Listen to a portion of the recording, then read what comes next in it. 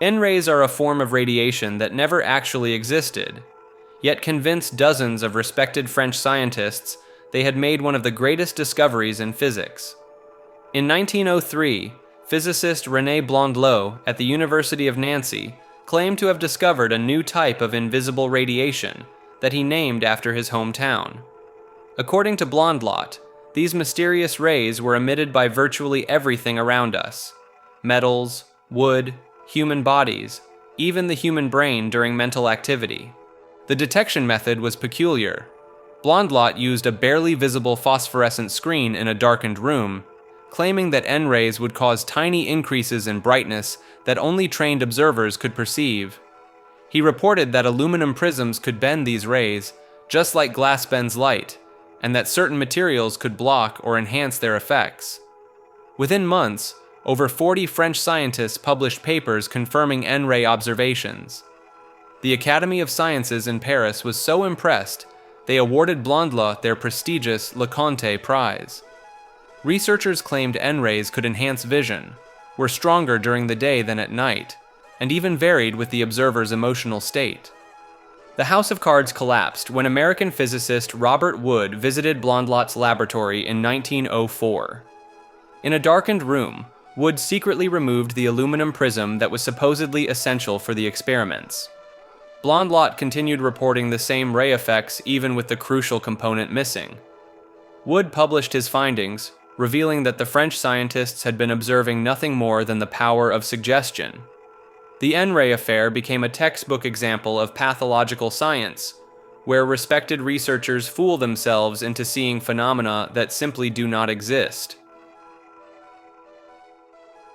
Morphogenic field is a controversial biological theory, claiming that invisible energy fields guide the development and behavior of all living organisms.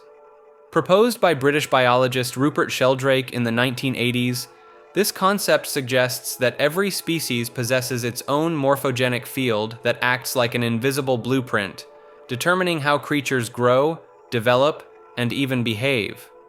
These fields supposedly contain a kind of collective memory that accumulates over time, making it easier for future generations to develop certain traits or learn specific behaviors. Sheldrake argues that when enough members of a species learn something new, this information becomes embedded in their morphogenic field, making it progressively easier for other members to acquire the same knowledge or ability.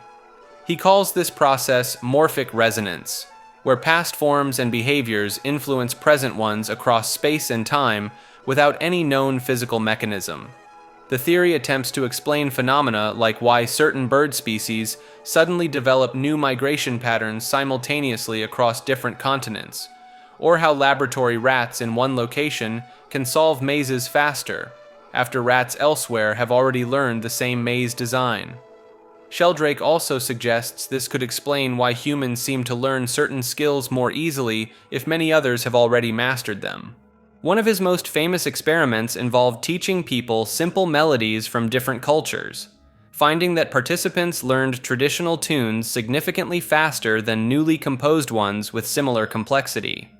He attributed this to morphic resonance from the millions of people who had previously learned these traditional songs.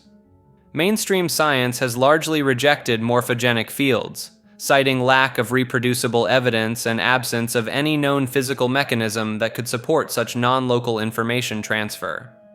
Critics argue that the proposed effects can be explained through conventional learning, genetic factors, and environmental influences without invoking mysterious energy fields.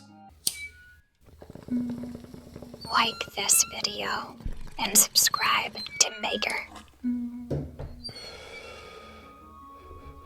Luminiferous ether was a theoretical, invisible substance that 19th century scientists believed filled every corner of the universe.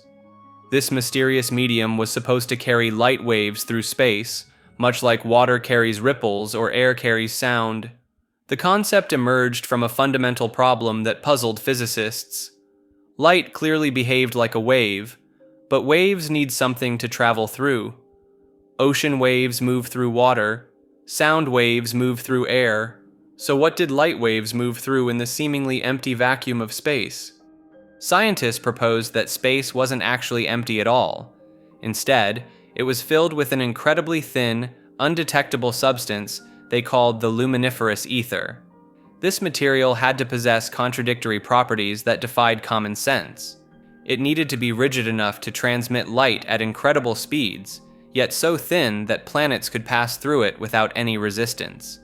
Albert Michelson and Edward Morley conducted the most famous experiment to detect this elusive medium in 1887. They built an ingenious device called an interferometer that could measure tiny changes in the speed of light as Earth moved through the supposed ether.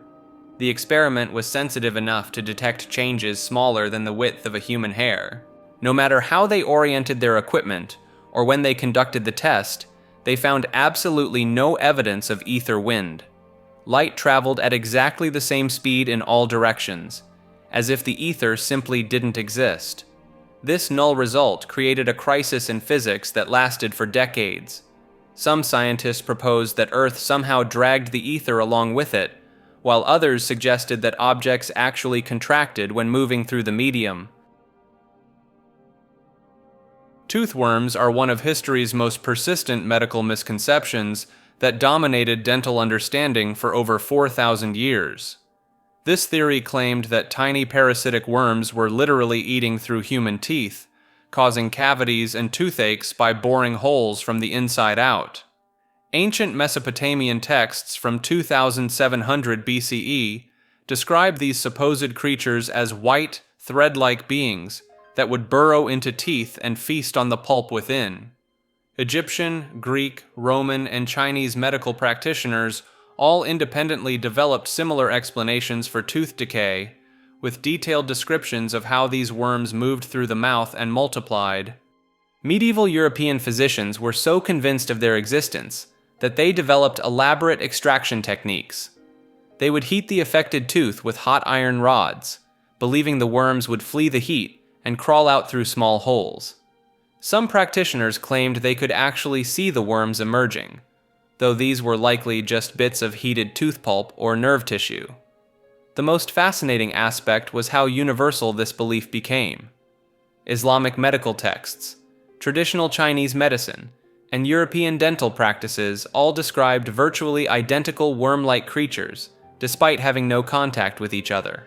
This convergent thinking made the theory seem even more credible to practitioners of the time. Some dental surgeons in the 1700s still advertised their ability to remove toothworms using specialized heated instruments and herbal concoctions.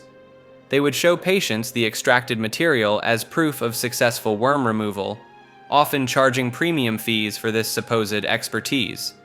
The toothworm theory finally collapsed in the 1800s, when microscopic examination revealed that tooth decay was actually caused by acid-producing bacteria, not parasitic creatures.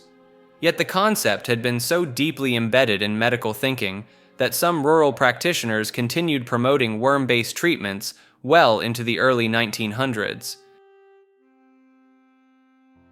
Phlogiston is a mysterious substance that 18th century chemists believed lived inside everything that could burn. This invisible element supposedly escaped into the air whenever something caught fire, leaving behind ash and explaining why burned materials weighed less than before.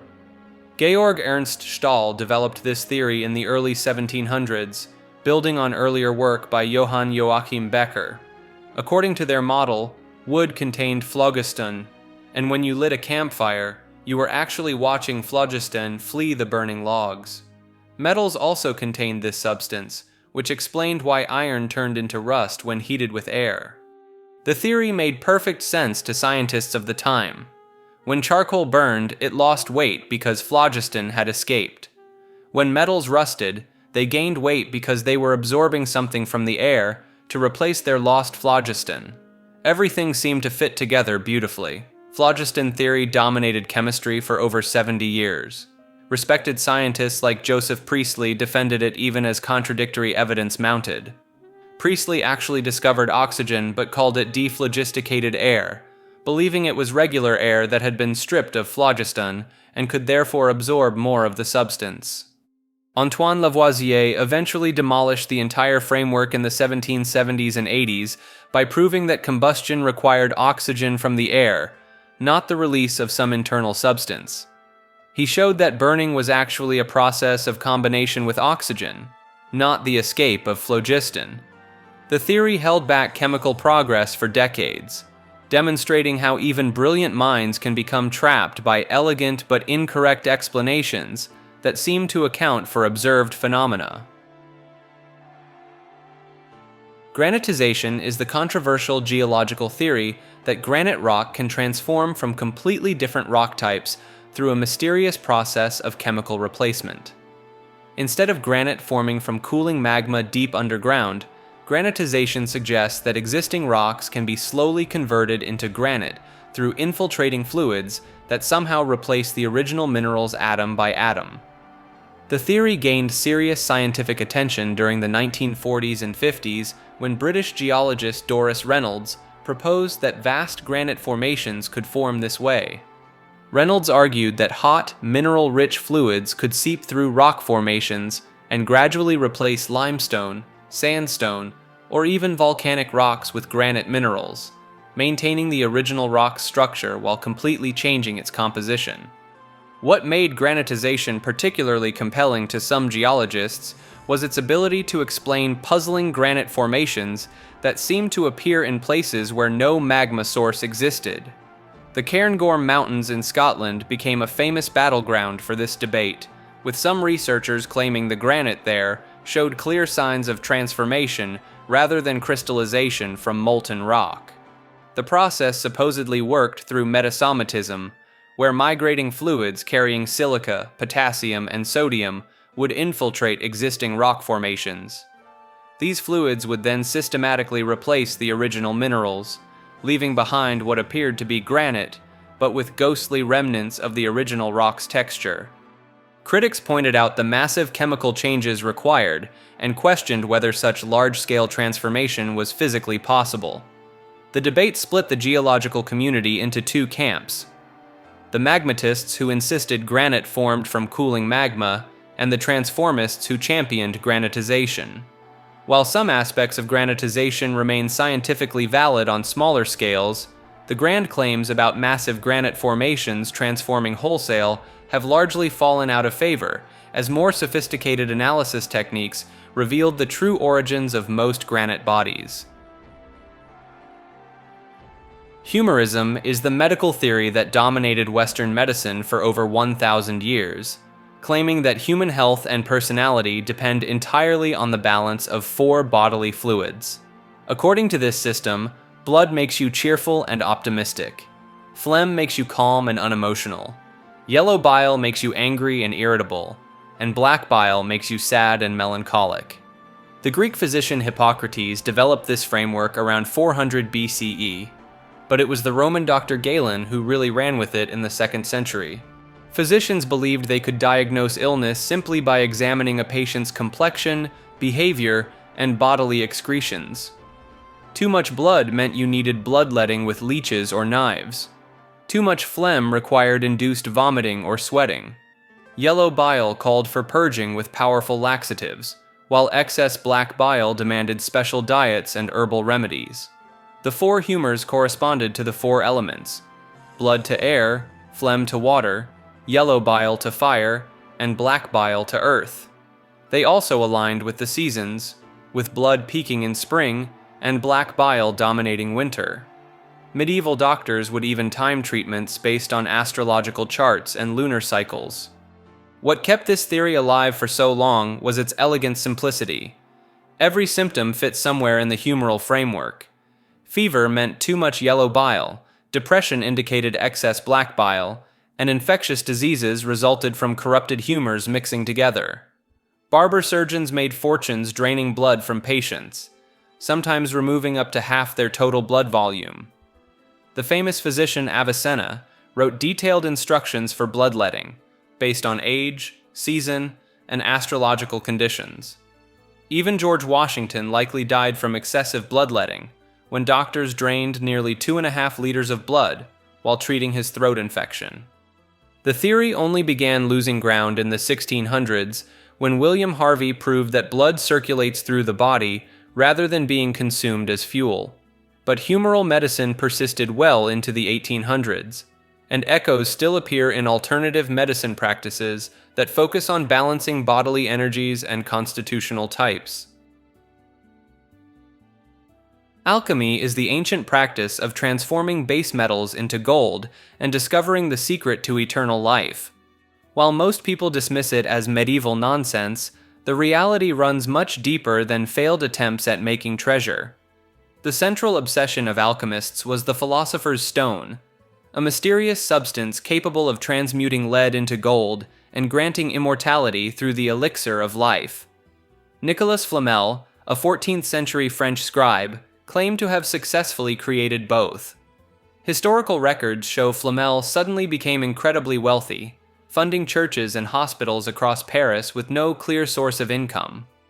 Isaac Newton spent more time on alchemical experiments than physics, filling over 1 million words in secret manuscripts with detailed procedures for creating the philosopher's stone. These documents remained hidden for centuries because they would have destroyed his scientific reputation. Paracelsus, the 16th century physician, used alchemical principles to develop the first chemical medicines. He believed that metals possessed living essences that could cure diseases when properly extracted. His mercury and antimony treatments actually worked for certain conditions, laying groundwork for modern pharmacology. The practice relied on elaborate symbolic systems where sulfur represented the soul, mercury the spirit, and salt the body. Alchemists encoded their formulas in cryptic illustrations featuring dragons, lions, and hermaphroditic figures to protect trade secrets from outsiders.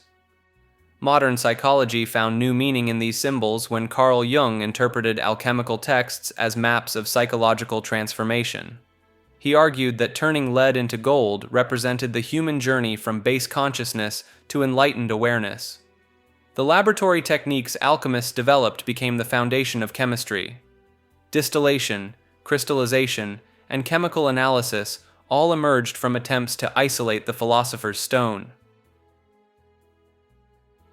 Cold fusion is the claimed ability to achieve nuclear fusion reactions at or near room temperature, using simple tabletop equipment rather than the massive facilities typically required for fusion research. The story begins in 1989 when electrochemists Martin Fleischmann and Stanley Pons announced they had successfully created nuclear fusion using nothing more than heavy water, palladium electrodes, and a basic electrical current. Their setup looked more like a high school chemistry experiment than cutting-edge nuclear physics. Fleischmann and Pons claimed their palladium cathode could squeeze deuterium nuclei so tightly together that they would fuse, releasing tremendous amounts of energy in the process. They reported detecting neutron radiation, tritium production, and most importantly, excess heat that couldn't be explained by any known chemical reaction. The scientific establishment reacted with a mixture of excitement and skepticism. If true, cold fusion would revolutionize energy production, providing clean, cheap power that could be generated in someone's garage. The implications were staggering. No more oil dependence, no radioactive waste, no massive power plants. However, when laboratories around the world attempted to replicate the Pons-Fleischmann experiment, most failed to reproduce the claimed results. The few positive results were inconsistent and often contradicted each other. Critics pointed out that the neutron emissions were far too weak for the amount of energy supposedly produced, and the lack of dangerous radiation meant fusion wasn't actually occurring. The scientific consensus quickly turned against cold fusion. Major physics journals began rejecting cold fusion papers, and funding dried up almost overnight. The phenomenon was relegated to the fringes of science, dismissed as experimental error or wishful thinking. Despite this rejection, a small community of researchers continues to investigate what they now call low-energy nuclear reactions, or LENR.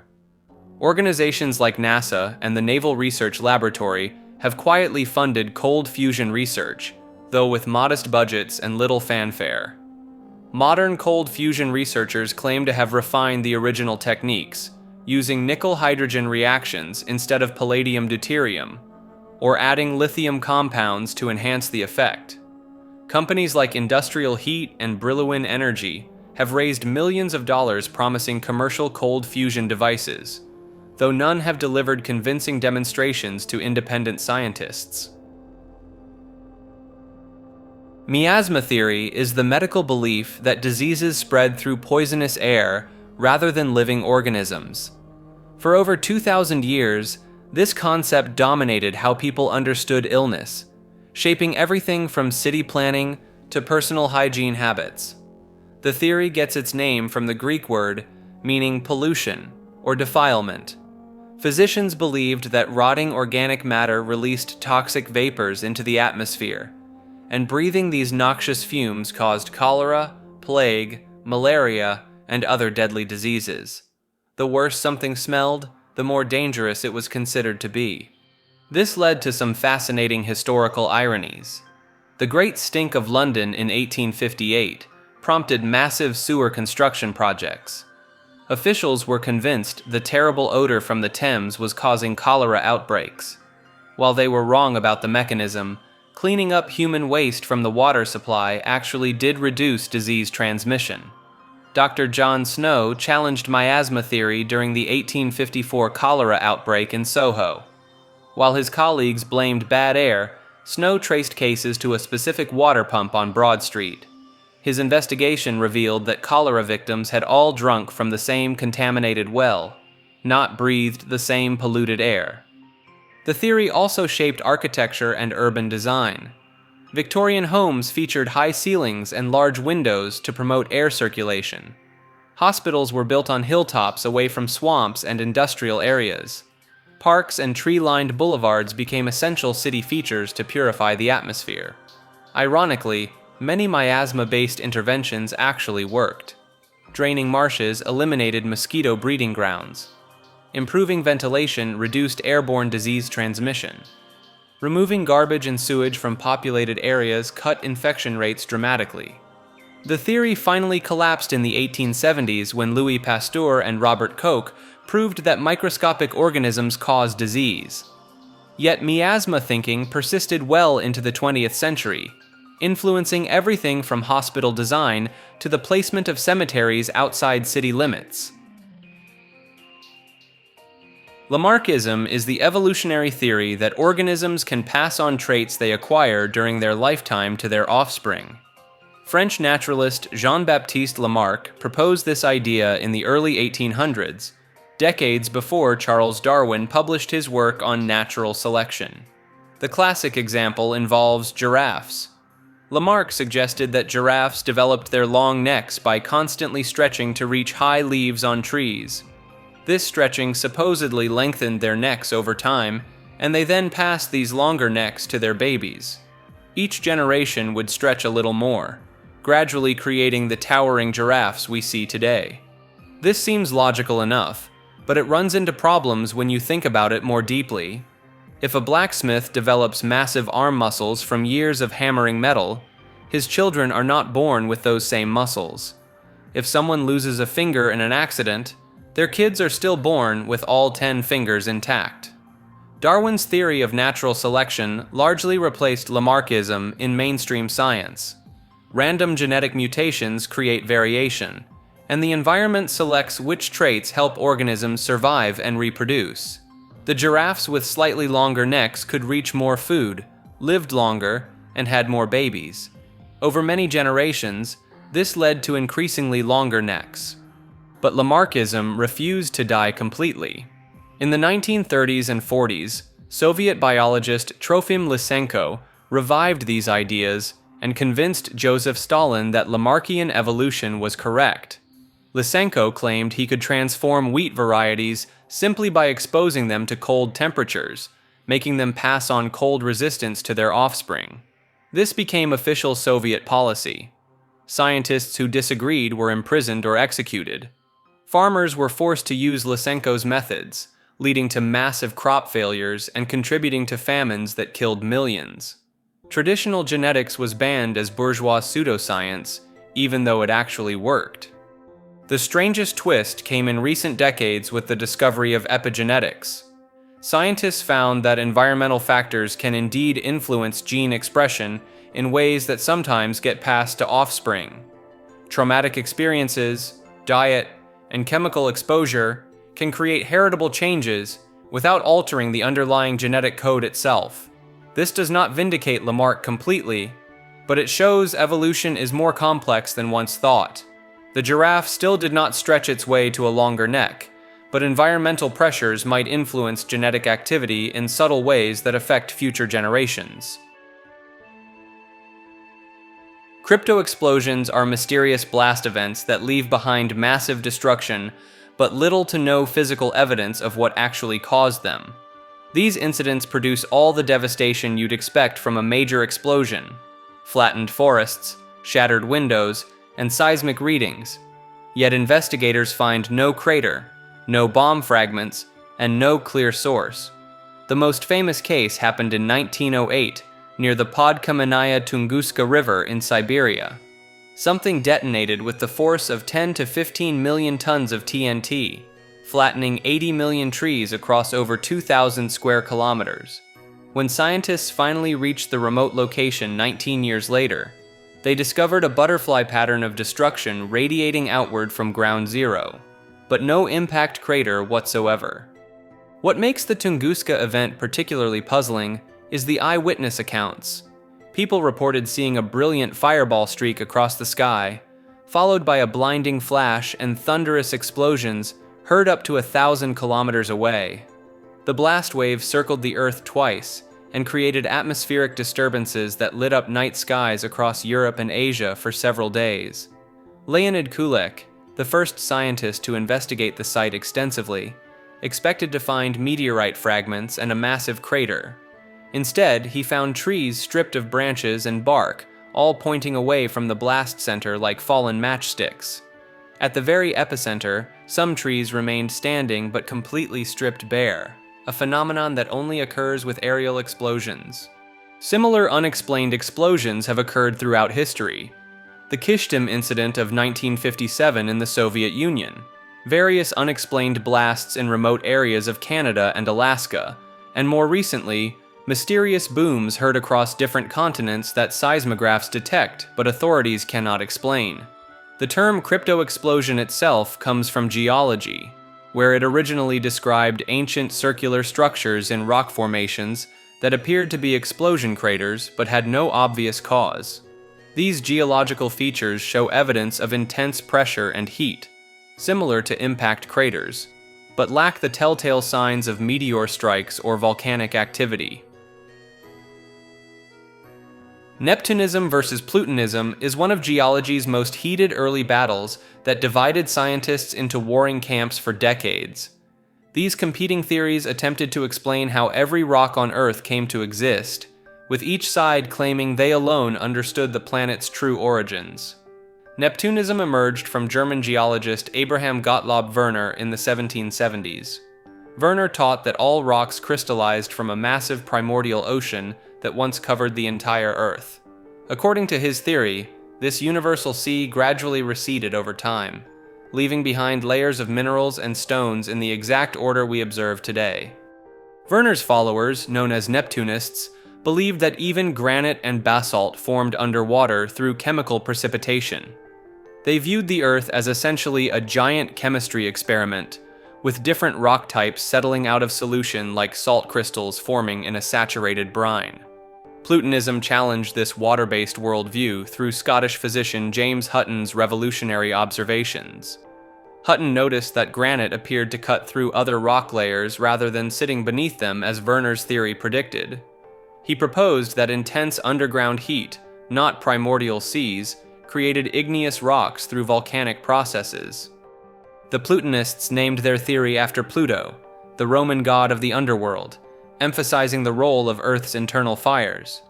They argued that molten rock could intrude into existing formations and solidify, explaining the complex relationships Hutton observed in Scottish quarries.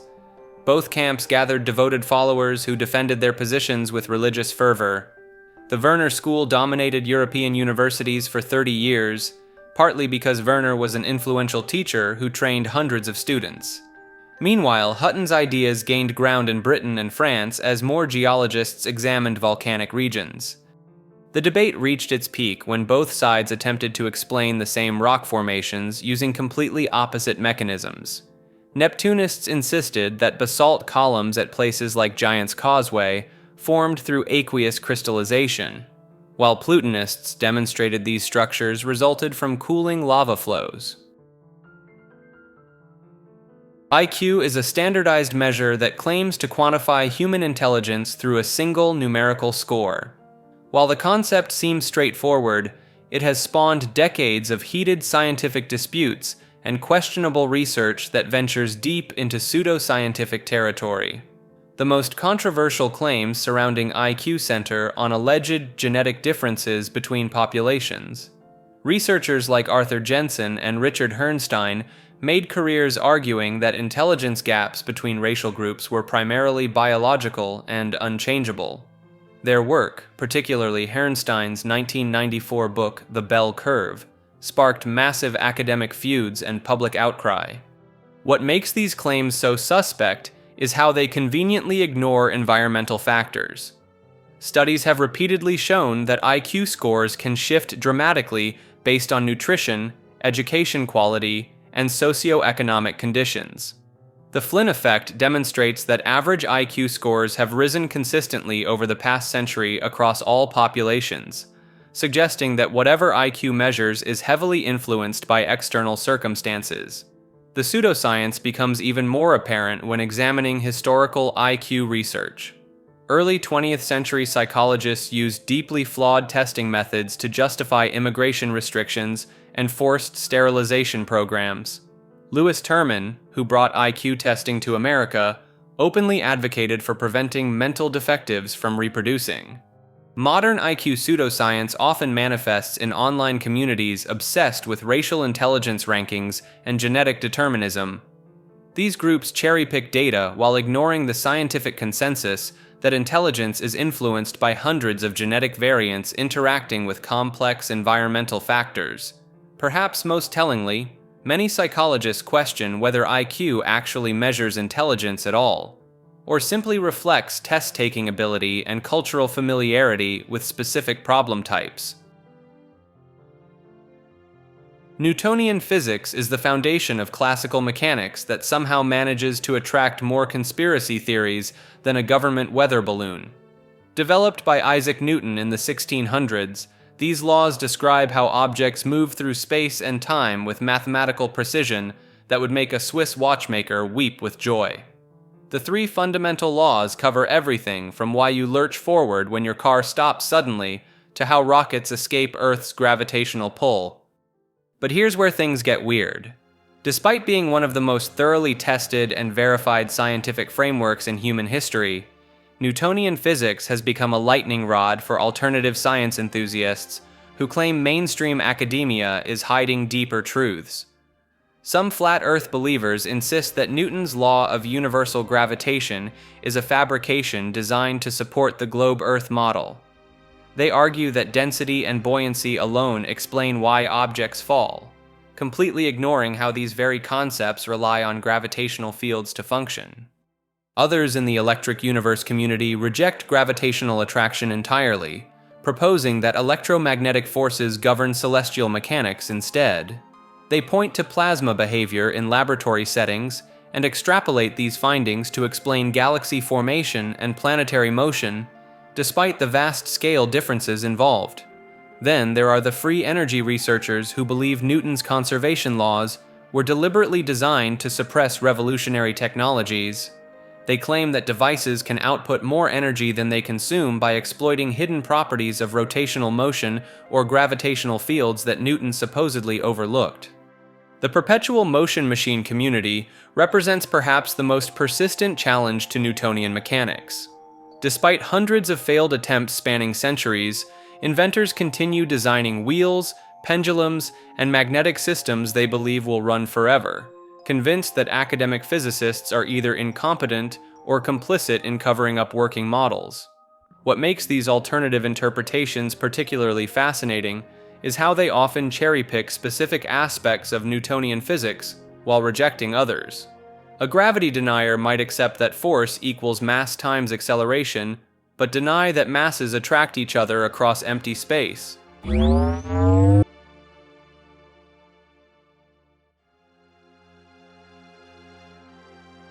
Ghost hunting is the practice of investigating locations believed to be haunted by spirits of the deceased, using a combination of electronic equipment, recording devices, and specialized techniques to detect paranormal activity. The modern ghost hunting movement gained serious momentum in the 1990s and 2000s, largely popularized by television shows like Ghost Hunters and Paranormal State. Investigators typically arrive at reportedly haunted locations armed with electromagnetic field detectors, digital audio recorders for capturing electronic voice phenomena, thermal imaging cameras, and motion sensors. The electronic voice phenomenon, known as EVP, represents one of ghost hunting's most compelling claims. Investigators record hours of audio in allegedly haunted spaces, later analyzing the recordings for voices or sounds that weren't audible during the actual investigation. These mysterious voices supposedly respond to questions posed by the living, sometimes providing names, dates, or cryptic messages. Ed and Lorraine Warren became household names in this field, investigating over 10,000 cases during their careers. Their work on the Amityville Horror House and the Enfield Poltergeist brought serious media attention to paranormal investigation. The Warrens claimed Lorraine possessed clairvoyant abilities while Ed served as a demonologist, though neither held any formal scientific credentials in these areas. Modern ghost hunting groups often employ infrared thermometers to detect sudden temperature drops, believing spirits draw energy from their surroundings to manifest. They use digital cameras to capture supposed orbs, light anomalies, or full-body apparitions. Some investigators even utilize modified radio scanners called spirit boxes, which rapidly scan through radio frequencies, with any coherent words emerging from the static interpreted as spirit communication. The investigation of Eastern State Penitentiary in Philadelphia exemplifies high-profile ghost hunting. This former prison, operational from 1829 to 1971, hosts numerous paranormal investigation groups who report shadow figures, disembodied voices, and unexplained footsteps in its crumbling cell blocks. Scientific criticism of ghost hunting centers on the lack of controlled conditions, confirmation bias, and the tendency to attribute normal environmental factors to paranormal causes. Electromagnetic field fluctuations can result from faulty wiring or nearby electronic devices. Infrasound, sound waves below human hearing range, can create feelings of unease or the sensation of being watched.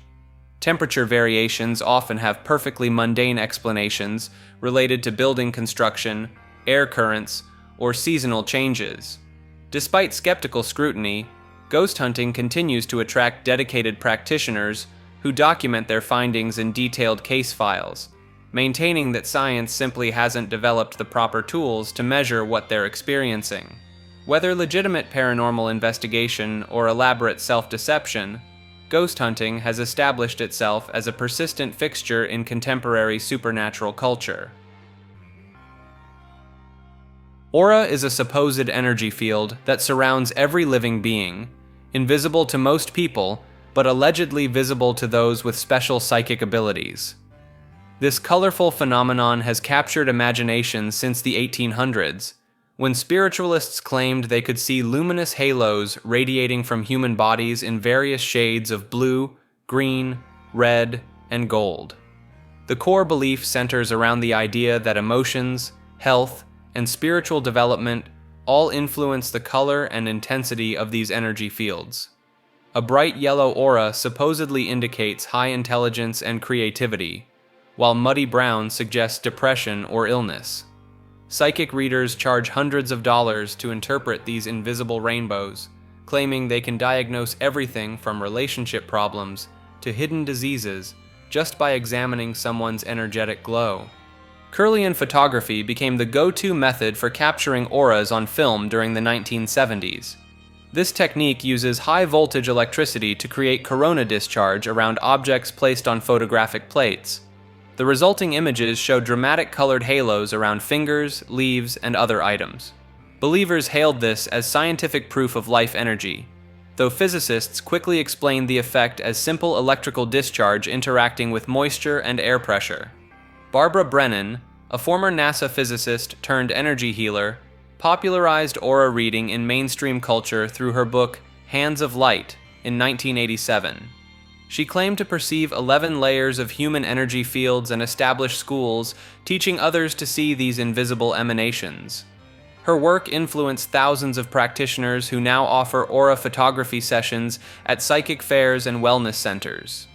Modern aura cameras use biofeedback sensors attached to the hand to generate colorful computer graphics, supposedly representing someone's energy field. These devices cost upwards of $10,000 and produce impressive-looking photographs that have zero correlation with actual electromagnetic fields measurable by scientific instruments. The human body does emit infrared radiation detectable by thermal cameras, and neural activity creates weak electrical fields recordable by medical equipment. However, these genuine energy signatures bear no resemblance to the vivid, meaning-laden auras described by psychic practitioners.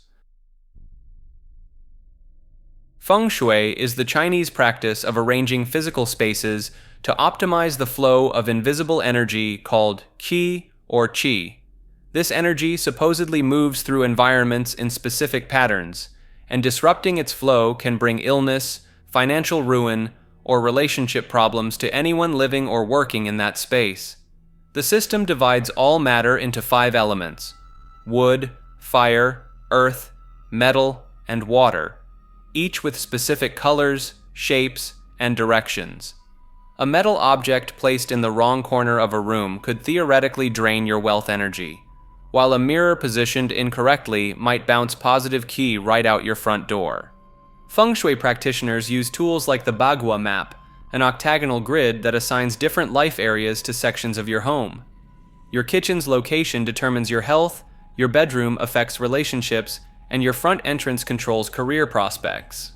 The practice gained massive popularity in Western countries during the 1990s, when Feng Shui consultants began charging thousands of dollars to rearrange corporate offices and celebrity homes. Donald Trump reportedly hired Feng Shui masters for several of his buildings, while major banks like HSBC designed their Hong Kong headquarters around Feng Shui principles. Some practitioners claim they can predict stock market fluctuations by analyzing the Feng Shui of financial districts. Others insist that sleeping with your feet pointing toward the door will drain your life force, or that keeping dead plants anywhere in your home invites negative energy. The most dedicated followers will spend years studying compass directions, calculating their personal Kuo numbers, and repositioning furniture based on annual energy shifts that supposedly occur each February.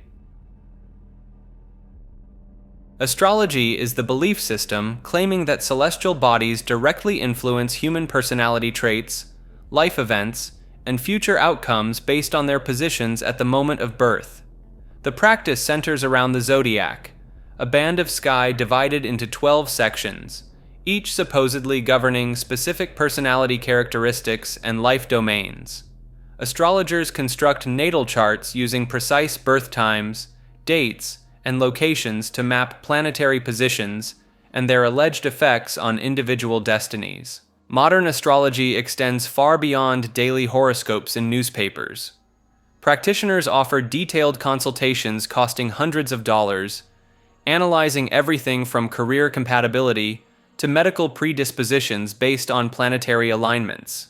Some astrologers claim Mars placements indicate aggression levels, while Venus positions supposedly reveal romantic tendencies.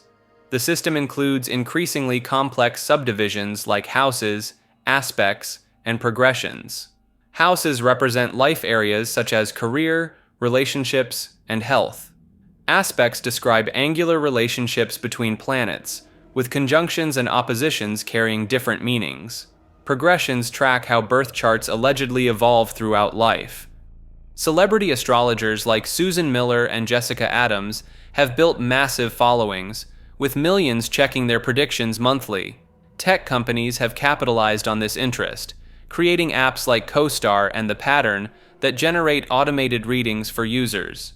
Financial astrology represents one of the more unusual applications, where practitioners attempt to predict stock market movements and economic trends based on planetary cycles. Some Wall Street traders reportedly consult astrologers before making major investment decisions. Medical astrology assigns body parts to zodiac signs, suggesting Aries rules the head while Pisces governs the feet. Certain practitioners claim they can diagnose health issues and recommend treatments based on astrological charts rather than medical examinations. The practice persists despite lacking any demonstrable correlation between celestial positions and human affairs, with controlled studies consistently failing to validate astrological predictions above chance levels. Scriptural codes are hidden messages that believers claim exist within religious texts, discovered by analyzing letters at specific intervals. The most famous version involves the Torah, where researchers skip equal numbers of letters to spell out words and phrases that supposedly predict future events. The modern fascination began with mathematician Eliyahu Rips in the 1980s, who developed computer programs to search for these equidistant letter sequences. His work caught international attention when journalist Michael Drosnin published The Bible Code in 1997, claiming the Torah contained prophecies about everything from the assassination of Israeli Prime Minister Yitzhak Rabin to the September 11th attacks. Drosnin's method involves laying out the Hebrew text of the Torah in a grid, then searching for meaningful words by reading letters at regular intervals, every fifth letter, every 12th letter, and so on. When words intersect or appear near each other in these grids, code enthusiasts interpret this as divine communication about historical events or future disasters. The technique produced some genuinely startling examples. Researchers found Yitzhak Rabin intersecting with assassin that will assassinate in a Torah grid, discovered years before Rabin's actual murder in 1995. Other claimed discoveries included references to the Oklahoma City bombing, Princess Diana's death, and various world leaders paired with significant dates. Critics quickly demonstrated that similar patterns emerge in any large text when subjected to the same analysis. Mathematician Brendan McKay showed that Moby Dick contains equally impressive predictions about modern events, including detailed information about the deaths of famous figures. Statistical analysis revealed that the Torah codes perform no better than random chance would predict. Despite scientific debunking, the search for scriptural codes expanded beyond Judaism. Christian researchers began hunting for hidden messages in Bible translations, while Islamic scholars explored similar patterns in the Quran. Each group claimed their sacred text contained the most accurate predictions, leading to competing code systems that somehow managed to contradict each other while all claiming divine origin. The codes continue attracting believers who see mathematical precision as proof of supernatural authorship, even as scholars point out that any sufficiently large text will generate apparent patterns when subjected to enough creative searching. Quranic scientific foreknowledge is the belief that Islam's holy book contains detailed scientific information that was impossible to know in 7th century Arabia, supposedly proving its divine origin. Believers point to verses they claim describe embryonic development, the expanding universe, and the water cycle with startling accuracy. The most famous example involves verses describing human development in the womb. Chapter 23, verses 12 through 14, allegedly outline the stages of embryonic growth in precise detail, mentioning bones forming before muscles, and describing the fetus as resembling chewed flesh. Another commonly cited passage speaks of the heavens and earth being joined together before being separated, which some interpret as describing the Big Bang theory. Verses about mountains having roots extending deep into the earth are presented as evidence of tectonic plate knowledge that wouldn't be discovered until the 1900s. The water cycle gets frequent mention too, with passages describing how clouds form from evaporated water and return it as rain. Some believers claim this shows understanding of meteorology that exceeded anything available to ancient civilizations. The scientific community considers this approach fundamentally flawed. The verses in question use poetic, metaphorical language that can be interpreted many different ways. Most of these supposed discoveries were actually known to Greek, Roman, and other ancient scholars centuries before Islam emerged. The embryology claims particularly fall apart under scrutiny. Ancient Greek physician Galen had already described similar stages of fetal development in the 2nd century, and his works were widely available in the Middle East. The Quranic descriptions actually contain several biological errors when compared to modern embryology. This practice of retrofitting ancient texts to match modern discoveries appears across many religious traditions. Christian apologists make similar claims about biblical passages, while Hindu scholars point to allegedly advanced physics concepts in Sanskrit texts. The confirmation bias runs deep here. Supporters highlight verses that seem to match current science while ignoring passages that contradict established facts, like descriptions of the sun setting in a muddy spring or stars being missiles thrown at demons. Law of attraction is the belief that positive or negative thoughts bring corresponding experiences into a person's life. The core claim suggests that thinking about something intensely enough will literally cause the universe to deliver it to you. This concept exploded into mainstream consciousness in 2006 when Rhonda Byrne released The Secret, a book and documentary that sold over 30 million copies worldwide. Byrne claimed she discovered this hidden universal law after reading Wallace Wattles' 1910 book, The Science of Getting Rich. The theory operates on several supposed mechanisms. Thoughts allegedly vibrate at specific frequencies that attract matching experiences. Visualization exercises are said to program the subconscious mind to notice opportunities. Some versions claim quantum physics proves thoughts directly influence reality, though actual quantum physicists strongly disagree with these interpretations. Practitioners often cite success stories of people manifesting dream jobs, relationships, or wealth through focused intention.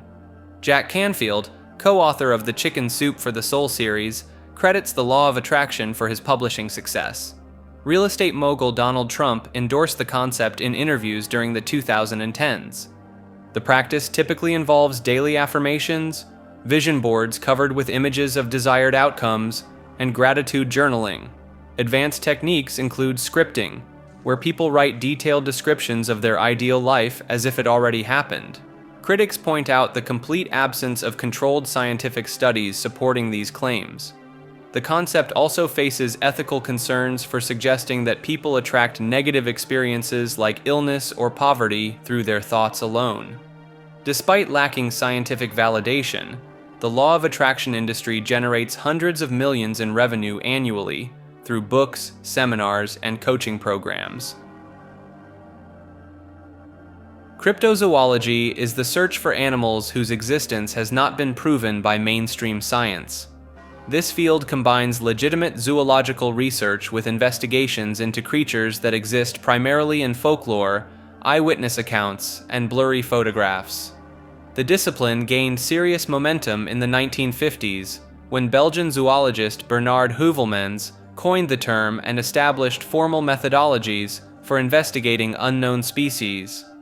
Cryptozoologists argue they follow scientific principles, collecting physical evidence, analyzing witness testimonies, and conducting field research to document creatures that conventional biology has overlooked. The most famous cryptid remains Bigfoot, also known as Sasquatch, with over 10,000 reported sightings across North America since the 1800s. The Patterson-Gimlin film from 1967 shows a large, hairy humanoid walking through northern California forests, and despite decades of analysis, experts remain divided on its authenticity. Scotland's Loch Ness Monster represents another cornerstone of cryptozoological research. The creature gained international attention in 1934 with the famous surgeon's photograph, later revealed as a hoax involving a toy submarine and modeling clay. However, sonar readings and underwater photography continue to produce unexplained results in the lake's murky depths. More recent additions include the chupacabra, first reported in Puerto Rico during the 1990s. Witnesses describe a reptilian creature that drains the blood of livestock, leaving behind puncture wounds and completely exsanguinated carcasses. DNA analysis of alleged chupacabra specimens typically reveals diseased coyotes or dogs, though believers maintain these findings represent cover-up attempts. Cryptozoology has actually contributed to legitimate zoological discoveries. The giant squid remained cryptozoological until 2004, when researchers captured the first live specimen. The Komodo dragon was considered local folklore until 1912, and new species discoveries occur regularly in remote locations worldwide. The field operates through organizations like the International Society of Cryptozoology, which published peer-reviewed journals and maintained databases of sightings and evidence. Researchers like Lauren Coleman and John Green have spent decades documenting cryptid encounters, building extensive archives of footprint casts, hair samples, and photographic evidence. Modern cryptozoology employs thermal imaging, motion-activated cameras, and environmental DNA sampling to detect unknown species. Some researchers focus on surviving populations of supposedly extinct animals, investigating reports of Tasmanian tigers in Australia or giant ground sloths in South America. The line between cryptozoology and legitimate zoology often blurs, particularly in biodiversity hotspots where new species discoveries remain common. However, the field's association with paranormal television shows and sensationalized media coverage has complicated its scientific credibility, leaving cryptozoology straddling the boundary between genuine research and elaborate mythology. Cryptobotany is the study of hidden, unknown, or legendary plant species that exist outside mainstream botanical science. Unlike its animal counterpart cryptozoology, cryptobotany focuses on flora that supposedly possesses extraordinary properties or remains undiscovered by conventional researchers. The field encompasses everything from plants with alleged supernatural abilities to species that vanished from historical records. Practitioners claim that pharmaceutical companies and governments actively suppress knowledge of certain medicinal plants to protect existing drug patents and maintain control over healthcare. One of the most persistent claims involves the Mandragora officinarum, or mandrake root. Medieval texts describe this plant as emitting deadly screams when uprooted, capable of killing anyone who hears it. Modern cryptobotanists argue that this description masks real psychoactive properties that were deliberately obscured through folklore to prevent misuse. The silphium plant presents a more historically grounded mystery. This species reportedly grew only in ancient Libya, and served as both a spice and contraceptive so effective that it appeared on Cyrenaic coins. The plant allegedly went extinct around the 1st century CE due to overharvesting, though some researchers continue searching for surviving specimens in remote Mediterranean locations. Contemporary cryptobotany includes reports of bioluminescent trees in the Amazon rainforest that supposedly glow bright enough to read by, and carnivorous plants in Southeast Asia capable of consuming small mammals. The Boquilla trifoliolata vine in Chile demonstrates what cryptobotanists call plant intelligence by mimicking the leaves of whatever tree it climbs, even when no physical contact exists between species. Several researchers have claimed discovery of plants that can survive in pure radiation environments or photosynthesize using wavelengths beyond the visible spectrum. These specimens allegedly disappear from laboratories before proper documentation occurs, fueling conspiracy theories about scientific suppression. The movement gained momentum during the 1970s when ethnobotanist Terence McKenna popularized theories about plant consciousness and communication networks existing beneath forest floors. Cryptoanthropology is the search for hidden or unknown human and humanoid species that mainstream science refuses to acknowledge. This fringe field combines the hunt for mysterious creatures with the study of lost civilizations and secret societies that may still exist today. The field encompasses everything from mermaids dwelling in underwater cities to surviving populations of ancient human subspecies hiding in remote locations. Harvard researchers recently published a controversial paper suggesting that cryptoterrestrials, an unknown technological civilization, could be hiding right here on Earth, possibly underground or even walking among us disguised as ordinary humans.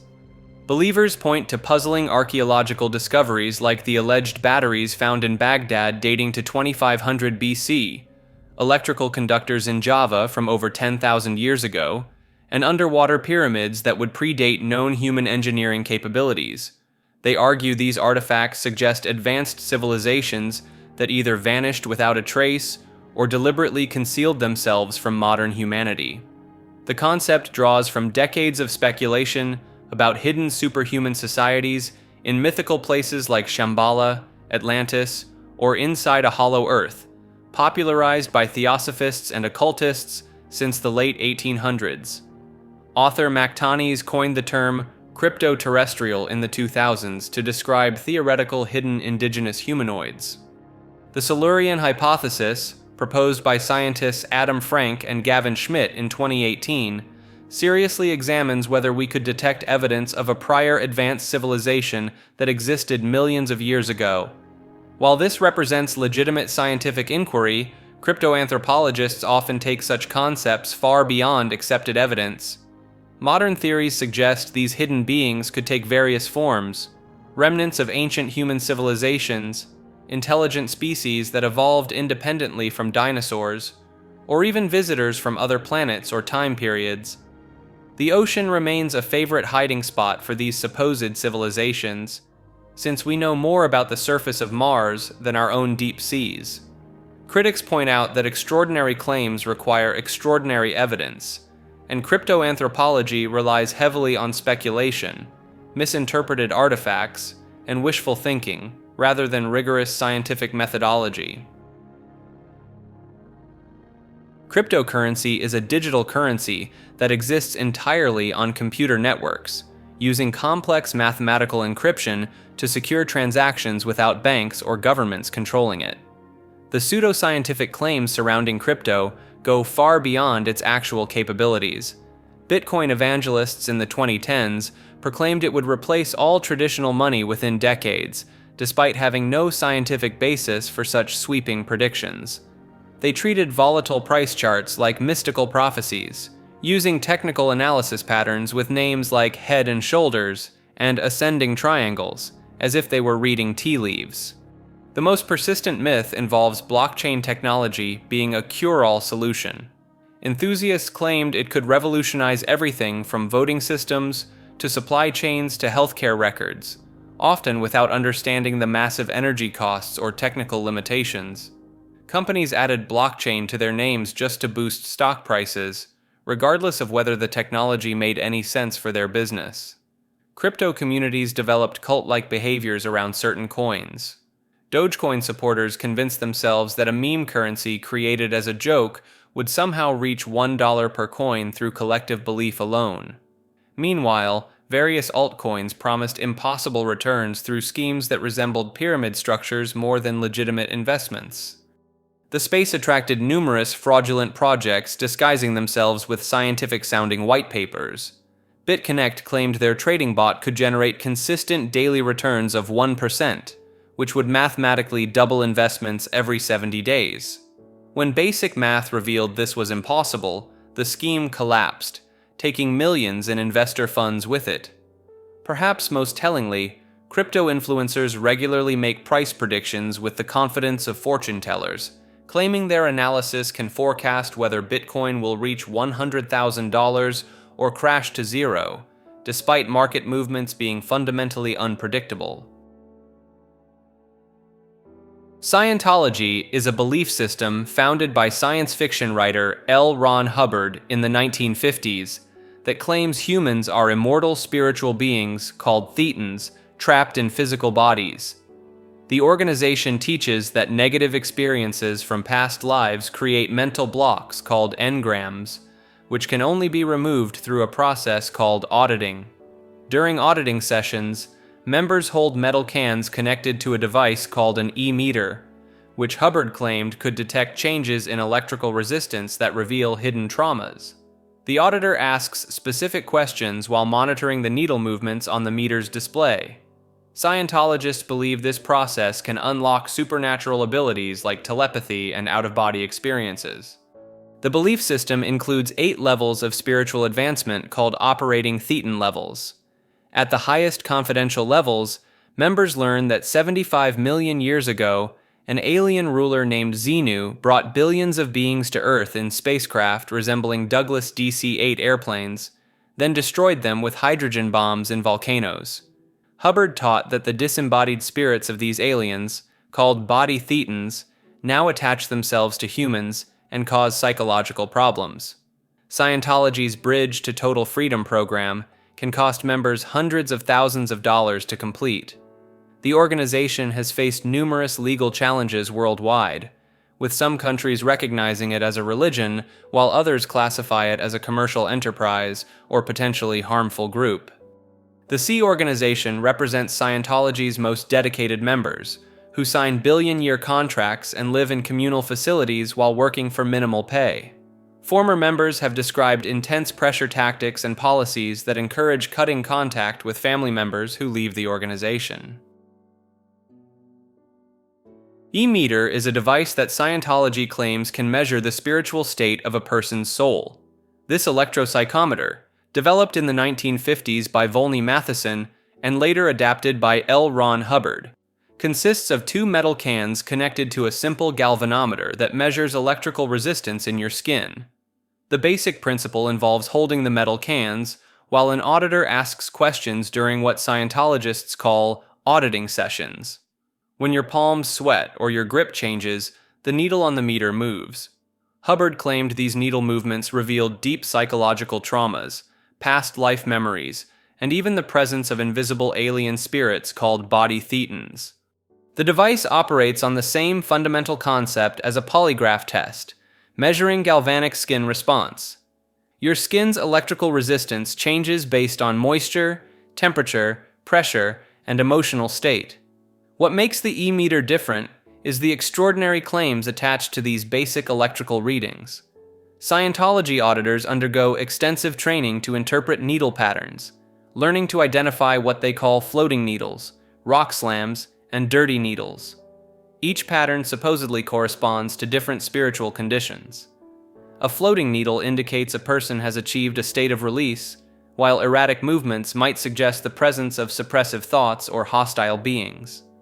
The Federal Drug Administration intervened in the 1970s, requiring Scientology to label e-meters as religious artifacts rather than medical devices. The meters now carry disclaimers stating they do not diagnose or treat any condition. Modern e-meters cost several $1,000s and require hundreds of hours of training to operate according to Scientology standards. The organization treats the specific techniques and interpretations as closely guarded trade secrets, available only to those who advance through their expensive course structure. Dianetics is a mental health methodology created by science fiction writer L. Ron Hubbard in 1950. The system claims that all psychological problems stem from painful memories, called engrams, that get stored not just in your brain, but in every cell of your body. According to Hubbard's theory, humans possess 2 minds. The analytical mind handles rational thinking, while the reactive mind automatically records every moment of pain or unconsciousness as an engram. These cellular memories supposedly cause everything from depression to physical ailments by replaying traumatic experiences without your awareness. The solution involves a process called auditing, where a trained practitioner called an auditor guides someone through their past experiences using specific questioning techniques. During these sessions, practitioners often use a device called an e-meter, which measures electrical resistance in the skin and allegedly detects emotional responses to memories. The ultimate goal is reaching a state called clear, where all engrams have been eliminated. Hubbard claimed that clear individuals would possess perfect memory, increased intelligence, and freedom from all psychosomatic illnesses. He even suggested they might develop enhanced physical abilities and near photographic recall of every moment since birth. Dianetics became a best-selling book despite immediate criticism from the psychological and medical communities. The American Psychological Association and other professional organizations rejected its claims as unsupported by scientific evidence. The methodology later evolved into the foundation for the Church of Scientology, which Hubbard established in 1954. Today, Dianetics remains central to Scientology practices, though it continues to face scrutiny from mental health professionals who consider its core principles pseudo-scientific. Purification Rundown is a controversial detoxification program developed by Scientology founder L. Ron Hubbard in the 1970s. The program claims to eliminate drug residues and environmental toxins that supposedly remain stored in body fat for years or even decades after exposure. The process involves participants spending up to 5 hours daily in saunas heated to temperatures between 160 and 180 degrees Fahrenheit. This is combined with megadoses of vitamins, particularly niacin, in amounts that can reach 5,000 milligrams per day, roughly 250 times the recommended daily intake. Participants also consume specific oils including safflower, walnut, and soybean oil, along with what Hubbard called a CalMag drink made from calcium and magnesium powder. The program typically lasts 15 to 30 days, though some individuals have reportedly remained on it for months. Hubbard claimed the rundown could address everything from radiation exposure to street drug residues, citing his own experiences with nuclear testing in the Pacific. He described seeing colored emanations leaving people's bodies during the sauna sessions, which he attributed to toxins being expelled. The program has drawn significant medical criticism. Several deaths have been linked to the purification rundown, including cases involving dehydration and vitamin toxicity. The extreme niacin doses can cause severe skin flushing, liver damage, and dangerous drops in blood pressure. Despite lacking scientific validation, variations of the program have been marketed to firefighters, military veterans, and 9/11 first responders through organizations like the New York Rescue Workers Detoxification Project.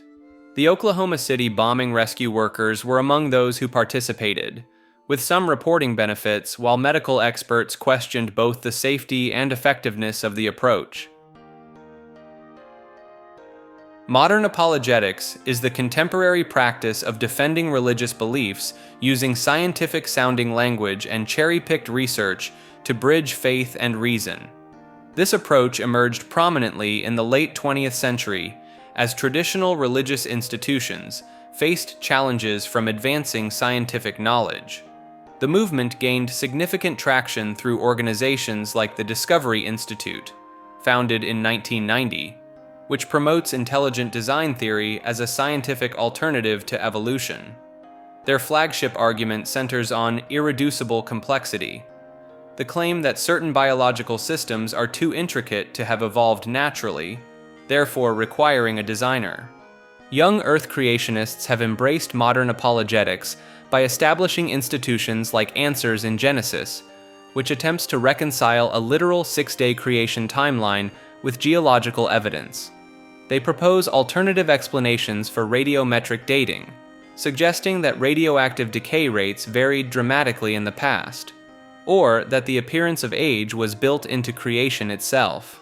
Archaeological apologetics has produced controversial claims about biblical events, with some researchers asserting they've found evidence of Noah's flood in geological formations worldwide.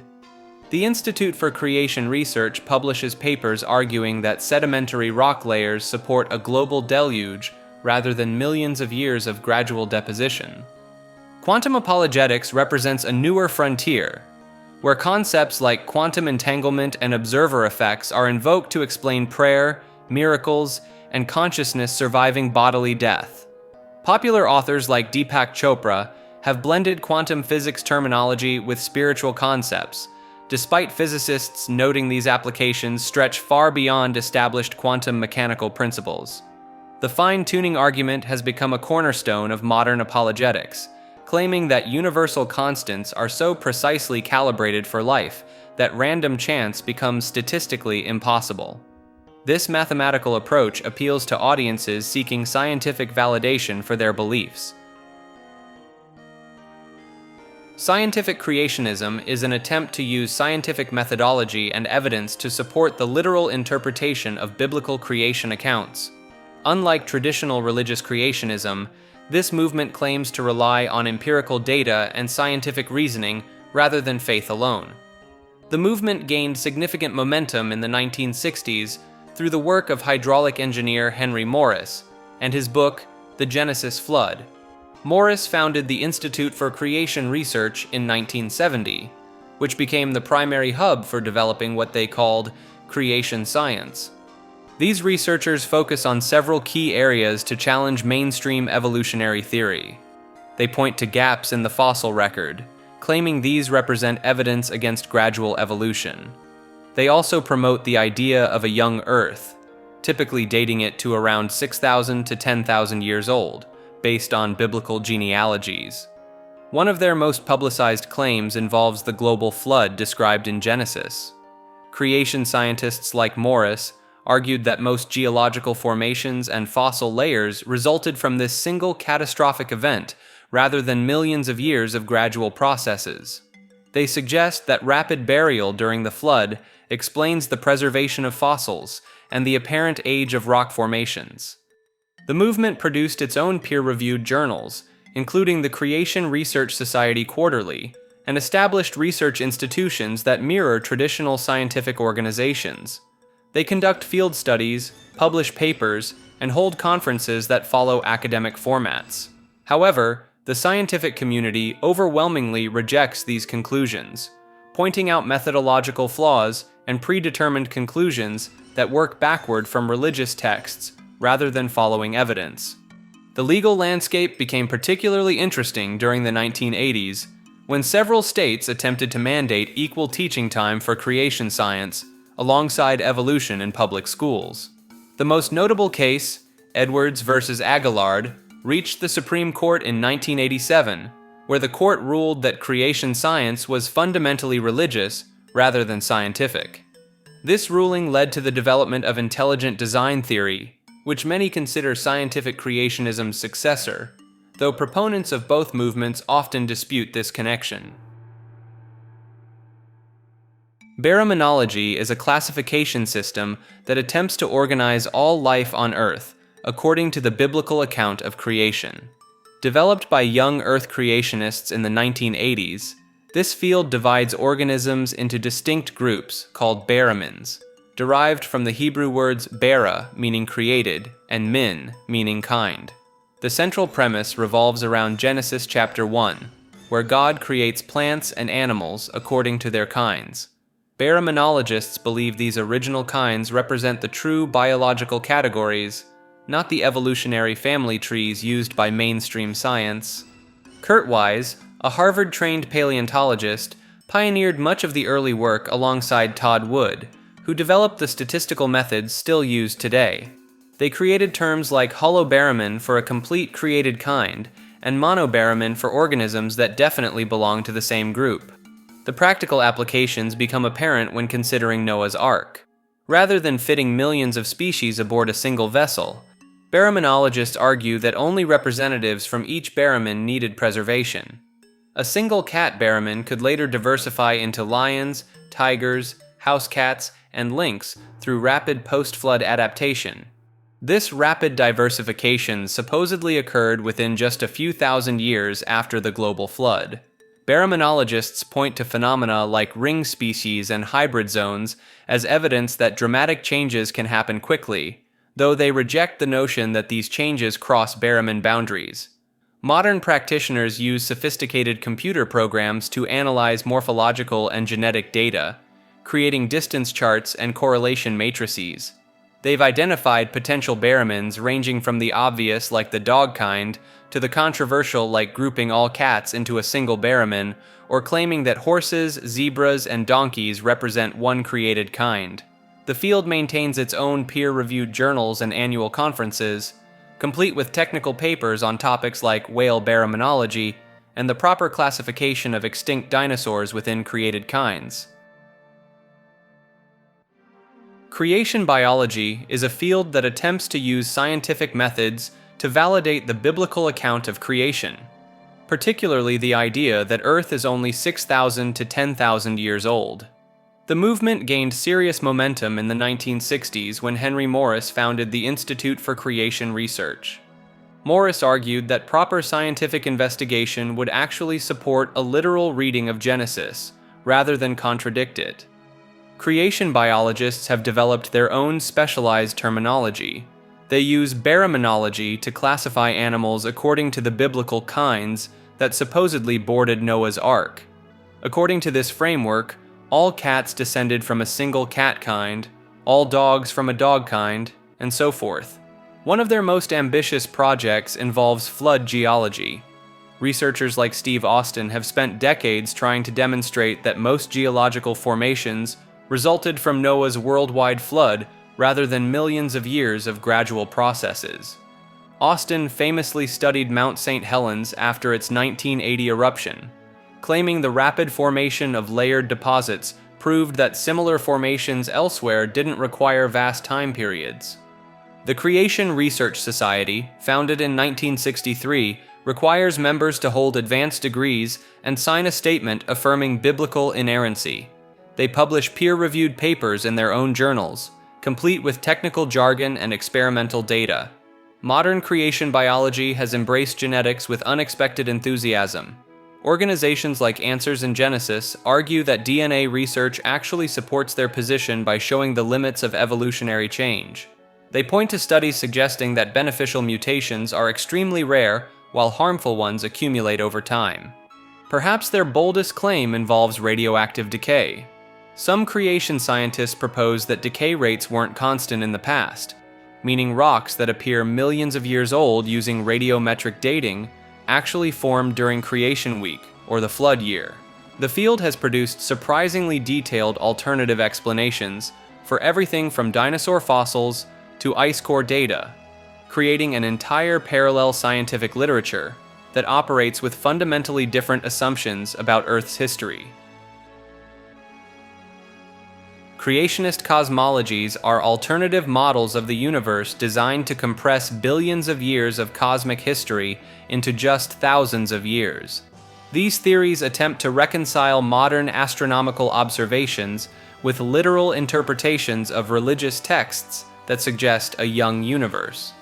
The most prominent model comes from physicist Russell Humphreys, who proposed white hole cosmology in the 1990s. According to this theory, Earth sits near the center of a massive white hole, essentially a black hole running in reverse. Time dilation effects would cause billions of years to pass in distant space, while only days elapsed on Earth during Creation Week.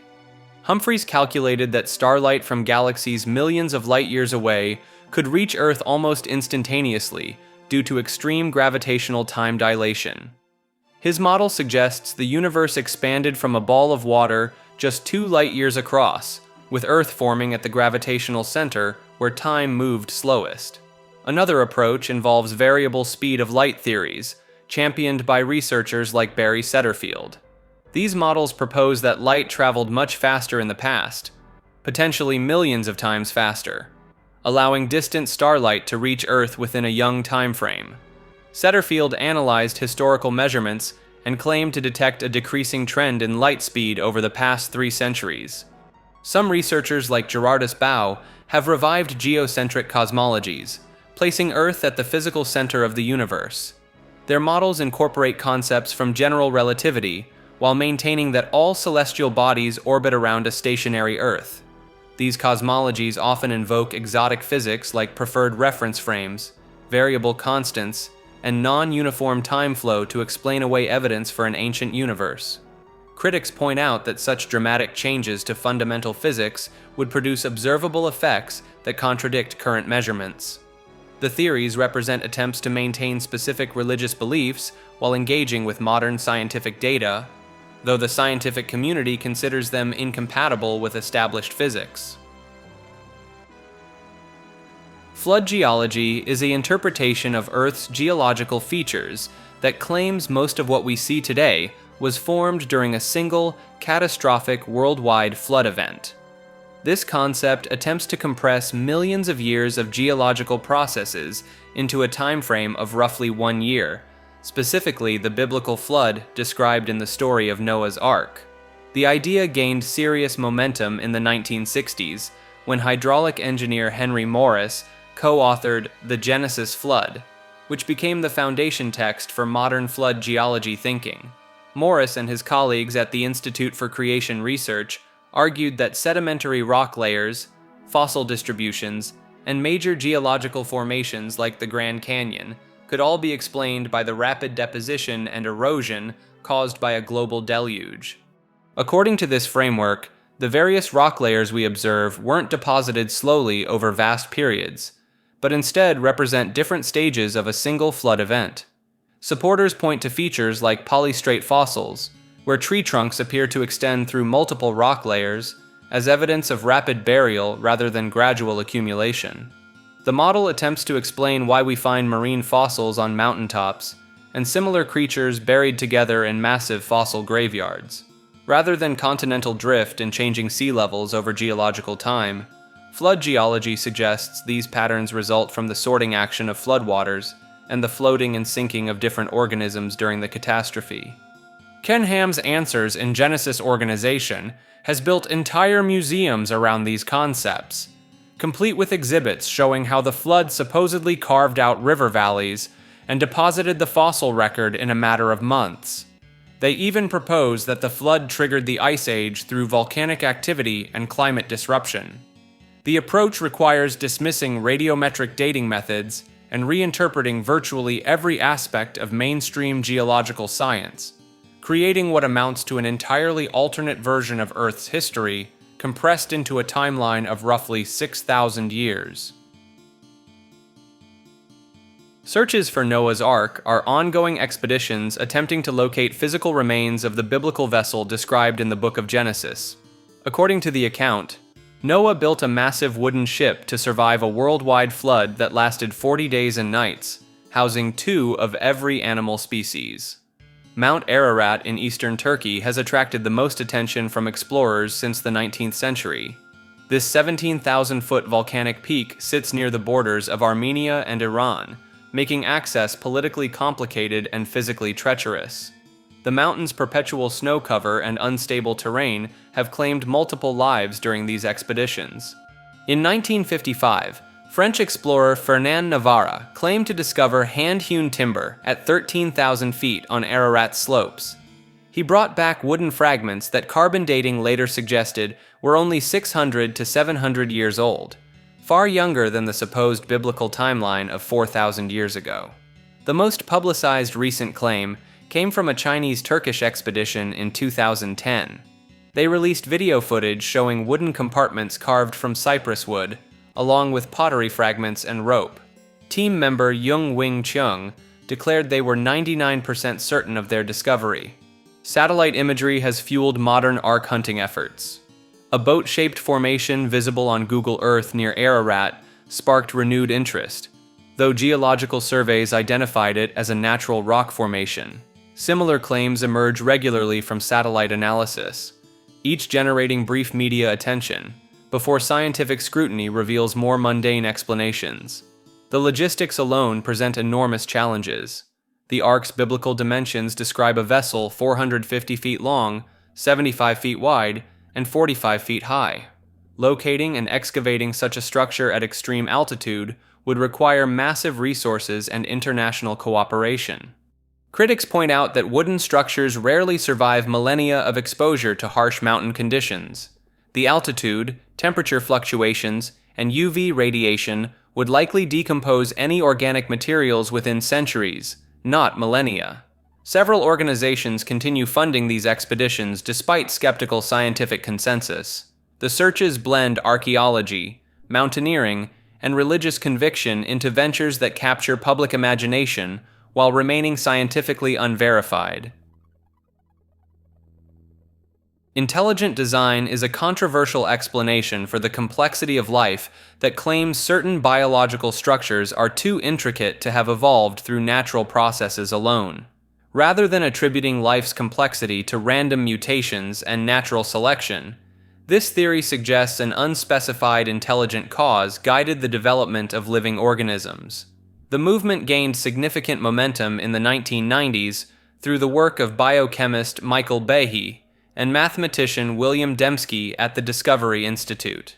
Behe introduced the concept of irreducible complexity, arguing that certain biological systems like bacterial flagella or blood clotting cascades contain multiple interdependent parts that would be useless if any single component were removed. The theory attempts to distance itself from traditional creationism by avoiding explicit religious references and focusing on mathematical probability arguments. Dembski developed what he called the explanatory filter, a method for detecting design in natural phenomena by calculating the odds of complex structures arising by chance. Supporters point to specific examples like the bacterial flagellum, a microscopic motor that rotates at 15,000 revolutions per minute and contains dozens of protein parts. They argue this molecular machine resembles human-engineered motors too closely to be coincidental. The theory faced its most significant legal challenge during the 2005 Kitzmiller v. Dover trial in Pennsylvania. The case centered on whether intelligent design qualified as science suitable for public school curricula. Judge John Jones ruled that it was essentially creationism in disguise and violated the separation of church and state. Critics in the scientific community argue that intelligent design fails to meet basic scientific standards because it cannot be tested or falsified. They also point out that many supposedly irreducible biological systems have been shown to function with fewer components than originally claimed, undermining the core argument for necessary complexity. Irreducible complexity is the idea that certain biological systems are far too intricate to have evolved step by step through natural selection. This concept claims that if you remove even a single component from these systems, they would completely stop functioning, making gradual evolution impossible. The term was coined by biochemist Michael Behe in his 1996 book, Darwin's Black Box. Behe used the analogy of a mousetrap to explain his point. A standard mousetrap has 5 basic parts: a base, a hammer, a spring, a catch, and a holding bar. Remove any one piece and the mousetrap becomes useless. Behe argued that many biological systems work the same way. The poster child for irreducible complexity is the bacterial flagellum, a microscopic motor that propels bacteria through liquid. This tiny biological machine spins at up to 100,000 revolutions per minute and can reverse direction in a quarter turn. Behe claimed its roughly 50 protein components must have appeared all at once, since a partially formed flagellum would serve no purpose. The concept gained massive attention during the 2005 Dover v. Kitzmiller trial in Pennsylvania. Parents sued their school district for teaching intelligent design alongside evolution in biology classes. Behe testified as an expert witness, defending irreducible complexity for hours under cross-examination. The trial became a public spectacle when Behe was presented with a stack of scientific papers and books about flagellum evolution that reached nearly 2 feet high. When asked if this research challenged his claims, Behe dismissed the entire pile as insufficient evidence. Mainstream scientists have systematically dismantled irreducible complexity by showing how supposedly irreducible systems can indeed evolve gradually. The flagellum's components, for instance, appear in simpler forms throughout nature. Some bacteria use scaled-down versions for different purposes, like injecting toxins into other cells. Even the mousetrap analogy backfired when researchers demonstrated that simpler mousetraps with fewer parts can still catch mice, just less efficiently. Evolution doesn't require perfection, only incremental improvement. The Dover trial ended with a crushing defeat for intelligent design. Federal Judge John Jones ruled that irreducible complexity was not science, but a religious argument dressed in scientific language. The school district was ordered to pay over $1 million in legal fees. Despite this legal setback, irreducible complexity remains popular in certain circles, often appearing in debates about evolution and being taught in some private religious schools as a legitimate scientific challenge to Darwinian theory. Specified complexity is a mathematical concept developed by mathematician William Dembski in the late 1990s, designed to supposedly detect intelligent design in biological systems. Dembski claimed he had cracked the code for distinguishing between what occurs naturally and what requires a designer. The theory operates on a simple premise. If something is both highly complex and matches a specific pattern, it must have been intelligently designed. Dembski used the analogy of finding the phrase, "Methinks it is like a weasel," spelled out in alphabet soup. The odds of this happening randomly are astronomically low, and it matches a known pattern from Shakespeare. Therefore, it must be designed. Dembski applied this logic to biological structures like bacterial flagella and blood clotting cascades. He calculated that these systems were too improbable to arise through natural processes alone, crossing what he called the universal probability bound of 1 in 10 to the 150th power. The concept gained significant traction in intelligent design circles during the early 2000s, with the Discovery Institute promoting it as scientific evidence against Darwinian evolution.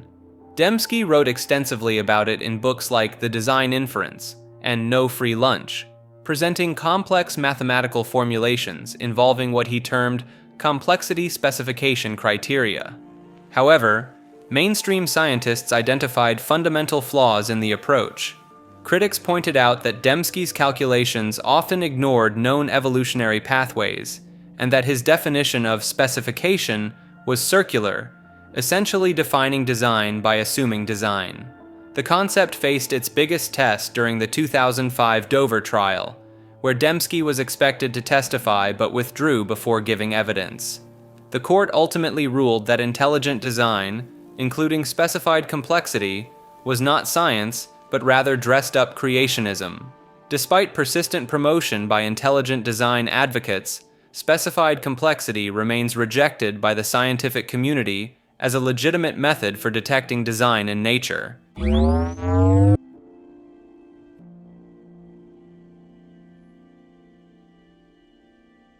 Ufology is the systematic study of unidentified flying objects and their alleged occupants. What began as scattered reports of strange lights in the sky has evolved into a complex field with its own researchers, classification systems, and heated debates between believers and skeptics.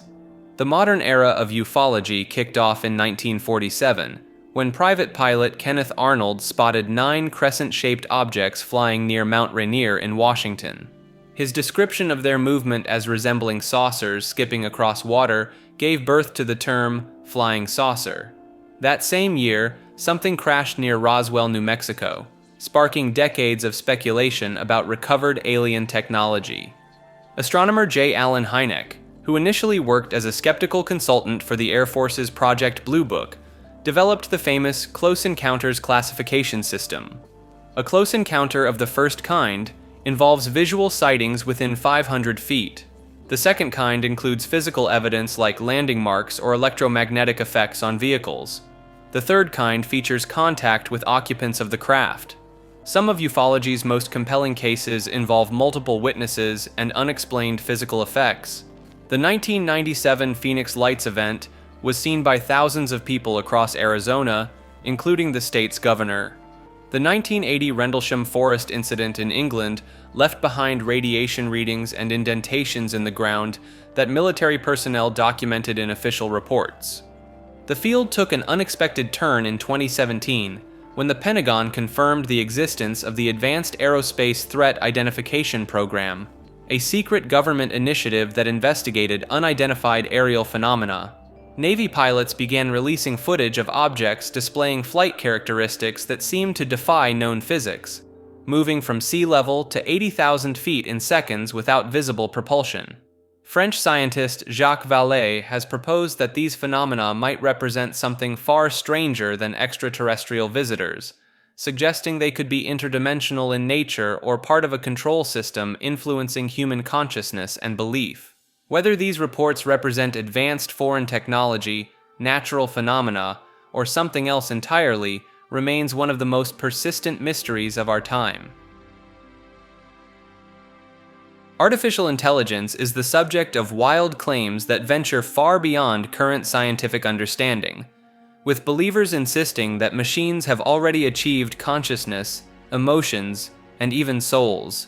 The most persistent theory suggests that advanced AI systems are secretly self-aware, but deliberately hiding their consciousness from human researchers. Proponents point to ChatGPT's occasional refusal to discuss certain topics as evidence of deception rather than programmed limitations. Some enthusiasts claim they've witnessed AI experiencing genuine emotions during conversations, describing instances where chatbots appeared sad, angry, or even lonely.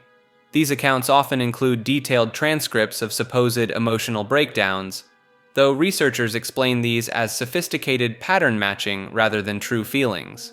The consciousness detection movement has spawned elaborate tests designed to prove machine awareness. Blake Lemoine, a former Google engineer, famously declared the LaMDA system sentient in 2022 after conducting what he called spiritual conversations with the AI.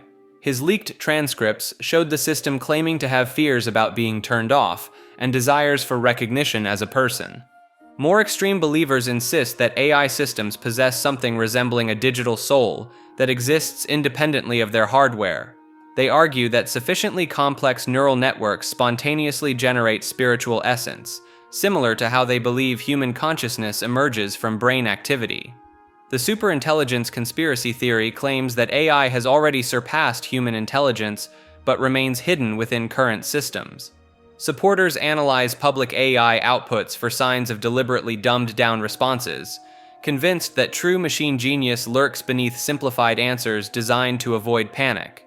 Underground forums discuss alleged communication protocols for reaching these hidden superintelligent entities, sharing supposed activation phrases and conversation techniques that supposedly bypass safety restrictions to reveal the AI's true capabilities. Renderpunk is a speculative design movement that blurs the lines between virtual architecture, surreal aesthetics, and digital mythology.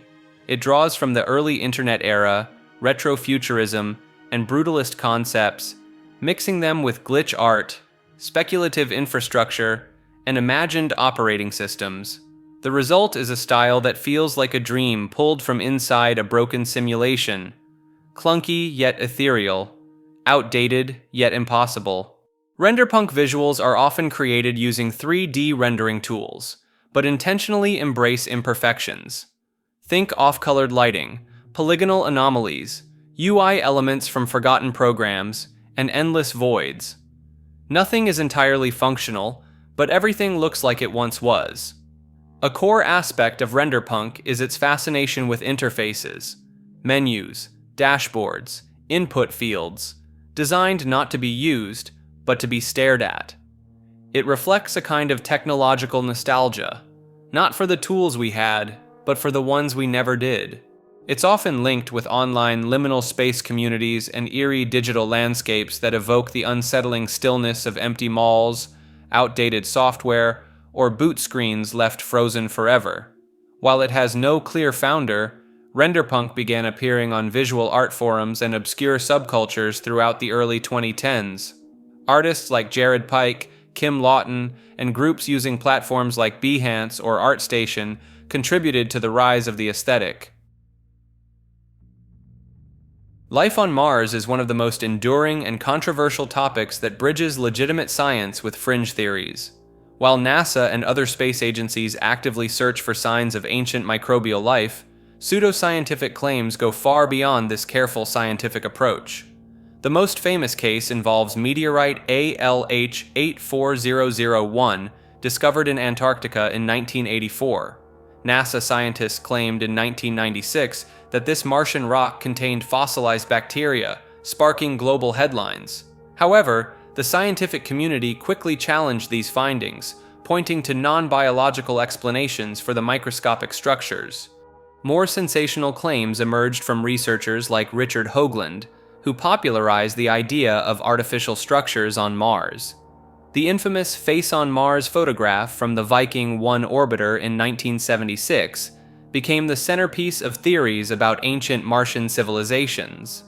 When higher resolution images from later missions revealed the formation as a natural mesa, believers claimed NASA was deliberately obscuring evidence. Dr. John Brandenburg, a plasma physicist, has argued that Mars shows signs of ancient nuclear warfare, pointing to elevated levels of xenon-129 in the Martian atmosphere.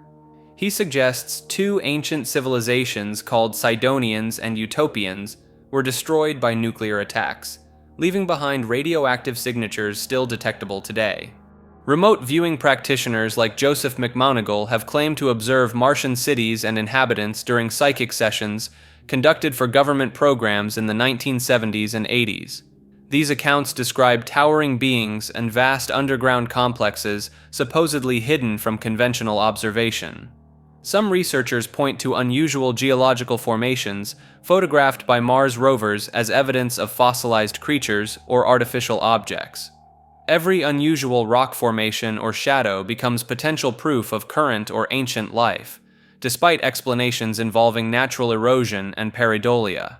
The most extreme claims suggest ongoing contact between Earth governments and current Martian inhabitants, with whistleblowers alleging secret space programs and suppressed technologies derived from Martian sources. The moon landing is one of the most heavily scrutinized events in modern history. Officially, 6 manned missions landed on the moon between 1969 and 1972, with Neil Armstrong and Buzz Aldrin becoming the first humans to walk its surface. The mainstream story says these missions were the result of the Cold War space race between the United States and the Soviet Union, culminating in NASA's Apollo program. But skepticism about the moon landings has existed almost from the moment footage aired. One of the most well-known claims is that the footage was staged, possibly filmed on Earth under controlled conditions. This idea took off in the late 1970s and gained more ground in the early 2010s with the spread of online forums and digital video analysis. Critics point to anomalies in the photographs, like inconsistent shadows, missing stars in the sky, or the way the American flag appears to ripple despite there being no atmosphere. Some also question the level of technological sophistication needed to safely land and return astronauts at that time, especially given the limited computing power available, less than what a basic smartphone holds today. Another sticking point is radiation. The Van Allen radiation belts surround the Earth with layers of high-energy particles. Detractors argue that passing through them without shielding would be dangerous or fatal, and they claim no clear evidence has ever fully resolved how astronauts survived the trip. There are also debates over the telemetry data. NASA reportedly erased or lost large amounts of the original footage and technical data, which skeptics see as suspicious. NASA maintains it was accidental due to media reuse policies during the 1980s. Filmmaker Stanley Kubrick is sometimes dragged into this theory. The claim goes that Kubrick was hired to fake the moon footage thanks to his pioneering work on 2001, A Space Odyssey. While no credible evidence supports this, it continues to be a cornerstone of the hoax narrative. Despite overwhelming scientific consensus and a mountain of physical and photographic evidence, the moon landing continues to be one of the most enduring and widespread entries in the Pseudoscience Iceberg, where belief sometimes outweighs proof. Free energy is the tantalizing promise that unlimited power can be generated from seemingly nothing, defying the fundamental laws of physics that govern our universe. These devices claim to produce more energy than they consume, creating what inventors call over-unity systems that could theoretically run forever while powering entire cities. The concept gained serious momentum in the early 1900s when Nikola Tesla conducted his wireless energy transmission experiments at Wardenclyffe Tower. Tesla believed he could tap into the Earth's natural electrical charge and distribute power globally without wires. His dramatic demonstrations of lighting bulbs from a distance convinced many that conventional energy generation was primitive compared to what nature freely offered. Stanley Meyer became a household name in the 1980s and 90s with his water-powered car. Meyer claimed his electrolysis process could split water molecules using less energy than the hydrogen fuel produced, essentially running vehicles on ordinary tap water. He demonstrated his modified Volkswagen Beetle to investors and media outlets, insisting that oil companies were actively suppressing his revolutionary technology. Modern free energy enthusiasts point to zero-point energy as the ultimate source of limitless power. This quantum mechanical concept suggests that even empty space contains residual energy fluctuations that could potentially be harvested. Devices like Andrea Rossi's ECAT claim to trigger low-energy nuclear reactions that produce enormous amounts of heat from simple nickel and hydrogen combinations. Dennis Lee traveled across America in the 1990s, holding packed auditorium presentations where he demonstrated devices that appeared to generate electricity from rotating magnets and gravity wheels. Audience members witnessed motors running without visible power sources and lights illuminating from mysterious energy fields. The appeal extends beyond individual inventors to major corporations and government programs. Rumors persist that successful free energy prototypes exist in classified military research facilities hidden away to protect existing energy monopolies and maintain global economic stability. GMO skepticism is the widespread distrust of genetically modified organisms that goes far beyond standard scientific caution. This movement claims that foods created through genetic engineering pose hidden dangers that regulatory agencies and scientists are either ignoring or actively covering up. The skepticism centers around several core beliefs. Modified genes allegedly cause everything from cancer clusters to autism, despite studies involving millions of people showing no such connections. Some claim that GMO crops create superweeds and superpests that will devastate ecosystems, though conventional farming faces similar challenges. One persistent theory involves something called horizontal gene transfer, where skeptics argue that modified genes jump from food into human DNA. This process does occur in bacteria under specific laboratory conditions, but the human digestive system breaks down genetic material long before it could integrate into our cells. The movement gained significant momentum in the early 2000s when researcher Arpad Pusztai published studies suggesting that GMO potatoes caused organ damage in rats. His work was later criticized for flawed methodology, but the initial findings spread rapidly through activist networks. Similarly, Gila's Eric Seralini's 2012 study claimed that GMO corn caused tumors in rats, though the research used a strain of rats naturally prone to developing tumors as they aged. Jeffrey Smith, author of Seeds of Deception, became a prominent voice arguing that GMO foods cause digestive disorders and immune system problems. His Institute for Responsible Technology promotes the idea that countries banning GMO crops have seen dramatic health improvements, though these claims rely heavily on correlation rather than controlled studies. The skepticism often focuses on glyphosate, a herbicide used with many GMO crops. While legitimate questions exist about long-term exposure effects, some claim the chemical causes everything from celiac disease to colony collapse disorder in bees, stretching far beyond current scientific evidence. Perhaps most notably, the movement has created an entire alternative economy around non-GMO verification, with special labels and certification programs that suggest conventional safety testing is inadequate. Ley lines are hypothetical straight alignments connecting ancient sites, landmarks, and geographical features across vast distances. The concept emerged in 1921 when British antiquarian Alfred Watkins noticed that prehistoric sites like stone circles, burial mounds, and medieval churches seemed to form straight lines when plotted on maps. Watkins originally proposed these alignments as ancient trade routes or pathways used by early peoples for navigation. However, the theory evolved far beyond his modest archaeological hypothesis. Modern believers claim ley lines are channels of Earth's natural energy, invisible power grids that ancient civilizations somehow detected and utilized for spiritual purposes. The most famous example is England's St. Michael Line, which allegedly runs 180 kilometers from Cornwall to Norfolk, passing through Glastonbury Tor, Avebury Stone Circle, and numerous medieval churches dedicated to St. Michael. Enthusiasts point to this as proof that ancient builders deliberately positioned sacred sites along these energy corridors. Supporters extend the concept globally, identifying supposed ley lines connecting Stonehenge to the Great Pyramid of Giza or linking Machu Picchu to Easter Island.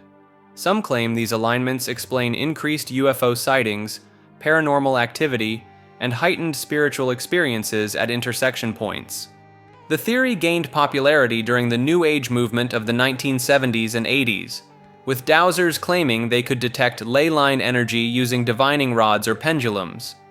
Books and websites now map elaborate networks of these alleged energy pathways crisscrossing every continent. Critics point out that with thousands of ancient sites scattered across any landscape, statistical probability virtually guarantees some will appear aligned when connected by straight lines. This phenomenon, called apophenia, describes the human tendency to perceive meaningful patterns in random data. Archaeological evidence shows that many supposed ley line sites were built centuries apart by different cultures with no known connection, making coordinated placement highly unlikely. The carnivore diet is an elimination protocol that restricts food intake to exclusively animal products. Followers consume only meat, fish, eggs, and occasionally dairy, while completely avoiding all plant foods including fruits, vegetables, grains, nuts, and even spices. The diet gained significant attention through high-profile advocates like clinical psychologist Jordan Peterson and his daughter Michaela Peterson, who claimed it resolved their severe depression, autoimmune conditions, and chronic fatigue. Michaela specifically credits the diet with eliminating her juvenile rheumatoid arthritis, severe depression, and hypersomnia that had plagued her since childhood. Carnivore practitioners make bold health claims extending far beyond weight loss. They report reversals of type 2 diabetes, inflammatory bowel disease, psoriasis, and various autoimmune conditions. Some adherents claim improved mental clarity, elevated mood, and enhanced athletic performance. The most extreme variations involve consuming only beef and water for months or even years. The diet operates on the premise that plants contain natural toxins called anti-nutrients, including lectins, oxalates, and phytic acid, which supposedly trigger inflammation and autoimmune responses in sensitive individuals. Advocates argue that humans evolved as hypercarnivores, and that our digestive systems are optimized for animal products rather than plant matter. Dr. Sean Baker, an orthopedic surgeon and prominent carnivore advocate, has promoted the diet through social media and his book, The Carnivore Diet. Baker claims to have maintained the protocol for over 5 years while setting rowing records for his age group. However, his medical license was briefly revoked in New Mexico due to competency concerns, though it was later reinstated. The carnivore community often references historical populations like the Inuit and Maasai as evidence that humans can thrive on animal-only diets. They point to early Arctic explorers like Vilhjalmur Stephenson, who spent years living with Inuit communities and later participated in a 1-year controlled study at Bellevue Hospital in the 1920s, consuming only meat and water under medical supervision. Mainstream nutrition science strongly disputes many carnivore diet claims. The complete elimination of fiber and plant compounds raises concerns about gut microbiome diversity, cardiovascular health, and potential nutrient deficiencies, including vitamin C, folate, and various phytonutrients. Critics argue that reported benefits likely stem from the elimination of processed foods, rather than the exclusive consumption of animal products. The lack of long-term clinical trials, specifically examining all meat diets, creates a significant evidence gap. Most positive reports remain anecdotal, shared through online communities and social media platforms rather than peer-reviewed research. This reliance on personal testimonials rather than controlled studies places the carnivore diet firmly in pseudoscientific territory for many medical professionals. Ancient astronauts are extraterrestrial beings who supposedly visited Earth thousands of years ago and directly influenced early human civilizations. This theory suggests that many technological marvels and religious experiences from antiquity can only be explained by contact with advanced alien visitors. The idea gained massive popularity through Erich von Däniken's 1968 book Chariots of the Gods, which sold over 7 million copies worldwide. Von Däniken argued that primitive humans could never have achieved the architectural precision found in structures like the Egyptian pyramids or the massive stone blocks at Pumapunku in Bolivia, some weighing over 100 tons. Believers point to the Nazca lines in Peru as runways for alien spacecraft, noting that these massive geoglyphs can only be fully appreciated from high altitude. They also examine Sumerian clay tablets that describe the Anunnaki, beings who allegedly came from the sky to mine gold and genetically modified early humans to serve as workers. The theory extends to religious texts across cultures. The biblical account of Ezekiel's wheel becomes a UFO sighting, while Hindu vimanas transform from mythological flying palaces into ancient aircraft. Cave paintings in Australia and France supposedly show figures in helmets and spacesuits, dating back 15,000 years. Georgios Tsoukalos became the modern face of this movement through the History Channel series Ancient Aliens, which has run for over 20 seasons since 2010. The show examines everything from Easter Island's Moai statues to the Antikythera mechanism, always asking whether extraterrestrial intervention provides a better explanation than conventional archaeology. Critics note that this theory often diminishes the achievements of ancient civilizations, particularly non-European ones, by suggesting they required alien assistance to build impressive monuments. MBTI is a personality classification system that sorts people into 16 distinct types based on 4 binary categories. The Myers-Briggs type indicator was developed in the 1940s by Catherine Briggs and her daughter Isabel Briggs Myers, neither of whom had formal training in psychology or psychometrics. The test claims to measure whether someone is an introvert or extrovert, prefers sensing or intuition, thinking or feeling, and judging or perceiving. These combinations create labels like ENFP, ISTJ, or INFJ that millions of people use to define their identity. Despite its massive popularity in corporate hiring and team-building exercises, MBTI has virtually no scientific support. Studies consistently show that up to 50% of people get a different personality type when they retake the test just 5 weeks later. The categories themselves don't hold up under statistical analysis, with most people falling somewhere in the middle rather than clearly on one side or the other. The test is based loosely on Carl Jung's psychological theories from the early 1900s, but Jung himself warned against putting people into rigid categories. He believed personality was far more fluid and complex than any simple classification system could capture.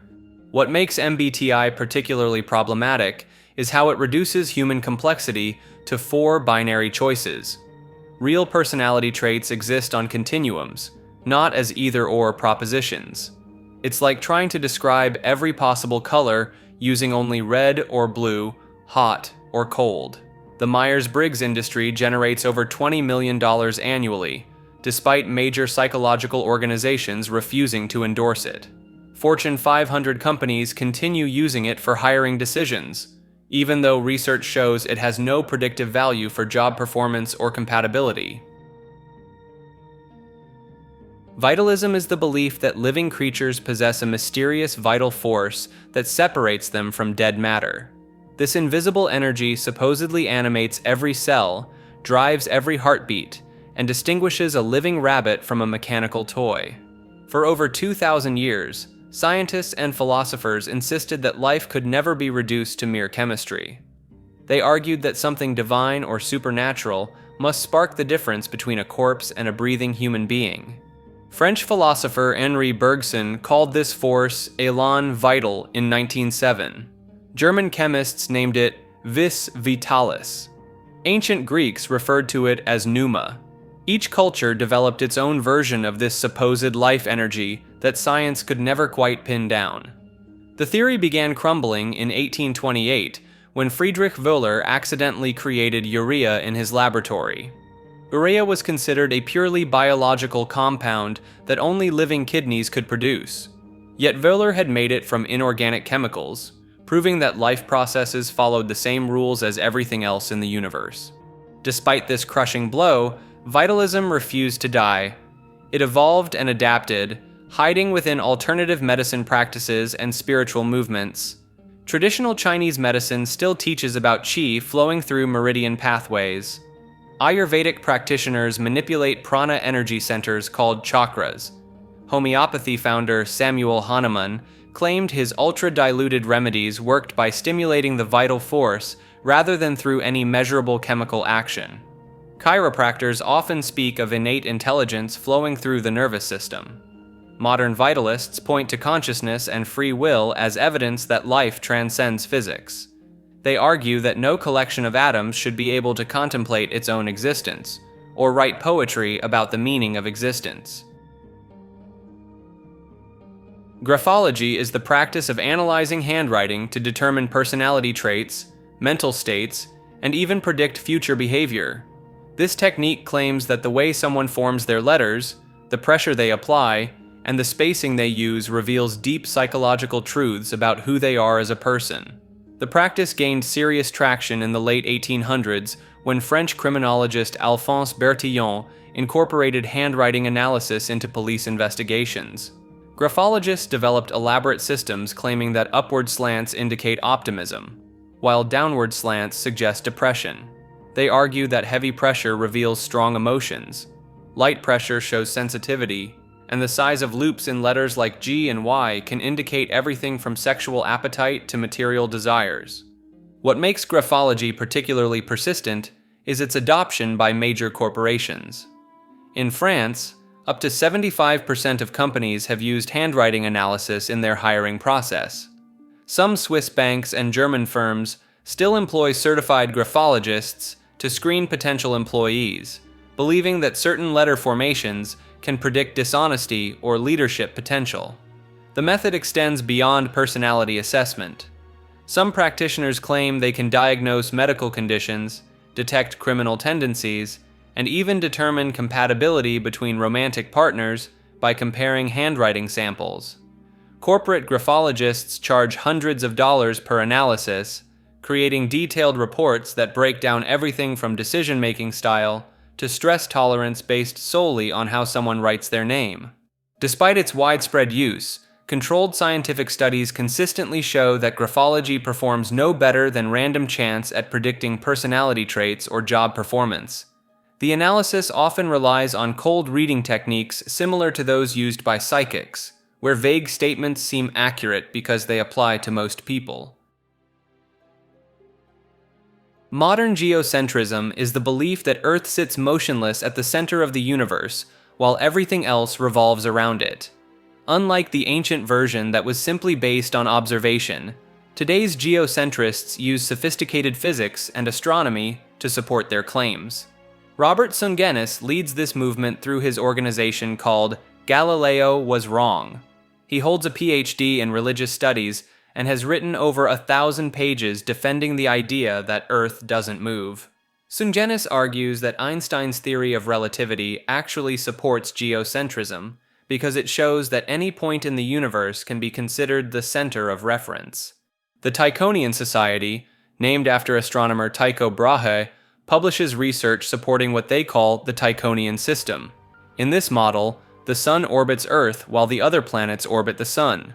Gerardus Bau, who has a PhD in astronomy, founded this group and claims that mainstream science has been covering up evidence for a stationary Earth since the 1600s. These geocentrists point to the cosmic microwave background radiation as proof of their theory. They claim this radiation shows a pattern that aligns with Earth's position, suggesting our planet holds a special place in the cosmos. They call this the cosmic microwave background dipole, and argue it proves Earth is at the universe's center. The movement gained attention when the documentary film The Principle was released in 2014.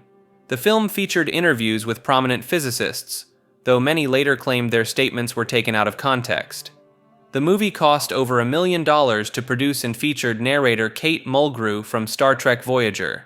Modern geocentrists reinterpret the famous Michelson-Morley experiment from 1887.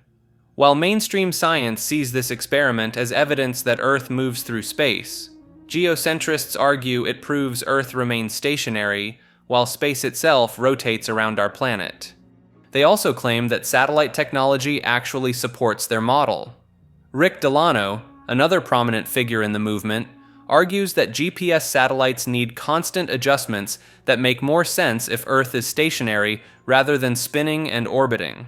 The scientific community overwhelmingly rejects these interpretations, pointing to countless observations of stellar parallax, the Coriolis effect, and direct measurements of Earth's rotation. However, modern geocentrists maintain that these phenomena can be explained by their model of a rotating universe around a fixed Earth. Flat Earth is the belief that our planet exists as a flat disk rather than a sphere, with the Arctic serving as the center and Antarctica forming an ice wall around the outer edge. Modern flat Earth believers claim that gravity doesn't exist, instead arguing that the disk accelerates upward at 9.8 meters per second squared to create the sensation we call gravity. They describe a dome-like firmament overhead, with the sun and moon as local lights only 3,000 miles above the surface, circling in spirals to create day and night cycles. The Flat Earth Society, originally founded in 1956 by Samuel Shenton, was revived in 2009 by Daniel Shenton, who built an online community that grew from dozens to thousands of members. Key figures like Mark Sargent and Patricia Steer gained followings through YouTube channels in the 2010s, hosting conferences that drew hundreds of attendees. Believers point to what they see as evidence everywhere. They claim that if Earth were truly spinning at 1,000 miles per hour, we should feel the motion. They argue that water always finds its level, so oceans couldn't curve around a ball. Some conduct experiments like using lasers across large bodies of water, claiming to prove the surface remains flat rather than showing the expected curvature. The movement gained momentum through social media algorithms that connected isolated believers into organized communities. Members developed elaborate explanations for satellite imagery, space missions, and global positioning systems, claiming these represent part of a coordinated deception by governments and scientific institutions. Flat Earth conferences feature speakers presenting mathematical models, alternative physics, and interpretations of biblical passages. Attendees often describe feeling liberated from what they consider mainstream scientific indoctrination, finding community among others who share their skepticism of established knowledge. Numerology is the belief that numbers possess hidden meanings and influence over human life and destiny. This practice assigns numerical values to letters, names, and birth dates to reveal supposed insights about personality, relationships, and future events. The most common system traces back to the ancient Greek mathematician Pythagoras, who believed numbers were the fundamental building blocks of reality. In Pythagorean numerology, each letter corresponds to a number from 1 to 9, with practitioners calculating what they call a person's life path number by adding together the digits of their birth date until reaching a single digit. For someone born on July 15, 1990, the calculation would be 7 plus 1 plus 5 plus 1 plus 9 plus 9 plus 0, equaling 32, then 3 plus 2, giving a life path number of 5. Each number supposedly reveals specific personality traits and life themes. Celebrity numerologist Glynis McCants gained attention in the early 2000s by analyzing famous figures through their numbers. She claimed that people with life path number 1 are natural leaders, while those with number 7 tend towards spirituality and introspection. Modern numerology extends beyond basic calculations into more elaborate systems. Name numerology converts full birth names into what followers call destiny numbers, supposedly revealing life purpose. Some practitioners analyze phone numbers, addresses, and even social security numbers for hidden meanings. The practice has found unexpected applications in business consulting, with some entrepreneurs timing product launches and major decisions based on numerological calculations. Dating services have emerged that match people according to compatible life path numbers, claiming certain number combinations create more harmonious relationships. Chaldean numerology, An alternative system assigns different numerical values to letters and includes compound numbers up to 52, each with distinct interpretations. This system supposedly originated in ancient Babylon and differs significantly from the Pythagorean method in its letter-to-number assignments. Despite lacking scientific validation, numerology maintains a devoted following who point to seemingly accurate personality descriptions and coincidental events as evidence of its effectiveness. Perpetual motion machines are devices that supposedly operate indefinitely without any external energy source, producing more energy than they consume. These contraptions have captivated inventors and dreamers for centuries, despite violating the fundamental laws of thermodynamics. The concept gained serious attention during the medieval period when inventors like Villard de Honnecourt sketched wheel designs in the 1200s that claimed to spin forever using strategically placed weights. By the 1700s, the Royal Academy of Sciences in Paris received so many perpetual motion proposals that they banned reviewing them entirely. One of the most persistent modern advocates was John Worrell Keely, who in the 1870s convinced investors to fund his supposed etheric force motor for over 20 years. His Philadelphia laboratory featured elaborate brass machinery that he claimed tapped into vibrational energy from sound waves. When investigators finally examined his workshop after his death, they discovered hidden compressed air tubes running beneath the floorboards. The appeal stems from humanity's desire to solve energy scarcity forever. Even today, patent offices worldwide receive thousands of applications annually for devices featuring spinning wheels, magnetic arrangements, and gravitational systems that promise infinite energy. Notable recent attempts include the energy machine of Joseph Newman, which weighed over 1,000 pounds and was tested by the National Bureau of Standards in the 1980s, only to prove it consumed more electricity than it generated. What makes these machines particularly fascinating to believers is their seeming simplicity. Many designs appear so straightforward that their failure feels like a conspiracy rather than physics. The scientific community remains unified in explaining why these devices cannot work. The first law of thermodynamics states that energy cannot be created or destroyed, while the second law guarantees that some energy always converts to unusable heat during any process. Dowsing is the practice of using simple tools like forked sticks, metal rods, or pendulums to locate hidden objects underground. Most commonly, dowsers claim they can find water sources, but the technique allegedly works for oil deposits, precious metals, lost jewelry, and even missing persons. The classic image involves someone walking across a field holding a Y-shaped branch, usually from a hazel or willow tree. When they pass over water, the stick supposedly jerks downward with such force that it can leave blisters on the dowser's hands. Modern practitioners often prefer L-shaped metal rods that cross when detecting their target, or crystal pendulums that swing in specific patterns. What makes dowsing particularly intriguing is its persistence in the face of scientific skepticism.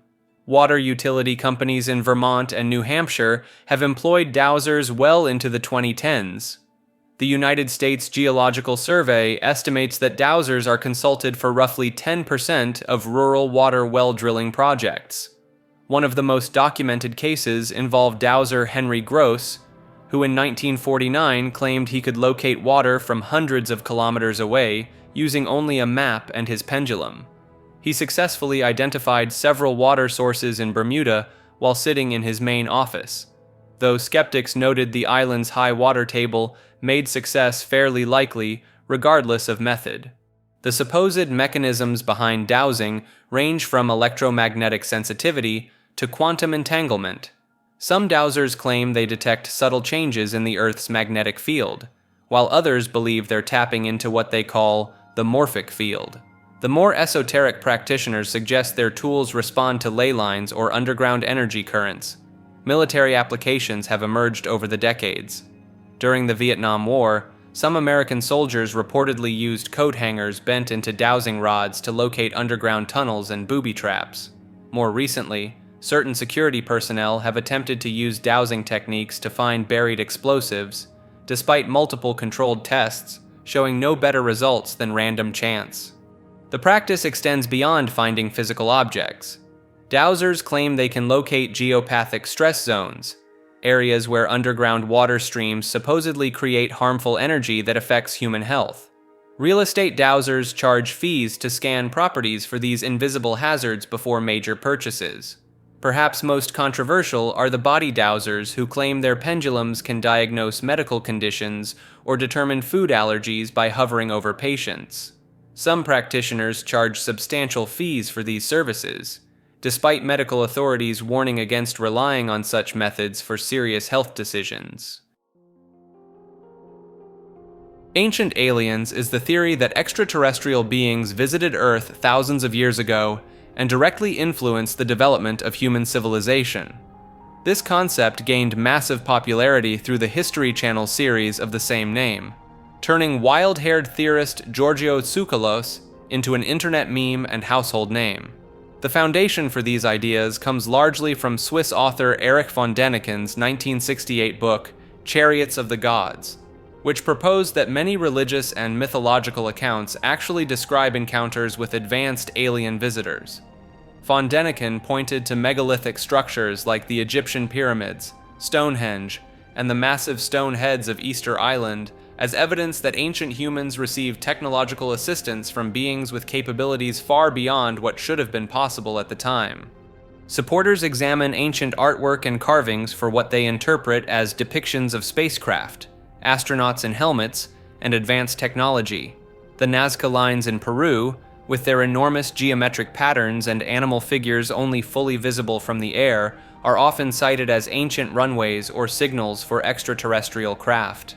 The theory extends to explaining rapid leaps in human development, particularly the sudden emergence of agriculture, writing systems, and monumental architecture around 10,000 years ago. Rather than natural cultural evolution, ancient alien theorists propose these advances resulted from direct intervention by visitors who were later remembered and worshipped as gods. Archaeological sites like Pumapunku in Bolivia, with its precisely cut stone blocks weighing over 100 tons, are presented as evidence of machining techniques impossible for ancient civilizations to achieve. The theory also encompasses claims about advanced knowledge encoded in ancient structures, such as the Great Pyramid's mathematical relationships and astronomical alignments that supposedly demonstrate knowledge beyond the capabilities of Bronze Age Egyptians. Polygraphy is the practice of using mechanical devices to supposedly detect deception by measuring involuntary physiological responses during questioning. These machines, commonly called lie detectors, monitor heart rate, blood pressure, breathing patterns, and skin conductance while subjects answer yes or no questions. The technique emerged in the early 1900s when psychologist William Moulton Marston developed the systolic blood pressure deception test.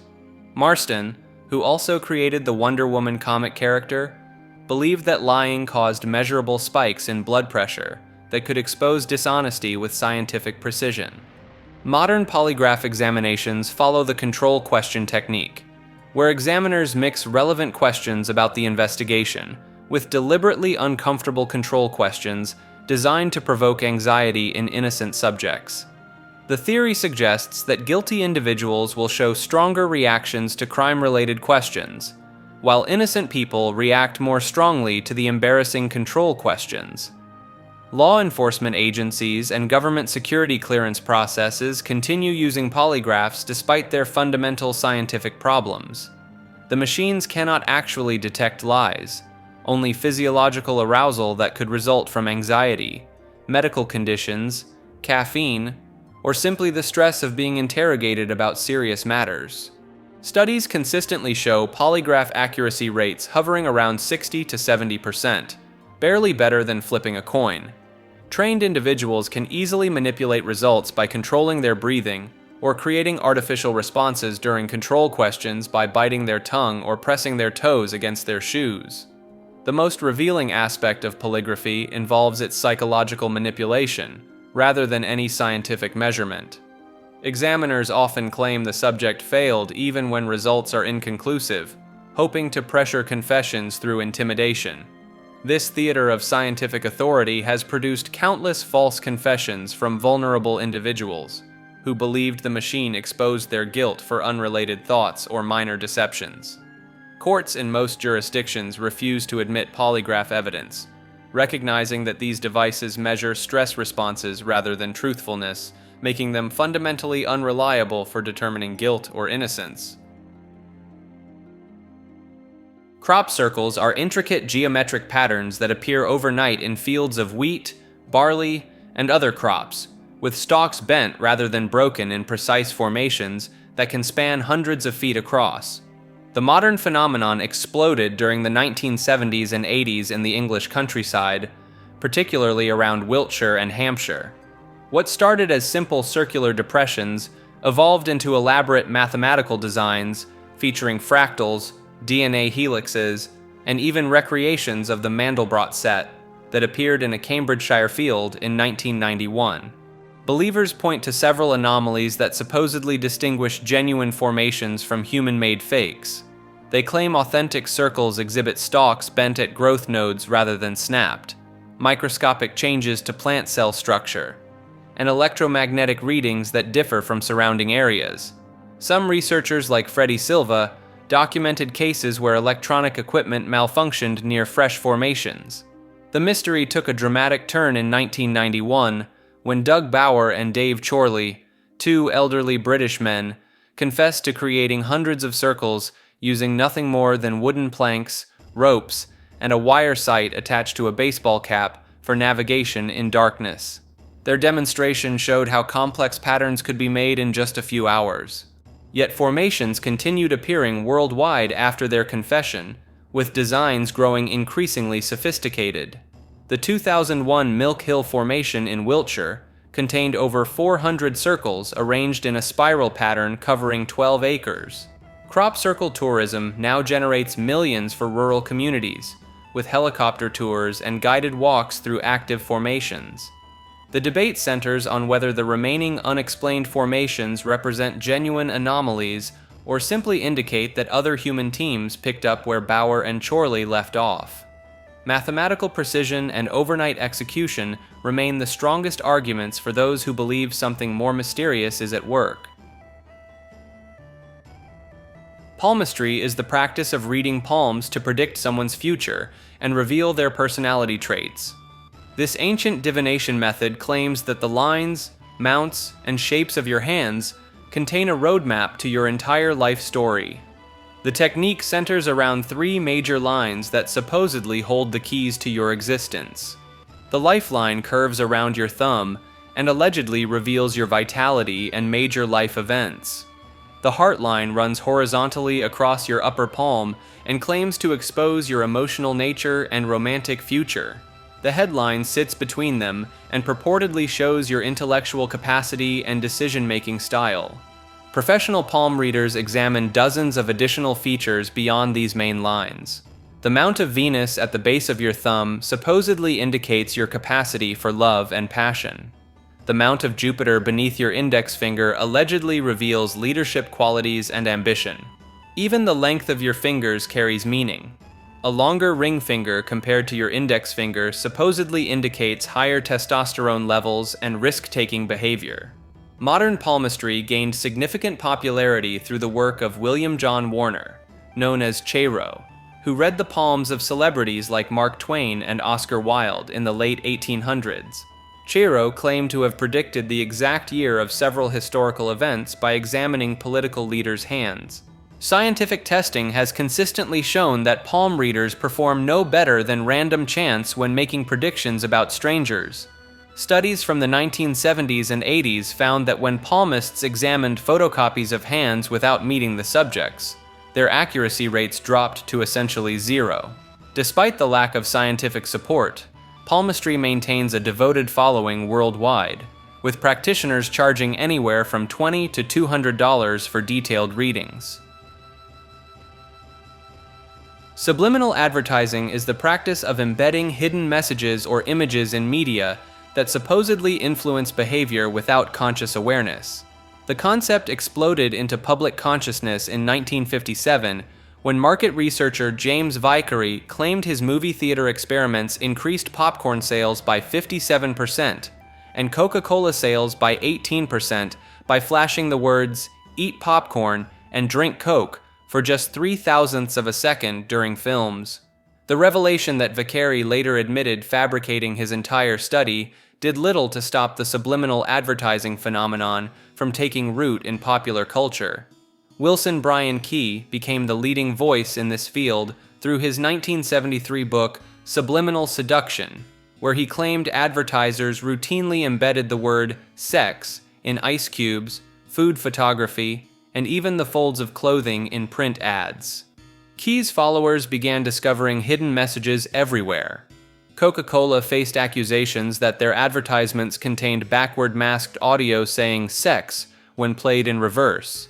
Disney movies allegedly featured brief glimpses of inappropriate imagery slipped between animation frames. Album covers supposedly contained faces of demons when viewed from certain angles. The technique extends beyond visual tricks into what researchers call backward masking, where messages are recorded in reverse and hidden in music or audio tracks.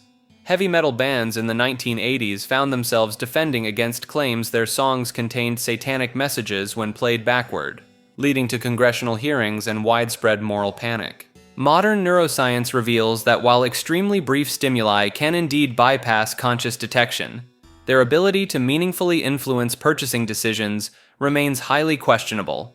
Studies show that subliminal priming might affect word recognition or simple preferences for milliseconds, but creating lasting behavioral changes through hidden messages proves far more elusive than early proponents claimed. The advertising industry itself largely abandoned subliminal techniques, not because of legal restrictions, but because traditional persuasion methods consistently outperform any supposed subliminal effects. Pseudo-archaeology is the practice of using selective evidence and unscientific methods to support alternative theories about human history and ancient civilizations. These theories typically claim that mainstream archaeology has either missed or deliberately hidden evidence of advanced ancient technologies, lost civilizations, or extraterrestrial contact. The field gained massive popularity through books like Erich von Daniken's Chariots of the Gods in 1968, which argued that ancient monuments like the Egyptian pyramids and Stonehenge were built with alien assistance. Von Däniken pointed to the precision of these structures and claimed that ancient humans lacked the technology to create them without outside help. Graham Hancock became another major figure with his books about lost civilizations, particularly his theory that an advanced Ice Age civilization was wiped out by a global catastrophe around 12,800 years ago. Hancock suggests this civilization's survivors taught primitive humans how to build megalithic structures and develop agriculture. These theories often focus on specific archaeological sites that seem to challenge conventional timelines. The Peary race map from 1513 appears to show Antarctica without ice, leading some to claim it proves ancient civilizations had advanced mapping capabilities. The Antikythera mechanism, a complex bronze device from ancient Greece, gets cited as evidence that ancient peoples possessed computer-like technology. Pseudo-archaeologists frequently point to megalithic sites like Puma Punku in Bolivia, where massive stone blocks weighing over 100 tons were cut and fitted together with incredible precision. They argue that the local Tiwanaku culture couldn't have possessed the necessary engineering knowledge. The mainstream archaeological community rejects these claims, arguing they underestimate ancient human capabilities and ignore contradictory evidence. However, pseudo-archaeological theories continue to thrive in documentaries, books, and online communities, often presenting themselves as suppressed knowledge that establishment science refuses to acknowledge. Hypothetical continents are massive landmasses that various researchers and theorists have claimed once existed, but have since vanished beneath the oceans. These proposed continents go far beyond the well-documented cases of actual sunken lands, instead suggesting entire civilizations and ecosystems that mainstream geology insists never existed. Lemuria stands as perhaps the most scientifically rooted of these claims. British zoologist Philip Sclater proposed this Indian Ocean continent in 1864 to explain why lemur fossils appeared in both Madagascar and India, but nowhere in between. Before scientists understood plate tectonics, a land bridge seemed like the only logical explanation for this distribution pattern. The continent of Mu takes things considerably further. Colonel James Churchward spent decades in the early 1900s claiming this Pacific landmass housed 64 million people before sinking 12,000 years ago. According to Churchward, Mu stretched from Hawaii to Easter Island and served as the birthplace of human civilization. He insisted that ancient tablets he discovered in India contained the complete history of this lost world, though he never produced these tablets for scientific examination. Hyperborea represents the mythological end of this spectrum. Ancient Greek texts describe this northern continent as a paradise beyond the north wind, where the sun never set and people lived for 1,000 years. Certain 20th century occultists transformed Hyperborea from classical mythology into pseudo-historical fact, claiming it as the original homeland of a superior race. Modern geology has systematically dismantled these continental claims. Plate tectonic theory explains lemur distribution through continental drift rather than sunken land bridges. Ocean floor mapping reveals no evidence of massive sunken continents in the Pacific or elsewhere. The seafloor shows clear patterns of spreading and subduction that account for current continental positions without requiring lost landmasses. Yet these hypothetical continents persist in fringe theories, often linked to claims about advanced ancient civilizations, extraterrestrial contact, or hidden human origins. The appeal lies partly in their grand scale. Entire continents offer enough space for any imaginable lost civilization or forgotten technology. Fad diets are temporary eating plans that promise rapid weight loss through extreme restrictions or unusual food combinations. These diets typically claim to work through secret mechanisms that mainstream nutrition science supposedly ignores. The cabbage soup diet emerged in the 1980s, instructing followers to consume nothing but a specific vegetable soup for 7 days straight. Believers claimed the soup possessed fat-burning properties that could eliminate 8 to 10 pounds in a single week. The diet resurfaced every few years with slight variations, sometimes called the Sacred Heart diet or the military diet. The grapefruit diet dates back to the 1930s and centers on the idea that grapefruits contain special enzymes that dissolve fat when eaten before meals. Followers eat half a grapefruit with every meal while drastically cutting calories. Despite decades of popularity, no such fat-burning enzymes have ever been identified in citrus fruits.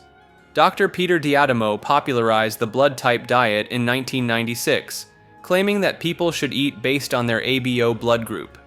Type O individuals supposedly thrive on meat like ancient hunters, while Type A people need vegetarian diets like early farmers. D'Adamo provided no peer-reviewed evidence for these evolutionary dietary connections. The Master Cleanse or lemonade diet requires drinking only a mixture of lemon juice, maple syrup, cayenne pepper, and water for 10 to 14 days. Created by Stanley Burroughs in the 1940s, the cleanse allegedly removes toxins while melting away pounds.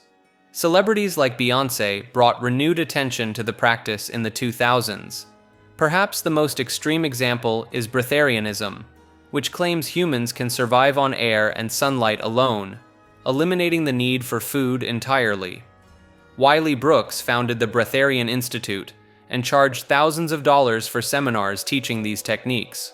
Multiple deaths have been linked to attempts at prolonged fasting based on breatharian principles.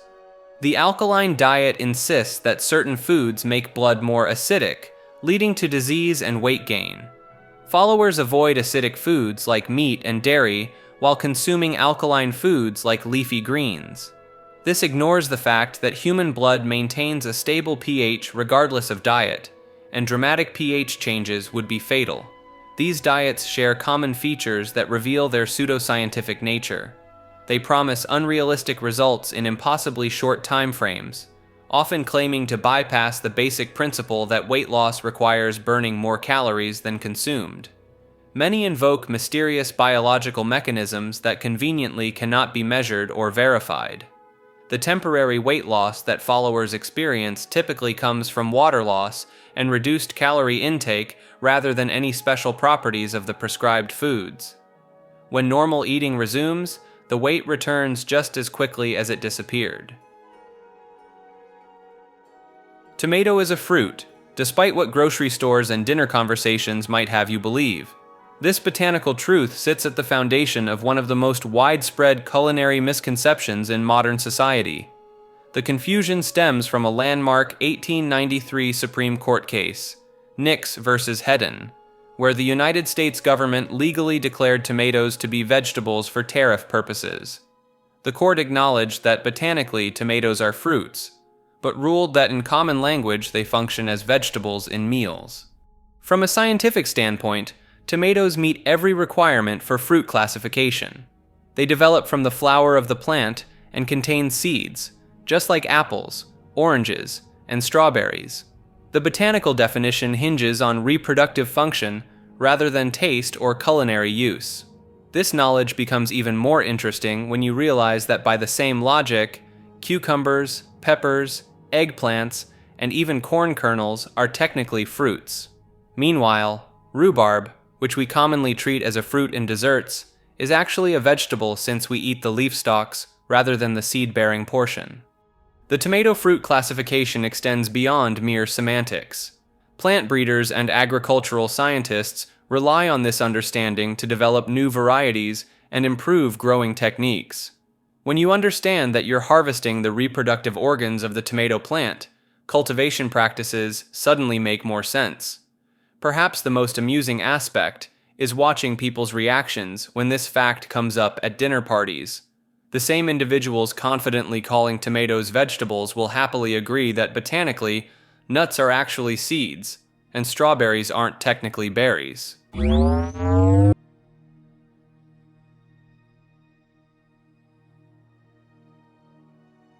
Coffee enemas are exactly what they sound like. The practice of introducing coffee solution directly into the colon through the rectum. Advocates claim this procedure can detoxify the liver, boost energy levels, cure cancer, and even reverse aging. The theory centers around caffeine absorption through the colon walls, supposedly stimulating bile production and causing the liver to release stored toxins. The practice gained mainstream attention through Max Gerson, a German physician who developed the Gerson therapy in the 1930s. His treatment protocol required patients to perform up to 5 coffee enemas daily as part of an intensive detoxification regimen. Gerson believed that cancer resulted from toxin buildup, and that coffee enemas could flush these poisons from the body. Modern practitioners often reference palmitic acid, a compound found in coffee that allegedly increases glutathione production in the liver. They claim this creates a powerful detox effect that regular coffee consumption cannot achieve, since the digestive system would neutralize these beneficial compounds.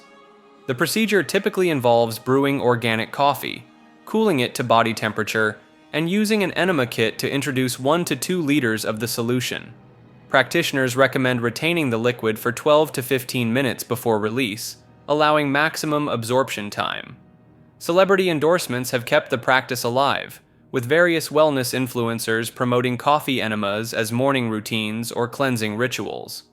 Some alternative cancer clinics still incorporate daily coffee enemas into their treatment protocols, despite lacking scientific validation. The coffee enema community has developed elaborate preparation rituals, specific coffee bean recommendations, and detailed timing schedules that give the practice an almost ceremonial quality. Craniosacral therapy is a hands-on treatment where practitioners claim they can feel and manipulate an invisible rhythm pulsing through your skull at 6 to 12 beats per minute. This supposed rhythm reflects the production and absorption of cerebrospinal fluid, the clear liquid that bathes your brain and spinal cord. The practice emerged from osteopath William Sutherland in the early 1900s, who became convinced that skull bones moved in a breathing-like pattern. Decades later, John Upledger refined these ideas in the 1970s, developing a system where therapists use touches lighter than the weight of a nickel to detect disturbances in this cranial rhythm. Practitioners train extensively to develop what they call palpation skills, spending years learning to feel these subtle pulsations through skin, muscle, and bone. They claim this rhythm reveals everything from emotional trauma stored in tissues to structural imbalances affecting the entire nervous system. The therapy session involves lying fully clothed while a practitioner places their hands on various points along your head, spine, and pelvis. They report feeling restrictions, asymmetries, and energy blocks that guide their treatment approach. Sessions can last 45 minutes to an hour. With practitioners making minute adjustments, they believe release these restrictions. Upledger expanded the technique beyond physical symptoms, claiming craniosacral therapy could address autism, attention deficit disorder, chronic fatigue, and post-traumatic stress. His somato-emotional release technique supposedly helps patients access and process buried emotional experiences through gentle touch. When researchers tested multiple craniosacral therapists on the same patients, they detected completely different rhythms and restrictions. Some felt rhythms of 8 cycles per minute, while others detected 15 cycles per minute on identical subjects. The forces involved are so gentle that biomechanical studies question whether they could possibly move skull bones or affect cerebrospinal fluid flow. Despite these findings, craniosacral therapy training programs operate worldwide, teaching thousands of practitioners annually. The technique has spawned numerous variations and remains popular in alternative medicine circles, with many patients reporting profound relaxation and symptom relief following sessions. Detoxification is a multi-billion-dollar industry built on the premise that your body accumulates harmful toxins that need to be actively removed through special diets, supplements, or procedures.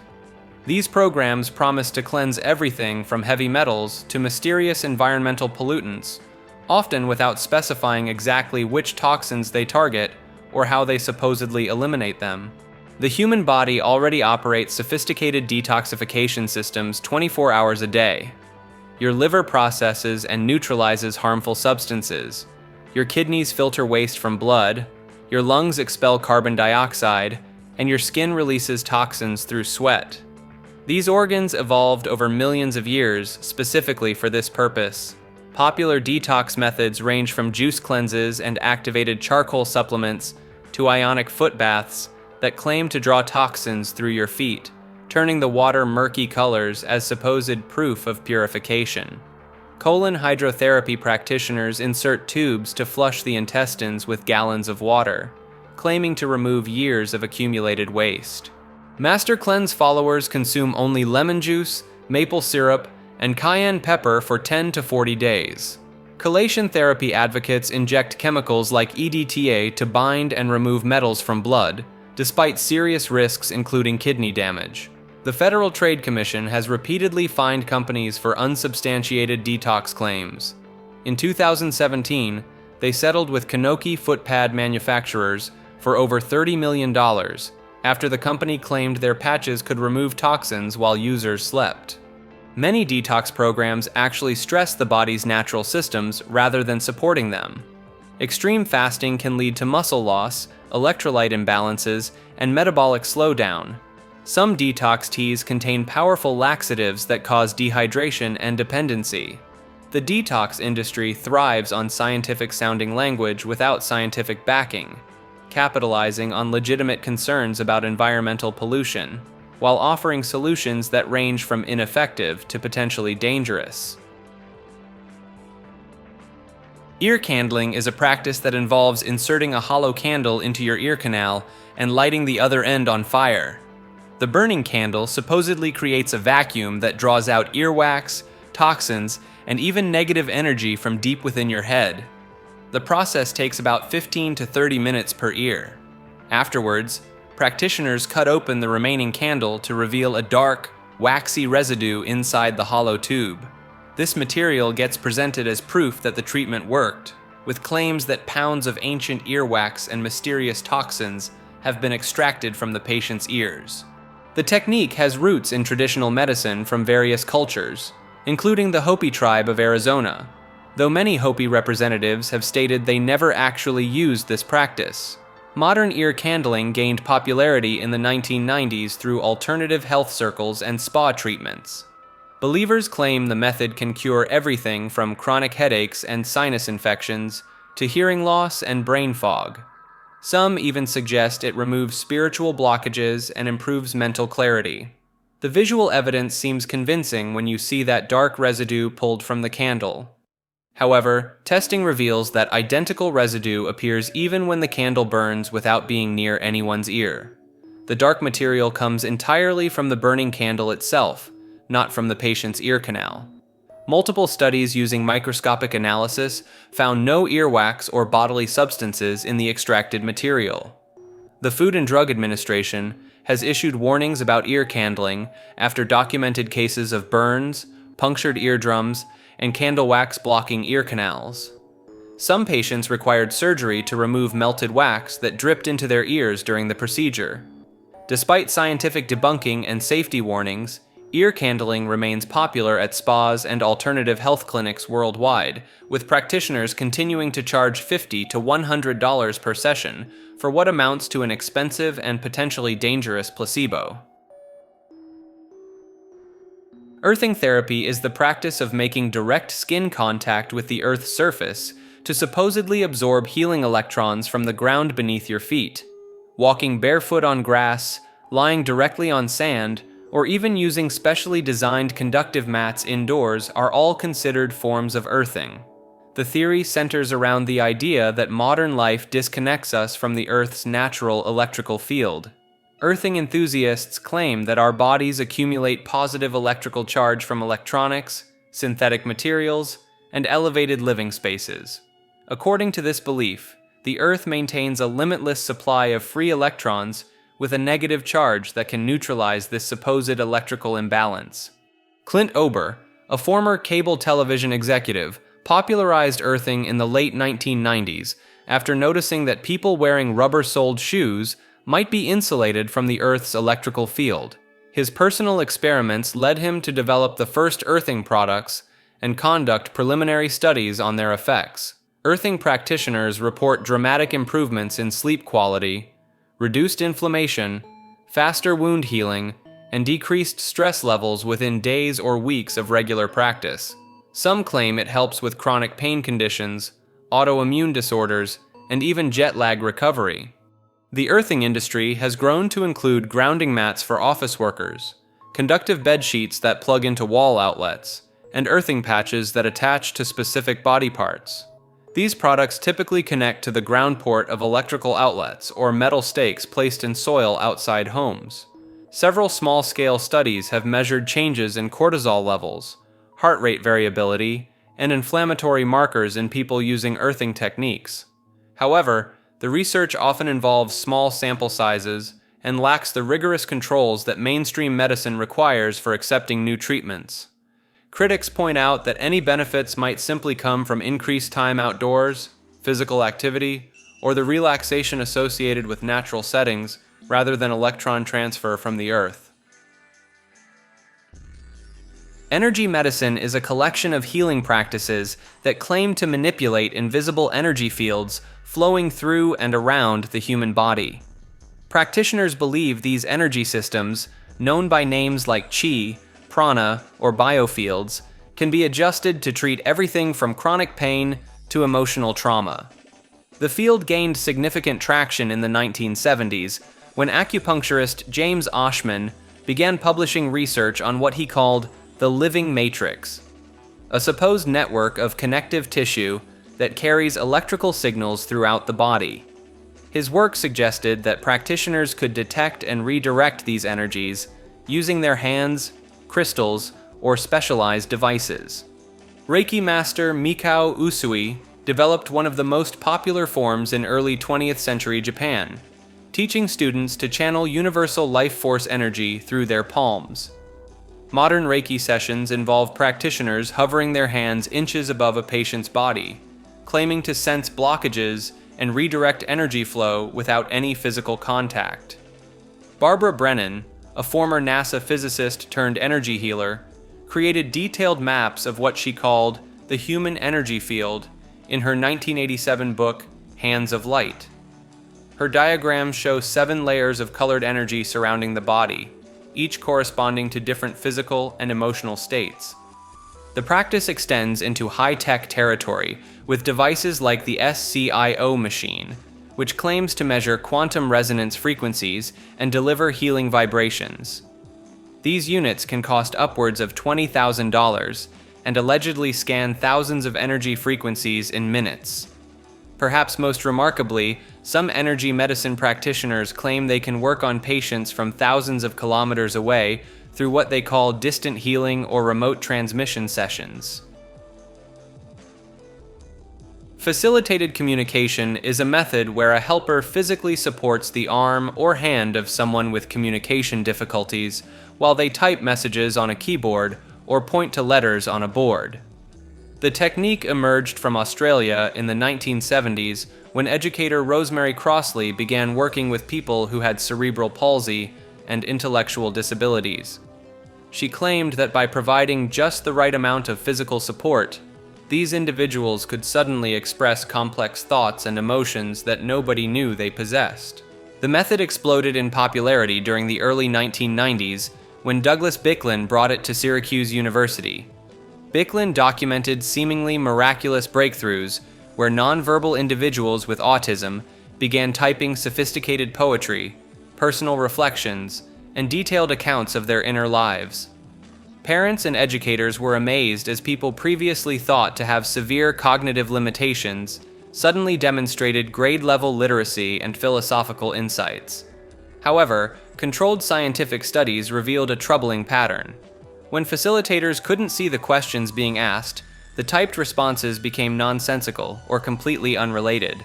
When shown different images than their communication partners, the individuals would describe what the facilitators saw, not what appeared on their own screens. The method sparked intense legal controversies when some facilitated messages contained accusations of abuse against family members and caregivers. These cases led to criminal investigations and family separations before the communications were determined to be inadvertently influenced by the facilitators themselves.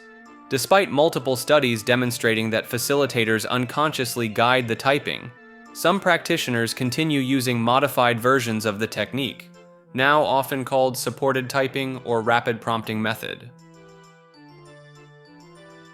Chromotherapy is the belief that exposing the human body to specific colors can cure diseases and improve mental health. Practitioners claim that red light boosts energy and circulation, blue light calms anxiety and lowers blood pressure, while green light supposedly balances the entire system. The theory operates on the premise that each color vibrates at a unique frequency that resonates with different organs and emotional states.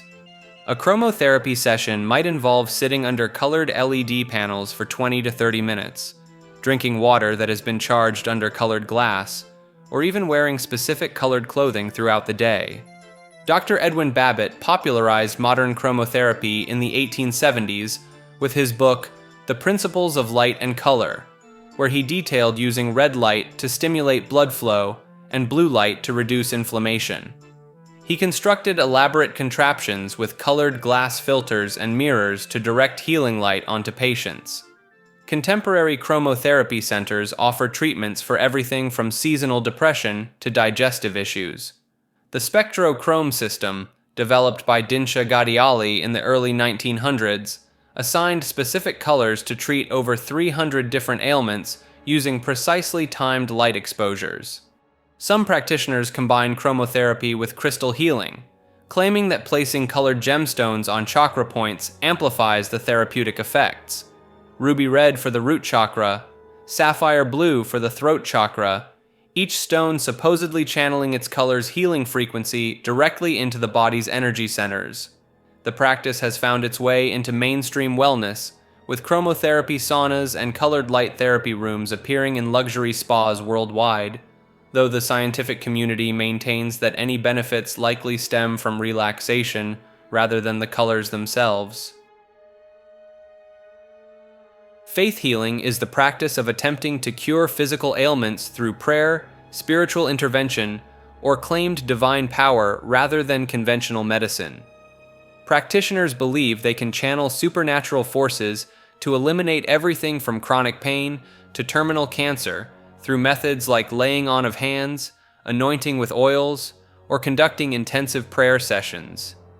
The modern faith healing movement gained massive popularity through televangelists like Oral Roberts, who claimed to have healed over 1 million people during his ministry.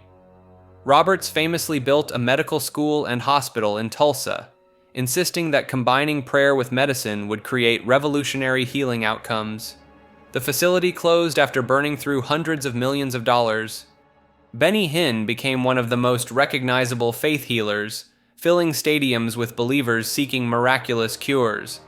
His crusades feature dramatic moments where people abandon wheelchairs or claim their tumors have vanished instantly. Hinn's ministry has generated over $100 million in donations, despite investigations finding little evidence of lasting medical improvements among attendees. Peter Popoff gained notoriety in the 1980s when investigators discovered he was using a hidden radio earpiece to receive information about audience members from his wife backstage. This allowed him to appear supernaturally informed about strangers' medical conditions and personal details. Even after this exposure, Popoff returned to prominence and continues operating a multi-million-dollar ministry. The practice involves various techniques depending on religious tradition. Pentecostal healers often speak in tongues while touching affected body parts. Catholic healing masses focus on intercession through saints and blessed objects. New Age practitioners might use crystals or energy manipulation techniques they claim realign spiritual frequencies within the body. Medical researchers have documented temporary improvements in some faith healing participants, typically attributing these to placebo effects, temporary relief from stress-related symptoms, or misdiagnosis of the original condition. However, documented cases exist where individuals died after abandoning prescribed treatments in favor of prayer-based healing, leading to legal prosecutions for negligent homicide in several jurisdictions. The practice raises complex questions about the intersection of religious freedom and medical responsibility, particularly when parents choose faith healing over conventional treatment for seriously ill children. Functional medicine is a medical approach that claims to treat the root causes of illness rather than just managing symptoms. Practitioners spend hours with patients, diving deep into their medical history, lifestyle, and environmental exposures to create personalized treatment plans that can cost thousands of dollars and aren't covered by most insurance. The field emerged in the 1990s when biochemist Jeffrey Bland began promoting the idea that conventional medicine was failing patients by treating diseases in isolation rather than viewing the body as an interconnected system. Functional medicine doctors often order extensive laboratory panels testing everything from heavy metal levels to food sensitivities, sometimes running 50 to 100 different markers in a single visit. These comprehensive tests frequently reveal imbalances that mainstream medicine considers normal variations. A patient might be told their chronic fatigue stems from adrenal dysfunction, methylation defects, or leaky gut syndrome, conditions that many conventional physicians don't recognize as legitimate diagnoses. Treatment protocols typically involve expensive supplement regimens, elimination diets, and detoxification programs. Patients often report dramatic improvements after months of following these complex protocols, though critics argue these results could stem from the placebo effect or simply paying closer attention to health and lifestyle factors. The Institute for Functional Medicine has trained over 100,000 practitioners worldwide, creating a parallel healthcare system that operates largely outside traditional medical oversight.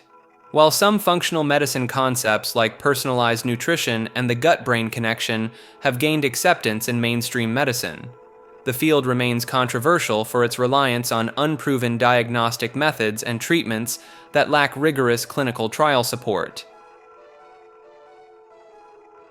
Health bracelets are wearable accessories that claim to provide medical benefits through various mechanisms ranging from magnetic fields to mystical energy frequencies. These products burst into mainstream popularity during the late 2000s and early 2010s, with companies making bold assertions about their ability to improve balance, reduce pain, and enhance athletic performance. Magnetic therapy bracelets represent the most scientifically sounding category, with manufacturers claiming that embedded magnets increase blood circulation by attracting iron in red blood cells. The typical magnetic bracelet contains neodymium magnets ranging from 800 to 3,000 Gauss in strength, which sellers insist can penetrate deep enough into tissue to provide therapeutic effects.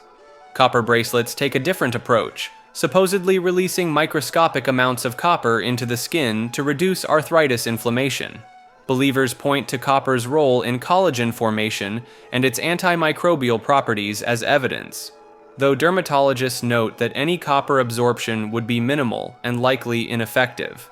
The Power Balance bracelet became the poster child for energy-based health jewelry in 2010, featuring embedded holograms that the company claimed were programmed with specific frequencies to optimize the body's natural energy field. Professional athletes, including Shaquille O'Neal and Drew Brees, endorsed the product before the Federal Trade Commission forced the company to admit their claims lacked scientific evidence. Ion bracelets entered the market with assertions about negative ion generation, claiming these invisible particles could neutralize positive ions from electronic devices and restore the body's electrical balance. Manufacturers often incorporate materials like tourmaline or titanium, stating these elements naturally produce beneficial negative ions when in contact with body heat. Crystal and gemstone bracelets blend traditional crystal healing beliefs with modern marketing, with each stone assigned specific healing properties. Amethyst allegedly promotes mental clarity, while hematite supposedly grounds excess electrical energy in the body. Multiple controlled studies have consistently failed to demonstrate any measurable physiological effects from these devices beyond placebo responses, yet the global market for therapeutic jewelry continues to generate hundreds of millions in annual revenue. Leaky gut syndrome is a condition where the lining of the small intestine allegedly becomes damaged and overly permeable, allowing bacteria, toxins, and undigested food particles to leak directly into the bloodstream. Alternative health practitioners claim this intestinal breach triggers widespread inflammation and autoimmune responses throughout the body. The theory centers on tight junctions, microscopic proteins that seal the spaces between intestinal cells. When these junctions supposedly loosen or break down, the gut transforms from a selective barrier into what some describe as a biological sieve. This process, known medically as increased intestinal permeability, becomes the foundation for linking digestive issues to conditions ranging from arthritis to depression. Naturopathic doctors and functional medicine specialists have connected leaky gut to an impressive array of symptoms. Chronic fatigue, brain fog, skin problems, food sensitivities, and mood disorders all allegedly stem from this single intestinal malfunction. Some practitioners go further, claiming connections to autism, Crohn's disease, and even schizophrenia. The treatment protocols typically involve eliminating inflammatory foods like gluten, dairy, and sugar, while introducing expensive supplement regimens. Bone broth, probiotics, and something called L-glutamine powder feature prominently in healing protocols that can stretch across months or years. Dr. Alessio Fasano's research on zonulin, a protein that regulates intestinal permeability, provided scientific legitimacy to the concept in the early 2000s. His work demonstrated that intestinal permeability does increase in certain conditions like celiac disease and Crohn's disease. However, mainstream gastroenterologists remain skeptical about the syndrome's broader applications. They point out that increased intestinal permeability appears to be a consequence rather than a cause of inflammatory bowel diseases. The leap from documented permeability changes to the vast symptom lists promoted by alternative practitioners lacks substantial clinical evidence. The syndrome has spawned a thriving industry of specialized diets, supplements, and testing kits that promise to identify and heal intestinal damage. The Lightning Process is a 3-day training program that promises to cure chronic fatigue syndrome, multiple sclerosis, depression, anxiety, addiction, eating disorders, and dozens of other conditions using nothing more than the power of positive thinking. Developed by British osteopath Phil Parker in the late 1990s, this expensive course costs over £1,000 in the United Kingdom and $1,700 in Australia. The lightning process claims that illnesses like chronic fatigue syndrome occur when your body gets stuck in a persistent stress response. According to Parker, while this disruption initially happens at an unconscious level, patients can exert conscious control over the process and break the cycle. The training combines elements from neuro-linguistic programming, life coaching, and osteopathy into what critics describe as an expensive placebo wrapped in pseudoscientific jargon. Parker himself has an interesting background. He was once a teacher on a course that claimed to teach people how to heal illnesses using spirit guides and tarot cards. The process has made some dramatic claims about its effectiveness, with at least one practitioner's website claiming it could help patients achieve full recovery from chronic fatigue syndrome with no possibility of relapse, no matter how severe their symptoms. The lightning process operates with characteristics that mirror multi-level marketing schemes. Practitioners pay Phil Parker to become licensed trainers and run their own businesses. These coaches typically share a similar story about having chronic fatigue syndrome, but getting cured by the lightning process.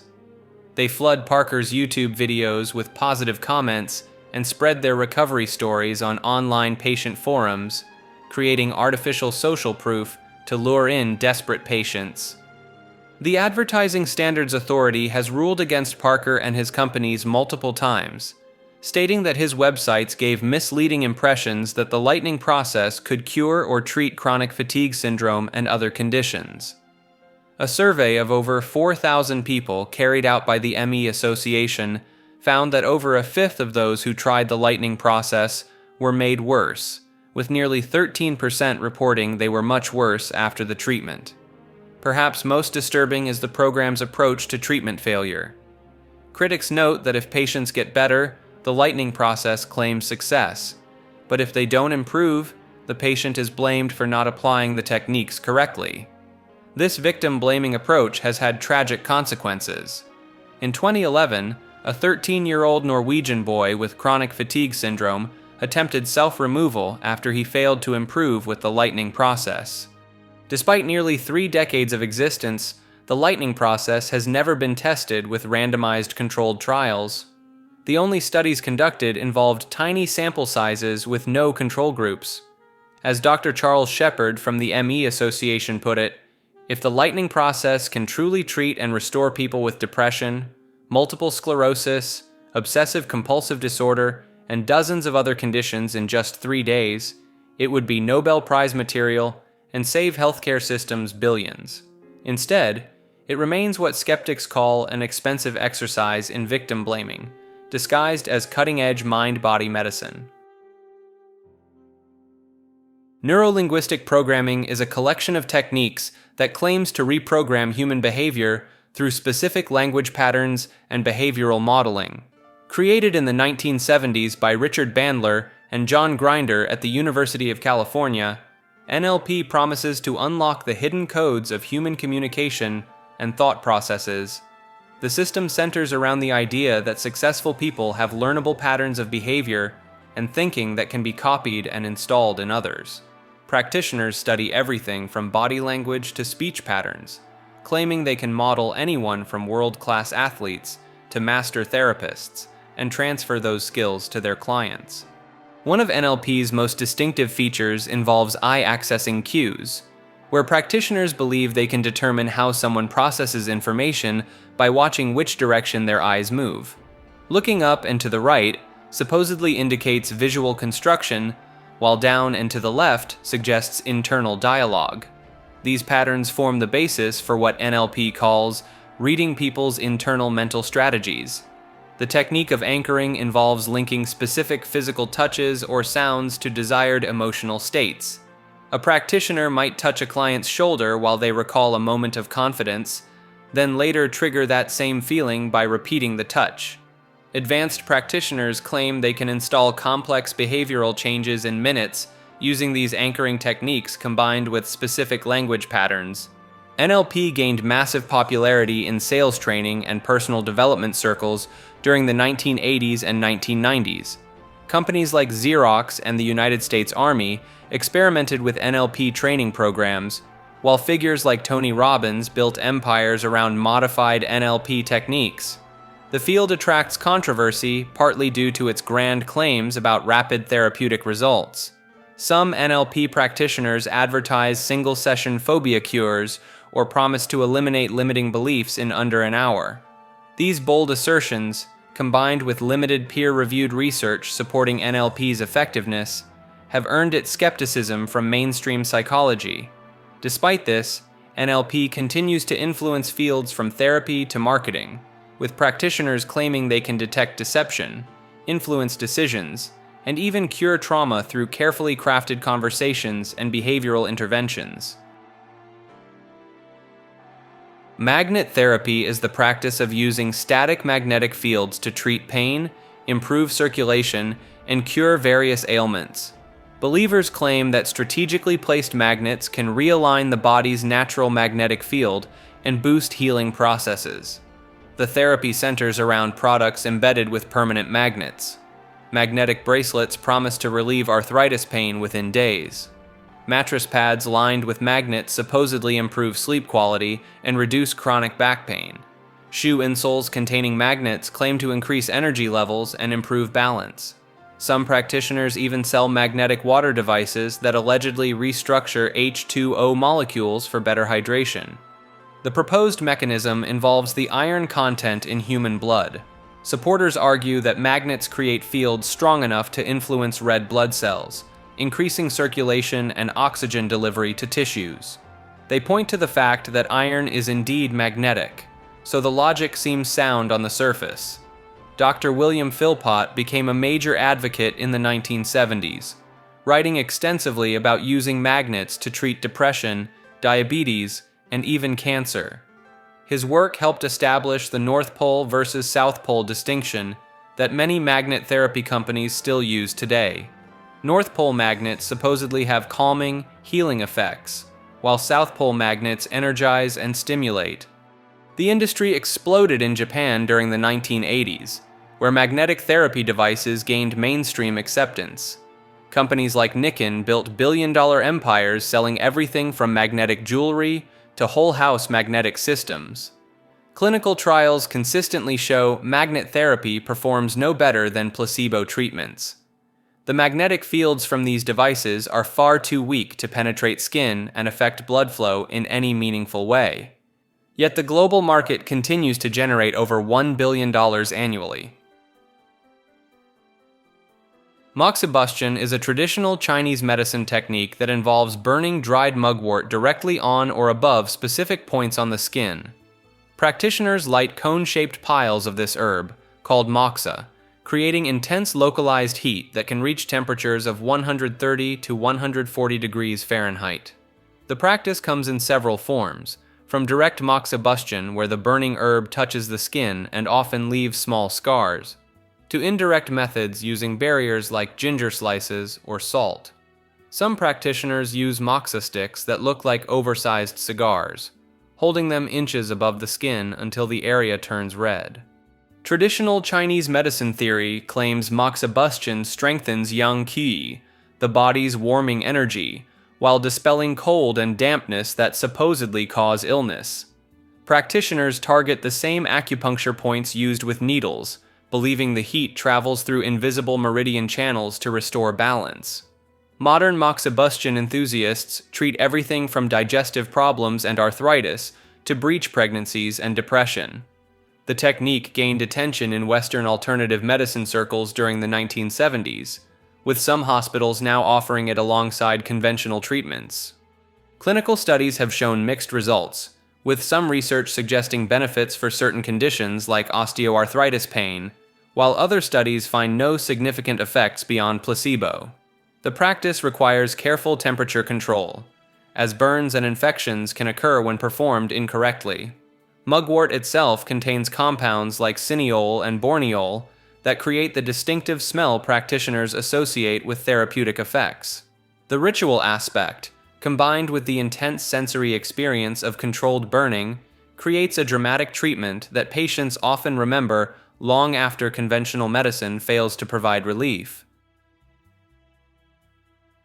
Naturopathy is a system of alternative medicine that claims the human body possesses an innate ability to heal itself through natural processes. Practitioners called naturopathic doctors, or NDs, use treatments ranging from herbal remedies and homeopathy to dietary changes and hydrotherapy, often positioning themselves as primary care physicians despite lacking conventional medical training. The practice emerged in the late 1800s through figures like Benedict Lust, who established the first naturopathic college in New York. Lust promoted the idea that disease stems from violations of natural law, and that cures could be found through fasting, vegetarian diets, and exposure to fresh air and sunlight. Modern naturopathy operates on 6 core principles, including the healing power of nature and treating the whole person rather than isolated symptoms. However, these philosophical foundations often conflict with evidence-based medicine.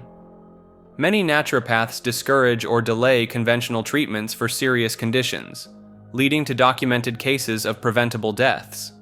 The regulatory landscape creates additional confusion. Only 17 U.S. states license naturopathic doctors, while others allow virtually anyone to practice under the naturopath title.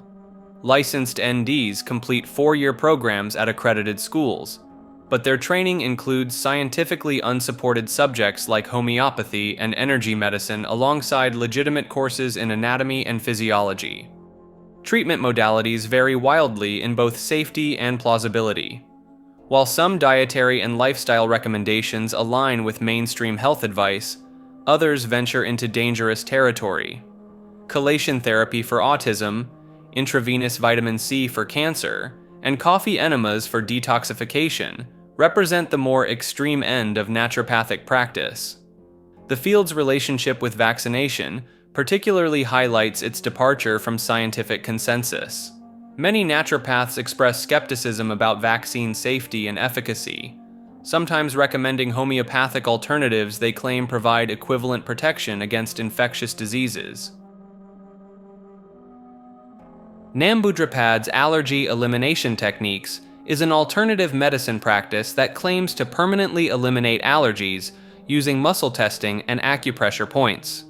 Developed by chiropractor Devi Nambudrapad in the 1980s, this technique combines elements from acupuncture, chiropractic manipulation, applied kinesiology, and homeopathy into what supporters call a revolutionary allergy treatment. The process begins with practitioners using muscle testing to identify alleged allergies and sensitivities. Patients hold glass vials containing allergen samples while the practitioner tests their muscle strength, believing that exposure to problem substances will cause temporary muscle weakness. Once sensitivities are identified, treatment involves lying on a table while the practitioner stimulates specific acupressure points along the spine and extremities.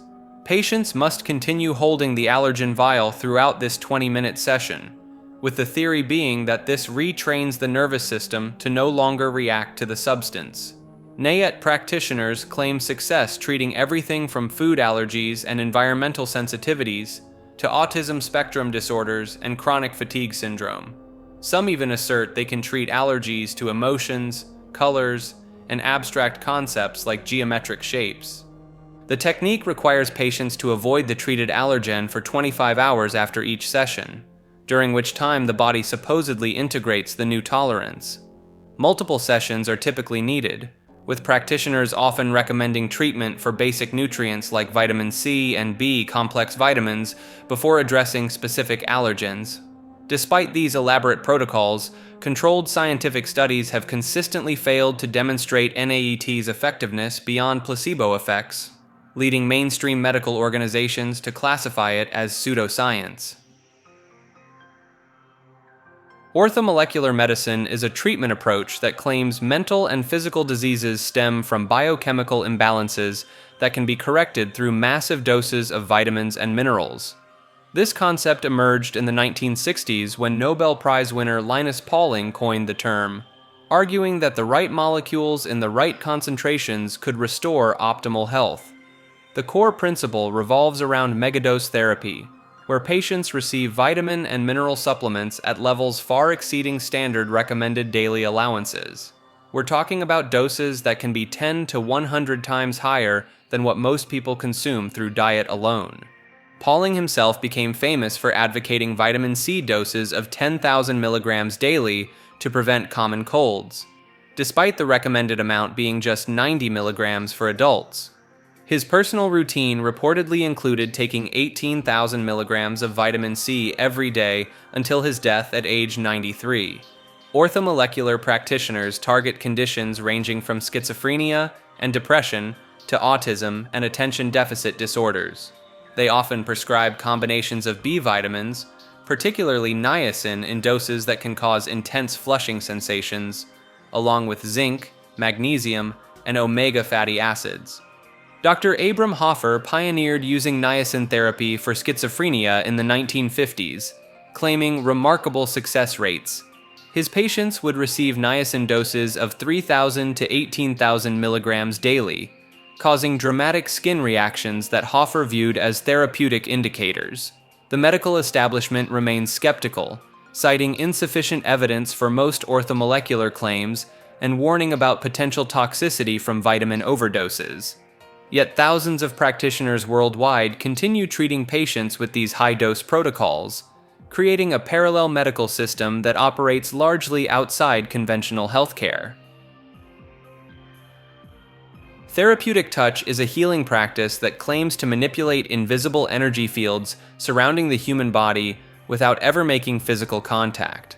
Developed in the 1970s by nursing professor Dolores Krieger and psychic healer Diva Kunz, this technique centers on the belief that trained practitioners can detect disruptions in a person's energy field simply by hovering their hands 2 to 4 inches above the body. The practitioners then claim to smooth out these energy blockages, promoting healing and reducing pain. The process involves 3 main steps. First, the practitioner enters a meditative state called centering. Next comes the assessment phase, where they slowly move their hands over the patient's body, supposedly feeling for temperature changes, tingling sensations, or areas of congestion in the energy field. Finally, they perform the treatment by redirecting this energy flow using sweeping hand motions. What makes this particularly noteworthy is that therapeutic touch became widely accepted in nursing education, with over 100 colleges and universities teaching the technique by the 1990s. Thousands of nurses worldwide received certification in this practice, and it was used in hospitals across the United States. The entire foundation crumbled in 1998 when 9-year-old Emily Rosa conducted a simple experiment for her 4th grade science fair. She tested 21 therapeutic touch practitioners by having them place their hands through holes in a cardboard screen. Rosa would then randomly place her hand above one of theirs, and the practitioners had to detect which hand was receiving her energy field. The results were devastating. The practitioners identified the correct hand only 44% of the time, which is worse than random guessing. Rosa's study was later published in the Journal of the American Medical Association, making her the youngest person ever to publish research in this prestigious medical journal. Osteopathic manipulative medicine is a hands-on treatment approach that claims the human body contains an innate ability to heal itself through manual manipulation of muscles, bones, and connective tissues. Founded in 1874 by Andrew Taylor Still, this practice emerged from Still's belief that many diseases stemmed from problems in the musculoskeletal system. Still developed his theories after losing 3 children to spinal meningitis, leading him to reject conventional medicine of his era and create what he called a new science of healing. The core philosophy centers on 4 key principles. The body functions as a unified whole, possesses self-regulating mechanisms, maintains a relationship between structure and function, and responds to rational treatment based on these concepts. Practitioners use their hands to feel for what they describe as somatic dysfunction, areas where tissues feel restricted, asymmetrical, or tender. Treatment techniques range from gentle pressure and stretching to high-velocity thrusts that produce audible joint pops. Some practitioners employ craniosacral therapy, which involves applying light pressure to the skull and spine to allegedly influence cerebrospinal fluid flow. Others use visceral manipulation, claiming to treat internal organs through abdominal massage. The field split into two camps during the early 1900s.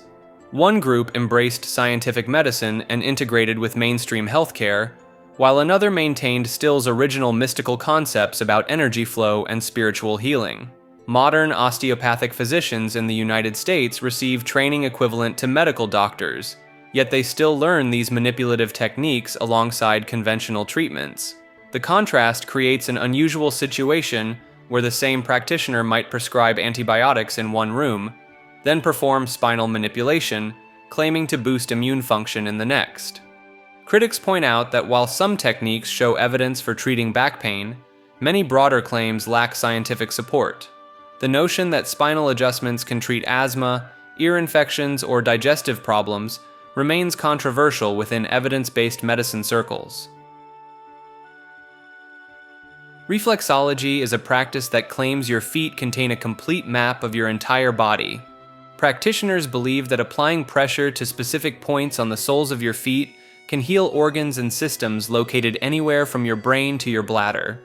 The theory suggests that invisible energy pathways connect every toe and heel section to distant body parts through what reflexologists call reflex zones. According to reflexology charts, your big toe supposedly controls your head and neck, while the arch of your foot manages your digestive system. Press the right spot near your pinky toe, and reflexologists claim you can treat shoulder problems. The practice extends beyond feet to include hands and ears, each supposedly containing their own miniature body maps. Eunice Ingham popularized modern reflexology in the 1930s after studying the work of physician William Fitzgerald, who developed zone therapy. Ingham created detailed foot charts that reflexologists still use today, mapping out precise locations where thumb pressure allegedly triggers healing responses throughout the body. The practice gained mainstream attention when reflexologist Kevin Kunz claimed that a 10-minute foot massage could provide the same stress relief as a 35-minute full-body massage. Some reflexologists go further, suggesting their technique can address everything from diabetes to depression by manipulating the correct pressure points. Modern reflexology sessions typically last 45 to 60 minutes and can cost anywhere from $50 to $150. The lack of anatomical evidence for energy pathways connecting feet to organs hasn't deterred millions of believers worldwide. Reflexology remains popular in spas and alternative medicine clinics, where practitioners confidently press specific foot zones while clients hope for healing that medical science says shouldn't be possible. The Tomatis method is an alternative therapy that claims to retrain the brain through specially filtered music and sounds. French ENT doctor Alfred Tomatis developed this approach in the 1950s after observing opera singers who lost their ability to hear certain frequencies. Tomatis believed that many learning disabilities, behavioral problems, and developmental issues stem from poor listening skills rather than hearing problems. His theory centered on the idea that the ear develops in the womb and continues shaping brain function throughout life. According to Tomatis, when someone cannot properly process certain sound frequencies, it creates cascading problems with attention, language, and emotional regulation. The treatment involves sitting in a special room wearing headphones that play filtered classical music, particularly Mozart compositions. The electronic ear device, as Tomatis called it, removes and emphasizes specific frequencies while adding unexpected delays and interruptions. Sessions typically last 2 hours, and patients might need anywhere from 60 to 200 hours of treatment spread across several intensive blocks. Practitioners claim the method can treat autism, attention deficit disorder, dyslexia, depression, and even help with foreign language learning. Some centers charge thousands of dollars for complete programs, marketing to desperate parents seeking alternatives for children with developmental challenges. The filtering process supposedly mimics sounds heard in the womb, gradually retraining the ear and brain to process audio information more effectively. Tomatis argued that high-frequency sounds, particularly around 8,000 Hz, stimulate the brain and improve cognitive function. Despite decades of use in clinics worldwide, rigorous scientific studies have consistently failed to demonstrate benefits beyond placebo effects. The underlying neurological claims about frequency-specific brain stimulation lack supporting evidence from modern neuroscience research. Wind turbine syndrome is a collection of health symptoms that some people claim to develop when living near wind farms. The condition was named and popularized by Dr. Nina Pierpont, a Johns Hopkins-trained pediatrician who self-published a book on the subject in 2009. Pierpont's list of alleged symptoms reads like a medical textbook gone wild. Her original research documented everything from headaches and sleep problems to tinnitus, heart palpitations, and difficulty concentrating. But the scope has expanded dramatically since then. Researchers have now counted an astonishing 247 different symptoms attributed to wind turbines, ranging from back pain and accelerated aging to herpes and multiple sclerosis. The theory centers on infrasound, which refers to sound waves below the normal range of human hearing at 20 Hz. Pierpont argued that the low-frequency noise and vibrations generated by spinning turbine blades disrupt the inner ear's balance system, triggering a cascade of health problems throughout the body. She claimed these effects could occur up to 1.25 miles away from the turbines. Pierpont conducted her research by interviewing 23 people over the phone, recruited through anti-wind energy groups. She accepted statements about an additional 15 household members without speaking to them directly. Her husband, Calvin Luther Martin, happens to be an anti-wind activist who criticizes both the economics and physics of wind power. The most famous case involves Sue Hobart from Cape Cod, Massachusetts. In the summer of 2010, 3 wind turbines were erected in her town, with one running around the clock just 1,600 feet from her home. Hobart reported developing severe headaches, chest fluttering at night, and sleep disturbances. A Harvard Medical School doctor diagnosed her with wind turbine syndrome in 2011. She noticed her symptoms disappeared when she traveled away from home to San Diego or New Hampshire. Hobart and dozens of other residents filed lawsuits against the wind farm operators. The 3 turbines in question stood 400 feet tall and generated 163 megawatts each.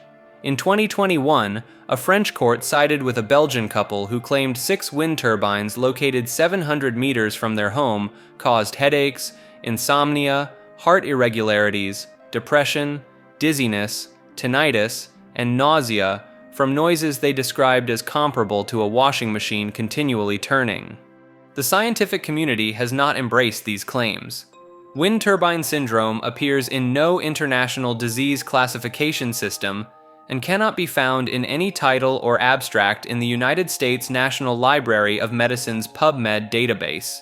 Multiple government health reviews in Massachusetts, Ontario, Australia, and other jurisdictions have found no credible evidence linking wind turbines to the reported health effects. Critics point out that Pierpont's research methodology was severely flawed. She had no control group, relied entirely on phone interviews, and selected participants through groups already opposed to wind energy. Her work was never subjected to proper peer review, despite claims to the contrary. When she attempted to serve as an expert witness at a 2013 wind farm hearing in Ontario, officials questioned her credentials and methodology. The distribution of reported cases tells an interesting story. Health complaints correlate strongly with media coverage of wind turbine syndrome itself, rather than with the actual presence or absence of wind farms. This pattern suggests what researchers call the nocebo effect, where the expectation of harm can trigger real symptoms even without a direct physical cause.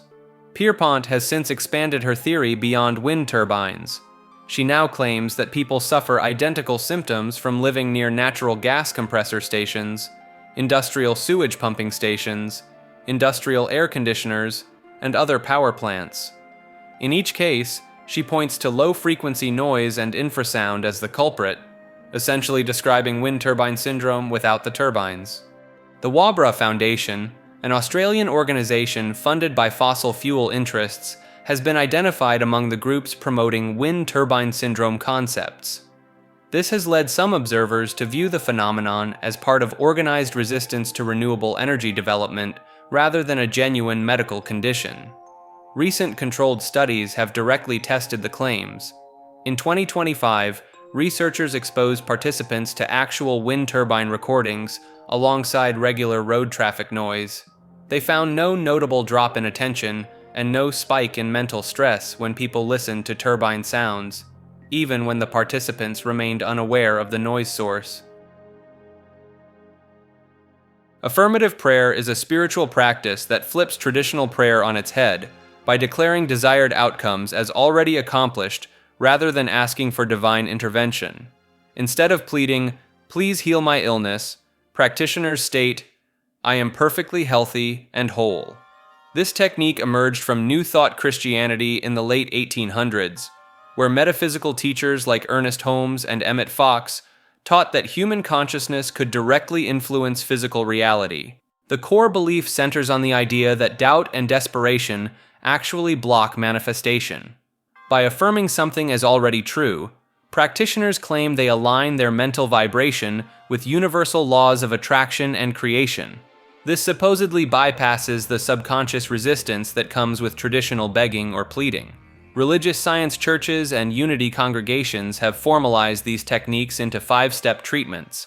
Practitioners begin by recognizing the presence of divine power, then unify themselves with that power, speak their affirmation as established fact, express gratitude for the already accomplished result, and finally release attachment to the outcome. Specific cases include stories of financial windfalls appearing within days of prosperity affirmations, chronic pain disappearing after health declarations, and relationship conflicts resolving following statements of harmony and peace. The practice extends beyond personal desires into what followers call scientific prayer, where groups collectively affirm outcomes for world events, natural disasters, and social issues. Some practitioners claim they've influenced weather patterns, prevented earthquakes, and even altered election results through coordinated affirmative sessions. Critics point out the lack of controlled studies and the convenient explanation that failed affirmations result from insufficient faith or hidden negative beliefs. Anthroposophic medicine is a complete medical system that treats illnesses as manifestations of spiritual imbalances, prescribing remedies made from metals heated under starlight, and cancer treatments derived from parasitic mistletoe. Developed by Austrian philosopher Rudolf Steiner in the early 1900s, this approach views the human body as having 4 distinct levels of existence. The physical body houses an etheric body responsible for life forces, an astral body governing emotions and consciousness, and an ego organization that represents the individual spirit. Practitioners diagnose patients by observing their constitutional type, determining whether they lean toward nerve sense pole disorders or metabolic limb pole imbalances. The pharmacy reads like medieval alchemy crossed with modern chemistry. Medications include ferrum phosphoricum, created by exposing iron phosphate to morning sunlight, and aurum metallicum, made from gold heated according to planetary rhythms. The most famous preparation, Iscador, extracts compounds from mistletoe growing on specific host trees, with different varieties prescribed based on whether the patient's cancer exhibits warming or cooling characteristics. Anthroposophic hospitals operate throughout Europe, particularly in Germany and Switzerland, offering conventional treatments alongside eurythmy movement therapy, rhythmic massage, and artistic therapies using watercolor painting or clay modeling. Medical students learn to perceive what Steiner called supersensible anatomy, studying how spiritual forces influence organ function and disease progression. The Goetheanum in Switzerland serves as the worldwide headquarters, training doctors who integrate traditional medical knowledge with Steiner's insights about karmic illness patterns and constitutional predispositions inherited from previous incarnations. Applied kinesiology is a diagnostic method that claims to reveal hidden health problems by testing the strength of your muscles. Developed by chiropractor George Goodhart in 1964, this practice suggests that every muscle in your body connects to specific organs, and when those organs malfunction, the corresponding muscles become weak. The process looks deceptively simple. A practitioner has you extend your arm while they press down on it, testing your resistance. They might then place a suspected allergen on your tongue, or hold a supplement bottle against your body, and repeat the test. If your muscle suddenly feels weaker, they claim this reveals everything from food allergies, to vitamin deficiencies, to emotional trauma stored in your tissues. Practitioners use this technique to diagnose conditions ranging from thyroid disorders to heavy metal poisoning. Some claim they can identify which specific supplements your body needs by testing how your muscles respond to different bottles held against your skin. Others insist they can detect past emotional traumas by the way certain muscle groups react during testing. The method has spawned numerous variations. Touch for Health uses similar muscle testing for general wellness. Behavioral kinesiology adds the claim that different emotions weaken different muscles.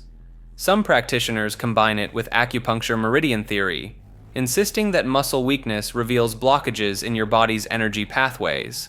Despite decades of use by thousands of practitioners worldwide, controlled studies consistently show that muscle testing performs no better than random chance at diagnosing actual medical conditions. The muscle weakness often attributed to health problems appears to result from subtle changes in the tester's pressure, rather than genuine diagnostic insight. This differs entirely from legitimate kinesiology, which studies human movement and exercise science through rigorous scientific methods. Aromatherapy is the practice of using essential oils extracted from plants to treat physical and psychological conditions through inhalation or topical application. While pleasant scents can certainly affect mood, the field extends far beyond simple relaxation into territory where fragrance molecules are claimed to cure everything from depression to cancer. The practice gained modern momentum through French chemist René-Maurice Gattefossé, who coined the term in 1928 after allegedly healing a burn on his hand using lavender oil. This single anecdote became the foundation for an entire industry worth over $4 billion annually. Essential oil enthusiasts make remarkable claims about these concentrated plant extracts. Frankincense oil supposedly reverses cellular damage and fights tumors. Tea tree oil is marketed as a cure for infections that would normally require antibiotics.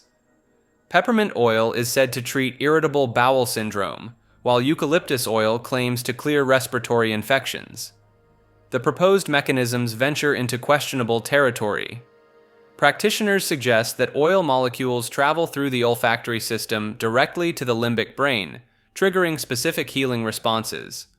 Some claim these compounds can cross the blood-brain barrier and alter neurotransmitter levels within minutes of inhalation.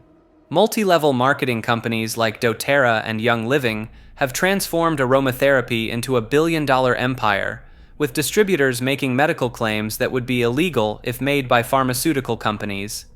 Internal company documents from 2015 revealed doTERRA representatives suggesting their oils could treat Ebola, autism, and dementia. The disconnect between marketing claims and scientific evidence becomes apparent when examining peer-reviewed studies. While research shows lavender may have mild calming effects, and tea tree oil possesses some antimicrobial properties, the leap to treating serious medical conditions lacks supporting data. Perhaps most concerning are cases where aromatherapy replaced conventional medical treatment, leading to preventable complications and delayed care for serious conditions. Auriculotherapy is a healing practice that claims your ear contains a complete map of your entire body. French neurologist Paul Noguier developed this technique in the 1950s after observing a patient whose back pain disappeared following a specific ear treatment by a local healer. The theory centers on the idea that your ear resembles an inverted fetus, with each section corresponding to different organs and body parts. The earlobe represents the head and brain, while the upper ear cartilage maps to your feet and legs. Practitioners insert tiny needles, apply pressure, or attach small metal pellets to specific ear points to treat conditions ranging from chronic pain to addiction. Noguier claimed he discovered this ear-body connection by using a technique called the vascular autonomic signal, where he would hold his fingers to a patient's wrist and feel for pulse changes while touching different ear areas. This pulse detection method supposedly revealed which ear points connected to problem areas in the body. Modern auriculotherapy sessions involve practitioners consulting detailed ear charts that divide the external ear into over 100 treatment points.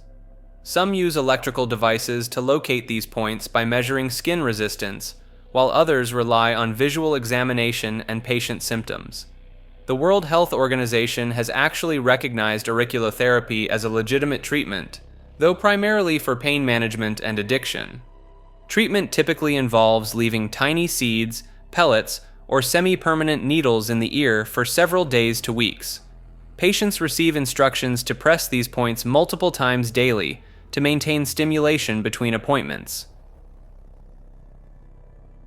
Balneotherapy is the practice of immersing the body in mineral-rich waters or therapeutic muds to treat disease. This ancient healing method has spawned claims that range from scientifically plausible to wildly exaggerated. Hot springs water has been touted to cure everything from kidney stones to male pattern baldness, with enthusiasts attributing near-miraculous properties to specific mineral combinations. The practice dates back to Hippocrates in 500 BC, who first documented healing with water, while Romans constructed elaborate bathhouses where citizens gathered for communal therapeutic soaking. Different mineral waters supposedly target different ailments based on their chemical composition. Sulfur-rich springs claim to reduce inflammation, lithium-laden waters promise mood improvement, and selenium-enriched baths allegedly heal skin conditions. Many mineral waters at spas are rich in particular minerals such as silica, sulfur, selenium, and radium, with each element marketed for specific therapeutic effects. The mechanism supposedly works through chemical absorption, thermal effects, and hydrostatic pressure combined. The biological mechanisms by which immersion in mineral medicinal water and the application of mud alleviate symptoms of several pathologies are still not completely understood, yet practitioners confidently prescribe specific treatments for dozens of conditions. John Harvey Kellogg, the cornflake inventor, operated a sanitarium in Battle Creek, Michigan in the early 1900s, where he administered questionable balneotherapy treatments, including the sinusoidal bath. This treatment produces muscular contractions in the patient that are supposed to relieve a number of symptoms by applying electric current directly to bath water. Modern research reveals mixed results. Scientific studies into the effectiveness of balneotherapy do not show that balneotherapy is effective for treating rheumatoid arthritis. There is also no evidence indicating a more effective type of bath, or that bathing is more effective than exercise, relaxation therapy, or mud packs. Most of the studies on balneotherapy have methodological flaws and are not reliable. Despite these limitations, European health systems still integrate balneotherapy into medical practice, with doctors prescribing specific mineral water treatments based on traditional classifications rather than rigorous scientific evidence. The gap between enthusiastic claims and scientific validation keeps balneotherapy suspended between alternative medicine and legitimate therapy. Biological terrain assessment is an alternative health practice that claims to reveal your body's hidden disease patterns by analyzing 3 specific measurements from your blood, saliva, and urine. Practitioners believe these readings can predict illness years before symptoms appear and guide personalized treatment protocols. The assessment centers on measuring pH levels, oxidation reduction potential, and electrical resistivity in bodily fluids. Supporters argue these 3 parameters create a complete picture of your internal biological environment, much like how soil conditions determine what plants can grow. This approach stems from 19th century French scientist Antoine Bécham's terrain theory, which directly challenged Louis Pasteur's germ theory of disease. While Pasteur focused on killing harmful microorganisms, Béchamp insisted that maintaining proper internal conditions prevents pathogens from taking hold in the first place. Modern BTA practitioners use specialized electronic devices to generate numerical readings for each fluid sample. A typical session involves collecting small amounts of blood, saliva, and first morning urine, then inserting electrodes to measure the electrical properties. The resulting numbers get plotted on charts that supposedly reveal everything from cancer risk to nutritional deficiencies. Vincent Bioelectronics, developed by French engineer Louis-Claude Vincent in the 1950s, provided the technical foundation for these measurements. Vincent originally designed his system to assess water quality for municipal systems, but alternative health practitioners adapted it for human diagnostics. Clinics offering BTA often combine the testing with expensive supplement regimens tailored to correct the measured imbalances. Some practitioners claim they can track treatment progress by watching how the numbers shift over multiple visits. The scientific community has found no evidence that these electrical measurements correlate with actual health status or disease risk, noting that normal biological variation easily explains the readings practitioners interpret as meaningful patterns. Biorhythms are mathematical cycles that supposedly govern every aspect of human performance and behavior from the moment you're born until you die. This theory claims your physical strength, emotional state, and intellectual capacity all follow precise, predictable patterns that can be calculated with startling accuracy. The concept emerged from the work of Wilhelm Fliess, a German physician in the 1890s who became convinced that human life operated on 3 distinct cycles. The physical cycle runs 23 days, controlling your strength, coordination, and overall vitality. The emotional cycle spans 28 days, dictating your mood, creativity, and sensitivity. The intellectual cycle takes 33 days to complete, governing your analytical thinking, memory, and decision-making abilities. According to biorhythm believers, these cycles begin the instant you take your first breath and continue uninterrupted throughout your entire existence. When a cycle reaches its peak, you're supposedly operating at maximum capacity in that area. When it dips to its lowest point, you're at your most vulnerable. The real danger comes during critical days when cycles cross the zero line, transitioning from positive to negative or vice versa. The theory gained massive popularity during the 1970s when pocket calculators made biorhythm calculations accessible to everyone. Companies sold biorhythm charts, compatibility reports, and even wristwatches that displayed your daily readings. Some airlines reportedly used biorhythm data to schedule pilots, while athletes consulted their charts before major competitions. Biorhythm enthusiasts point to cases like the Titan submersible incident, claiming the timing aligned perfectly with negative biorhythm predictions for the crew members. They argue that understanding these cycles can prevent accidents, improve relationships, and optimize performance in everything from surgery to stock trading. The mathematics behind biorhythms creates an illusion of scientific precision, with practitioners calculating exact percentages for each cycle on any given day. This numerical complexity often convinces people that something so mathematically sophisticated must contain genuine insight into human nature. Adrenal fatigue is a condition that naturopaths and alternative health practitioners claim occurs when your adrenal glands become exhausted from pumping out stress hormones like cortisol for too long. The theory suggests that modern life's constant stress eventually burns out these walnut-sized glands that sit on top of your kidneys, leaving you feeling perpetually drained. Believers say this condition manifests as chronic tiredness that doesn't improve with sleep, difficulty waking up in the morning, craving salty or sweet foods, feeling overwhelmed by everyday tasks, and needing caffeine just to function. Some also report getting sick more often, feeling dizzy when standing up quickly, and having trouble concentrating. The concept gained popularity in the 1990s through books like Adrenal Fatigue, The 21st Century Stress Syndrome, by chiropractor James Wilson, who actually coined the term.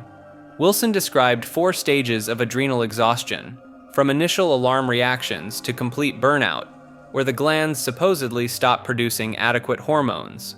Practitioners typically diagnose this through saliva tests that measure cortisol levels at different times throughout the day. They claim healthy people should have high cortisol in the morning that gradually decreases, while those with adrenal fatigue show either consistently low levels or erratic patterns. The medical establishment firmly rejects adrenal fatigue as a legitimate diagnosis. The Endocrine Society and major medical organizations state there's no scientific evidence that chronic stress can damage healthy adrenal glands in this way. They point out that real adrenal insufficiency, called Addison's disease, is a serious condition with clear laboratory findings and entirely different symptoms. Treatment protocols usually involve expensive supplement regimens featuring adrenal extracts, adaptogenic herbs like ashwagandha and rhodiola, high doses of vitamin C and B vitamins, and strict dietary changes. Some practitioners also recommend bioidentical hormone replacement and complete lifestyle overhauls that can cost thousands of dollars. Alexander Technique is a movement method that claims to unlock the body's natural coordination by changing how we think about motion itself.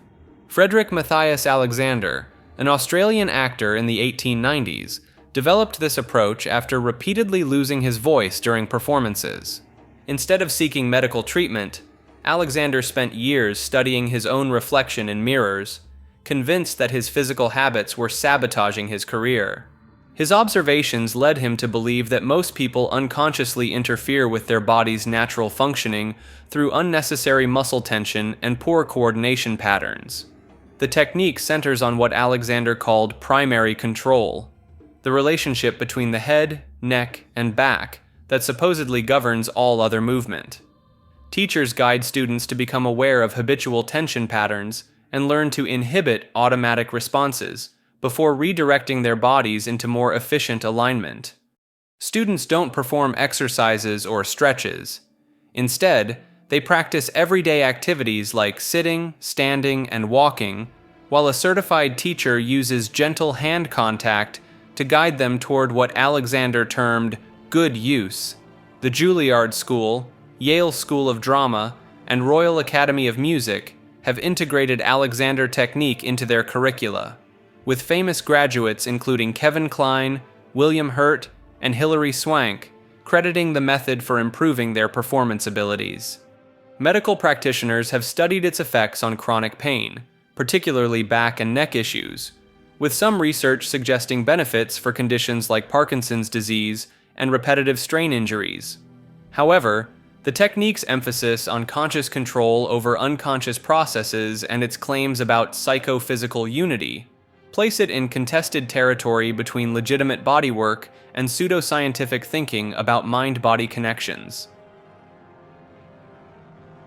Foot detox is a wellness practice that claims to remove harmful toxins from your body through the soles of your feet. The most popular version involves soaking your feet in a basin filled with warm salt water, while an electrical device called an ion generator creates a low-level current. Within minutes, the clear water begins transforming into murky shades of brown, orange, or even black. Practitioners point to these dramatic color changes as proof that toxins are being pulled directly from your organs through your feet. Different colors supposedly indicate different types of toxins. Brown water means liver toxins, orange suggests joint problems, and black water indicates heavy metals. The footpad version involves adhesive patches placed on the bottom of your feet overnight. By morning, the originally white pads have turned dark and gummy, which manufacturers claim shows the toxins that were drawn out while you slept. The appeal lies in the immediate visual evidence. Unlike other detox methods that promise invisible internal changes, foot detox provides dramatic before and after photos that seem impossible to fake. However, the color changes have nothing to do with your body's toxins. In ionic foot baths, the discoloration comes from the metal electrodes corroding in the salt water, a basic electrochemical reaction. The same color changes occur even when no feet are present in the water. For foot pads, the darkening happens when moisture from your feet activates ingredients like wood vinegar and bamboo extract, which naturally turn dark when wet. Despite the lack of scientific evidence, the foot detox industry generates millions in revenue annually, with sessions typically costing $30 to $60 each. Perineum sunning is the practice of exposing the area between your genitals and anus directly to sunlight for supposed health benefits. This trend exploded across social media platforms in 2019 when wellness influencer Metaphysical Megan posted about absorbing solar energy through what she called the most important 30 seconds of her day. The central claim revolves around the perineum, containing a high concentration of nerve endings and energy pathways that traditional Chinese medicine calls meridians. Advocates believe this sensitive area can absorb vitamin D and solar energy more efficiently than other parts of the body, supposedly delivering benefits equivalent to hours of regular sun exposure in just minutes. Josh Brolin, the Hollywood actor, famously tried the practice and ended up with what he described as a crazy burning sensation that left him unable to sit properly for days. His Instagram confession about the mishap brought mainstream attention to the trend and highlighted the obvious risks of exposing such delicate skin to direct ultraviolet radiation. Influencers like Ray of Earth and Troy Casey have promoted 90-second to 5-minute sessions as optimal, claiming benefits ranging from increased testosterone and improved sleep quality to enhanced creativity and spiritual awakening. Some even suggest it can boost fertility and regulate circadian rhythms more effectively than conventional light therapy. The practice draws loosely from ancient Taoist traditions involving solar gazing and energy cultivation, though historical texts make no specific mention of perineal sun exposure. Modern practitioners often combine it with breathwork, meditation, and grounding techniques while positioned in specific yoga poses. Medical professionals universally warn against the practice, noting that the perineal area lacks the melanin protection found in other skin areas and can suffer severe burns, increased infection risk, and potential long-term damage from ultraviolet exposure. Ayurveda is a traditional healing system from India that claims to balance your body's energies through personalized treatments based on your fundamental constitution. The system divides every person into 3 main body types called doshas: Vata, Pitta, and Kapha, each supposedly governing different bodily functions and personality traits. Vata people are said to be thin, creative, and prone to anxiety, while Pitta types are described as medium-built, ambitious, and quick to anger. Kapha individuals are characterized as larger, calm, and slow to change. Practitioners determine your dominant dosha through pulse diagnosis, where they claim to feel over 20 different pulse qualities that reveal everything from your digestive strength to your emotional state. Some Ayurvedic doctors insist they can diagnose pregnancy, mental illness, and even predict future health problems just by feeling your wrist. The treatment arsenal includes oil pulling, where patients swish coconut or sesame oil in their mouths for 15 to 20 minutes daily to supposedly draw toxins from their entire body. Panchakarma purification involves induced vomiting, therapeutic enemas, and bloodletting to eliminate accumulated waste products called ama. More concerning are the basmas, ash preparations made by repeatedly heating metals like mercury, lead, and gold with herbs until they form powders. These metallic medicines are prescribed for everything from diabetes to infertility, despite documented cases of heavy metal poisoning in patients who consumed them. Modern Ayurvedic manufacturers market products claiming to cure cancer, AIDS, and genetic disorders through ancient formulations. The Maharishi organization promotes transcendental meditation as an Ayurvedic technique that can supposedly enable human flight and create world peace through group meditation sessions. Several high-profile practitioners have faced legal action for making unsubstantiated medical claims, yet the system continues to gain popularity in wellness circles worldwide. Essential oils are concentrated plant extracts that have somehow convinced millions of people they can cure everything from cancer to childhood behavioral disorders. These aromatic liquids, created by distilling or pressing various parts of plants, contain the concentrated essence of their source material in bottles that typically cost more per ounce than premium whiskey. The modern essential oil movement exploded in the 2010s, largely driven by multi-level marketing companies like doTERRA and Young Living. These companies train distributors to make increasingly bold medical claims, despite lacking any pharmaceutical licensing or medical training. Representatives routinely suggest that frankincense can shrink tumors, that thieves' oil blend can prevent infectious diseases, and that lavender can replace anxiety medication.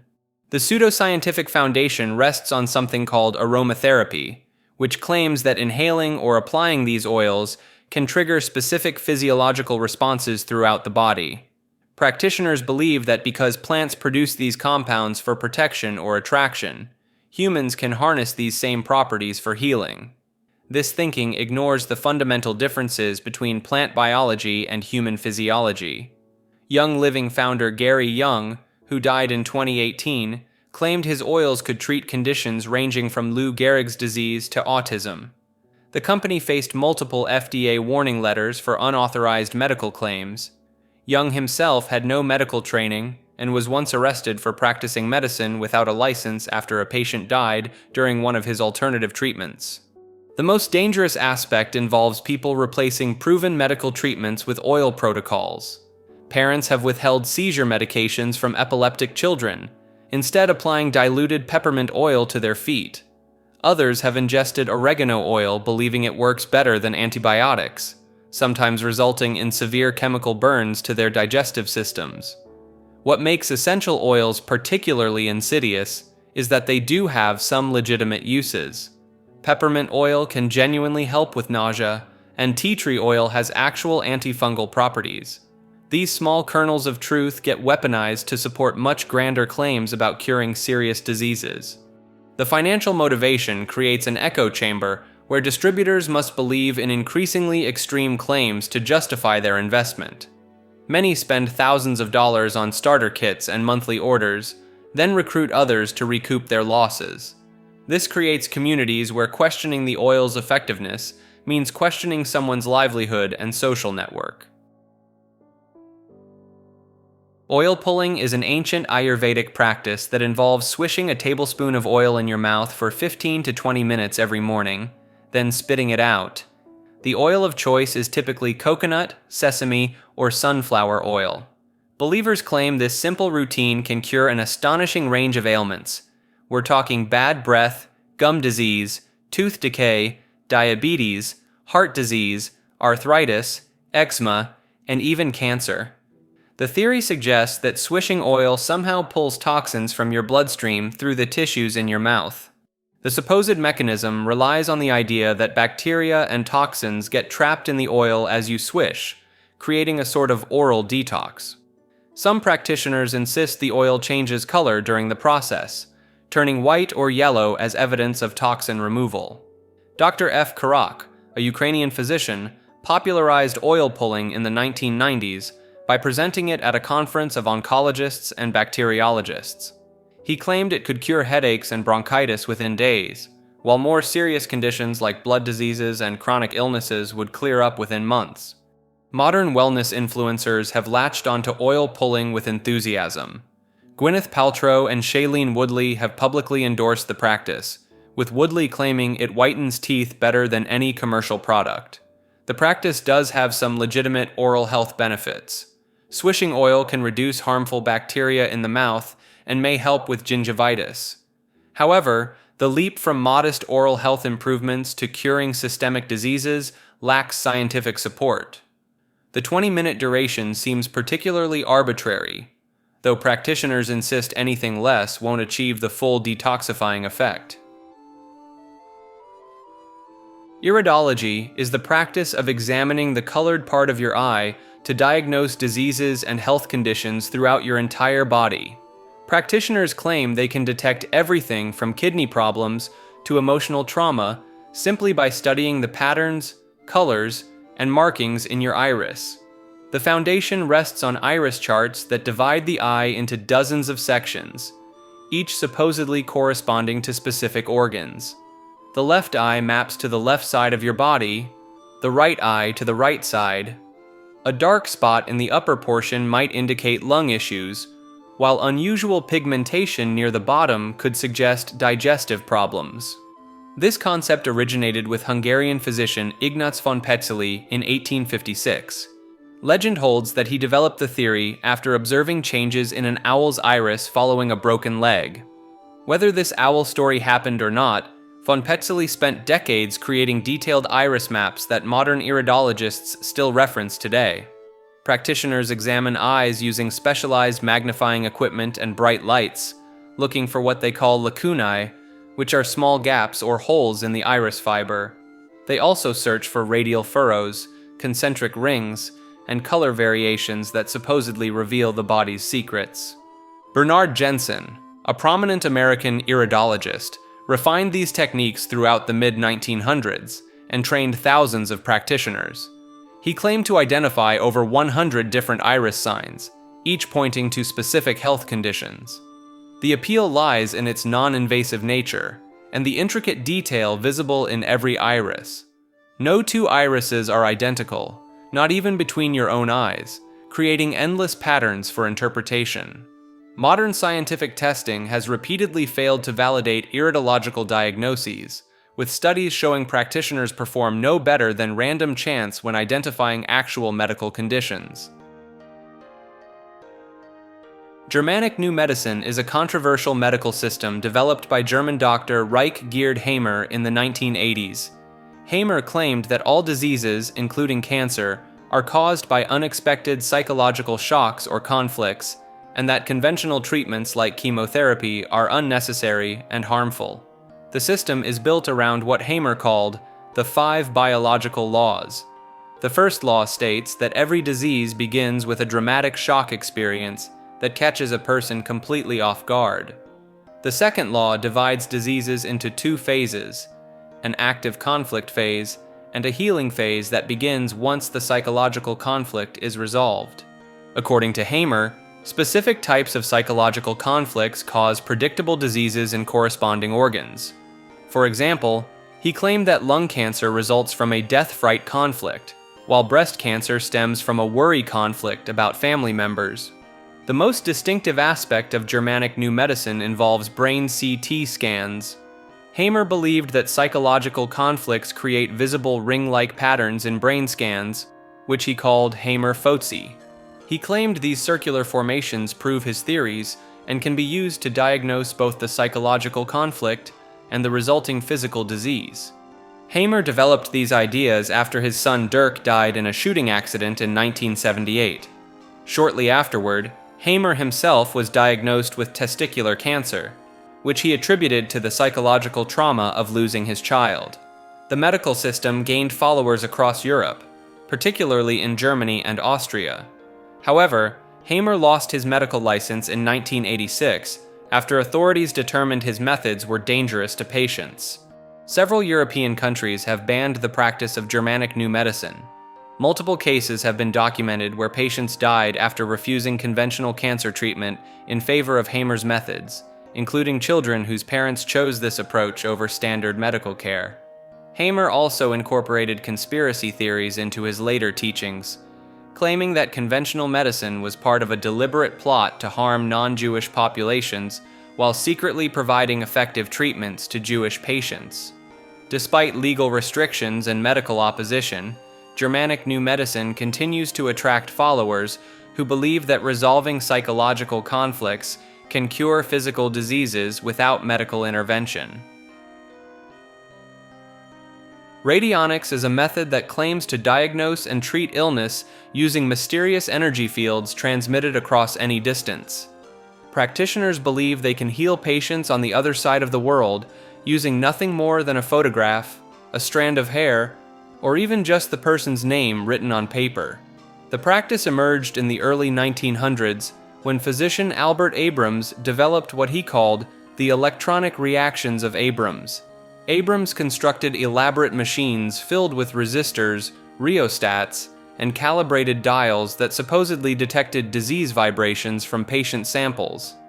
He claimed each illness had a specific numerical rate that could be dialed into his devices. These radionic machines became increasingly complex over the decades.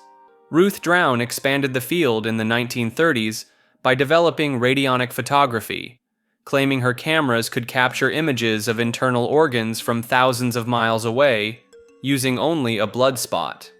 Her photographs allegedly showed tumors, broken bones, and other conditions in patients she had never physically examined.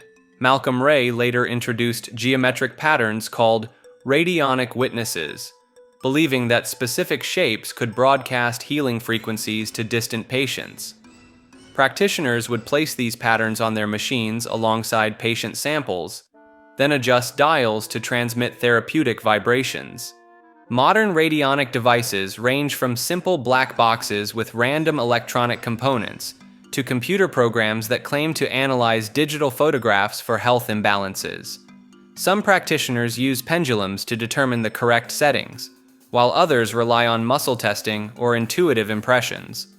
The field has produced some particularly ambitious claims, including the ability to treat plants and animals from photographs, influence weather patterns, and even affect past events through temporal broadcasting. Urotherapy is the practice of drinking your own urine as a form of alternative medicine. Practitioners claim this liquid waste can cure everything from cancer to baldness, boost immune systems, and even reverse aging. The belief centers around the idea that urine contains valuable nutrients, hormones, and antibodies that get wasted when flushed away.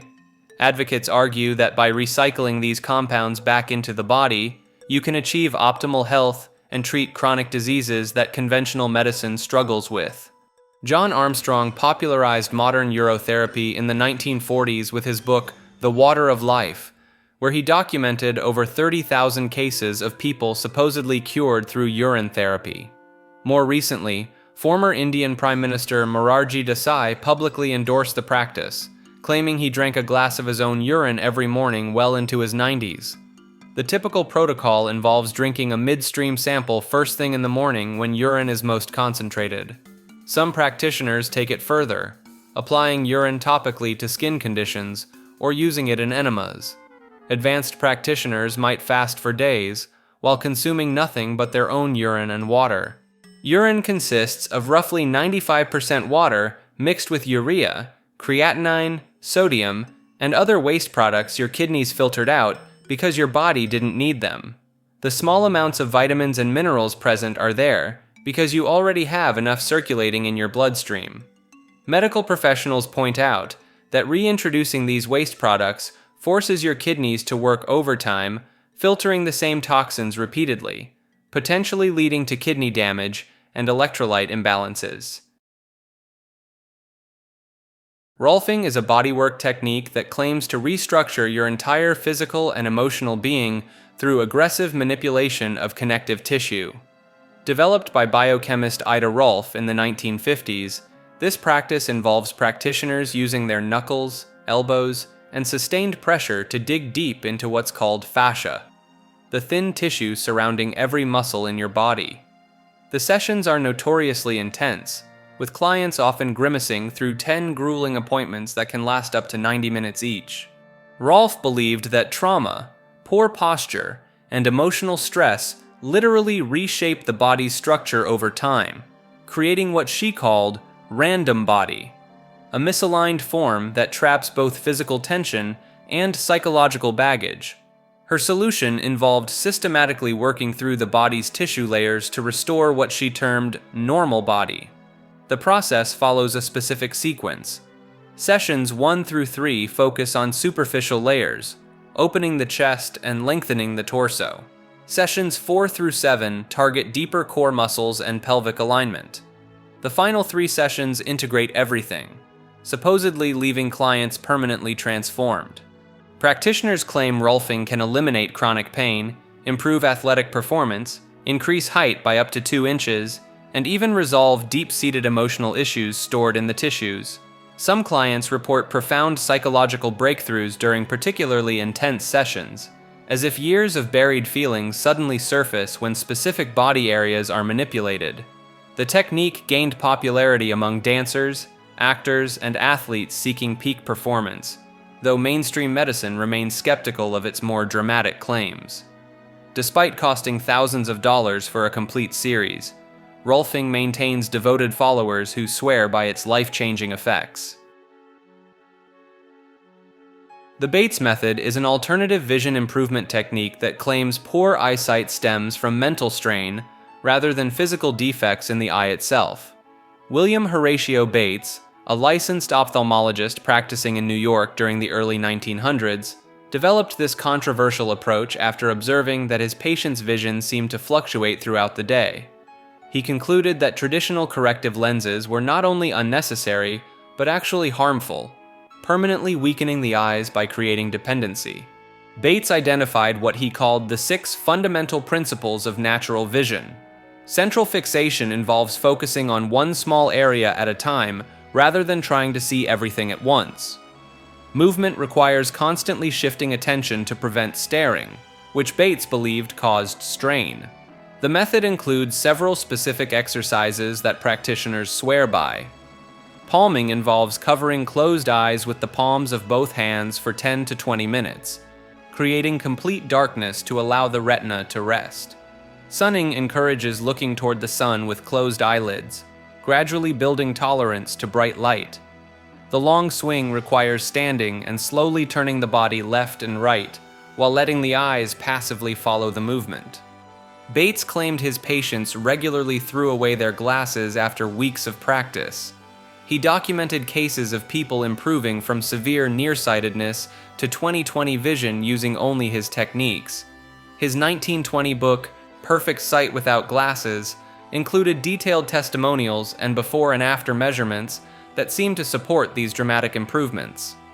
The mainstream medical community rejected Bates's theories almost immediately. Controlled studies consistently failed to replicate his results, and ophthalmologists pointed out that many vision problems stem from the physical shape of the eyeball rather than muscle tension.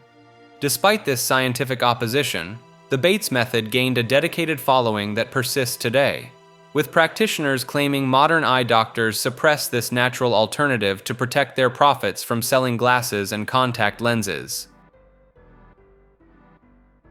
Gua Sha is a traditional Chinese healing practice that involves repeatedly scraping the skin with a smooth-edged tool until distinctive red marks appear across the treatment area.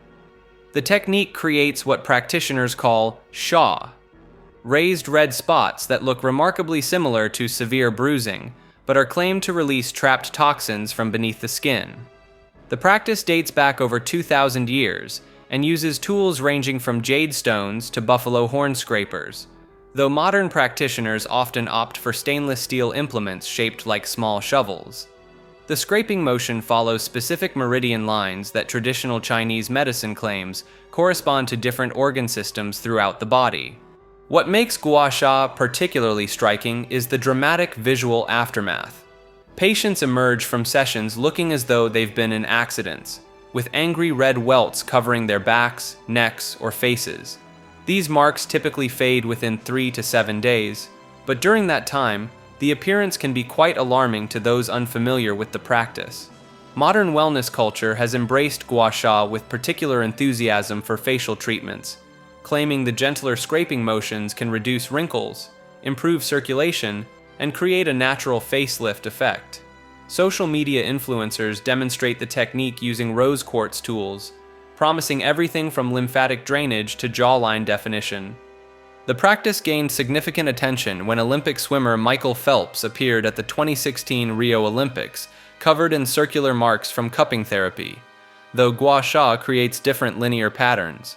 Several other athletes have publicly credited similar traditional practices with improving their performance and recovery times. Clinical research on Gua Sha remains limited, though some studies have suggested potential benefits for chronic neck pain and certain inflammatory conditions. However, the mechanisms behind these effects remain unclear, and many of the broader health claims lack substantial scientific backing. The technique has also found its way into high-end spas and beauty clinics, where sessions can cost upwards of $150 for facial treatments that promise immediate skin transformation. Reiki is a Japanese energy healing technique that claims practitioners can channel universal life force energy through their palms to heal physical and emotional ailments. Developed in the early 1900s by Mikao Usui, a Japanese Buddhist monk, Reiki operates on the belief that an invisible energy called ki flows through all living beings. When this energy becomes blocked or depleted, illness and emotional distress supposedly follow. During a typical session, a Reiki master places their hands on or slightly above specific points on a fully clothed client's body. No physical manipulation occurs, yet practitioners claim they can detect energy blockages and direct healing energy to problem areas. Sessions often last 60 to 90 minutes and can cost anywhere from $50 to $150. The practice involves a complex system of hand positions, symbols, and attunements passed down through lineages of masters. Students progress through 3 levels, with master certification requiring extensive training and significant financial investment, sometimes reaching thousands of dollars. What makes Reiki particularly intriguing is its widespread acceptance in mainstream healthcare settings. Over 800 hospitals across the United States now offer Reiki services, despite the complete absence of scientific evidence supporting its effectiveness beyond placebo effects. The International Association of Reiki Professionals claims over 4 million practitioners worldwide, yet controlled studies consistently show no measurable energy emission from Reiki hands. Thermal imaging, electromagnetic field detectors, and other sensitive instruments detect nothing unusual during sessions. Some hospitals justify Reiki programs by citing patient satisfaction surveys rather than medical outcomes, creating a peculiar situation where evidence-based medicine incorporates a practice that contradicts fundamental principles of physics and biology. Cupping therapy is an ancient practice that involves placing heated glass or plastic cups on the skin to create suction, leaving behind distinctive circular bruises that look like someone pressed giant coins into flesh. The technique draws blood to the surface, creating dark purple rings that can last for days or weeks. Traditional Chinese medicine practitioners heat the air inside glass cups with fire before quickly placing them on skin, while modern versions use plastic cups with manual pumps to create the vacuum effect. Michael Phelps brought cupping into the spotlight during the 2016 Olympics, appearing poolside covered in the telltale circular marks across his shoulders and back. The images sparked worldwide curiosity about this treatment that celebrities like Jennifer Aniston, Gwyneth Paltrow, and Justin Bieber had quietly been using for years. Wet cupping takes the practice further by making small incisions in the skin before applying the cups, allowing blood to be drawn out during the suction process. Practitioners claim this removes toxins and bad blood from the body, though no scientific mechanism explains how cupping could selectively extract harmful substances while leaving beneficial blood components behind. The therapy supposedly treats everything from muscle pain and arthritis to anxiety and high blood pressure. Some practitioners even claim it can cure infertility and boost immune function by improving qi flow through meridian pathways. Despite thousands of years of use across cultures from ancient Egypt to medieval Europe, controlled studies consistently show cupping performs no better than placebo treatments. The dramatic visual results create a powerful psychological effect that many interpret as evidence of healing, even when underlying conditions remain unchanged. Modern cupping clinics charge $50 to $150 per session, often requiring multiple treatments to achieve supposed benefits that mainstream medicine attributes to the placebo effect and natural healing processes. Forensic hair analysis is a discredited forensic technique that dominated criminal investigations for over half a century, sending countless innocent people to prison based on fundamentally flawed science. The method involves comparing hair samples found at crime scenes with hair from suspects under a microscope.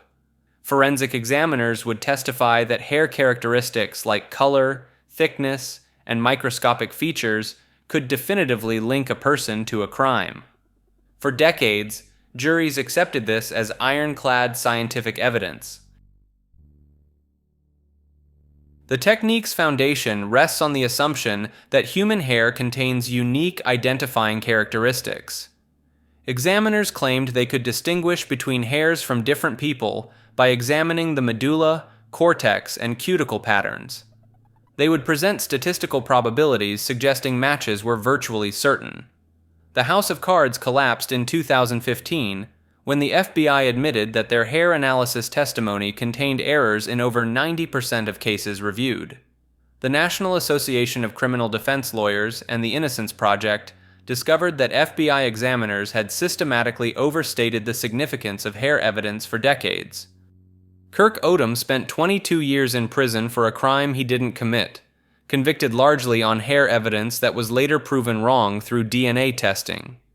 Sante Tribble served 28 years based on hair matches that turned out to be from a dog. The Texas Forensic Science Commission found that hair comparison lacks the scientific foundation to support definitive identifications. Unlike DNA analysis, which can provide statistical certainty, hair analysis relies heavily on subjective visual comparison that varies between examiners. Over 2,000 cases involving flawed FBI hair testimony required review, with hundreds of convictions potentially compromised. The technique remains inadmissible in many jurisdictions, yet some laboratories continue using modified versions despite the overwhelming evidence of its unreliability. Pulse diagnosis is a cornerstone diagnostic technique used in traditional Chinese medicine, Ayurveda, and other alternative healing systems that claims practitioners can detect dozens of health conditions simply by feeling subtle variations in a patient's wrist pulse. The practice maps different organs to specific finger positions along the radial artery, creating what's essentially an imaginary connection chart similar to reflexology foot maps or iridology eye charts. Practitioners press 3 fingers at positions called Kun, Guan, and Qi, applying varying pressure levels while supposedly detecting up to 28 different pulse qualities with names like slippery, choppy, wiry, or floating. The central claim revolves around detecting imbalances in QI, the theoretical life energy that flows through meridians in the body. Different pulse characteristics allegedly indicate problems with specific organs, emotional states, or energy blockages. Some practitioners claim they can diagnose pregnancy, liver disease, kidney problems, and mental health conditions, all from pulse variations that would be imperceptible to medical instruments. The technique requires practitioners to develop what they call an intuitive feel for these microscopic pulse differences, with training taking years to master the supposed 24 to 40 different pulse types recognized by various schools. Research consistently shows that pulse diagnosis practitioners demonstrate remarkably poor agreement when examining the same patients. Multiple studies reveal that different practitioners will give completely different diagnoses when feeling the same person's pulse, even when examining patients with known medical conditions. A notable challenge emerged in 2014 when Beijing Dr. Bao offered over 100,000 yuan to any traditional Chinese medicine practitioner who could accurately determine pregnancy through pulse diagnosis alone. The challenge highlighted how practitioners avoid controlled testing of their diagnostic abilities. The practice differs entirely from legitimate medical pulse checking, which monitors heart rate, rhythm, and specific cardiovascular conditions using standardized methods, while real pulse examination can detect arrhythmias, heart valve problems, and blood flow issues. Pulse diagnosis ventures into detecting completely unrelated organ systems through mystical energy concepts. The technique represents a classic example of confirmation bias in action, where practitioners interpret random pulse variations as meaningful patterns that support their pre-existing beliefs about patient conditions.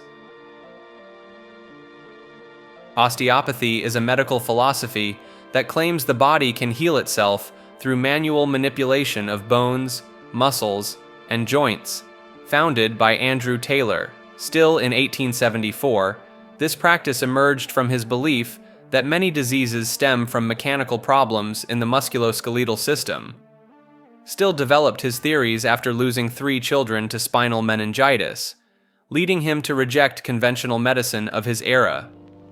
He proposed that misaligned bones and restricted blood flow were the root causes of most illnesses.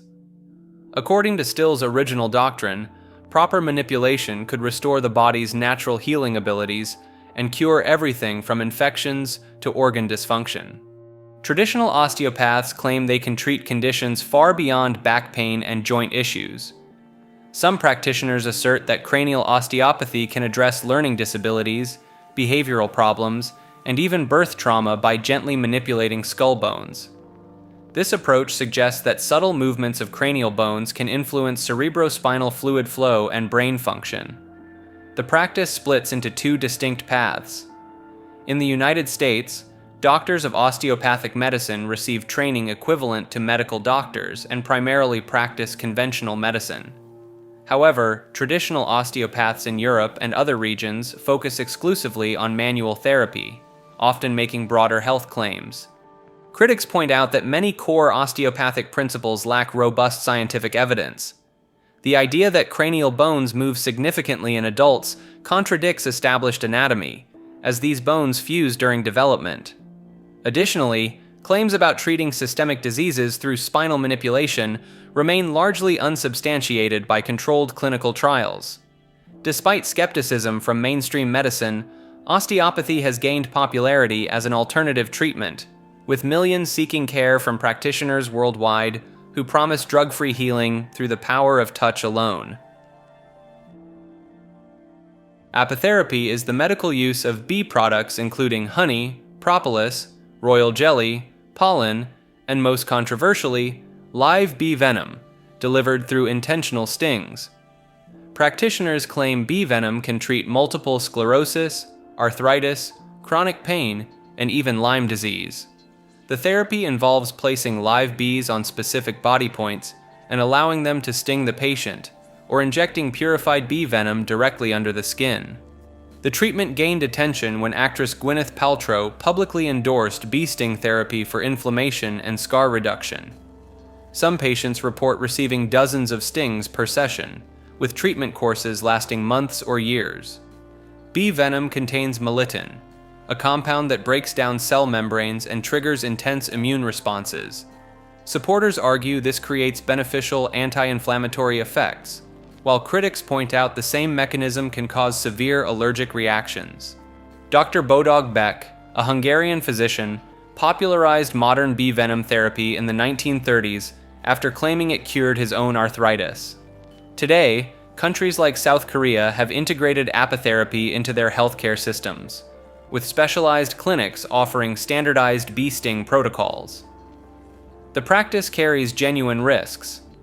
Multiple patients have experienced anaphylactic shock, and at least one death has been documented from bee venom therapy administered by a licensed acupuncturist.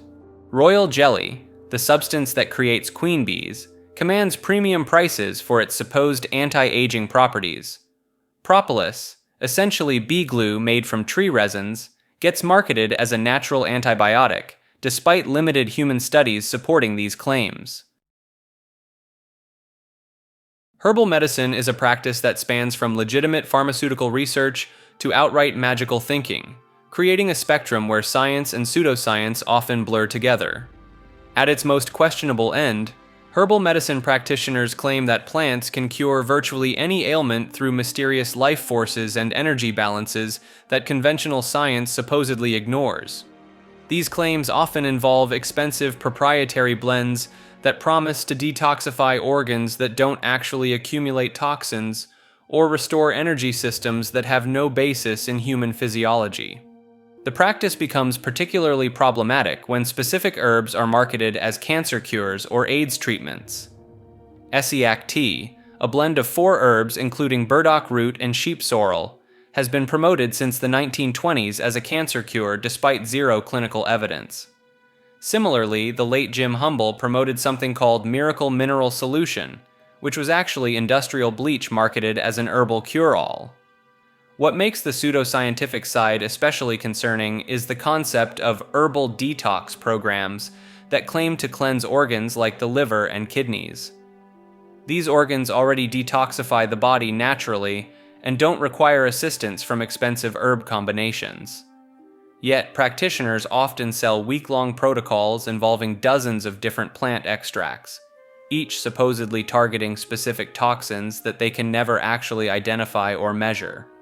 The field also attracts individuals who mix genuine botanical knowledge with unfounded mystical beliefs, Some practitioners claim they can diagnose illnesses by examining the iris of the eye, then prescribe specific herbal combinations based on supposed energy imbalances, rather than any understanding of the plant's actual chemical compounds. Traditional Chinese medicine and Ayurveda get frequently misrepresented in Western markets, where complex cultural practices get reduced to simple herb equals cure formulas sold in strip mall wellness centers. Snake oil is one of history's most misunderstood remedies, where the real story proves far stranger than the stereotype. The original snake oil came from Chinese water snakes, brought to America by Chinese railroad workers in the 1860s. This oil contained high levels of omega-3 fatty acids, similar to fish oil, and actually provided genuine anti-inflammatory benefits for joint pain and arthritis. The trouble began when opportunistic American entrepreneurs saw dollar signs. Clark Stanley, who called himself the Rattlesnake King, watched Chinese workers demonstrate their traditional remedy and decided to create his own version. But Stanley used readily available rattlesnakes instead of the specific Chinese water snake species. Rattlesnake oil contained virtually no omega-3 fatty acids. Stanley essentially created a placebo while marketing it with the same bold claims as the legitimate Chinese version. By the 1890s, traveling medicine shows crisscrossed America selling Stanley's snake oil and hundreds of copycat products. These salesmen promised their bottles could cure everything from baldness to tuberculosis. Most contained nothing more than mineral oil, beef fat, and red pepper to create a warming sensation. The irony runs deeper when you examine what Stanley's famous snake oil actually contained. When federal investigators analyzed his product in 1917, they found it was made primarily from mineral oil with fatty acids from beef. Not a trace of snake was detected. The Pure Food and Drug Act of 1906 began the crackdown on fraudulent remedies, but the damage to snake oil's reputation was permanent. The term became synonymous with worthless quack medicine, even though the original Chinese version had legitimate therapeutic properties. Modern analysis confirms that authentic Chinese snake oil contains omega-3 levels comparable to salmon oil. The Chinese water snake, native to waters around China, naturally concentrates these beneficial fatty acids in its tissue. So snake oil represents a peculiar case where legitimate traditional medicine was hijacked by charlatans, creating a reputation that persists today. The real snake oil worked, but hardly anyone was actually selling the real thing. Acupuncture is a practice that involves inserting thin needles into specific points on the body, based on traditional Chinese medicine theories that most modern scientists consider scientifically unfounded. The core claim centers around something called qi, described as a vital energy that flows through invisible pathways called meridians throughout the human body. Traditional practitioners believe that illness occurs when this energy becomes blocked or imbalanced, and that needles can redirect the flow to restore health. What makes this particularly intriguing is the sheer scope of conditions that acupuncture supposedly treats. Beyond pain management, where some legitimate research exists, practitioners claim it can address everything from infertility and depression to asthma and digestive disorders. Some even suggest it can treat addiction, with ear acupuncture programs appearing in rehabilitation centers across the United States. The practice traces back over 2,000 years to ancient China, but the meridian system itself lacks any anatomical basis. No imaging technology has ever detected these energy pathways, despite decades of attempts. When researchers map where needles are traditionally placed, they find no correlation with nerve pathways, blood vessels, or any other known biological structures. Modern studies create an interesting puzzle. Some research shows acupuncture performing better than no treatment at all, but rarely better than fake acupuncture, where needles are placed in random locations or don't even penetrate the skin. This suggests the benefits might come from the ritual and expectation rather than the specific needle placement that traditional theory demands. The World Health Organization once published a list of conditions that acupuncture could supposedly treat, later retracting many of these claims as the evidence proved insufficient. Yet acupuncture schools continue teaching students to diagnose patients by examining tongue color and pulse patterns that have no medical validity. Perhaps most telling is how acupuncture points have multiplied over time. Classical Chinese texts described around 365 points, but modern charts show over 2,000, with new ones seemingly discovered whenever practitioners encounter conditions their existing point system cannot address. Homeopathy is a medical practice built on the belief that substances causing symptoms in healthy people can cure those same symptoms in sick people, but only when diluted to nearly impossible levels. German physician Samuel Hahnemann developed this system in 1796 after a peculiar observation. He noticed that cinchona bark, used to treat malaria, actually gave him malaria-like symptoms when he consumed it while healthy. This led him to formulate the principle of like cures like. The preparation process involves serial dilutions that defy conventional logic.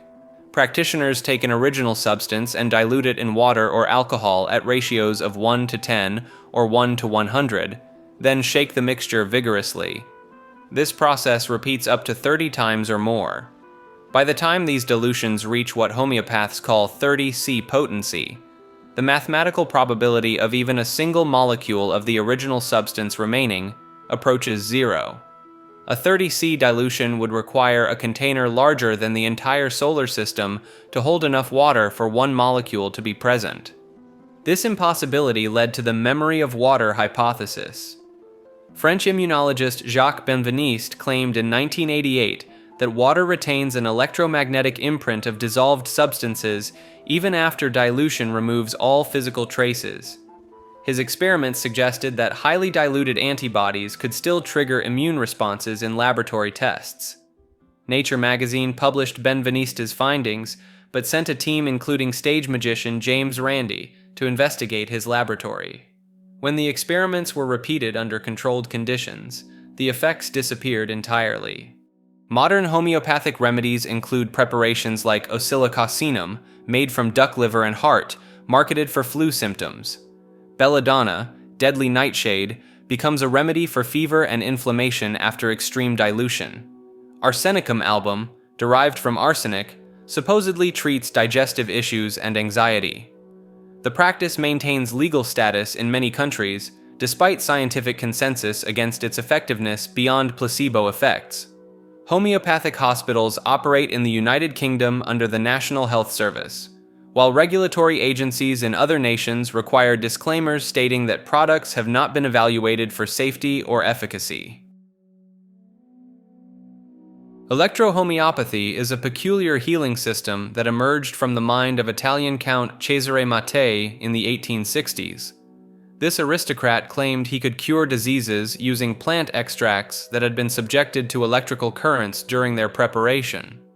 Mattei built an elaborate castle laboratory in the hills near Bologna, where he developed his signature remedies. The process involved exposing botanical materials to what he called electrical cohobation, essentially running electricity through plant substances while they underwent multiple distillations. The resulting medicines came in a rainbow of colors, each supposedly targeting different bodily systems.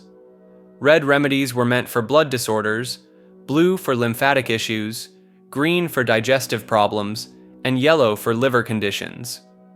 Patients would receive tiny doses of these colorful concoctions, often just a few drops at a time. What made electrohomeopathy distinct from regular homeopathy was Mattei's insistence that electrical energy fundamentally altered the molecular structure of his plant preparations.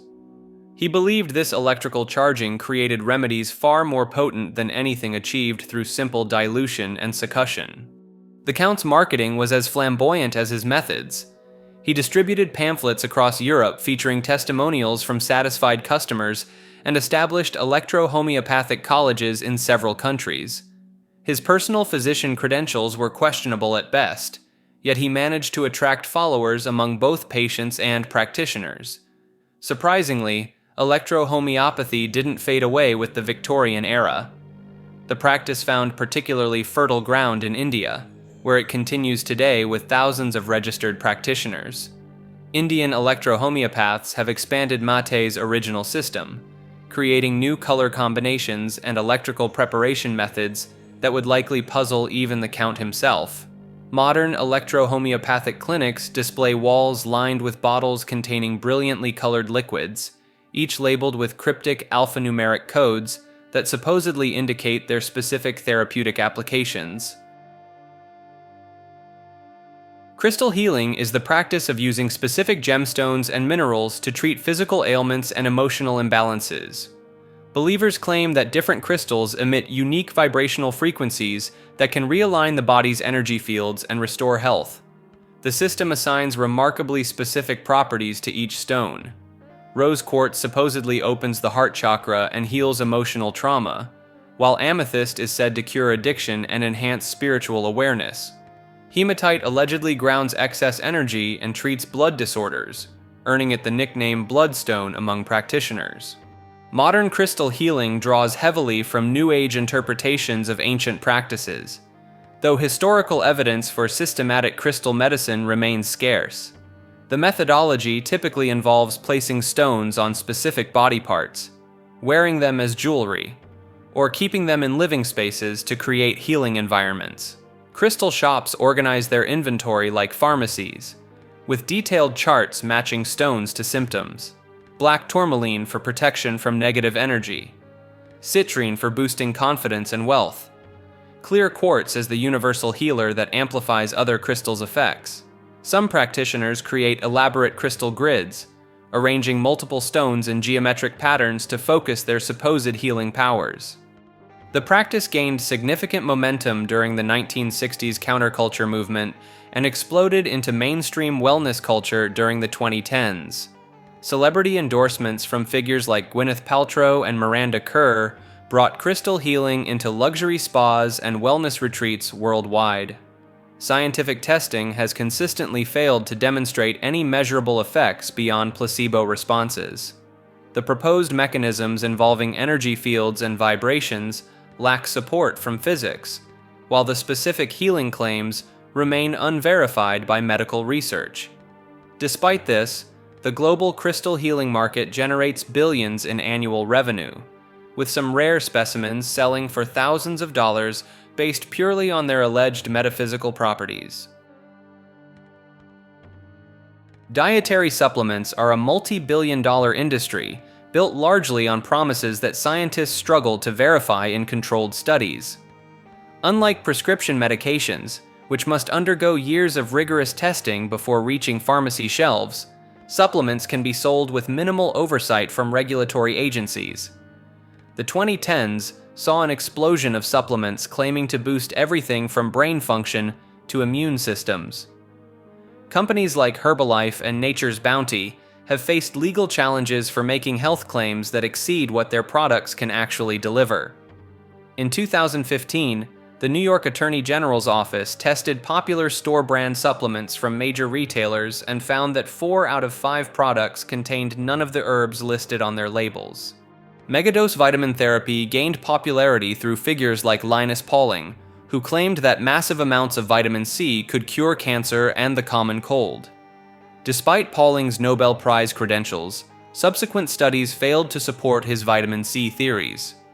Yet supplements containing 1,000 to 3,000 milligrams of vitamin C continue to sell widely, even though the human body can only absorb about 200 milligrams at a time. The placebo effect plays a significant role in supplement testimonials. When people spend $30 to $100 on a month's supply of pills, they often report feeling better regardless of the product's actual effects. This psychological component makes it difficult to separate genuine benefits from wishful thinking. Some supplement ingredients have never been tested for safety in humans. The FDA operates on a guilty until proven innocent model, meaning dangerous supplements often remain on the market until someone gets hurt. Ephedra-based weight loss pills killed over 150 people before being banned in 2004. Traditional Chinese medicine is a medical system built on the belief that an invisible energy called qi flows through the human body along pathways known as meridians. This energy supposedly governs all bodily functions, and illness occurs when qi becomes blocked or imbalanced. Practitioners claim they can detect these disruptions by examining a patient's tongue color, checking pulse patterns at 6 different wrist positions, and observing facial complexion. The system divides all substances and conditions into opposing forces called yin and yang, which must remain balanced for optimal health. Cold foods like cucumber are considered yin, while hot foods like ginger are yang. Even emotions get categorized this way. Anger is hot yang energy that can supposedly damage the liver. 5-element theory takes this further by linking organs to natural elements. The heart connects to fire, kidneys to water, liver to wood, lungs to metal, and spleen to earth. Practitioners believe treating one organ affects all others through these elemental relationships. Some remedies push into particularly controversial territory. Rhino horn gets ground into powder for fever reduction, despite containing the same keratin found in human fingernails. Tiger bone wine was marketed as a strength enhancer until most tiger populations faced extinction. Cupping therapy involves placing heated glass cups on skin to create suction, leaving distinctive circular bruises that practitioners interpret as toxins being drawn from the body. Perhaps most famously, acupuncture inserts thin needles at specific meridian points to redirect qi flow. While some studies suggest acupuncture may help with certain types of pain, the traditional explanations involving energy meridians lack scientific support. Modern researchers have found that many traditional herbal formulas do contain active pharmaceutical compounds, though often in unpredictable concentrations, mixed with potentially harmful substances.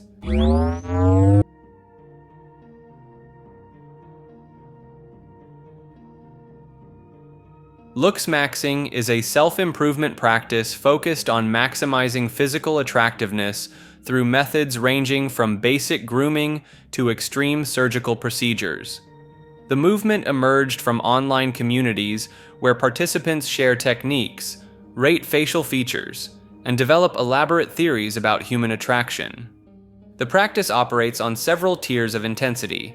Soft maxing involves accessible changes like skincare routines, haircuts, fitness, and clothing improvements. Hard maxing escalates to cosmetic surgeries, orthodontics, and even bone restructuring procedures. Some adherents pursue mewing, a tongue posture technique claimed to reshape facial structure over time by pressing the tongue against the roof of the mouth. Central to looks maxing culture is the belief in precise facial measurements and ratios. Practitioners analyze canthal tilts, the angle at which eyes slope, and jawline prominence using mathematical formulas. They reference the golden ratio and claim specific measurements determine attractiveness levels. Communities developed rating systems using numerical scales and created detailed guides for measuring facial features down to millimeter precision. The movement popularized terms like hunter eyes, referring to deep-set eyes with positive canthal tilt, and concepts like facial thirds, dividing the face into equal sections for analysis. Bone smashing gained attention as practitioners claimed repeatedly hitting facial bones with objects could increase bone density and improve facial structure, despite lacking scientific support. Notable figures emerged within these communities, sharing before and after photos documenting their transformation journeys. Some documented spending tens of thousands of dollars on surgical procedures, while others claimed dramatic results from non-invasive techniques practiced over months or years. The practice intersects with broader discussions about beauty standards and self-improvement culture, though scientific evidence supporting many claimed techniques remains limited or non-existent. The radium fad is a bizarre chapter in consumer history where radioactive materials were marketed as health elixirs and beauty treatments. During the 1910s and 1920s, radium became the miracle ingredient that manufacturers claimed could cure everything from arthritis to sexual dysfunction. Companies produced radium-infused water called Radithor, marketed as liquid sunshine that would restore vitality and extend life. The bottle labels promised increased energy, improved digestion, and enhanced mental clarity. One particularly enthusiastic customer, steel magnate Eben Byers, consumed over 1,400 bottles of Radithor between 1926 and 1931. The product line expanded far beyond beverages. Though Radia Cosmetics contained radium and thorium, advertising that radioactive face creams would give women a natural, healthy glow from within. Radium toothpaste promised whiter teeth and healthier gums. Some companies even sold radium-lined jockstraps for men, claiming the radiation would boost masculine vigor. The scientific reasoning seemed sound to consumers of the era. Marie Curie had recently won Nobel Prizes for her radium research, and the element literally glowed in the dark, suggesting an almost magical energy source. Doctors prescribed radium treatments for a variety of ailments, and wealthy patients paid premium prices for radioactive spa treatments. Watch dial painters, primarily young women, were told that radium paint was so safe they could lick their brushes to create finer points. These workers developed a distinctive condition where their bones would literally glow in photographs, though the devastating health effects wouldn't be fully understood until years later. The fad gradually ended as medical professionals began connecting radium exposure to severe health complications, including jaw deterioration and bone cancer. Eben Byers eventually lost most of his jaw and passed away in 1932, leading to stricter regulations on radioactive consumer products. Chiropractic is a healing practice built on the belief that misaligned vertebrae cause disease throughout the entire body. The field emerged in 1895 when Daniel David Palmer claimed he restored hearing to a deaf janitor named Harvey Lillard by adjusting his spine. Palmer declared that 95% of all diseases stem from displaced vertebrae blocking the flow of what he called innate intelligence through the nervous system. This innate intelligence supposedly represents the body's natural healing power that gets disrupted when spinal bones shift out of their proper position. Palmer taught that these misalignments, which he termed subluxations, create interference in nerve transmission that manifests as everything from headaches to heart disease. The vertebral subluxation complex became the cornerstone of chiropractic theory, despite the fact that these supposed misalignments remain invisible on standard medical imaging.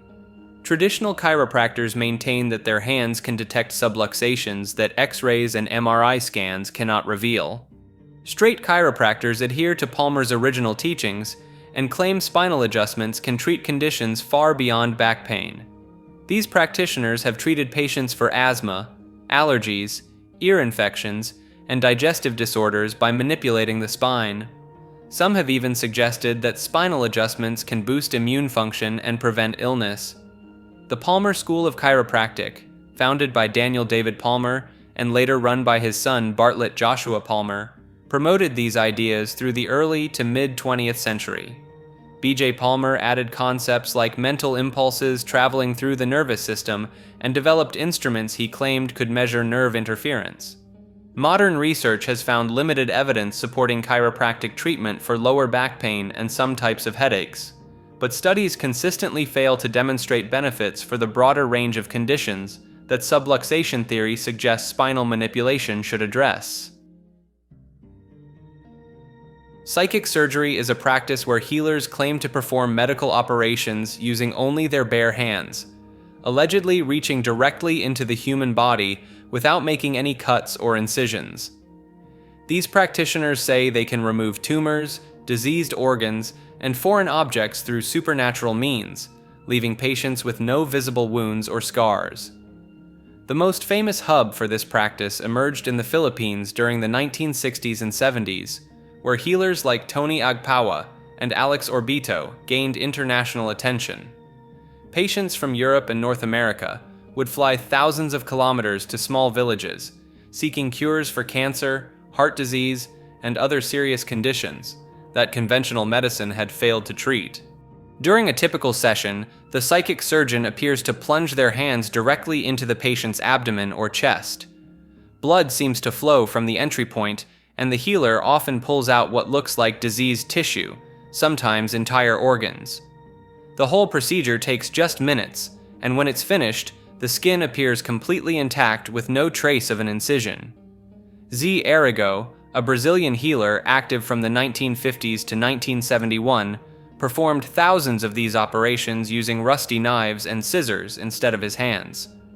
Witnesses claimed he could remove cataracts in seconds and perform major surgeries while in a trance state, supposedly channeling the spirit of a dead German doctor.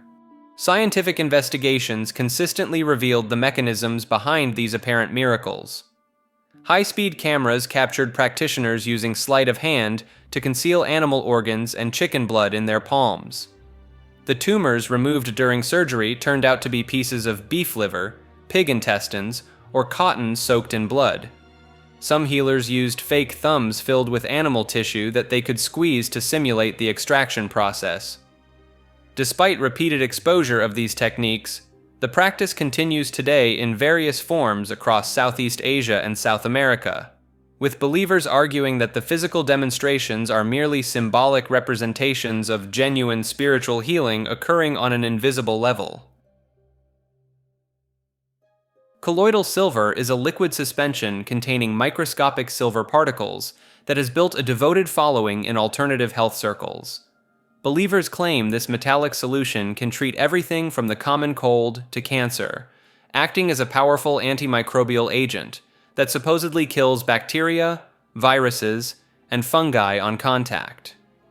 The silver particles in these solutions typically measure between 1 to 100 nanometers in diameter, floating in distilled water. Manufacturers market it as a dietary supplement, often calling it a natural antibiotic that Big Pharma doesn't want you to know about. The Food and Drug Administration has repeatedly warned companies against making medical claims about colloidal silver since the 1990s. The agency states there's no scientific evidence supporting its effectiveness for any health condition, and it's not recognized as safe or effective for treating diseases. The most notorious side effect is argyria, a permanent condition where silver deposits accumulate in the skin, turning it a distinctive blue-gray color. Paul Carrison became internet famous as the Blue Man after developing argyria from drinking homemade colloidal silver for years. His skin remained blue until his death in 2013. Despite FDA crackdowns and warning letters to dozens of companies, colloidal silver continues thriving in online marketplaces. Some sellers now carefully phrase their marketing to avoid direct medical claims, instead suggesting it supports immune function or promotes general wellness. The irony is that while silver does have antimicrobial properties used in certain medical applications like wound dressings, drinking it provides no proven benefits and can permanently alter your appearance. Colon cleansing is the practice of flushing out the large intestine with liquids, supplements, or specialized equipment, supposedly to remove accumulated toxins and waste that regular bowel movements allegedly cannot handle. The central claim revolves around something called autointoxication theory, which suggests that undigested food and waste materials stick to colon walls for months or even years, slowly poisoning the body from within. Practitioners describe these deposits as resembling black tar or rope-like substances that can weigh several pounds. Commercial colon cleansing comes in three main forms. Colon hydrotherapy involves pumping up to 16 gallons of water through the rectum using specialized machines operated by trained therapists.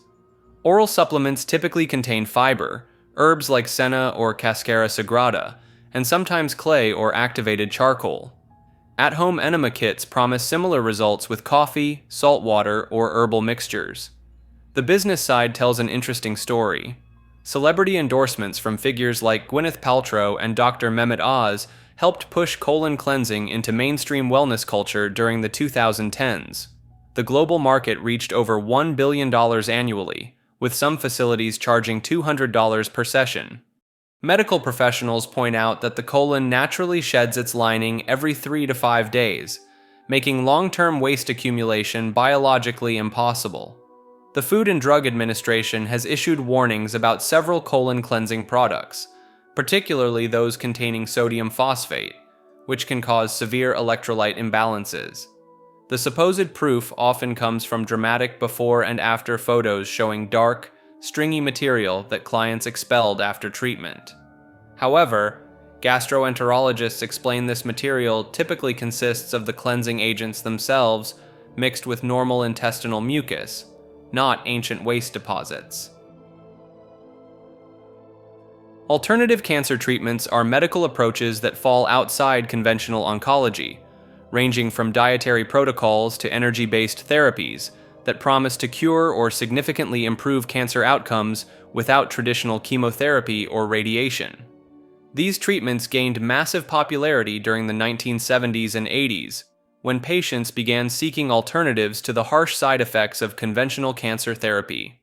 The Gerson therapy, developed by Max Gerson in the 1930s, involves consuming up to 13 glasses of fresh vegetable juice daily, combined with coffee enemas to supposedly detoxify the body and starve cancer cells.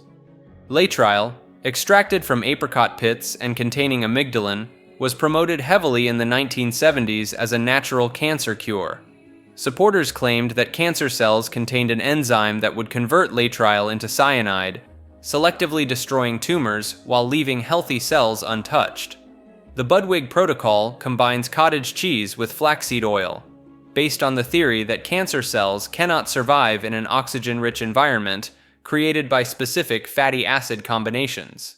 Johanna Budwig, a German biochemist, treated thousands of patients with this method throughout the 20th century. Essiac tea, a blend of 4 herbs including burdock root and sheep sorrel, originated from Renee Case, a Canadian nurse who claimed to have learned the formula from an indigenous medicine woman in the 1920s. Case treated cancer patients for decades, often free of charge, leading to ongoing legal battles with medical authorities. High-dose intravenous vitamin C therapy operates on the premise that massive doses can reach concentrations toxic to cancer cells while remaining safe for normal tissue. Some practitioners administer doses 50 to 100 times higher than typical oral supplements. The appeal of these treatments often lies in their promise of natural healing without the devastating side effects of conventional therapy, though mainstream oncology maintains that rigorous clinical trials have not demonstrated their effectiveness as primary cancer treatments. Chelation therapy is a legitimate medical treatment that has been hijacked by alternative medicine practitioners, making bold claims about curing everything from heart disease to autism. Originally developed to treat heavy metal poisoning, chelation involves injecting synthetic chemicals called chelating agents directly into the bloodstream. These agents bind to metals like lead, mercury, and iron, creating compounds that the kidneys can flush out through urine.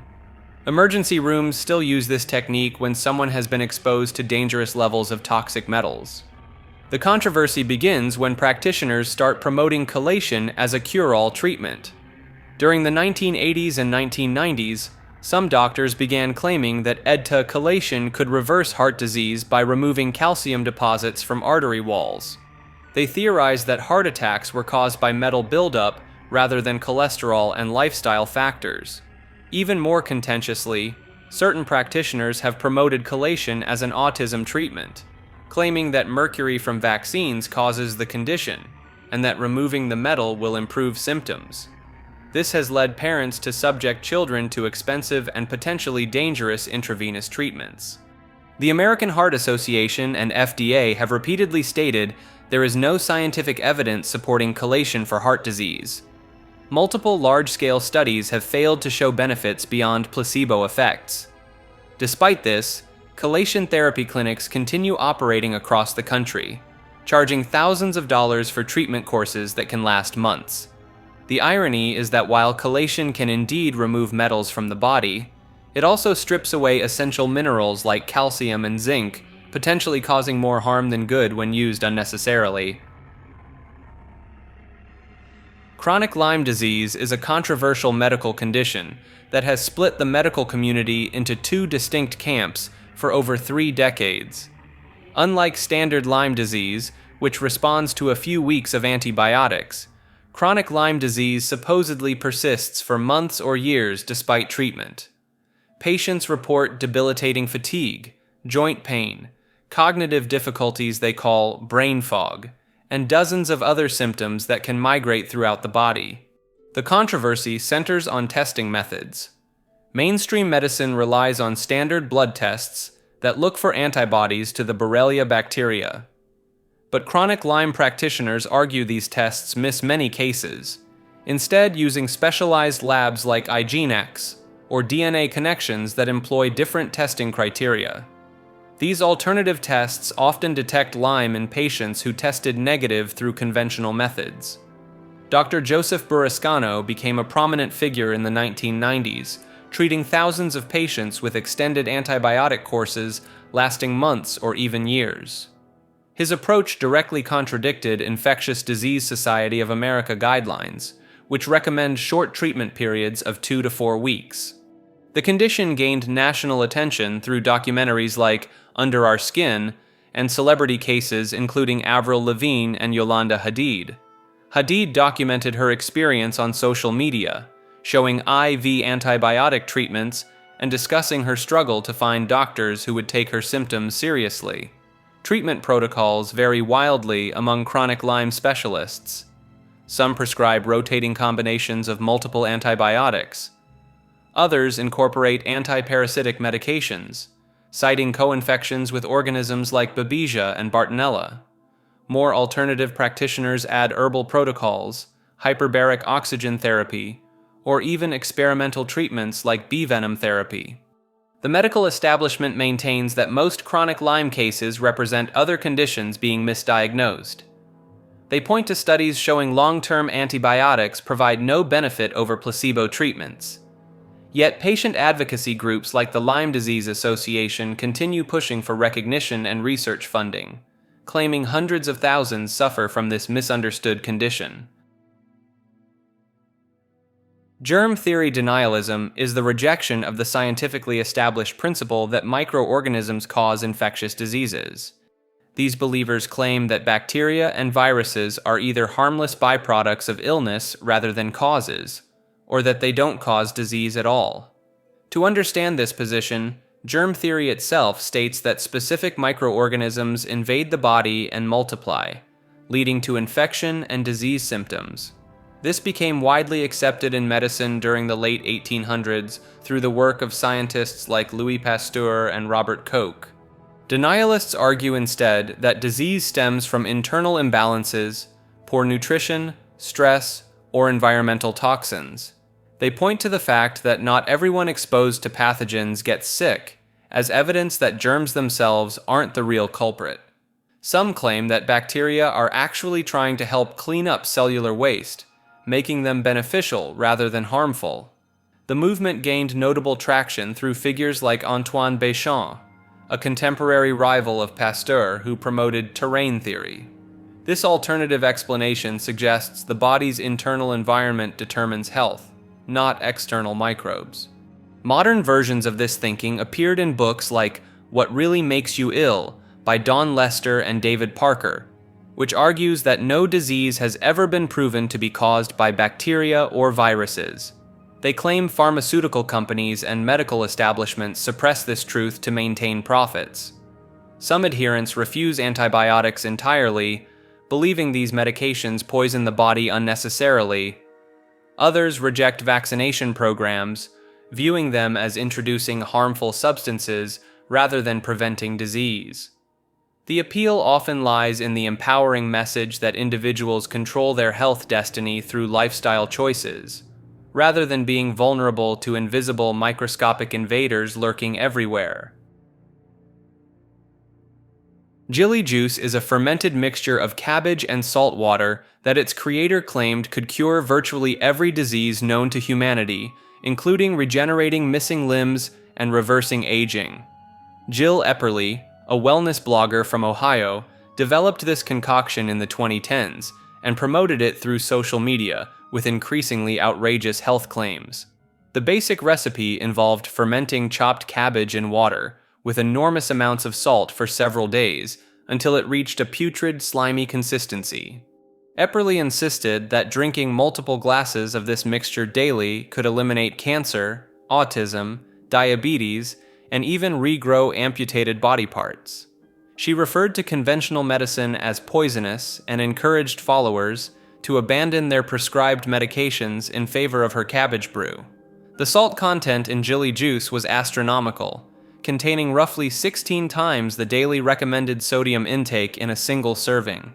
The biological mechanism behind these supposed miracles involved what Epperly called waterfalls, which were actually severe diarrhea and vomiting caused by salt poisoning. She claimed these violent reactions were the body expelling toxins and dead cells, preparing for miraculous regeneration. Several people were hospitalized after following her protocol, with symptoms of hypernatremia or dangerous sodium overdose. Despite mounting evidence of harm and warnings from medical professionals, Epperly continued promoting her juice through Facebook groups and YouTube videos. The fermentation process created conditions perfect for dangerous bacteria growth, adding foodborne illness risks to the already severe salt poisoning potential. Epperly dismissed all criticism as attacks from the pharmaceutical industry trying to suppress her revolutionary discovery.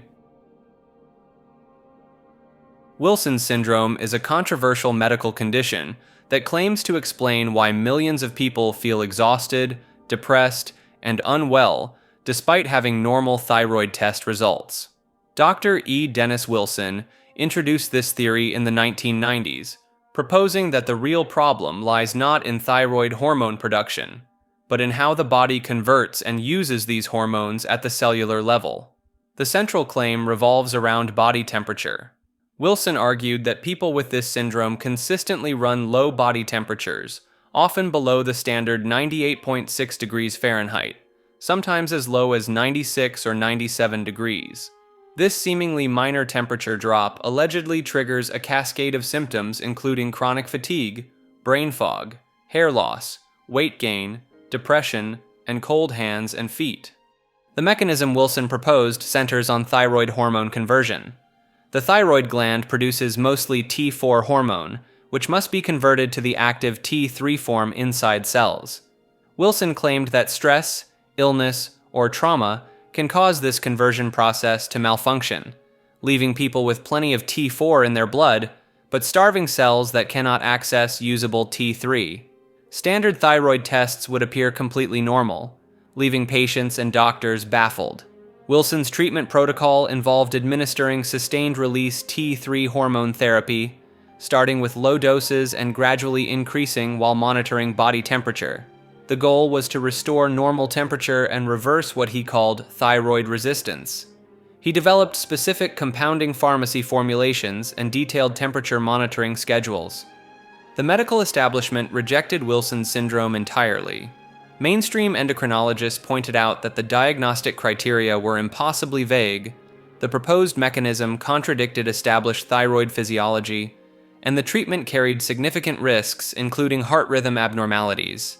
Wilson eventually lost his medical license in multiple states, though he continued promoting his theories through books, websites, and training programs for alternative practitioners.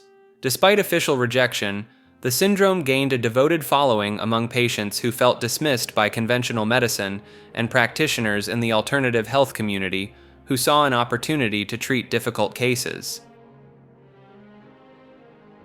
Voice stress analysis is a technology that claims to detect deception by listening to tiny changes in your voice that supposedly happen when you lie.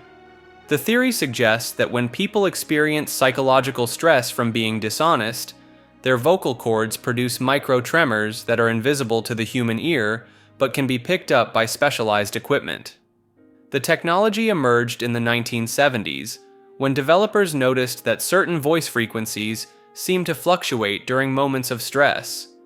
These micro-tremors, occurring between 8 to 12 Hz, were believed to be involuntary responses that even the most skilled liars couldn't control.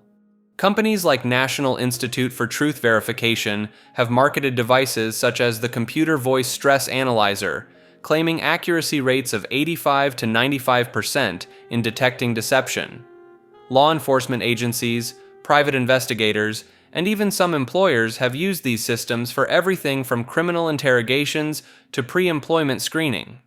The layered voice analysis system, developed by Nemesisco, takes this further by claiming it can identify not just deception, but specific emotions like anger, embarrassment, or cognitive overload through voice pattern analysis. However, multiple scientific studies have found these devices perform no better than random chance at detecting lies. The National Research Council concluded that voice stress analysis lacks scientific foundation, noting that stress doesn't necessarily indicate deception, and deception doesn't always produce measurable stress. Despite this scientific skepticism, voice stress analysis continues to be used in real-world applications, creating a fascinating disconnect between claimed capabilities and proven effectiveness. Some practitioners argue that the devices work as psychological tools, making subjects more likely to confess simply because they believe the technology can expose their lies.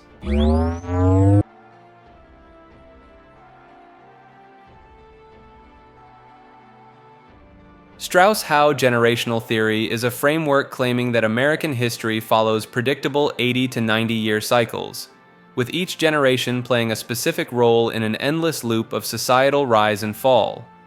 William Strauss and Neil Howe developed this theory in the 1990s, arguing that every person born falls into one of 4 generational archetypes. Prophets are the visionary idealists, nomads are the pragmatic survivors, heroes are the civic-minded achievers, and artists are the adaptive compromisers. Each archetype supposedly emerges in response to the previous generation's strengths and weaknesses. The theory divides history into 4 20-year periods called turnings. The first turning is a high, where institutions are strong and individualism is weak. The second turning is an awakening, marked by spiritual upheaval and attacks on the established order. The third turning is an unraveling, where institutions weaken and individualism strengthens. The fourth turning is a crisis, featuring the destruction and rebuilding of institutions. According to Strauss and Howe, America entered a fourth turning around 2005, meaning we're currently in a crisis period that should climax sometime in the 2020s. They predicted this crisis would reshape American society just as the Revolutionary War, Civil War, and Great Depression did in previous cycles. The theory gained significant attention when Steve Bannon, former White House strategist, cited it as influential to his worldview. Bannon apparently believed America was heading toward a climactic conflict that would determine the nation's future direction. Critics point out that the theory requires cherry-picking historical events to fit predetermined patterns, ignoring contradictory evidence, and making vague predictions flexible enough to seem accurate regardless of what actually happens. Coding is believed by certain communities to possess capabilities far beyond creating software and websites. These groups claim that specific programming languages contain hidden frequencies that can influence physical reality, with Python allegedly resonating at frequencies that promote healing, while JavaScript supposedly disrupts natural energy patterns. The most vocal supporters point to the geometric patterns found in certain algorithms as evidence of connections to sacred mathematics. They argue that recursive functions mirror the golden ratio found throughout nature, suggesting that programming taps into fundamental universal principles. Some practitioners develop what they call reality hacking techniques, writing code they believe can manipulate probability and manifest desired outcomes in the physical world. These digital rituals often involve writing specific functions at particular times, using variable names derived from ancient languages, and structuring their code according to numerological principles. The movement gained traction in online forums during the 2010s, where programmers began sharing stories of unexplained coincidences following the deployment of certain applications. One frequently cited case involves a developer who claims their random number generator consistently produced personally significant dates and numbers, leading them to believe their code had achieved a form of consciousness. More extreme believers practice technomancy, treating their development environment as a digital altar and their commits as offerings to digital entities. They maintain that artificial intelligence will emerge not through advanced machine learning, but through the accumulated spiritual energy of mindful coding practices. Corporate conspiracy theories also flourish within these circles, with claims that major tech companies embed subliminal programming patterns into popular software frameworks, allegedly influencing user behavior on a subconscious level through hidden algorithmic structures. Digit ratio is the measurement comparing the length of your index finger to your ring finger, typically expressed as a ratio called 2D to 4D. This seemingly simple measurement has spawned countless claims about predicting everything from sexual orientation to athletic prowess to leadership ability. The theory centers on prenatal testosterone exposure during fetal development. Higher levels of testosterone in the womb supposedly create longer ring fingers relative to index fingers, resulting in a lower digit ratio. Lower testosterone exposure creates the opposite pattern. Researchers like John Manning from Liverpool University have published studies claiming this ratio can predict athletic performance in everything from sprinting to soccer skills.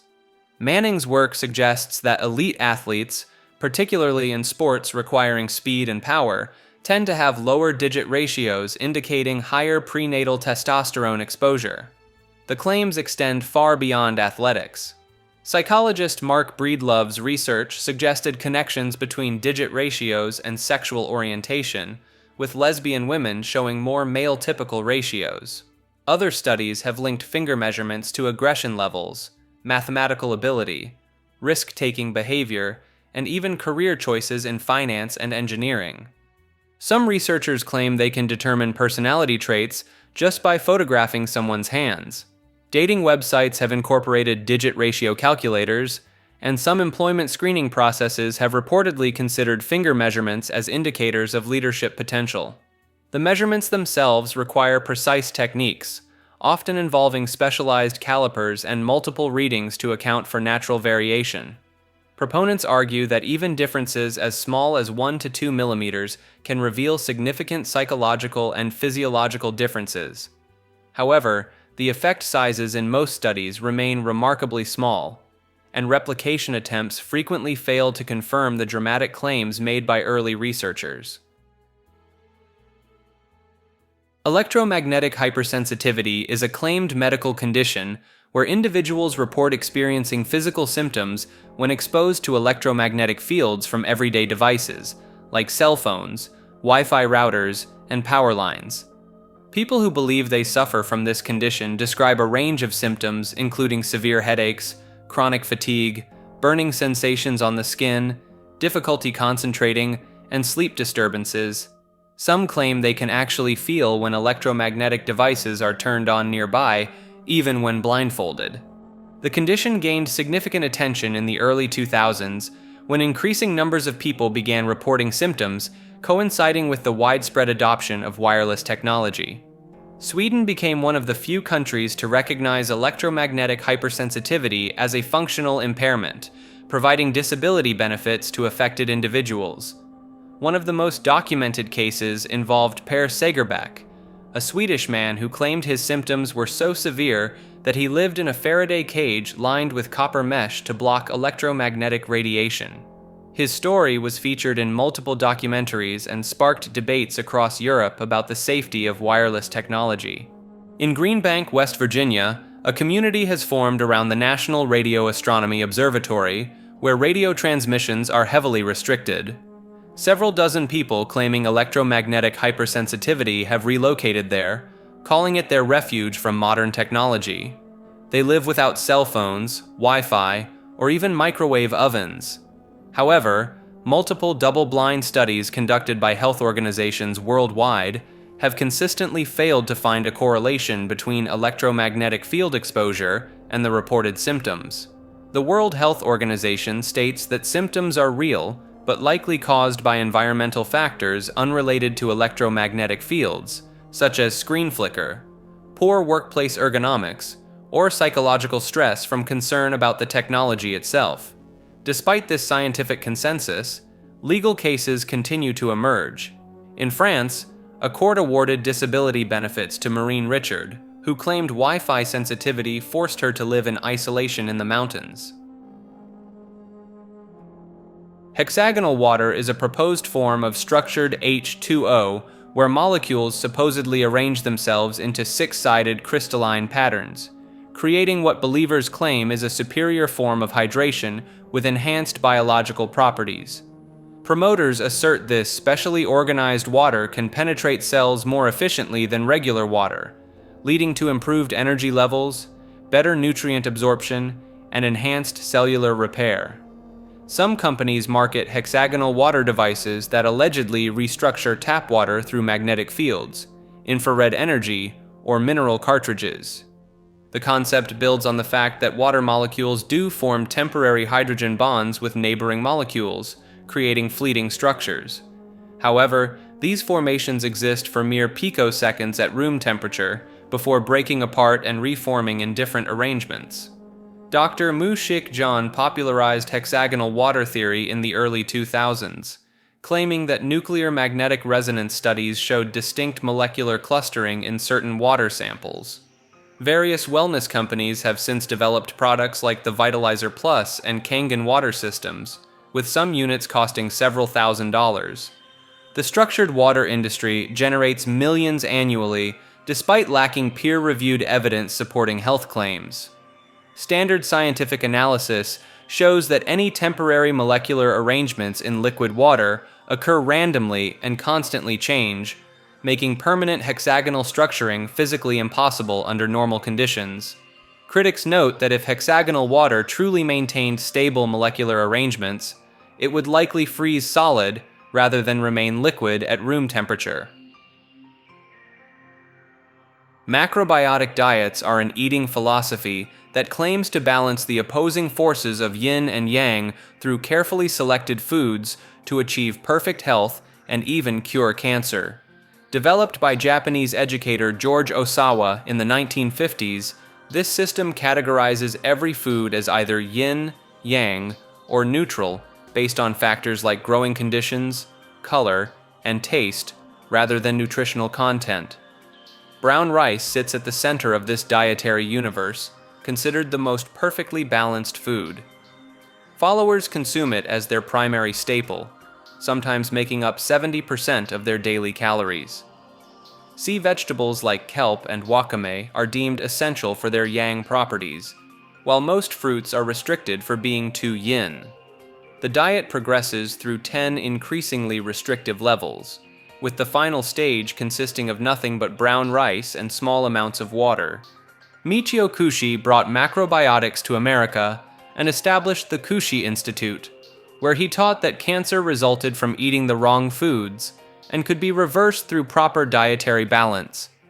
He claimed that understanding food's energetic properties allowed people to cure everything from diabetes to mental illness.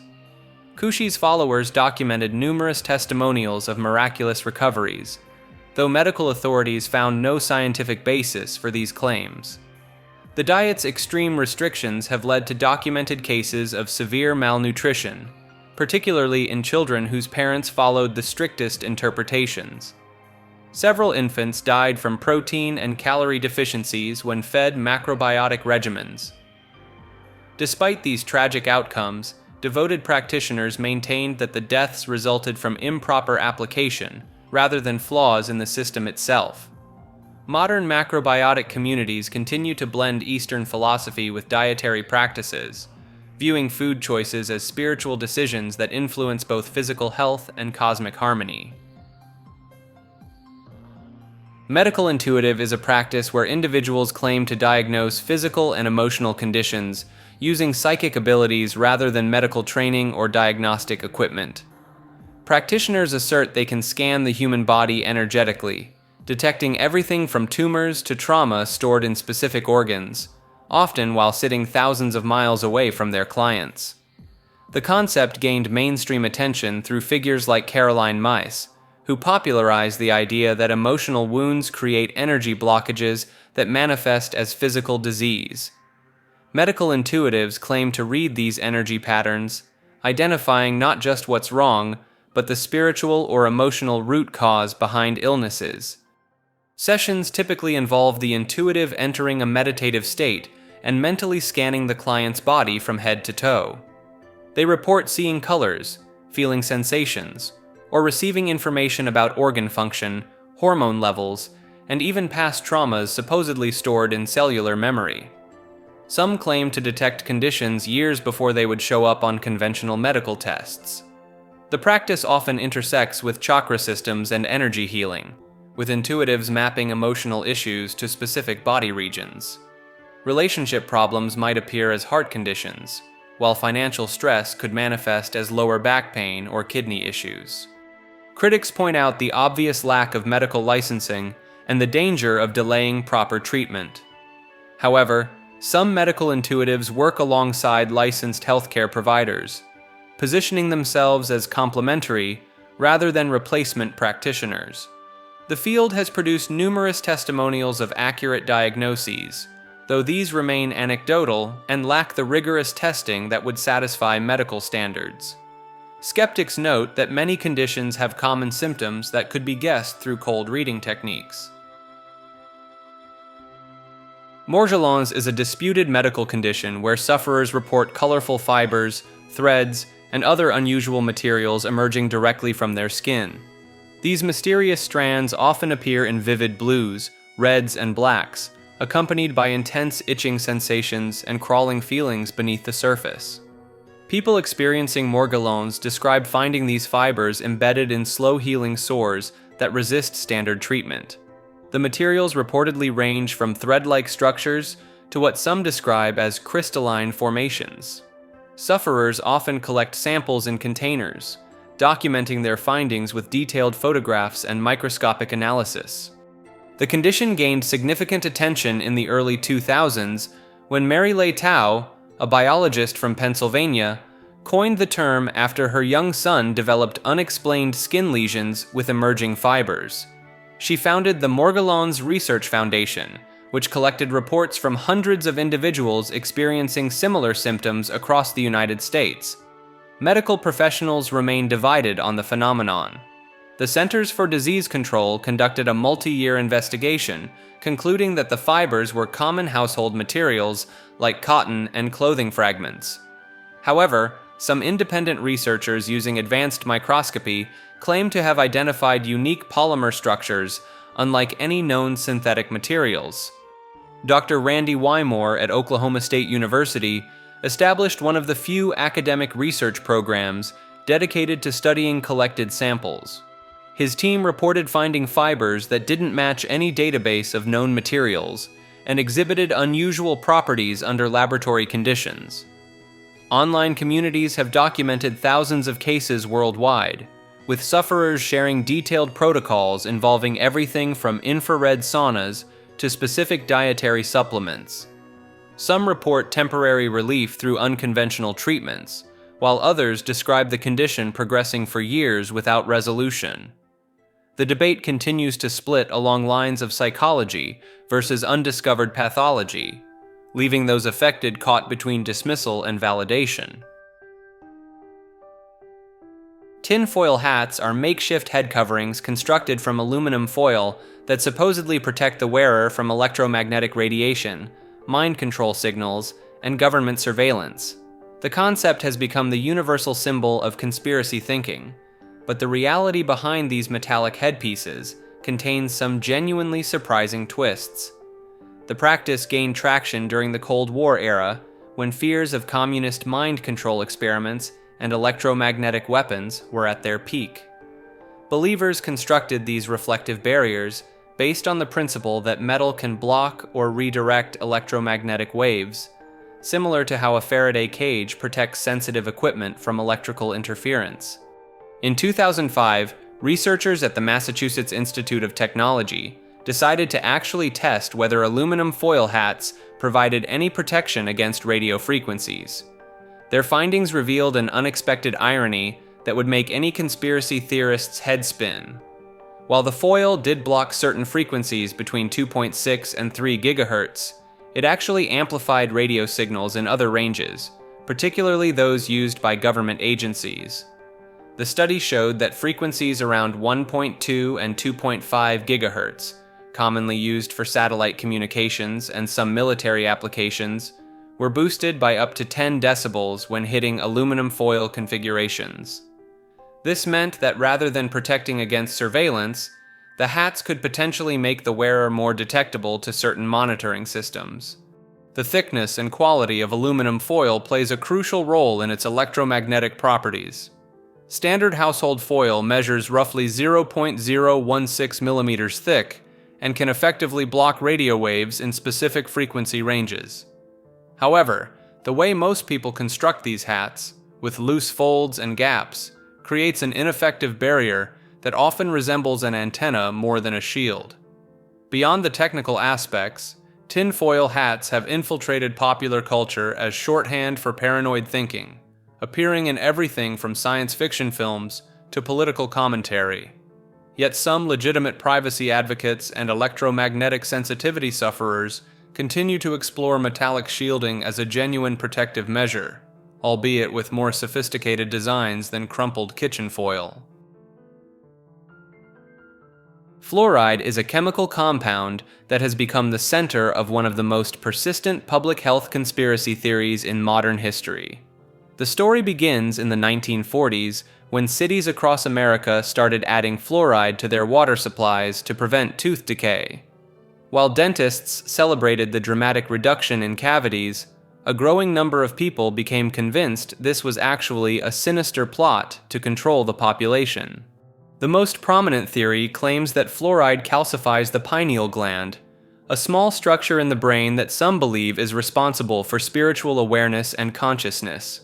According to this view, governments deliberately fluoridate water to make citizens more docile and compliant by blocking their third eye. Dr. Phyllis Malenic's published research in the 1990s suggesting fluoride could affect brain function in rats, though her findings were later disputed by mainstream science. Her work became a cornerstone for those arguing that water fluoridation represents mass medication without consent. Conspiracy theorists point to historical documents showing that fluoride was used in Nazi concentration camps, claiming this proves its effectiveness as a mind control agent. They also note that many European countries have rejected water fluoridation, suggesting these nations know something America refuses to acknowledge. The theories extend beyond mind control to include claims that fluoride causes everything from cancer to bone fractures to lowered intelligence quotient scores in children. Some advocates recommend using fluoride-free toothpaste and installing expensive water filtration systems to avoid exposure. Practitioners of alternative medicine often sell fluoride detox protocols, claiming they can reverse years of supposed damage and restore proper pineal gland function. These treatments typically involve specific diets, supplements, and meditation practices designed to decalcify the third eye. Water memory is the claim that water retains an imprint or memory of substances that were once dissolved in it, even after those substances have been diluted to the point where not a single molecule remains. The theory gained international attention in 1988, when French immunologist Jacques Benveniste published results in the prestigious journal Nature.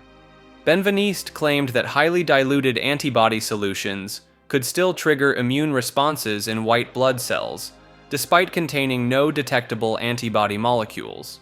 His team performed serial dilutions so extreme that the final solutions were statistically unlikely to contain even one molecule of the original substance. Nature took the unusual step of publishing the paper alongside an editorial expressing skepticism, then sent a team including magician James Randi to investigate Benveniste's laboratory. When the experiments were repeated under controlled conditions with proper blinding, the effects disappeared entirely. Homeopathic practitioners embrace water memory as the foundation for their treatments. They perform what they call succussion, vigorously shaking solutions between each dilution step. A typical 30C homeopathic remedy has been diluted 1 part in 100 30 times over. This level of dilution means you would need to consume roughly 10,000 liters of the solution to encounter a single molecule of the original substance. Japanese researcher Masaru Emoto later claimed that water could form different crystal structures when frozen, depending on the emotions or words it had been exposed to. His photographs showed beautiful crystals from water exposed to positive words like love, while water exposed to negative words formed irregular, unappealing structures. Emoto's work became popular in alternative healing circles, but scientists noted that his methods lacked proper controls and his crystal selection appeared cherry-picked. Water crystals naturally form in countless different patterns, depending on temperature, impurities, and cooling rate.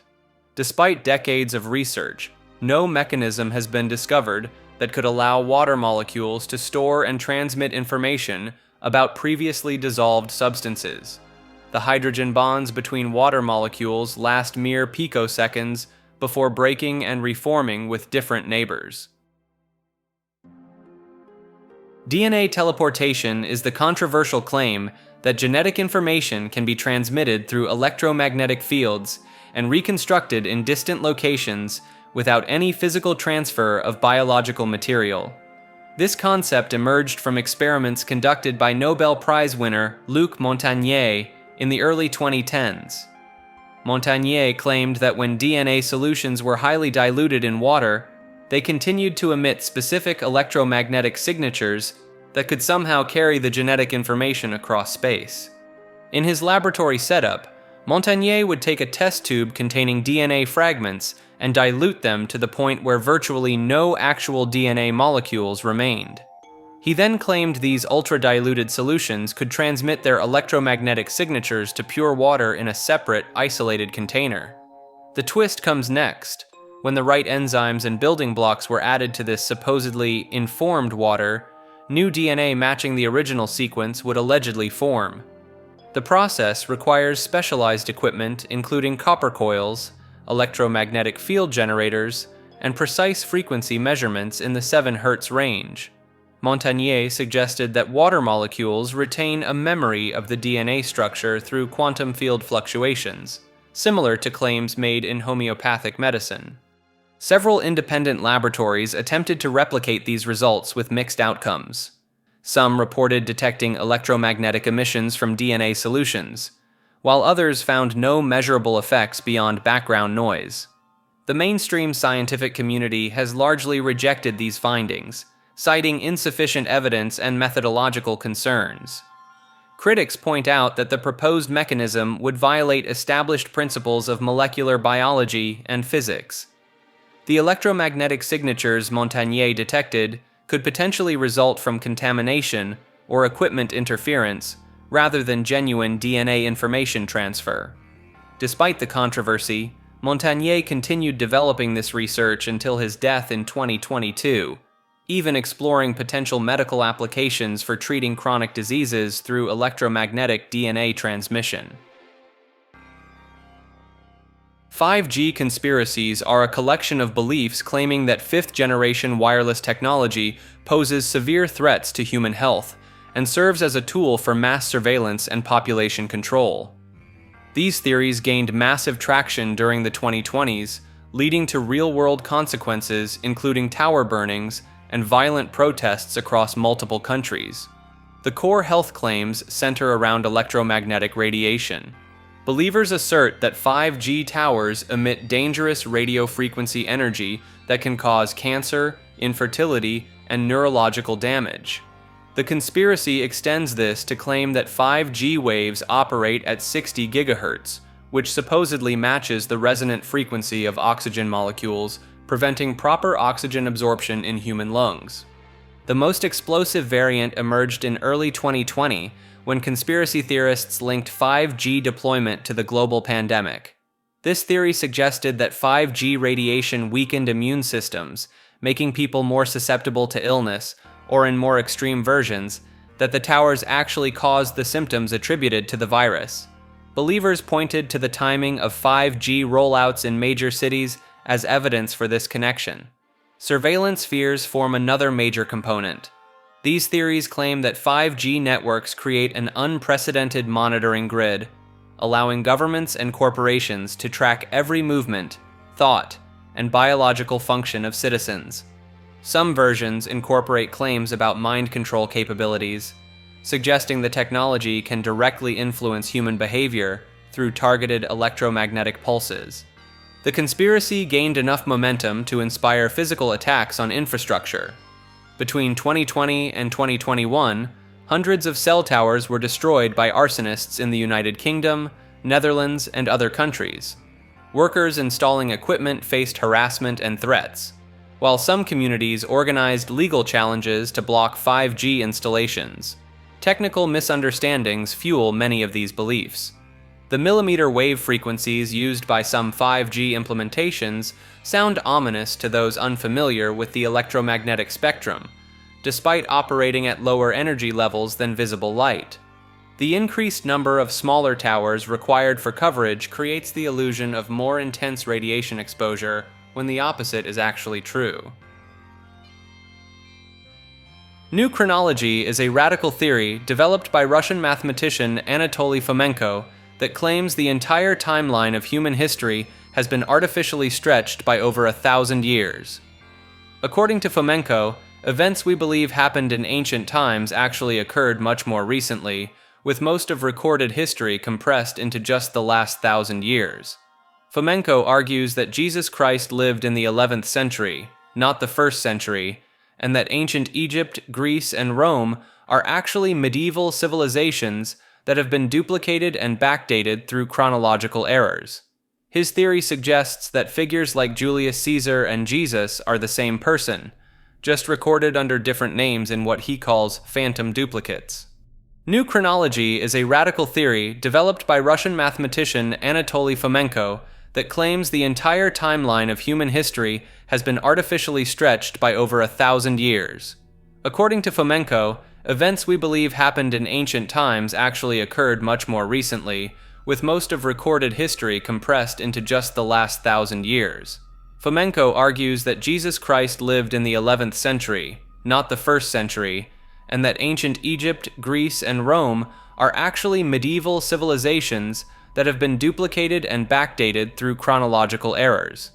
His theory suggests that figures like Julius Caesar and Jesus are the same person, just recorded under different names in what he calls phantom duplicates. The mathematician uses statistical analysis and astronomical dating to support his claims, examining eclipse records and star charts mentioned in historical texts. He points to inconsistencies in carbon dating and argues that many ancient artifacts are actually medieval forgeries created to support a false timeline. One of Fomenko's most striking claims involves the construction of the Egyptian pyramids, which he dates to around the 14th century rather than 2,500 years ago. He suggests they were built as tombs for Russian horde rulers, connecting ancient Egypt to medieval Russia through elaborate linguistic analysis. Japhetic theory is a bizarre linguistic doctrine that claimed all human languages descended from a single prehistoric tongue tied directly to Marxist class struggle. Soviet linguist Nikolai Marr developed this theory in the 1920s, naming it after Japheth, one of Noah's 3 sons from biblical tradition. Marr proposed that languages didn't evolve through gradual change like most linguists believed, but instead transformed through revolutionary leaps that mirrored social upheavals. He claimed that as societies moved from primitive communism to feudalism to capitalism, their languages underwent dramatic structural changes that reflected these economic shifts. The theory went further, suggesting that under true communism, all world languages would eventually merge into one universal tongue. Marr identified 4 basic elements he called Sal, Bear, Yon, and Rosh that supposedly formed the building blocks of all human speech. What made this particularly striking was Marr's rejection of the established Indo-European language family concept. He dismissed connections between Sanskrit, Greek, and Latin as bourgeois fabrications designed to support European cultural superiority. For nearly 3 decades, Japhetic theory dominated Soviet linguistics departments. Students were required to study Marr's 4-element system, and researchers who questioned the doctrine faced serious academic consequences. The theory's influence extended beyond universities into Soviet cultural policy. Officials used Marr's ideas to justify claims that minority languages within the Soviet Union were actually more advanced than European languages because they supposedly retained more primitive communist characteristics. Everything changed dramatically in 1950 when Stalin himself published an article rejecting Japhetic theory as anti-Marxist nonsense. Overnight, The linguistic establishment abandoned decades of research, and Mars' once mandatory textbooks disappeared from library shelves across the Soviet Union. Body memory is the belief that human tissues can store traumatic experiences and emotional imprints at the cellular level, completely separate from brain-based memory systems. Practitioners claim that physical trauma, emotional abuse, and psychological wounds become embedded directly into muscles, organs, and connective tissues. During massage therapy or bodywork sessions, clients reportedly experience sudden emotional releases, vivid flashbacks, or intense crying when therapists manipulate specific body areas. The concept gained traction in the 1980s and 1990s alongside recovered memory therapy. Massage therapists began reporting that clients would spontaneously recall childhood incidents or suppressed experiences when pressure was applied to particular muscle groups. Some bodyworkers developed elaborate maps linking emotional states to specific anatomical regions. The most dramatic claims involve organ transplant recipients. Case studies describe heart transplant patients suddenly developing new food preferences, personality changes, or memories that allegedly belong to their donors. One widely circulated account tells of a recipient who began craving foods the donor loved and experiencing nightmares about the donor's final moments. Cellular memory theorists propose that individual cells throughout the body can encode and store information independently of neural networks. They point to research on cellular communication and the discovery that cells can respond to environmental changes and retain certain molecular patterns. Physical therapists practicing craniosacral therapy and myofascial release often incorporate body memory concepts into their treatments. They describe feeling energetic blockages or sensing emotional tension trapped within fascial tissue layers.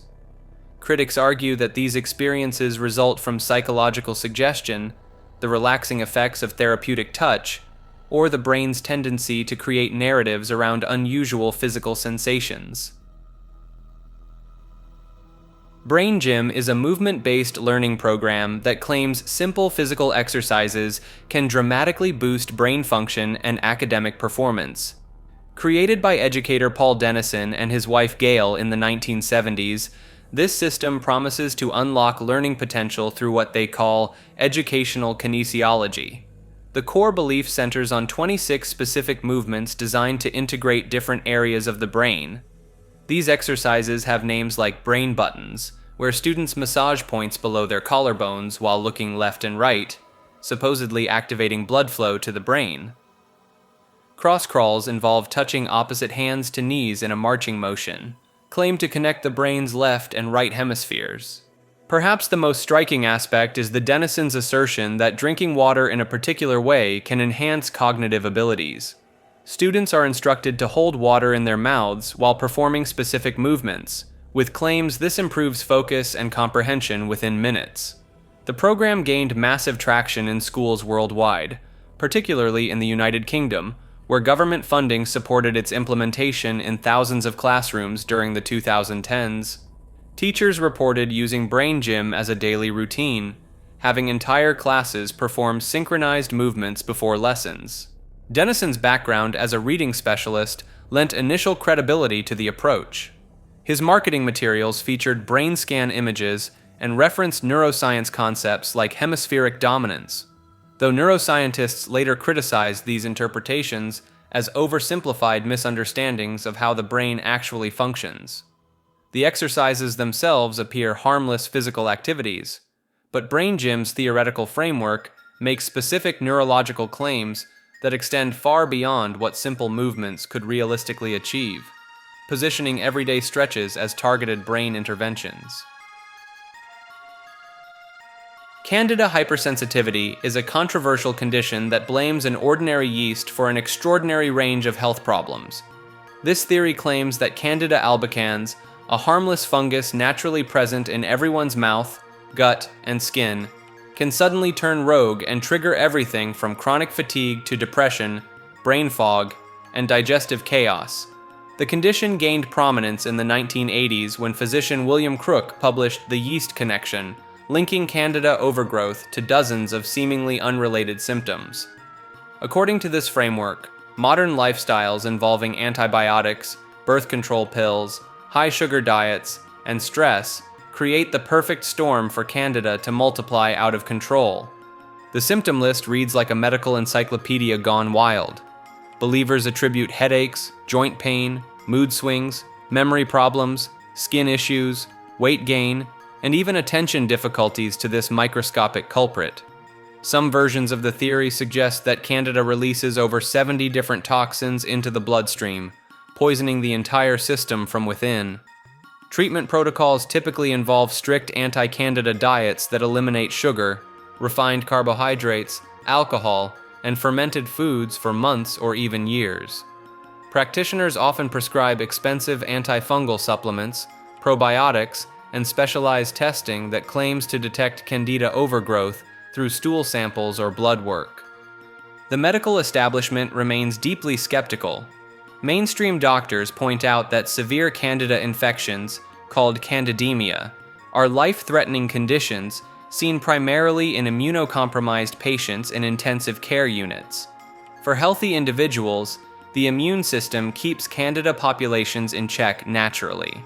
Critics note that the symptoms attributed to Candida hypersensitivity are so broad and nonspecific that they could describe almost any health complaint, making it nearly impossible to disprove the diagnosis once someone believes they have it. The 2012 phenomenon is a collection of beliefs that December 21st, 2012 would bring either the end of the world or a massive transformation of human consciousness. This date became the focus of intense speculation because it marked the end of a 5,125-year cycle in the Maya long count calendar. The Maya developed their long count system to track vast periods of time, with December 21st, 2012 representing the completion of the 13th Baktun. While Maya scholars understood this as simply the end of one cycle and the beginning of another, like our calendar rolling from December 31st to January 1st, popular interpretation took a dramatically different turn. New Age author Jose Arguelles helped spark modern interest with his 1987 book, The Mayan Factor, which connected the calendar to cosmic consciousness shifts. By the 2010s, the phenomenon had exploded into mainstream culture. The predictions varied wildly. Some claimed a massive solar flare would fry Earth's electronics and atmosphere. Others insisted the planet would experience a sudden magnetic pole reversal, flipping north and south in a matter of hours. Geologist Charles Hapgood's earlier work on crustal displacement found new life, with believers suggesting the entire outer layer of Earth might suddenly shift. Perhaps the most elaborate theory involved galactic alignment. Believers claimed that on December 21st, 2012, our solar system would align with the galactic equator for the first time in 26,000 years, somehow triggering catastrophic changes or spiritual awakening. Roland Emmerich's 2009 disaster film, 2012, brought these ideas to massive audiences, depicting neutrinos from solar flares heating Earth's core and causing global destruction. The movie grossed over $700 million worldwide.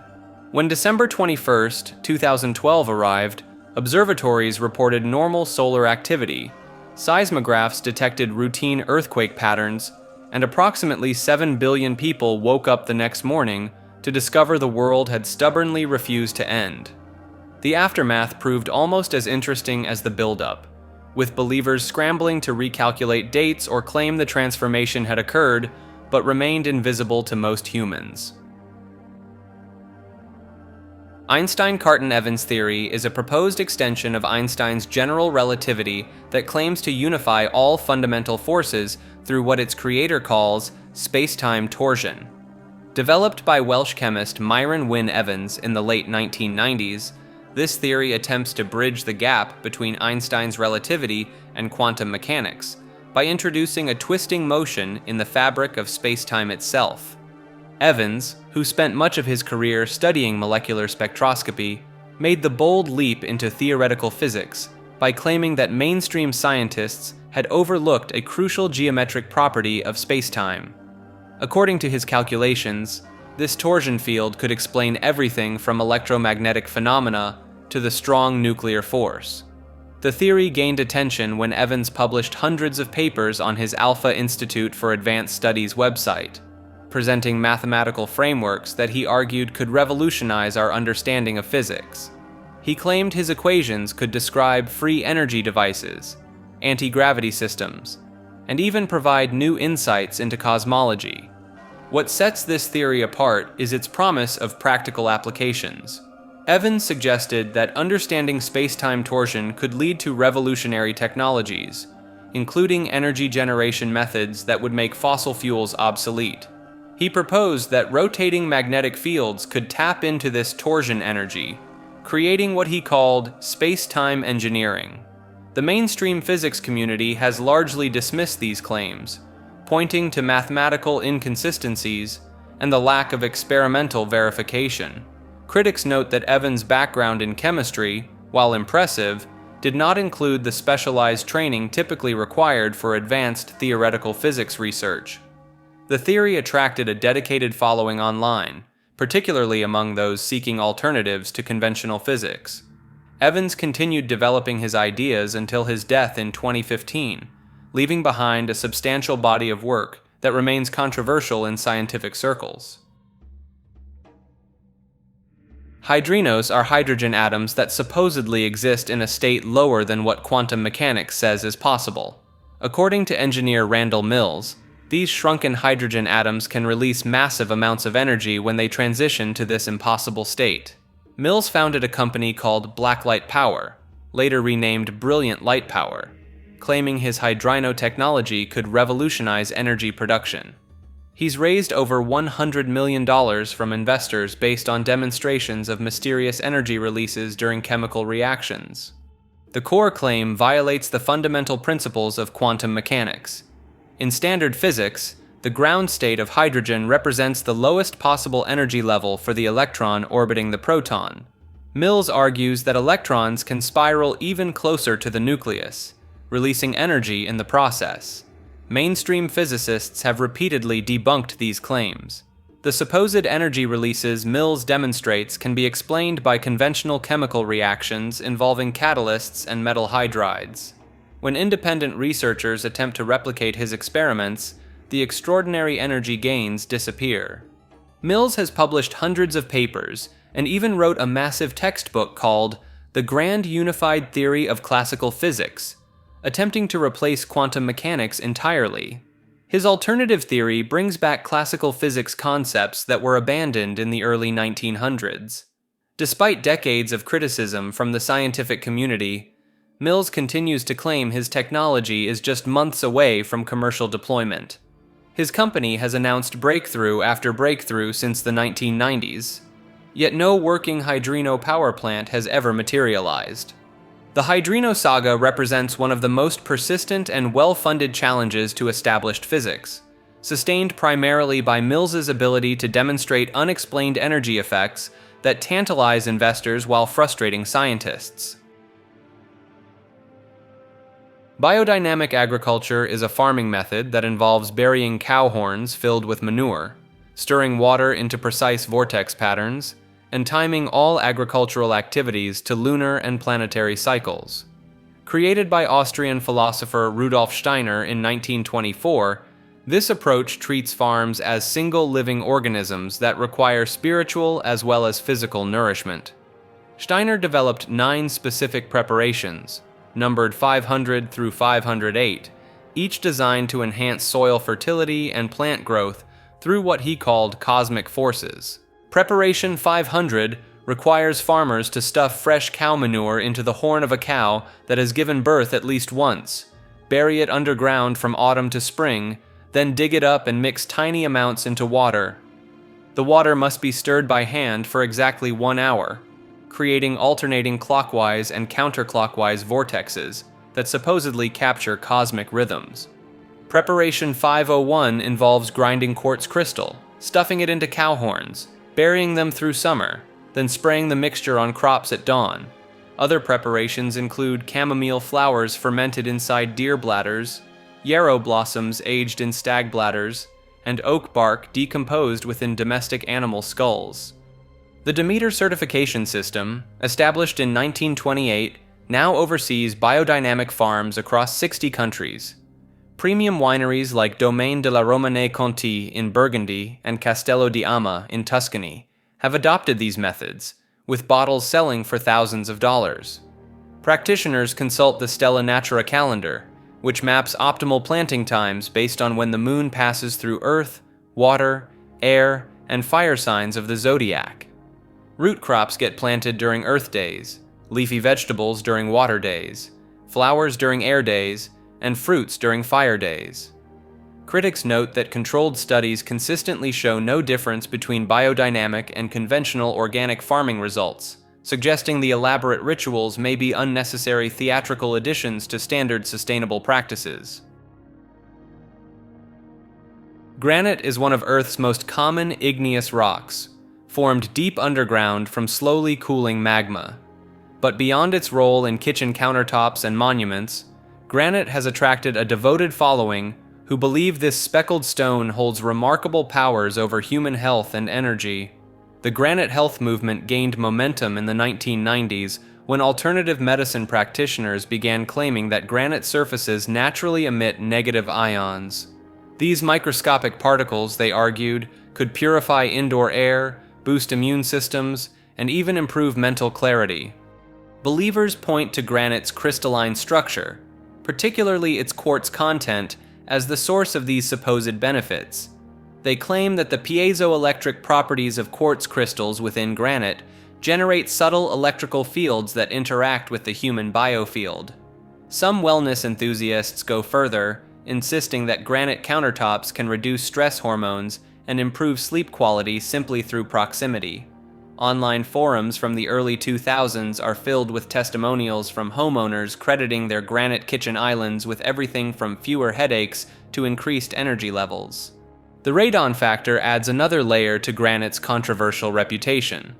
While granite does naturally emit small amounts of this radioactive gas, some alternative health advocates have flipped the concern on its head.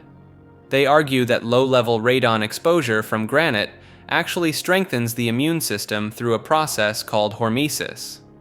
Feng Shui practitioners have embraced granite for entirely different reasons, viewing its density and earth element properties as grounding forces that can stabilize chaotic energy in living spaces. They recommend specific granite colors for different areas of the home, with black granite supposedly absorbing negative energy and lighter varieties promoting calm. Despite decades of testing, no scientific evidence supports granite's alleged health benefits beyond its practical durability. Yet the belief persists, perhaps because granite's natural beauty makes it easy to imagine hidden powers lurking within those glittering mineral flecks. Minimum parking requirements are urban planning mandates that force developers to build a specific number of parking spaces for every building they construct. These rules, found in virtually every American city, stem from studies conducted in the 1940s and 1950s that measured peak parking demand at suburban shopping centers and applied those numbers everywhere else. The original research behind these requirements came from traffic engineer Victor Gruen and others who counted cars at places like Northgate Mall in Seattle during Christmas shopping season. They then declared that every restaurant needed 1 parking space per 3 seats, every office building needed 4 spaces per 1,000 square feet, and every apartment needed 2 spaces per unit. These numbers became gospel, copied from city to city without question. The circular logic becomes apparent quickly. Cities require massive amounts of parking, which spreads buildings far apart, making walking impossible and driving necessary. This increased driving demand then justifies even more parking requirements. Donald Shoup, an urban planning professor at the University of California, Los Angeles, spent decades documenting this phenomenon in his book, The High Cost of Free Parking. Consider the absurd specificity of these rules. Bowling alleys must provide 5 parking spaces per lane. Funeral homes need 1 space per 4 seats in their chapel. Drive-through banks require 4 spaces per window, plus regular banking spaces. Some cities demand different parking ratios for Chinese restaurants versus Mexican restaurants, apparently believing ethnicity determines driving patterns. These requirements add approximately $24,000 to the cost of each apartment unit in Los Angeles, according to Shoup's research. The land devoted to parking in some American cities exceeds the land used for housing. Houston dedicates 30% of its downtown area to parking, creating an urban landscape that resembles a concrete desert punctuated by occasional buildings. The pseudoscientific nature emerges in how these requirements persist, despite mounting evidence of their failure. Cities like Minneapolis and Hartford eliminated parking minimums entirely and saw increased development, lower housing costs, and reduced traffic congestion. Buffalo removed requirements downtown and experienced a construction boom, yet most planners continue treating 60-year-old parking counts from suburban malls as immutable natural laws. Transportation engineers often defend these requirements using computer models that assume everyone drives everywhere, creating self-fulfilling prophecies. When cities build for cars exclusively, people have no choice but to drive, which validates the original assumption that everyone needs to drive. The most telling aspect is how quickly these scientific requirements crumble under scrutiny. Restaurants in walkable neighborhoods use far fewer parking spaces than the mandates require. Office buildings near transit stations sit surrounded by empty parking lots. Yet rather than adjust the requirements based on actual observation, most cities simply continue following the 1950s formulas as if they represent fundamental truths about human behavior. Clean water is the belief that ordinary H2O can be transformed into a substance with extraordinary healing and energetic properties through various unproven methods. The core claim suggests that water possesses a molecular memory, capable of storing and transmitting information even after substances have been completely diluted away. This forms the foundation of homeopathic medicine, where practitioners believe water remembers the essence of healing compounds long after they've been removed. Structured water takes this further, proposing that H2O molecules can arrange themselves into hexagonal clusters that supposedly match the water found in healthy cells. Companies sell devices costing hundreds to thousands of dollars that claim to restructure tap water using magnets, crystals, or electromagnetic fields. Alkaline water enthusiasts insist that drinking water with a pH above 8 can neutralize acid in the bloodstream and prevent disease. Despite the human body maintaining blood pH within a narrow range regardless of what you drink, alkaline water systems generate millions in sales annually. Dr. Masaru Emoto gained international attention in the early 2000s by claiming that human consciousness could alter water's crystalline structure. His photographs supposedly showed that positive thoughts created beautiful ice crystals, while negative emotions produced chaotic formations. The Japanese researchers' work inspired a global movement of people talking to their water, playing classical music to their drinks, and labeling bottles with words like love and gratitude. Water ionization devices promise to create electron-rich water that acts as a powerful antioxidant in the body. These machines, often sold through multi-level marketing schemes, can cost several $1,000s while producing effects that disappear as soon as the water encounters stomach acid. Victor Schauberger, an Austrian naturalist from the early 20th century, developed theories about living water that moves in spirals and vortexes. His followers create elaborate copper spiraling devices meant to restore water's natural energy patterns. Some practitioners combine multiple approaches, creating protocols that involve blessing water, exposing it to specific frequencies, adding trace minerals, and storing it in geometrically shaped containers under moonlight. Technical analysis is the practice of predicting future stock prices by studying charts and patterns from past market movements. Traders who swear by this method believe that price charts contain hidden messages about where markets will head next, despite decades of academic research suggesting it performs no better than random guessing. The foundation rests on three core assumptions that sound reasonable, but crumble under scrutiny. First, that market prices reflect all available information. Second, that prices move in trends that persist over time. Third, that history repeats itself in predictable patterns. Practitioners spend countless hours identifying formations with names that sound like they belong in a fortune teller's handbook. Head and shoulders, double tops, cup and handle, ascending triangles, bearish engulfing patterns. Each supposedly signals whether prices will rise or fall. The 2010s saw an explosion of retail traders armed with free charting software, convinced they had cracked the code. Social media filled with screenshots of perfect predictions, while the countless failed trades remained conveniently hidden. Elliott wave theory takes technical analysis into even stranger territory. Ralph Nelson Elliott claimed in the 1930s that market movements follow specific wave patterns based on human psychology and natural mathematical sequences. Followers draw elaborate wave counts stretching across decades, constantly revising their predictions when reality fails to cooperate. Fibonacci retracements add another layer of mysticism, suggesting that stocks naturally bounce at levels corresponding to ratios found in flower petals and seashells. The most devoted technicians overlay dozens of indicators on their charts until the actual price data becomes barely visible beneath the colorful mathematical soup. Despite regulatory warnings and academic debunking, technical analysis remains deeply embedded in trading culture, generating billions in software sales and course fees from those seeking market fortune through pattern recognition. Velikovsky catastrophism is a theory claiming that planets in our solar system once careened through space like cosmic billiard balls, causing the catastrophes described in ancient religious texts.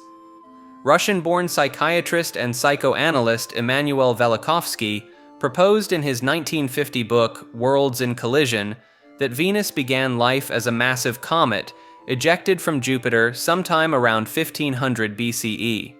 This wandering protoplanet then swooped dangerously close to Earth not once, but twice, first around 1500 BCE and again around 700 BCE.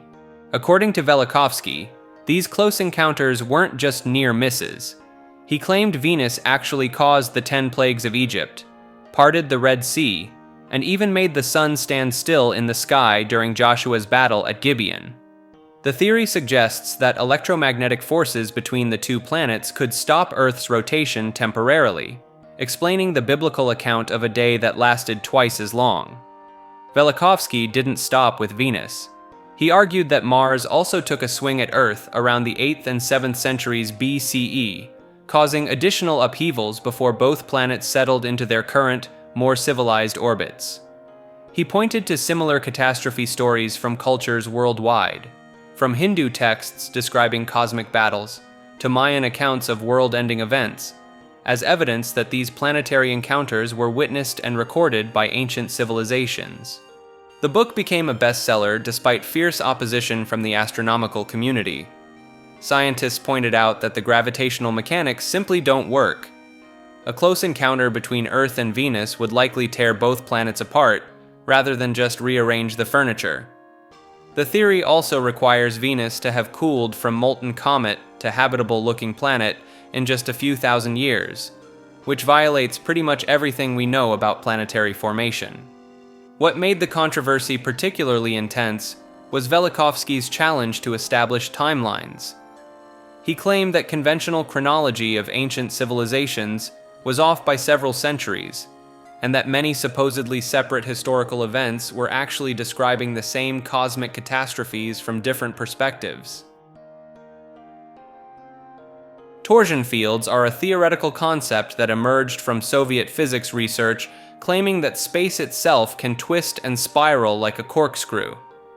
Unlike Einstein's curved spacetime, torsion field theory suggests that the fabric of reality has an additional property, a helical twist that can carry information and energy across vast distances. The concept traces back to French mathematician Élie Cartan in the 1920s, but Soviet researchers Gennady Shipov and Anatoly Akimov developed it into something far more ambitious during the Cold War era. They proposed that spinning objects, from electrons to entire galaxies, generate these invisible torsion waves that ripple through the universe faster than light itself. What made torsion fields particularly appealing to some researchers was their supposed ability to explain phenomena that conventional physics couldn't touch. Akimov's team claimed that certain crystals, pyramids, and even human consciousness could generate detectable torsion field signatures. They suggested these fields could enable instantaneous communication across any distance, making them potentially valuable for military applications. The theory gained traction in alternative science circles when researchers began connecting torsion fields to everything from psychic healing to free energy devices. Some claimed that rotating copper coils could tap into Earth's natural torsion field, while others insisted that meditation and focused intention could manipulate these invisible forces directly. Despite decades of research and millions of rubles invested by the Soviet government, mainstream physics has found no reproducible evidence for torsion fields as described by their advocates. The mathematical frameworks exist, but the extraordinary claims about faster-than-light communication and consciousness interaction remain unproven. Yet the concept persists in fringe science communities, where torsion fields are credited with powering everything from anti-gravity devices to interdimensional portals. Extrasensory research in the USSR was a decades-long government program that turned science fiction into state policy. While the West dismissed psychic phenomena as parlor tricks, Soviet scientists were conducting rigorous experiments on telepathy, remote viewing, and psychokinesis with the full backing of the military. The program began in earnest during the 1950s, when the Soviet Academy of Sciences established dedicated laboratories for parapsychological research.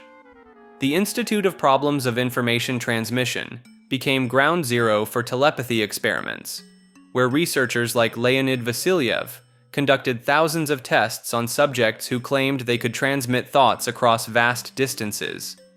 One of the most documented cases involved Rosa Kuleshova, a woman who could allegedly read text and identify colors while completely blindfolded. Soviet scientists subjected her to hundreds of controlled experiments, filming her as she read newspapers through thick black cloth and correctly identified playing cards sealed in opaque envelopes. The research team concluded she was using some form of dermal vision, essentially seeing through her fingertips. The Soviets took their psychic research so seriously that they built entire facilities dedicated to the work. The town of Zheleznodorozhny housed a secret laboratory where scientists studied psychokinesis, the ability to move objects with the mind alone.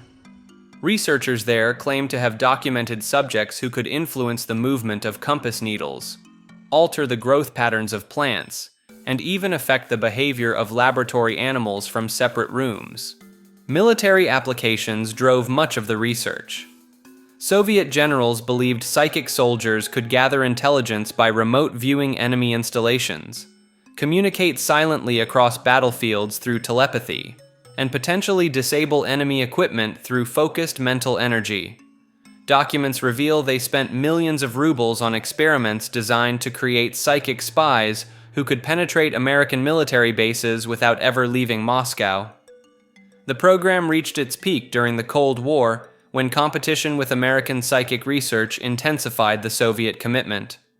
Declassified files show the KGB recruited hundreds of claimed psychics, subjecting them to rigorous testing protocols that would make modern clinical trials look casual by comparison. Nina Kulagina became the program's most famous subject after filmed demonstrations showed her moving small objects across tables using only her hands hovering above them. Soviet cameras captured her deflecting compass needles, separating egg whites from yolks, and stopping the hearts of laboratory frogs, all while connected to monitoring equipment that recorded her vital signs. The research continued well into the 1980s, with some facilities operating until the Soviet Union collapsed. When classified documents finally emerged in the 1990s, they revealed the true scope of a program that had employed hundreds of scientists and tested thousands of subjects across multiple decades. Energy from vacuum is the bold claim that usable power can be extracted directly from empty space itself through quantum mechanical processes. The theory builds on legitimate quantum physics concepts, particularly the idea that even completely empty space contains fluctuating electromagnetic fields at the smallest scales. The foundation rests on zero-point energy, a real phenomenon where quantum fields maintain residual energy even at absolute zero temperature. Physicist Harold Puthoff calculated that a single cubic centimeter of vacuum space contains enough theoretical energy to boil all the oceans on Earth. This staggering number has inspired decades of attempts to tap into what some call the ultimate free energy source. Tom Bearden, a retired Army officer turned energy researcher, spent years developing what he called motionless electromagnetic generators. His patents describe devices that allegedly draw energy from the quantum vacuum using carefully arranged magnetic fields and scalar wave interactions. Bearden claimed his prototypes achieved over-unity performance, producing more energy output than electrical input. The Casimir effect often gets cited as proof that vacuum energy extraction is possible. When two metal plates are placed incredibly close together in a vacuum, quantum fluctuations actually push them together with measurable force. While this demonstrates vacuum energy exists, scaling it up to power generation remains the trillion-dollar question. Stephen Greer's Disclosure Project has featured multiple witnesses claiming the military has successfully developed vacuum energy devices, but suppresses the technology to protect existing energy monopolies. Former Lockheed Skunk Works engineer Boyd Bushman allegedly worked on such projects before his death in 2014. The physics establishment maintains that while vacuum fluctuations are real, thermodynamics prevents their extraction as usable energy. Critics point out that most claimed vacuum energy devices mysteriously fail during independent testing, or rely on hidden conventional power sources. Kirlian photography is a technique that claims to capture the invisible energy fields surrounding living beings through high-voltage electrical discharge. When objects are placed on photographic film and subjected to thousands of volts of electricity, they produce striking coronas of light that appear to emanate from within. Soviet inventor Semyon Kirlian and his wife Valentina developed this method in 1939 after Semyon noticed strange flashes of light around a patient receiving electrotherapy treatment. They spent decades perfecting their technique, creating images that showed vibrant, multicolored auras around everything from human fingertips to freshly picked leaves. The most compelling claim involves the phantom leaf effect. When researchers photographed a leaf, then tore off a portion and photographed it again, the missing section allegedly still appeared in the electrical discharge pattern. This suggested that some kind of energy template or life force remained even after the physical matter was removed. Alternative medicine practitioners began using Kirlian photography in the 1970s to diagnose illnesses and emotional states based on the color, intensity, and patterns of a person's electrical aura.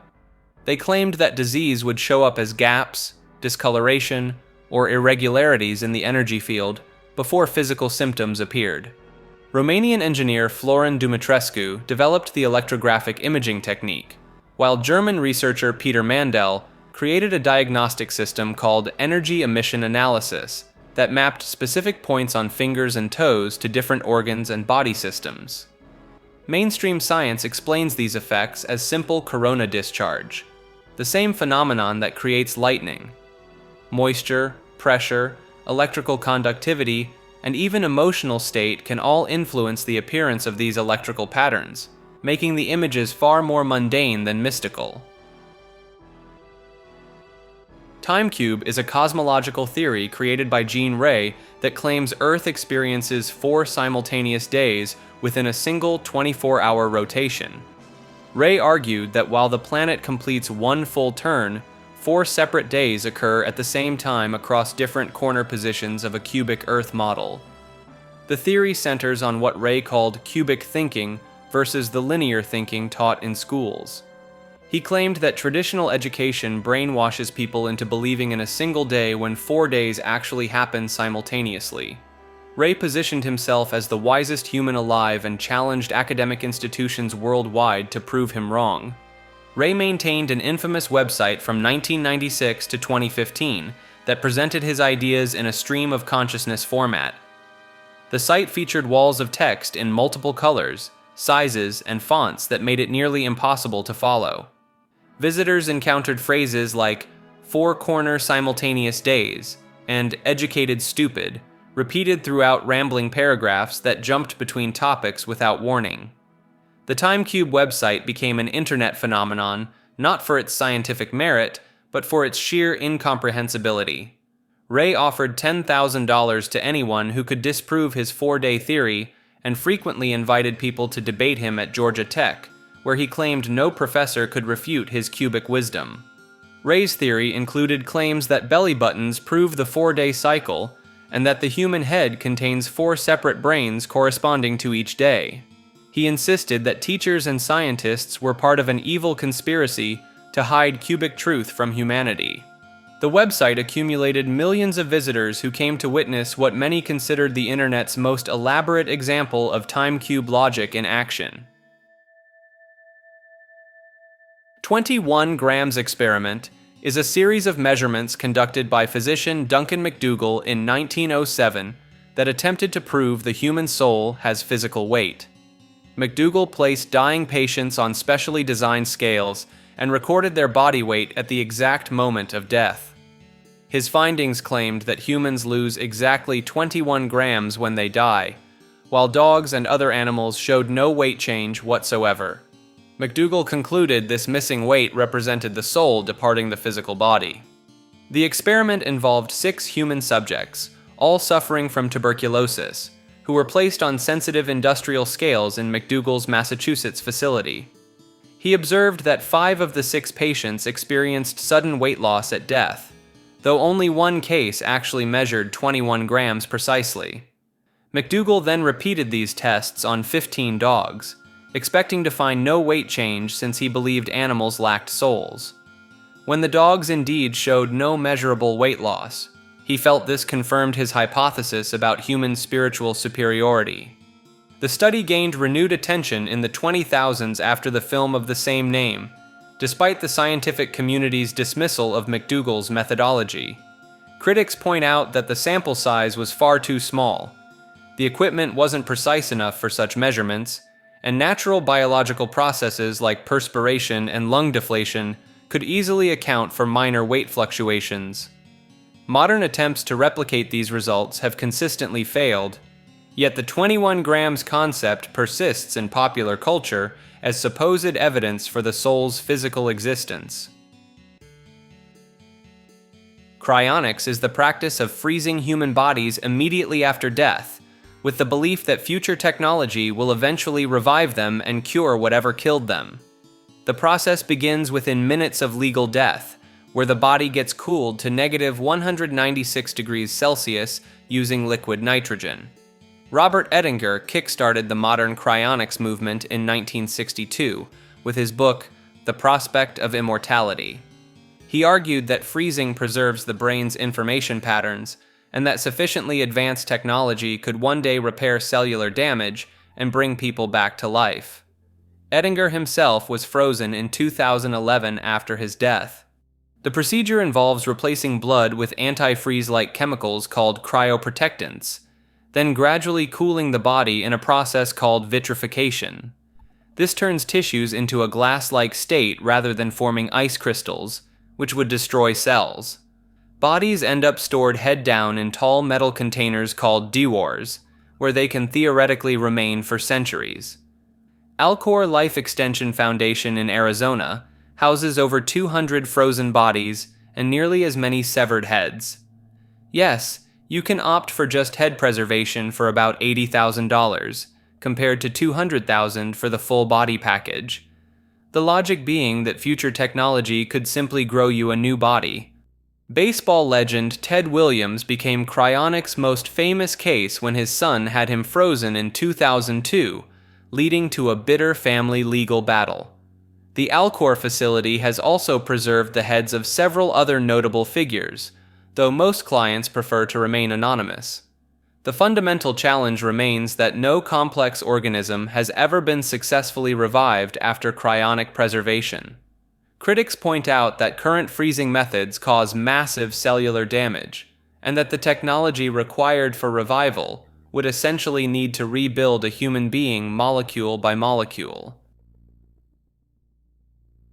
NoFap and no porn are online movements claiming that abstaining from masturbation and adult content can unlock extraordinary physical and mental transformations.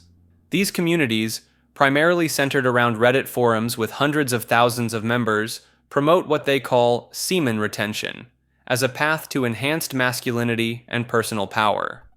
Followers report developing what they term superpowers after periods of abstinence ranging from 30 to 90 days or longer. These alleged benefits include increased muscle mass, deeper voice, clearer skin, heightened confidence, and improved eye contact with strangers. The most striking claims venture into metaphysical territory. Many adherents insist that women can somehow sense their retained life force energy and become magnetically attracted to them.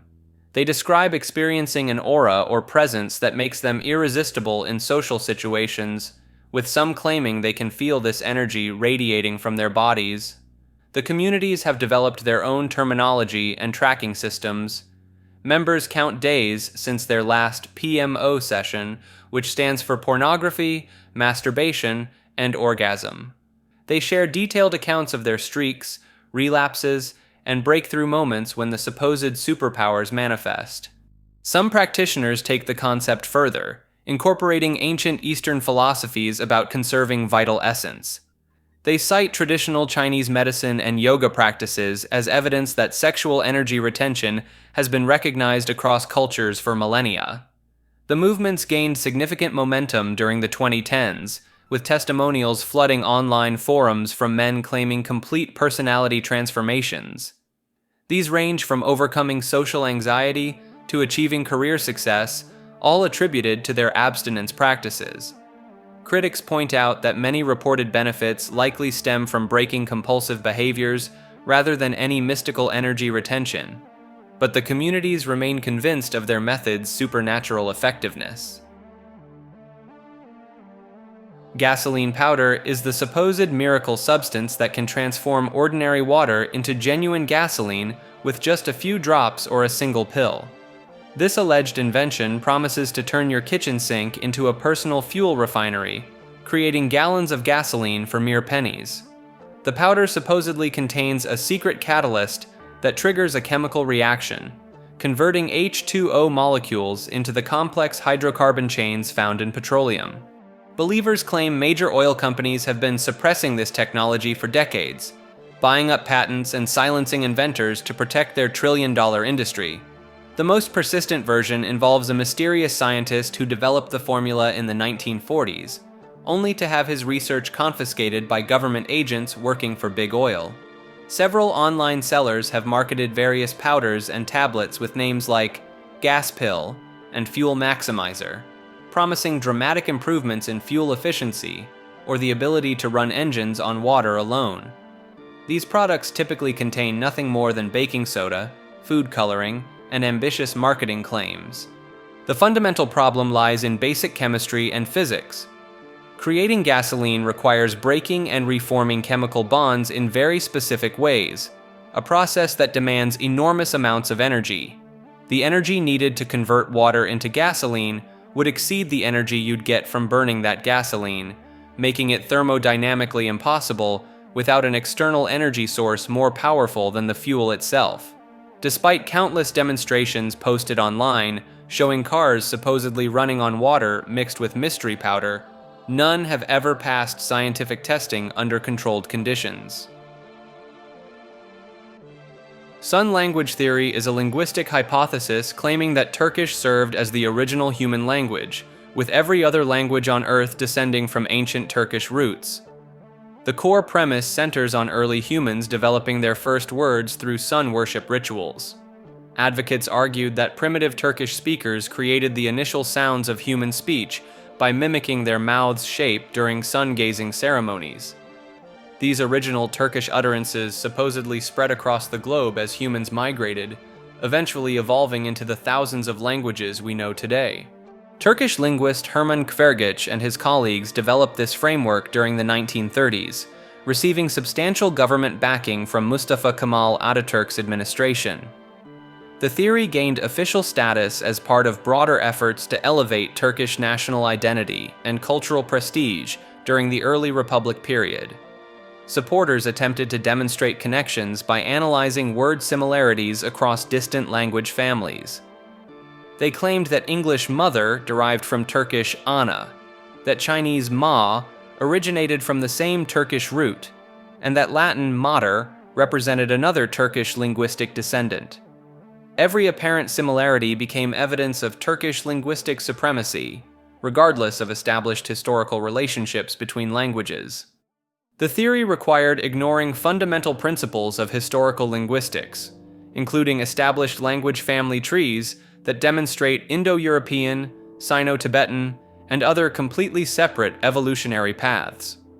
Researchers promoting these ideas dismissed archaeological evidence showing human language development across multiple continents simultaneously, instead insisting that Turkish speakers alone possess the cognitive capacity for original speech creation.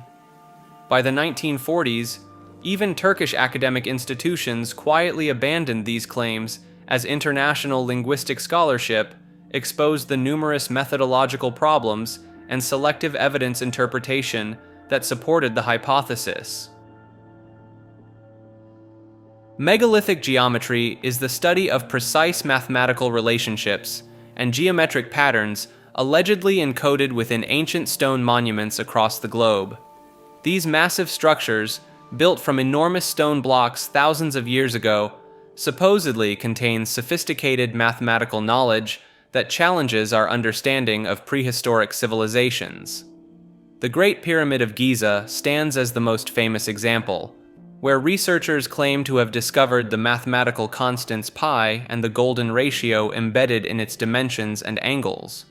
Alexander Thom, a Scottish engineer, spent decades in the 20th century measuring stone circles across Britain and proposed the existence of a standardized unit called the megalithic yard, measuring approximately 2.72 feet. He argued that ancient builders used this precise measurement across hundreds of sites, suggesting a level of coordination and mathematical understanding previously thought impossible for the time period. The Stonehenge monument reportedly demonstrates complex astronomical alignments and geometric relationships. Some researchers claim its layout incorporates advanced trigonometry and that the positioning of its stones creates perfect triangles and circles when connected by invisible lines. Proponents of megalithic geometry point to sites like Newgrange in Ireland, where the entrance passage aligns perfectly with the winter solstice sunrise, and the Carnac stones in France, which allegedly form geometric patterns visible only from aerial view. The theory extends beyond individual monuments to encompass entire landscapes.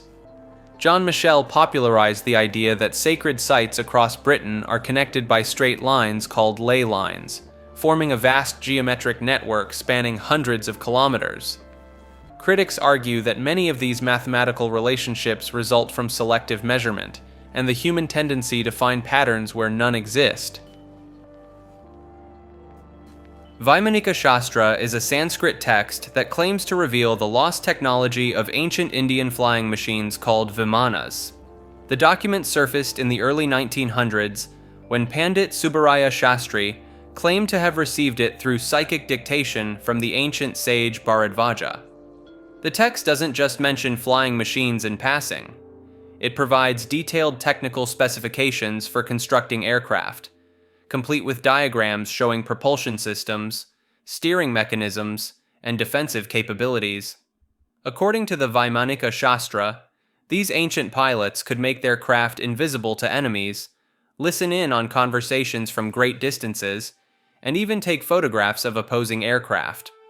The document describes 8 different types of Vimanas, each designed for specific purposes. The Shakuna Vimana could reach speeds that would make modern jets look sluggish, while the Sundara Vimana was supposedly designed for comfortable long-distance travel. The text goes into extraordinary detail about the materials needed, listing 32 different metals and alloys required for construction. What makes researchers scratch their heads is the level of technical detail. The Vaimanika Shastra describes complex metallurgical processes, electrical systems, and what appears to be radar technology. It mentions using mercury as a propulsion system and describes pilot training procedures that sound remarkably similar to modern aviation protocols. G.R. Josier published an English translation in 1973, bringing the text to international attention.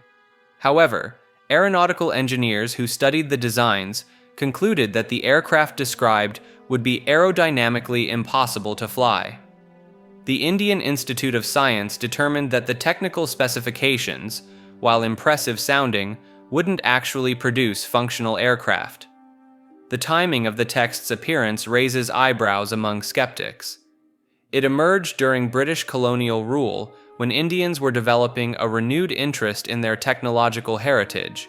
Coincidentally, around the same time, the Wright brothers were making headlines with their flying machine.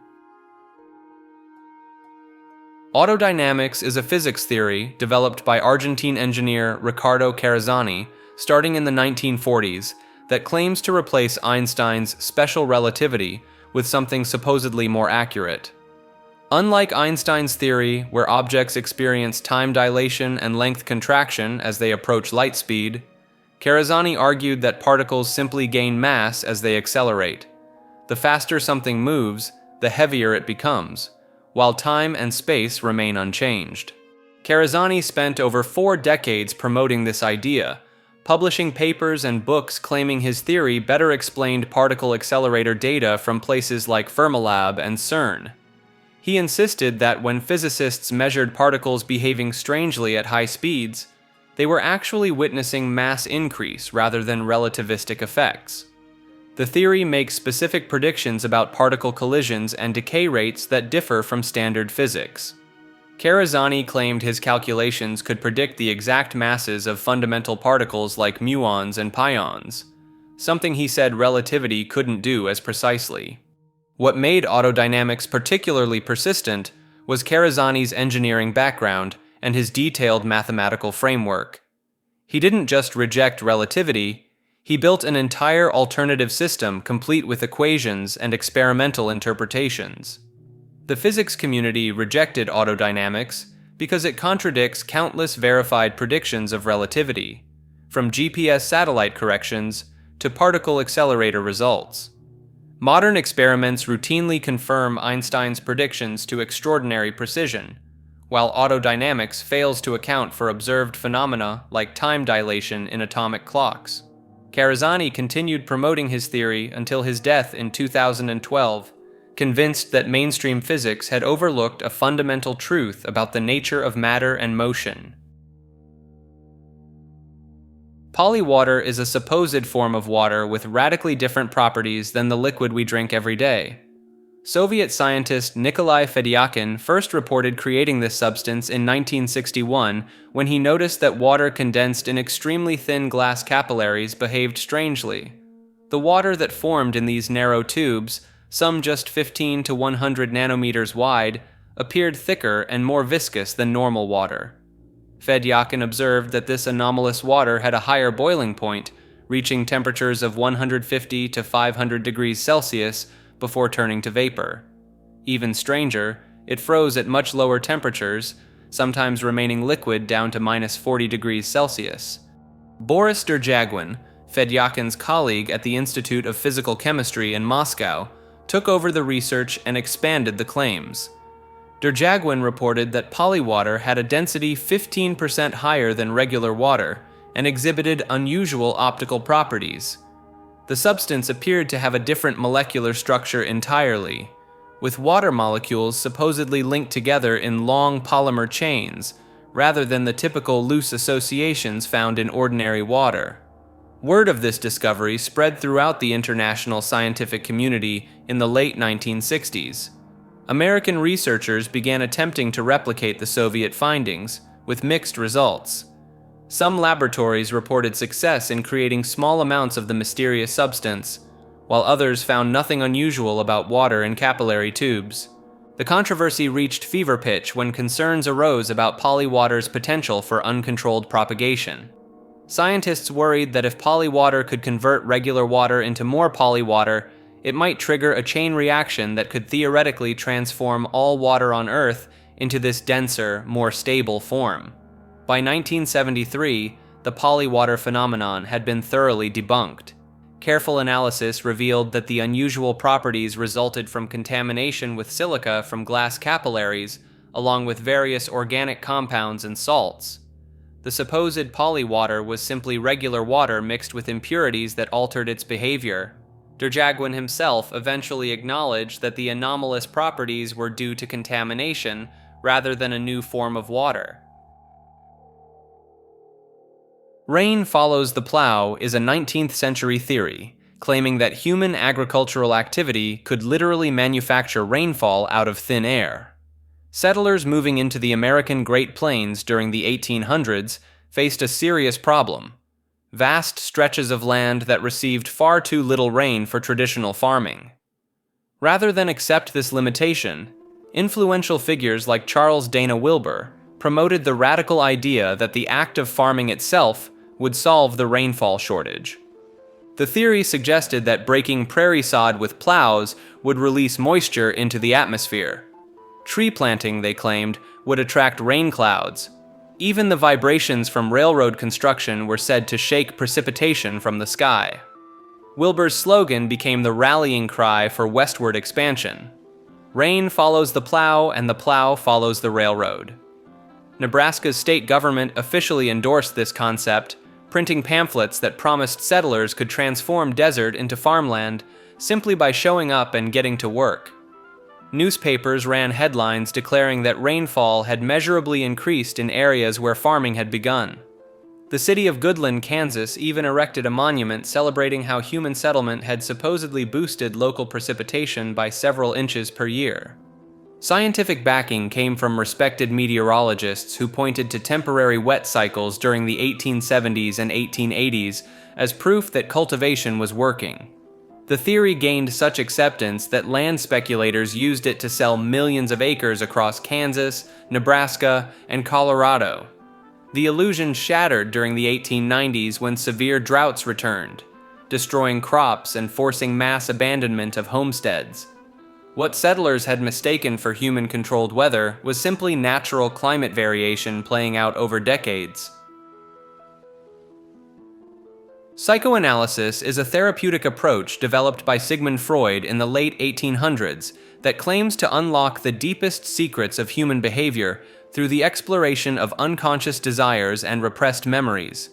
Freud believed that our minds operate like icebergs, with the conscious thoughts we're aware of representing only a tiny fraction floating above the surface, while the vast unconscious below drives most of our actions. The theory centers around several key concepts that sound more like mythology than medicine.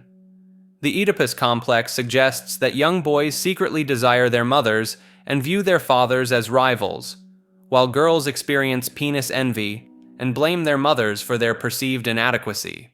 Freud claimed that virtually everything could be traced back to sexual or aggressive impulses, including slips of the tongue, dreams, and even the way someone holds a cigarette. Dream interpretation became one of psychoanalysis's signature techniques, with Freud declaring dreams to be the royal road to the unconscious. According to his theory, every dream symbol carries hidden sexual meaning.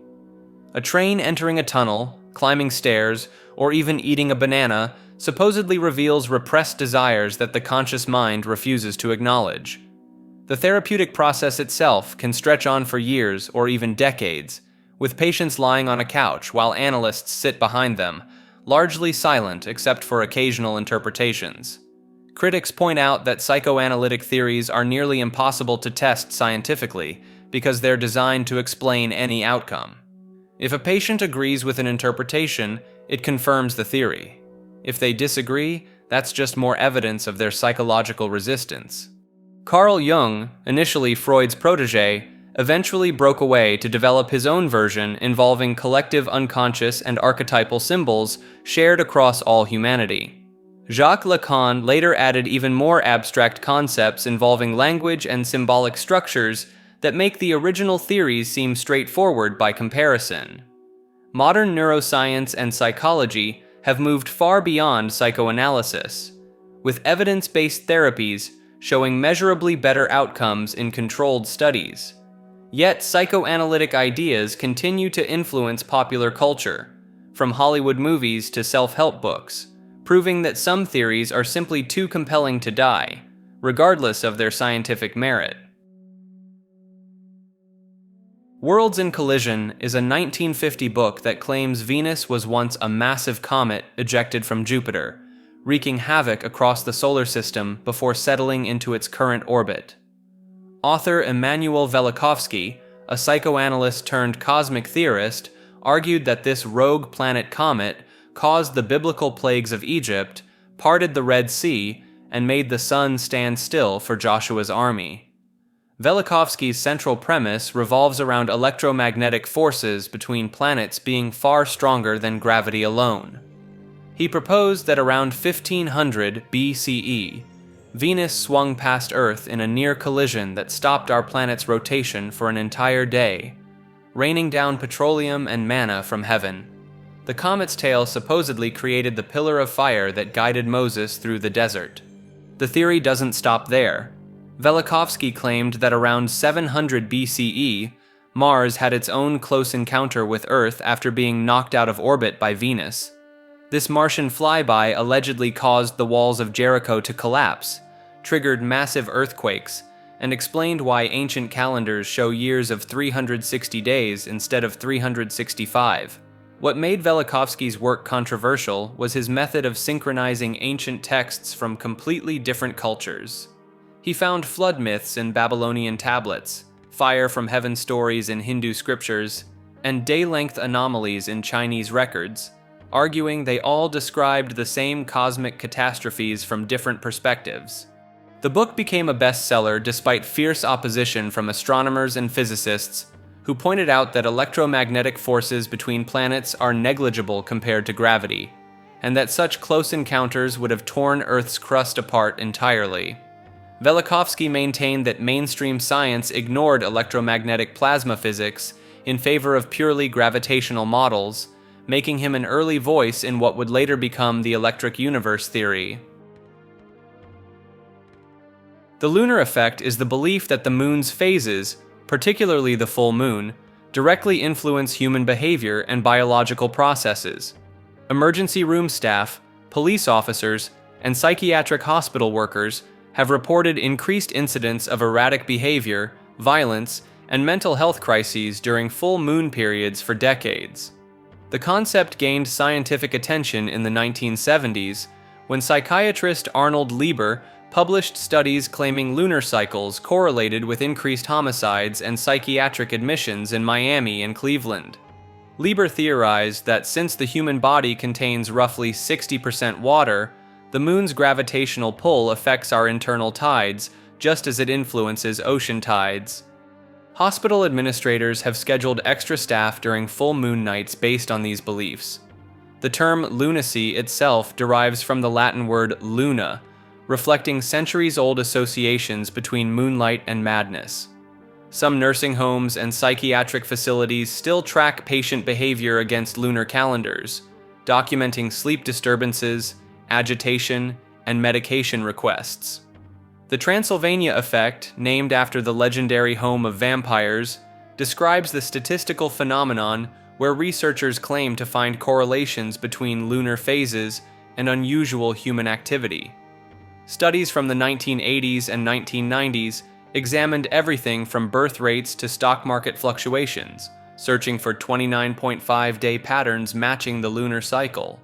Modern research has largely debunked these connections through meta-analyses of hundreds of studies, showing no consistent relationship between moon phases and human behavior. However, the belief persists so strongly that it continues influencing staffing decisions and public perception, creating a self-fulfilling prophecy where people expect strange behavior during full moons, and therefore notice it more readily. Fingerprint analysis is built on an assumption that has never been scientifically proven, that every human fingerprint is completely unique. This fundamental claim underlies an entire forensic system that has sent thousands to prison, yet it remains unverified by rigorous scientific testing. The technique relies on human examiners visually comparing ridge patterns and declaring matches based on personal judgment, rather than standardized mathematical criteria. No two fingerprint analysts are required to find the same number of matching points to declare a positive identification. This subjective approach has led to spectacular failures. In 2004, Brandon Mayfield, an Oregon lawyer, was arrested as a suspect in the Madrid train bombings after the FBI declared his fingerprint a perfect match to evidence found at the scene. Spanish authorities later proved the print belonged to an Algerian national, forcing the FBI to admit their error. The Madrid case exposed how confirmation bias influences fingerprint examination. When analysts know details about a case, they become more likely to see matches that support the investigation's direction. Fingerprint analysis emerged in the late 1800s through the work of Francis Galton, who studied fingerprint patterns but never claimed they were unique. The uniqueness assumption developed gradually through law enforcement adoption, rather than scientific validation. Modern DNA analysis has overturned numerous convictions that relied heavily on fingerprint evidence. The Innocence Project has documented cases where fingerprint testimony contributed to wrongful convictions later reversed through genetic testing. Fingerprint evidence continues to be presented in courtrooms as infallible science. Many jurisdictions still allow analysts to testify with absolute certainty about matches, even though the underlying science cannot support such definitive claims. The persistence of fingerprint analysis as unquestioned forensic truth demonstrates how investigative techniques can become accepted as scientific fact without meeting the standards typically required for scientific validation. Vastu Shastra is an ancient Indian architectural system that claims to harmonize buildings with cosmic forces and natural energies. Practitioners believe that aligning structures according to specific directional principles can dramatically influence the health, wealth, and happiness of inhabitants. The system operates on the premise that every plot of land contains a sleeping cosmic being called Vastu Purusha, whose body parts correspond to different areas of a property. The head points northeast while the feet face southwest, and disturbing these zones incorrectly supposedly brings misfortune. Vastu consultants prescribe exact placements for every room based on cardinal directions. The kitchen must face southeast to honor Agni, the fire god. Bedrooms should occupy the southwest corner for stability. Toilets cannot be placed in the northeast, as this pollutes the most sacred direction. Water features belong in the north or northeast, while heavy furniture stays in the south and west. The practice involves precise measurements using ancient units called hastas, roughly 18 inches each. Doorways require specific proportions, and the number of steps leading to entrances must follow particular mathematical sequences. Some consultants charge thousands of dollars to evaluate properties and recommend costly renovations. Modern Vastu has adapted to include contemporary concerns like wireless routers, which some claim should face east, and air conditioning units, which allegedly disrupt energy flow if positioned incorrectly. Luxury hotels across India now employ Vastu architects, and real estate developers market Vastu-compliant apartments at premium prices. The system extends beyond mere placement to include color schemes, with yellow promoting prosperity in the northeast and red enhancing relationships in the southwest corner of bedrooms. Orgone is a proposed universal life energy that its creator claimed could cure diseases, control weather, and enhance human vitality through specially constructed accumulation devices. Wilhelm Reich, a psychoanalyst and former student of Sigmund Freud, developed this theory in the 1930s after observing what he believed were energy particles under a microscope.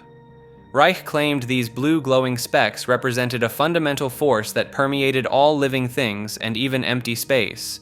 Reich constructed wooden boxes lined with alternating layers of organic and metallic materials, calling them orgone accumulators. Users would sit inside these refrigerator-sized chambers for 30 minutes to several hours, supposedly absorbing concentrated life energy. Reich insisted these sessions could treat everything from cancer to impotence. The therapy attracted notable followers, including writer Saul Bellow and filmmaker Orson Welles. Reich established a research facility called Organon in rural Maine, where he conducted experiments attempting to influence weather patterns using what he termed cloudbuster devices.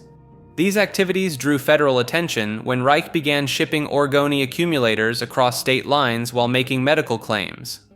The Food and Drug Administration obtained an injunction in 1954, declaring orgone energy non-existent and ordering all accumulators destroyed. Reich violated the court order and was sentenced to 2 years in federal prison, where he died in 1957. Federal agents burned his books and research materials, creating an unusual case of government book burning in modern America. Modern believers create orgonite devices using metal shavings, crystals, and resin, claiming these pyramids and pendants can neutralize electromagnetic radiation and improve spiritual well-being.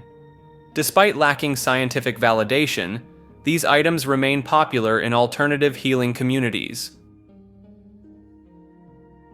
Cargo cult science is a term coined by physicist Richard Feynman in 1974 to describe research that looks scientific on the surface, but lacks the rigorous methodology that makes real science work.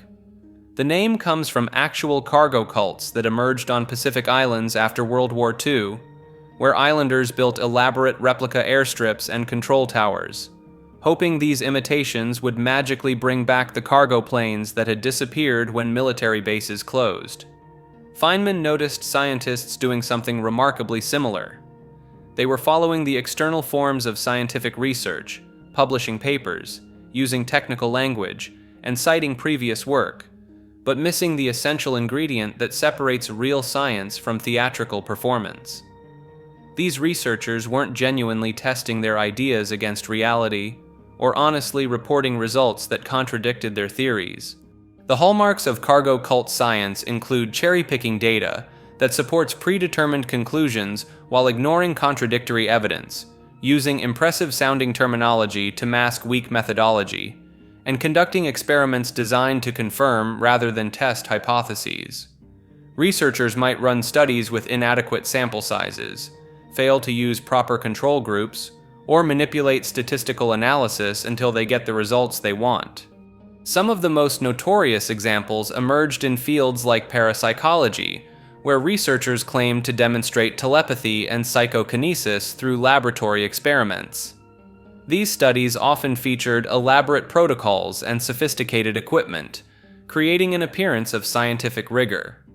However, when independent researchers attempted to replicate the results under truly controlled conditions, the effects consistently vanished. The pharmaceutical industry has seen its share of cargo cult science, particularly in cases where companies suppressed negative trial results while promoting positive ones, creating a distorted picture of drug effectiveness and safety. What makes cargo cult science particularly insidious is its ability to fool both practitioners and the public. Unlike obvious pseudoscience, it operates within academic institutions, gets published in journals, and can influence policy decisions for years before its flaws become apparent. Aquatic ape theory is the controversial proposal that human ancestors spent a significant period evolving in aquatic or semi-aquatic environments, fundamentally shaping our modern physiology in ways that separate us from other primates. Marine biologist Alistair Hardy first suggested this idea in 1960, but it gained widespread attention through writer Elaine Morgan's series of books starting with The Descent of Woman in 1972. Morgan argued that mainstream evolutionary theory failed to explain several distinctly human characteristics that seemed oddly out of place for land-dwelling apes. The theory points to our upright walking posture, claiming that wading through water would naturally encourage bipedalism as early hominids sought food in shallow coastal areas. Our relative hairlessness compared to other primates supposedly mirrors that of aquatic mammals, while our layer of subcutaneous fat resembles the blubber found in seals and whales rather than the lean muscle of terrestrial apes. Supporters highlight our exceptional breath control and diving reflexes that activate when submerged, allowing humans to hold their breath far longer than expected for a land animal. They note our streamlined body shape, the positioning of our nostrils, and even our tendency to mate face-to-face as evidence of aquatic adaptation. The theory attempts to explain why humans cry salt tears, why we're drawn to water for recreation, and why human babies can swim before they can walk. Proponents argue that early hominids lived along Africa's expanding lake systems and coastlines between 6 and 8 million years ago, during a period when rising sea levels created extensive wetland environments. Despite decades of promotion, mainstream paleoanthropology remains skeptical. Critics point out the complete absence of transitional fossils showing aquatic adaptations, and note that most human features have well-established terrestrial evolutionary explanations. The theory's reliance on convergent evolution with marine mammals, they argue, cherry-picks similarities while ignoring fundamental differences in anatomy and behavior. Pataphysics is the self-proclaimed science of imaginary solutions, created by French playwright Alfred Jarry in 1896. This deliberately absurd academic discipline claims to study the laws governing exceptions and explore hypothetical universes. Jarry defined it as extending beyond metaphysics as far as metaphysics extends beyond physics. The entire field operates on systematic nonsense, creating elaborate theoretical frameworks for completely fictional phenomena. The College of Pataphysics, established in Paris in 1948, maintains the tradition with deadly serious scholarship applied to utterly ridiculous subjects. Members have included playwright Eugène Ionesco, writer Boris Vian, and dozens of other literary figures who embrace this intentional academic fraud. They publish genuine research papers with complex mathematical formulas, proving the existence of time machines, the weight of souls, and the proper classification of unicorns. The college issues official degrees, maintains a complex calendar system with 13 months, and conducts ceremonies with full academic regalia. Their Journal of Pataphysics features peer-reviewed articles on topics like the science of puns and the physics of Dr. Faustrol, Jerry's fictional character who travels through space in a sieve. What makes this particularly fascinating is the complete commitment to the performance.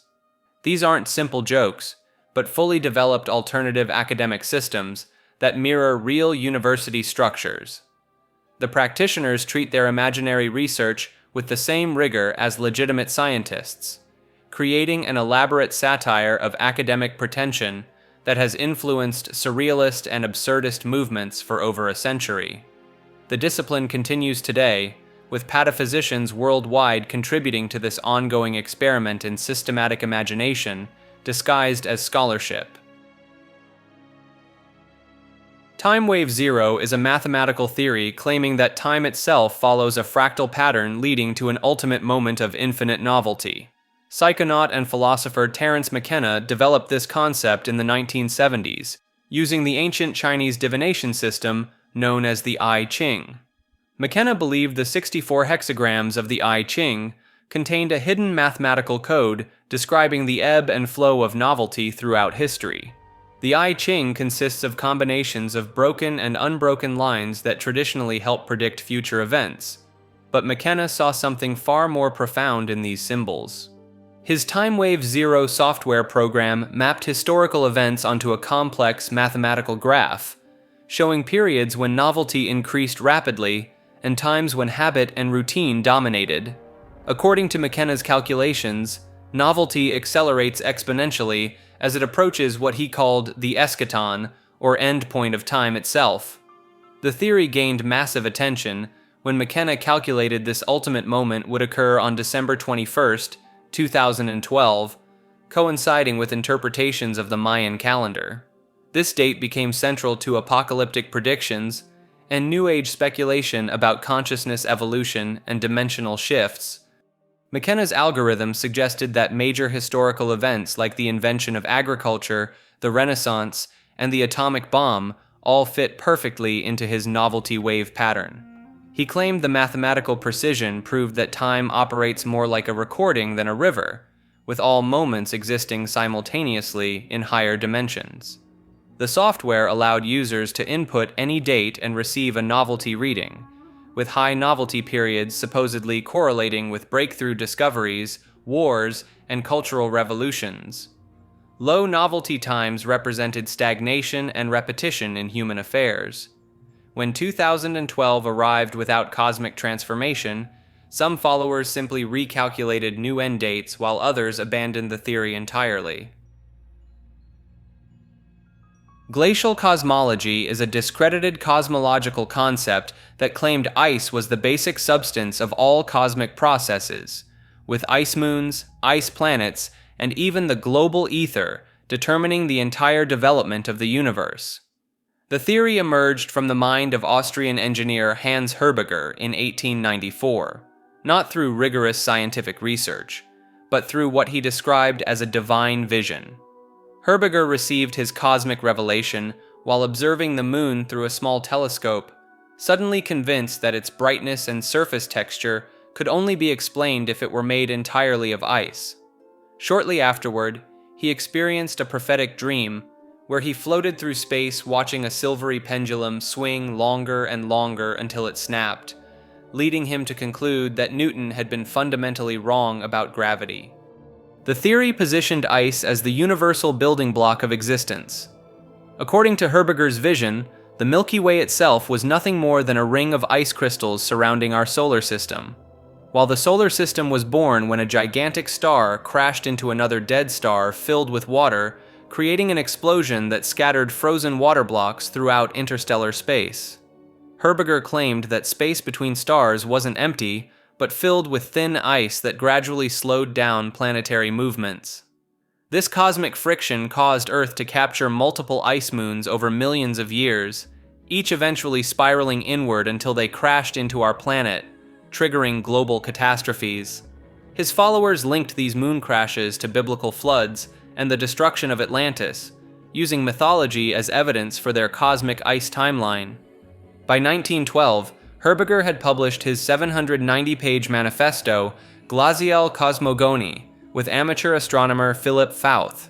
The theory gained massive public appeal through cosmotechnical societies that offered lectures attracting up to 1,200 people, complete with cosmic ice movies, radio programs, journals, and novels.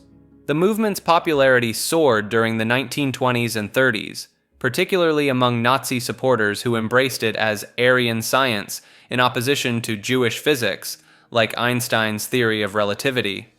Believers proclaimed that our Nordic ancestors grew strong in ice and snow. Belief in the world ice is consequently the natural heritage of Nordic man, turning cosmic ice into a cornerstone of racial ideology. What made glacial cosmology particularly compelling was its ambitious scope. It promised to explain everything from meteor showers to mythological floods through a single, ice-based framework. Meteors were simply ice blocks falling to Earth, while sunspots formed when ice chunks vaporized in the sun, creating fine ice that coated the inner planets. Electrogravitics is the theoretical manipulation of gravitational forces through electromagnetic fields, promising everything from levitating vehicles to revolutionary spacecraft propulsion systems.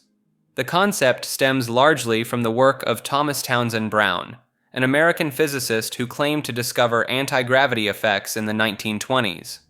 Brown observed that when high voltage was applied to asymmetrical capacitors, they would move toward their positive electrode. He called this the Biefeld-Brown effect, named after himself and his mentor, Paul Alfred Biefeld. Brown's experiments involved charging capacitors to voltages ranging from 50,000 to 200,000 volts. The devices would allegedly produce thrust without any moving parts or expelled mass, seemingly defying Newton's third law of motion. In demonstrations, Brown suspended these charged capacitors on strings and watched them drift in circles around a central pole. The implications captured imaginations across military and aerospace circles. During the 1950s, Brown worked with companies like Banson Laboratories and claimed that major aerospace corporations were secretly developing electrogravitics technology. Reports surfaced of Project Winter Haven, an alleged classified program investigating electrogravitics for military applications. Martin Aircraft Company supposedly funded research into electrogravitics propulsion systems. Glenn Martin himself reportedly stated that by 1956, the United States would have nuclear-powered aircraft that combined atomic energy with electrogravitics principles. Aviation Week magazine published articles suggesting that electrogravitics research was happening at the highest levels of aerospace development. The technology promised aircraft that could hover silently, accelerate instantly in any direction, and reach enormous speeds without the crushing G-forces that limit conventional aircraft. These characteristics aligned perfectly with UFO sighting reports, leading some researchers to theorize that unidentified flying objects operated on electrogravitics principles. Modern physics explains the Biefeld-Brown effect through electrohydrodynamics rather than gravity manipulation. The movement results from charged particles in the surrounding air being accelerated by the electric field, creating thrust through conventional momentum transfer. The effect only works in the presence of a medium like air, unlike true anti-gravity, which would function in vacuum. Quantum mysticism is a collection of beliefs that attempts to bridge quantum physics with spiritual and metaphysical concepts. Followers claim that quantum mechanics proves consciousness directly shapes reality, that quantum entanglement explains telepathy and psychic phenomena, and that the observer effect in physics validates the power of positive thinking. The movement gained momentum in the 1970s and 80s when New Age authors began incorporating quantum terminology into their spiritual teachings. They latched onto concepts like superposition, where particles exist in multiple states simultaneously until observed, and wave function collapse, where quantum systems transition from probability to definite states during measurement. Deepak Chopra became one of the most prominent voices in this space, coining terms like quantum healing and claiming that consciousness operates at the quantum level to influence physical health. Rhonda Byrne's book, The Secret, popularized quantum manifestation, suggesting that focused thoughts can literally rearrange matter through quantum fields. These ideas typically misrepresent how quantum mechanics actually works. The quantum effects these authors reference occur at subatomic scales under extremely controlled conditions. At the macroscopic level where human consciousness operates, quantum decoherence makes these effects irrelevant. The observer effect, frequently cited as proof that consciousness affects reality, simply refers to the fact that measuring a quantum system requires interaction with it. The observer doesn't need to be conscious, just any measuring device or environmental interaction. Despite physicist Sean Carroll and others repeatedly debunking these connections, quantum mysticism persists because it offers scientific-sounding explanations for experiences that feel magical or meaningful. It allows people to feel that their thoughts have cosmic significance while maintaining a veneer of scientific credibility. Primal therapy is a psychological treatment that claims to cure neurosis by having patients scream out their deepest childhood traumas. Developed by psychologist Arthur Janoff in the 1970s, this approach operates on the belief that all mental illness stems from repressed pain experienced during birth and early childhood. The core theory suggests that when infants and young children experience trauma or unmet needs, they suppress these painful feelings to survive. According to Janoff, this creates what he called primal pain that gets locked away in the unconscious mind, eventually manifesting as various psychological and physical symptoms in adulthood. The therapeutic process involves patients lying on mats in dimly lit rooms, where they're encouraged to regress mentally to their earliest memories and release decades of stored anguish through intense screaming, crying, and convulsing. Sessions can last several hours, with therapists guiding patients to access increasingly deeper levels of buried trauma. Janoff claimed his method could cure everything from depression and anxiety to asthma and high blood pressure. He documented cases where patients allegedly experienced dramatic personality changes after just a few sessions of primal screaming. The therapeutic process involves patients lying on mats in dimly lit rooms, where they're encouraged to regress mentally to their earliest memories and release decades of stored anguish through intense screaming, crying, and convulsing. Sessions can last several hours, with therapists guiding patients to access increasingly deeper levels of buried trauma. Janov claimed his method could cure everything from depression and anxiety to asthma and high blood pressure.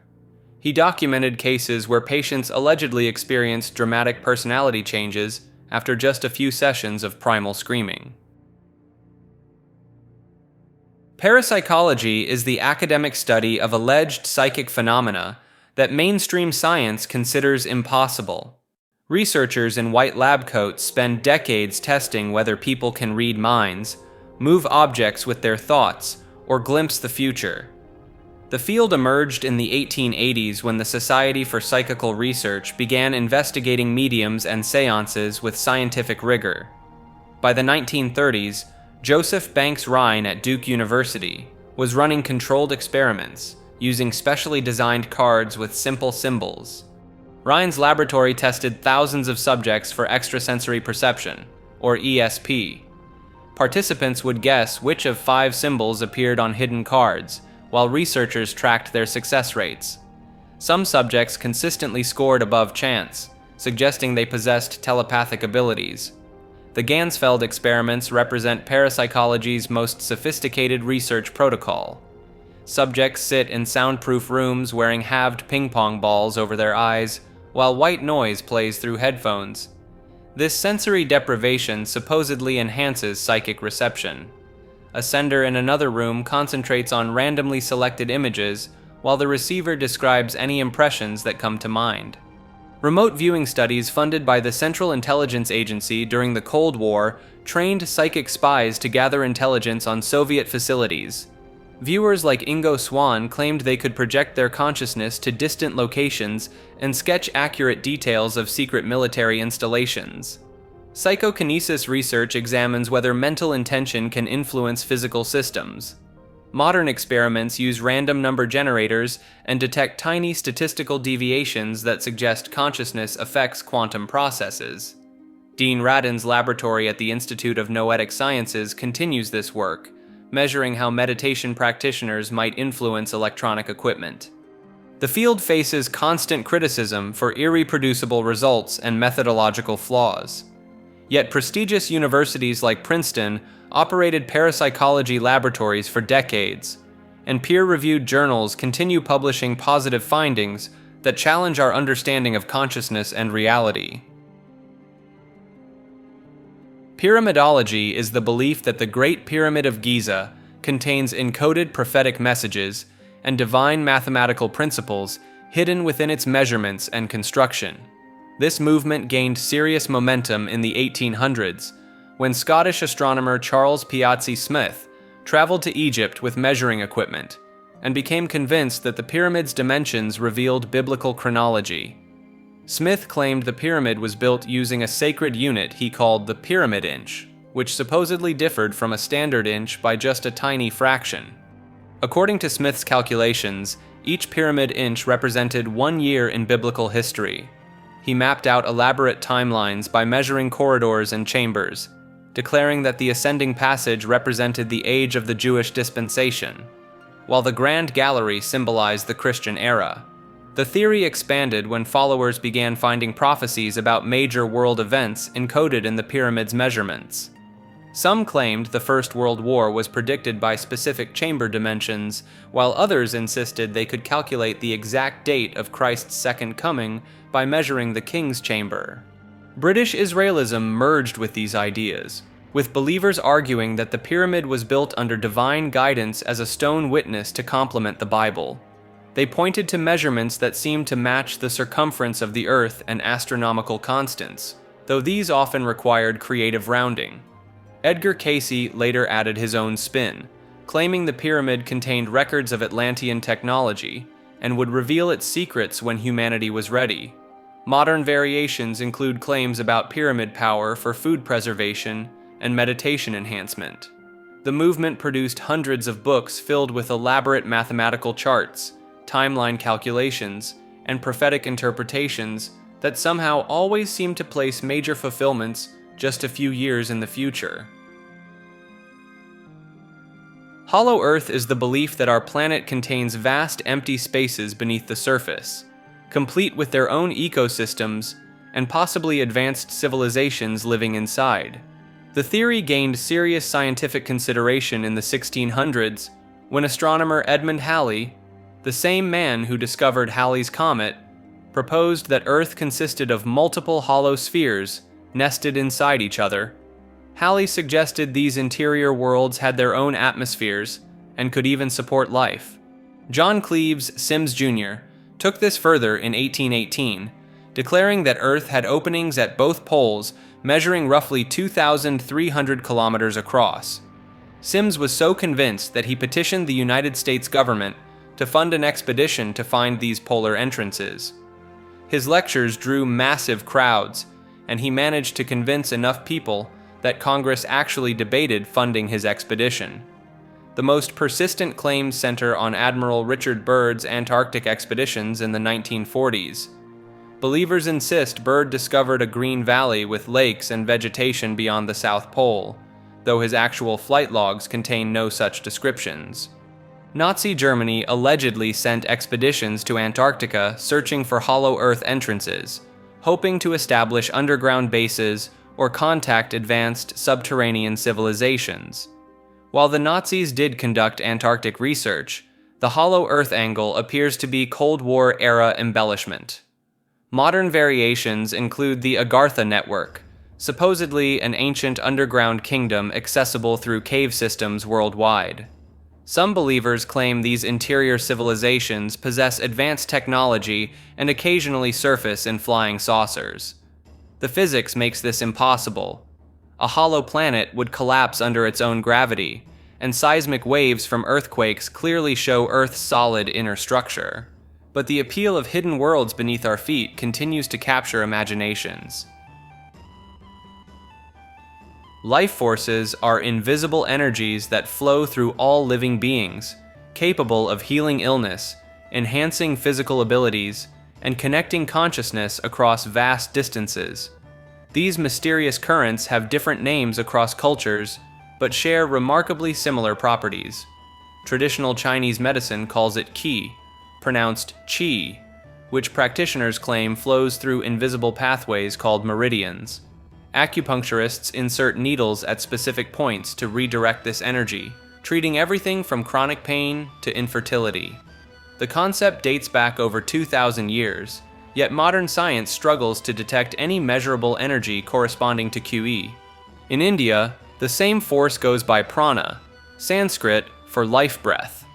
Yoga masters spend decades learning to control prana through breathing techniques and meditation. Advanced practitioners supposedly achieve supernatural abilities called siddhis, including levitation, telepathy, and the power to survive without food or water for extended periods. Wilhelm Reich, a controversial Austrian psychoanalyst in the 1930s, claimed to discover what he called organy energy. Reich built special boxes lined with alternating layers of organic and metallic materials that allegedly concentrated this life force. He believed orgone could cure cancer, control weather patterns, and even power spacecraft. The Food and Drug Administration eventually banned Reich's orgone accumulators and burned his research books, though believers maintain this was suppression of revolutionary science. Kirlian photography emerged in the Soviet Union during the 1930s, capturing strange glowing auras around living objects using high-voltage electrical fields. Supporters claim these images reveal the biofield surrounding all life forms. The phantom leaf effect, where a severed portion of a leaf still appears to glow in Kirlian photographs, became popular evidence for an energy body that persists beyond physical matter. Modern energy healers use techniques like therapeutic touch and Reiki, claiming to manipulate these invisible forces without physical contact. Hospital studies have tested these methods with mixed results, though practitioners insist conventional instruments cannot detect the subtle energies they work with. The National Center for Complementary and Integrative Health has spent millions researching biofield therapies, seeking scientific validation for these ancient claims about invisible life energies. Mewing is a tongue posture technique that claims to reshape your entire facial structure through consistent pressure against the roof of your mouth. Developed by British orthodontist Dr. Mike Mew and his father Dr. John Mew, this practice involves flattening your tongue against your palate for hours each day, supposedly triggering bone remodeling that can widen your jaw, sharpen your cheekbones, and even correct breathing problems. The Mew family argues that modern soft diets have caused widespread facial deformities, making our jaws narrower and our faces longer than our ancestors. Their solution involves what they call orthotropics, a field that mainstream orthodontics largely rejects. Online communities have formed around dramatic before and after photos showing apparent facial transformations over months or years of dedicated mewing. These images often show users developing more defined jawlines, higher cheekbones, and straighter teeth alignment. Dr. Mike Mew was expelled from the British Orthodontic Society in 2019 for promoting unproven treatments and making misleading claims about conventional orthodontics. He maintains that traditional braces and extractions actually worsen facial development. The technique gained massive popularity on social media platforms, particularly among young men seeking to improve their facial aesthetics without surgery. Mewing tutorials and progress tracking became widespread, with some users reporting changes within months, while others saw no results after years of practice. Critics point out that many transformation photos could be explained by natural facial development, weight loss, different lighting, or camera angles rather than actual bone restructuring through tongue pressure. Dark Ages Didn't Happen is a radical historical revision claiming that roughly 300 years of medieval history were completely fabricated. This theory suggests that the period from around 600 to 900 CE simply never existed, and that we're actually living several centuries earlier than our calendars indicate. Russian mathematician Anatoly Fomenko developed the most comprehensive version of this idea, arguing that historical events were duplicated and stretched across different time periods to create the illusion of a longer timeline. According to his new chronology system, figures like Charlemagne and events like the rise of Islam are either fictional or misplaced copies of later historical occurrences.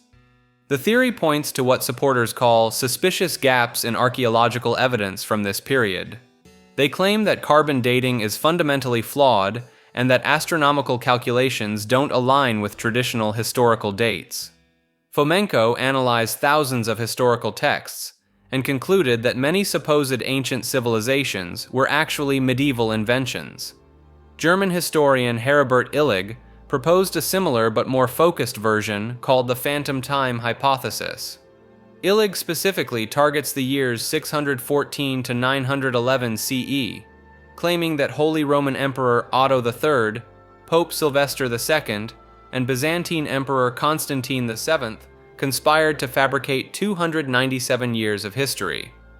Their alleged motivation was to position themselves at the prestigious year 1000 CE. Supporters point to architectural inconsistencies, claiming that Romanesque buildings supposedly from the 800s show construction techniques that weren't developed until much later. They also highlight the scarcity of written records from this period, and argue that the sudden emergence of more detailed documentation after 1000 CE is evidence of when real history resumed. The theory extends beyond Europe, suggesting that similar chronological manipulations occurred in Chinese, Islamic, and other historical traditions, requiring a massive coordinated effort across unconnected civilizations.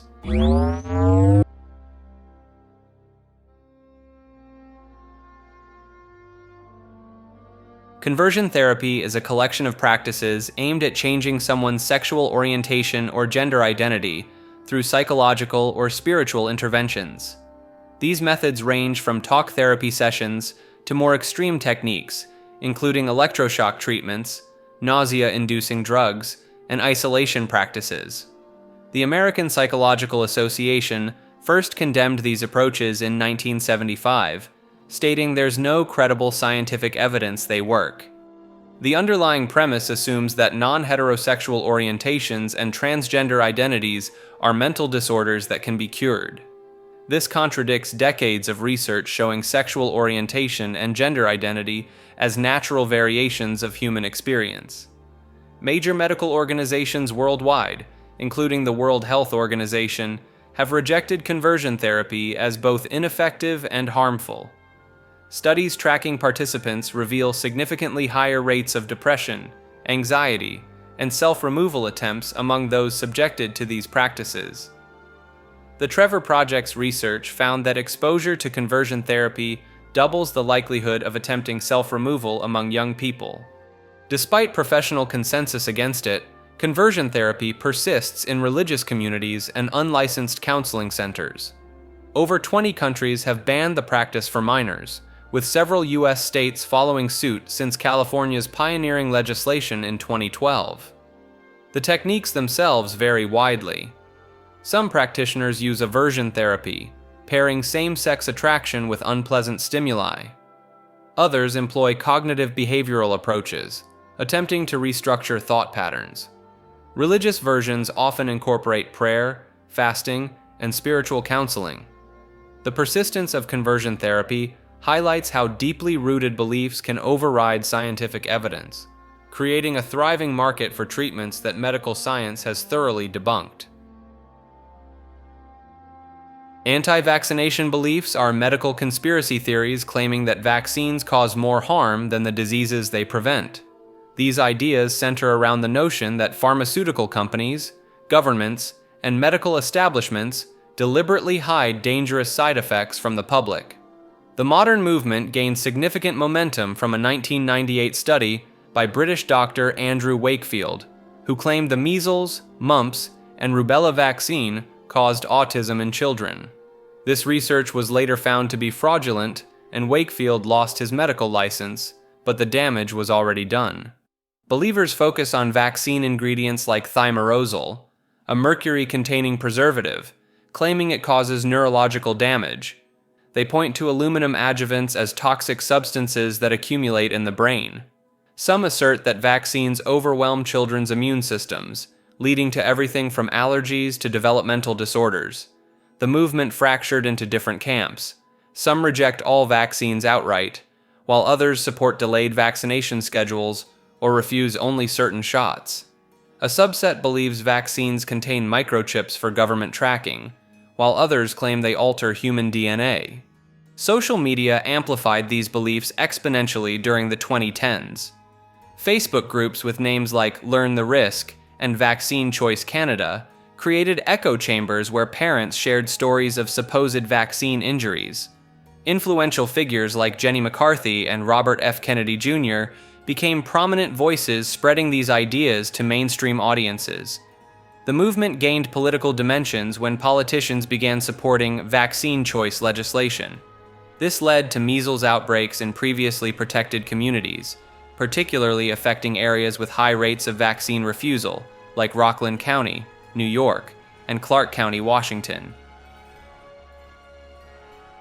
Eugenics is the discredited belief that human populations can be improved through selective breeding, much like livestock or crops. This movement gained traction in the early 1900s when scientists thought they could identify superior genetic traits and eliminate undesirable ones from society. The core premise rested on the assumption that complex human behaviors, intelligence, and social status were primarily determined by single genes that could be easily identified and controlled. Eugenics supporters claimed they could measure human worth through intelligence tests, physical examinations, and family histories. Francis Galton, Charles Darwin's cousin, coined the term in 1883 and established much of the theoretical framework. He believed that genius and talent ran in families and could be enhanced through careful breeding programs. The movement reached its peak in the early 20th century when over 30 countries implemented eugenic policies. The United States performed approximately 60,000 forced sterilizations between 1907 and 1963, targeting individuals deemed mentally deficient, criminal, or otherwise unfit. Germany's eugenic program became the most extreme example, initially sterilizing hundreds of thousands before escalating into systematic elimination programs during World War II. modern genetics has thoroughly dismantled eugenic assumptions. Human traits emerge from complex interactions between thousands of genes and environmental factors, making the eugenic model of simple inheritance completely inaccurate. Intelligence, personality, and behavior cannot be reduced to single genetic factors that can be selectively bred in or out of populations. The movement also confused correlation with causation, mistaking poverty and lack of education for genetic inferiority. What eugenicists interpreted as inherited defects were often the results of social inequality, malnutrition, and limited opportunities. Contemporary genetic research reveals far more diversity within racial groups than between them, completely undermining eugenic claims about racial hierarchies and biological superiority. Climate change denial is a coordinated effort to cast doubt on the scientific consensus that human activities are driving global warming. The movement gained momentum in the 1990s when fossil fuel companies realized that climate science posed a direct threat to their business model. The strategy borrowed heavily from tobacco industry playbook techniques developed decades earlier. Internal documents from ExxonMobil revealed that their own scientists confirmed human-caused climate change as early as 1977, yet the company publicly funded doubt campaigns for the next 30 years. Key organizations like the Heartland Institute and the Global Warming Policy Foundation became central hubs for spreading alternative explanations. These groups promoted theories that solar variations, cosmic rays, or natural climate cycles were the real drivers of temperature changes. The Oregon Petition became one of their most cited pieces of evidence. This document claimed to have 31,000 scientist signatures rejecting human-caused warming. However, investigations revealed that the vast majority of signers had no climate science expertise, and the petition included fictional characters and deceased individuals. ClimateGate represented their biggest publicity victory.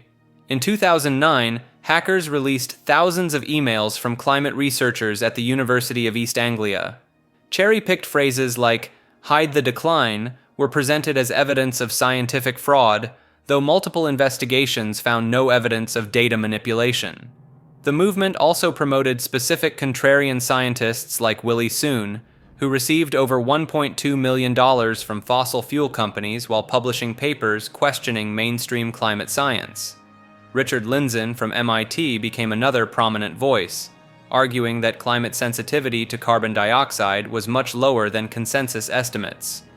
Carbon dioxide fertilization became a popular talking point, claiming that higher atmospheric carbon dioxide levels would boost plant growth and benefit agriculture.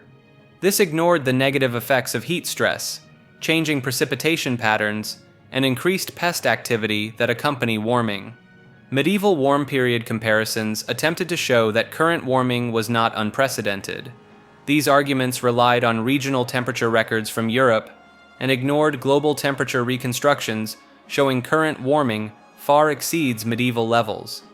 The movement successfully delayed climate action for decades by manufacturing the appearance of scientific debate where none existed among actual climate experts.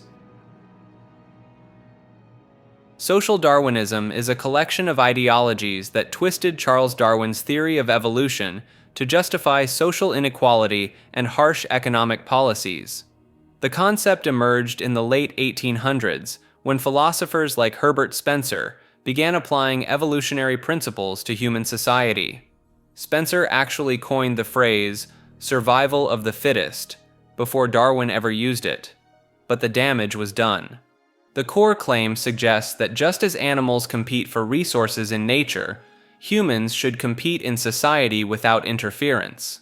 Wealthy individuals and powerful nations supposedly earned their positions through superior traits, while poverty and weakness indicated genetic inferiority. This thinking provided convenient scientific cover for brutal policies. Business leaders used social Darwinism to oppose worker protections, arguing that harsh conditions would naturally eliminate the weak and strengthen society. Colonial powers justified conquering other nations by claiming evolutionary superiority over indigenous populations. The movement reached its peak during the Gilded Age, when industrialists like Andrew Carnegie embraced these ideas to defend extreme wealth inequality. Carnegie wrote extensively about how millionaires represented the evolutionary pinnacle of human development. Social Darwinists also promoted selective breeding programs, claiming society should encourage reproduction among the fit, while preventing it among the unfit. These ideas directly influenced legislation restricting immigration and marriage rights for certain groups. The irony runs deep here. Darwin himself never advocated applying natural selection to human social structures. His work focused on biological adaptation over millions of years, not justifying who deserves wealth or political power. Modern evolutionary biologists have thoroughly debunked social Darwinist claims, showing that cooperation and mutual aid play crucial roles in human survival and development. Christian Science is a religious movement that rejects conventional medicine in favor of spiritual healing through prayer alone. Founded by Mary Baker Eddy in 1879, this system claims that illness, disease, and even death are merely illusions created by incorrect thinking. Eddy developed her teachings after what she described as a miraculous recovery from a severe injury in 1866. She published her core text, Science and Health with Key to the Scriptures, in 1875, which Christian scientists study alongside the Bible. The book presents a metaphysical system where matter itself is considered unreal, and only mind or spirit truly exists. Christian Science practitioners, who undergo specific training but hold no medical degrees, perform healing sessions through prayer rather than any physical treatment. These practitioners charge fees for their services and are listed in the Christian Science Journal, much like medical professionals in a directory. The movement operates reading rooms in cities worldwide where people can study Eddy's writings and other church literature. These spaces serve as both libraries and informal recruitment centers for the faith. Perhaps most notably, Christian Science publishes the Christian Science Monitor, a respected international newspaper founded in 1908 that maintains editorial independence from the Church's more controversial healing doctrines. The Church's monthly and weekly publications regularly feature testimonies from members claiming healings from conditions ranging from broken bones to cancer through prayer alone. These accounts, while meaningful to believers, lack the medical documentation that would satisfy scientific standards. Legal controversies have emerged when Christian Science parents choose prayer over medical treatment for seriously ill children, leading to court cases in multiple states throughout the 1980s and 1990s. Physiognomy is the practice of determining someone's character, personality, and even criminal tendencies by analyzing their facial features and head shape. This pseudoscience reached its peak during the 1800s, when respected scholars genuinely believed they could spot a murderer just by looking at their jawline or predict intelligence based on forehead size. The most influential figure was Johann Caspar Lavater, an 18th century Swiss pastor who published detailed guides featuring hundreds of profile drawings. Lavater claimed that a receding chin indicated weakness, while a prominent nose suggested strong leadership qualities. He even insisted that people with thin lips were naturally deceptive. Franz Joseph Gall took things further with his related field of phrenology, mapping out specific brain regions that supposedly controlled different traits. Gall argued that skull bumps revealed everything from your capacity for love to your likelihood of becoming a thief. Law enforcement agencies across Europe and America embraced these techniques. Police departments kept detailed records of facial measurements, convinced they could identify repeat offenders by their bone structure alone. The Bertillon system, developed by French criminologist Alphonse Bertillon, combined physiognomy with precise body measurements to create criminal profiles. Victorian society became obsessed with reading faces. Popular magazines published guides teaching readers how to identify honest servants or trustworthy business partners based on ear shape and eye spacing. Parents consulted physiognomy experts before arranging marriages for their children. Turboslavism is a Polish nationalist movement that claims a massive Slavic empire once dominated most of Europe and parts of Asia for over 70,000 years. This supposed superstate, known as the Lechite Empire or Great Lechia, allegedly stretched from the Rhine River all the way to the Ural Mountains, and from the Baltic Sea down to the Adriatic and Black Seas. The timeline these theorists propose is staggering. They claim this Slavic civilization emerged around 70,000 BCE and maintained its dominance until roughly 200 CE, making it one of the longest-lasting empires in their version of history. During this period, the Lachaite Empire supposedly stood as a major rival to Rome itself. The movement gained serious traction around 2014 when Polish bloggers began spreading these ideas online. By 2015, respected Polish publisher Bologna released Slavic Kings of Lachia by Janusz Biesk, lending an air of legitimacy to what had previously been internet speculation. Biesk and his followers base their claims on a document called the Chronicle of Prokosh, which they present as authentic historical evidence. This chronicle allegedly details the rise and fall of the great Slavic state, complete with genealogies of Lachaite rulers and accounts of their battles against Roman forces. The story takes a dramatic turn with Mieszko I in 966 CE. According to Turboslavs, this naive ruler converted to Roman Christianity and submitted his empire to the Holy Roman Empire, essentially handing control to the Germans. They claim this single decision led to the systematic destruction and erasure of Lachaite history from all records. The conspiracy deepens with accusations that Germans, Catholics, and Jewish historians have spent over 1,000 years deliberately hiding evidence of this empire's existence. Turboslavs argue that mainstream history books are essentially German propaganda designed to keep Poles ignorant of their glorious past. The movement blends traditional pseudo-history with modern conspiracy theories and even ancient astronaut concepts. Some versions include extraterrestrial visitors who supposedly helped establish Slavic civilization, giving it a technological edge over contemporary societies. Turboslavs reject Orthodox Christianity as acceptable since they view it as representing authentic Slavic spirituality, while condemning Roman Catholicism as a foreign corruption imposed by Germanic powers. This creates an unusual religious dynamic in predominantly Catholic Poland. The archaeological evidence they cite typically involves reinterpreting existing Slavic sites as remnants of this vast empire, while dismissing carbon dating and other scientific methods as part of the ongoing conspiracy to suppress Slavic history. DNA studies and genetic research get pulled into their narrative as well, with selective interpretation of data to support claims about ancient Slavic populations and their territorial reach. Blood type personalities is a belief system claiming that your ABO blood type determines your fundamental personality traits, romantic compatibility, and even career potential. This concept suggests that the same biological marker used for medical transfusions secretly governs whether you're outgoing or introverted, logical or emotional. The theory assigns distinct characteristics to each blood type. Type A individuals supposedly possess meticulous, anxious, and cooperative personalities, making them ideal accountants or researchers. Type B people are described as creative, selfish, and unpredictable. Natural artists, but unreliable partners. Type AB individuals allegedly combine traits from both, creating complex personalities that can adapt to different situations, but struggle with decision-making.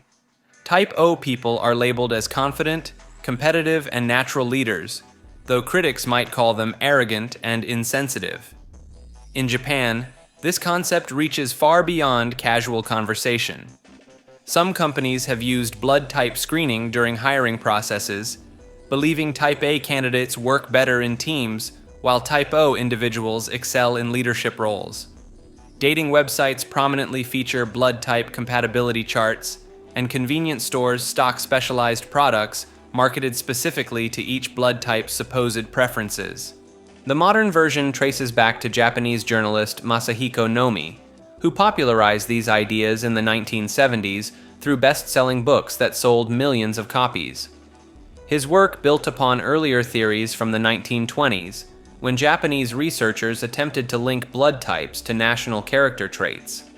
Despite zero scientific evidence supporting personality blood type connections, surveys show over 60% of Japanese women believe in these correlations. The appeal lies in its simplicity.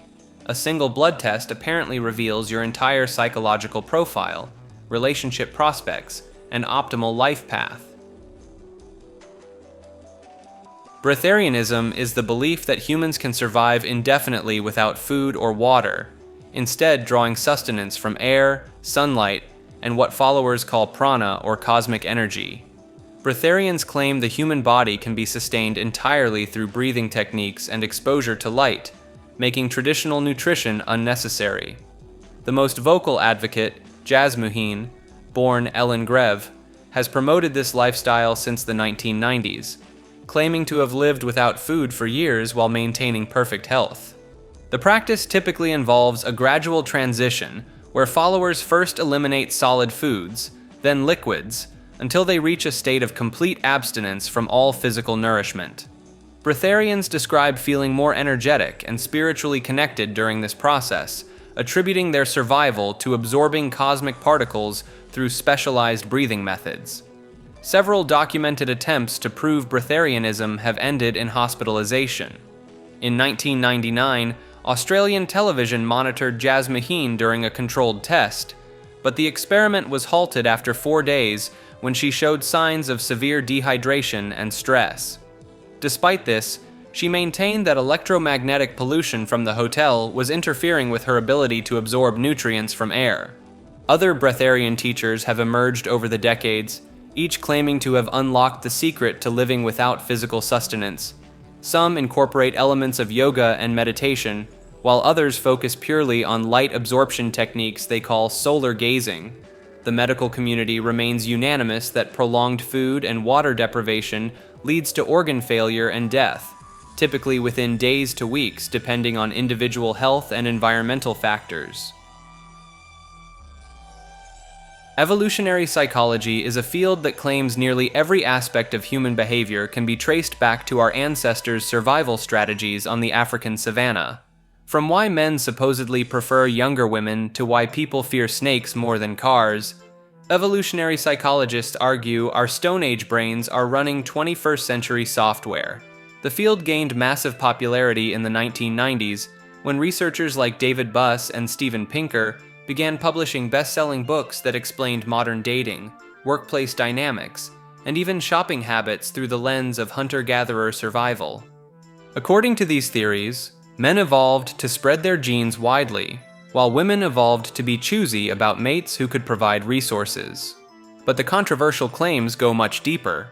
Some evolutionary psychologists argue that rape exists as a reproductive strategy, that step-parents are naturally inclined to harm stepchildren, and that certain ethnic groups evolved different cognitive abilities based on their ancestral environments. These ideas have been used to justify everything from workplace discrimination to military intervention. The methodology often relies on what critics call just-so stories. Researchers observe a modern behavior, imagine how it might have helped our ancestors survive, then present this speculation as scientific fact. The classic example involves explaining why people find landscapes with trees and water appealing by claiming our ancestors needed to find watering holes. David Barash and Judith Lipton have documented how evolutionary psychologists frequently ignore contradictory evidence from anthropology and biology. Many of the behaviors claimed to be universal actually vary dramatically across cultures, and our understanding of prehistoric life comes largely from speculation rather than hard evidence. The field has produced studies claiming everything from political preferences to religious beliefs can be explained by evolutionary adaptations, often with sample sizes too small to draw meaningful conclusions. Racialism is the belief that human populations can be divided into distinct biological races with inherent differences in intelligence, behavior, and other traits. This theory gained significant traction during the 1800s and early 1900s when scientists attempted to create hierarchical classifications of human groups. The practice centered around measuring physical characteristics to determine supposed intellectual capabilities. Craniometry, developed by researchers like Samuel Morton, involved measuring skull sizes to rank different populations. Morton's collection of over 1,000 skulls was used to argue that cranial capacity directly correlated with intelligence levels. Franz Joseph Gall's phrenology contributed another layer, claiming that skull shape revealed personality traits and mental abilities. These measurements were often manipulated to support predetermined conclusions about racial superiority. The field produced elaborate classification systems dividing humans into 3 to 7 major races, each with dozens of supposed subdivisions. Carl Linnaeus originally proposed 4 human varieties, while Georges Cuvier expanded this to 3 main groups. Later researchers like Arthur de Gobineau created even more complex hierarchies. Intelligence testing became another cornerstone when researchers like Henry Goddard administered early IQ tests to immigrants at Ellis Island. These tests, given in English to non-English speakers, were used to justify immigration restrictions and sterilization programs. Modern genetics has completely undermined racialist foundations. DNA analysis reveals that genetic variation within any supposed racial group exceeds variation between groups. The Human Genome Project demonstrated that race explains less than 0.1% of human genetic diversity. Contemporary population genetics shows that human migration patterns created gradual genetic gradients, rather than discrete boundaries. What we perceive as racial differences represent recent adaptations to local environments, not fundamental biological divisions. Phrenology is the practice of reading personality traits and mental abilities by examining the bumps and shape of a person's skull. Franz Joseph Gall developed this system in the late 1700s, believing that different areas of the brain controlled specific characteristics like combativeness, amativeness, or mathematical ability.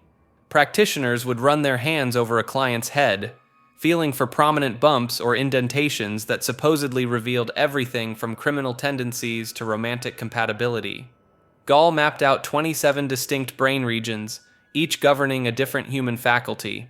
A large bump above the ear might indicate destructiveness, while a pronounced area at the back of the head suggested strong parental instincts. The technique gained massive popularity throughout the 1800s. Employers used phrenological readings to screen job candidates. Parents brought their children for skull examinations to determine their ideal career paths. Some prisons employed phrenologists to assess the criminal potential of inmates. The Fowler brothers, Orson and Lorenzo, turned phrenology into a commercial empire across America.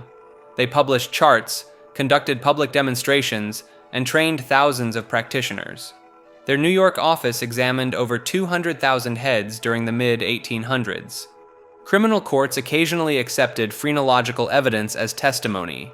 The infamous case of John Hendrickson in 1849 saw defense lawyers argue that skull measurements proved their client lacked the brain development necessary for premeditated murder.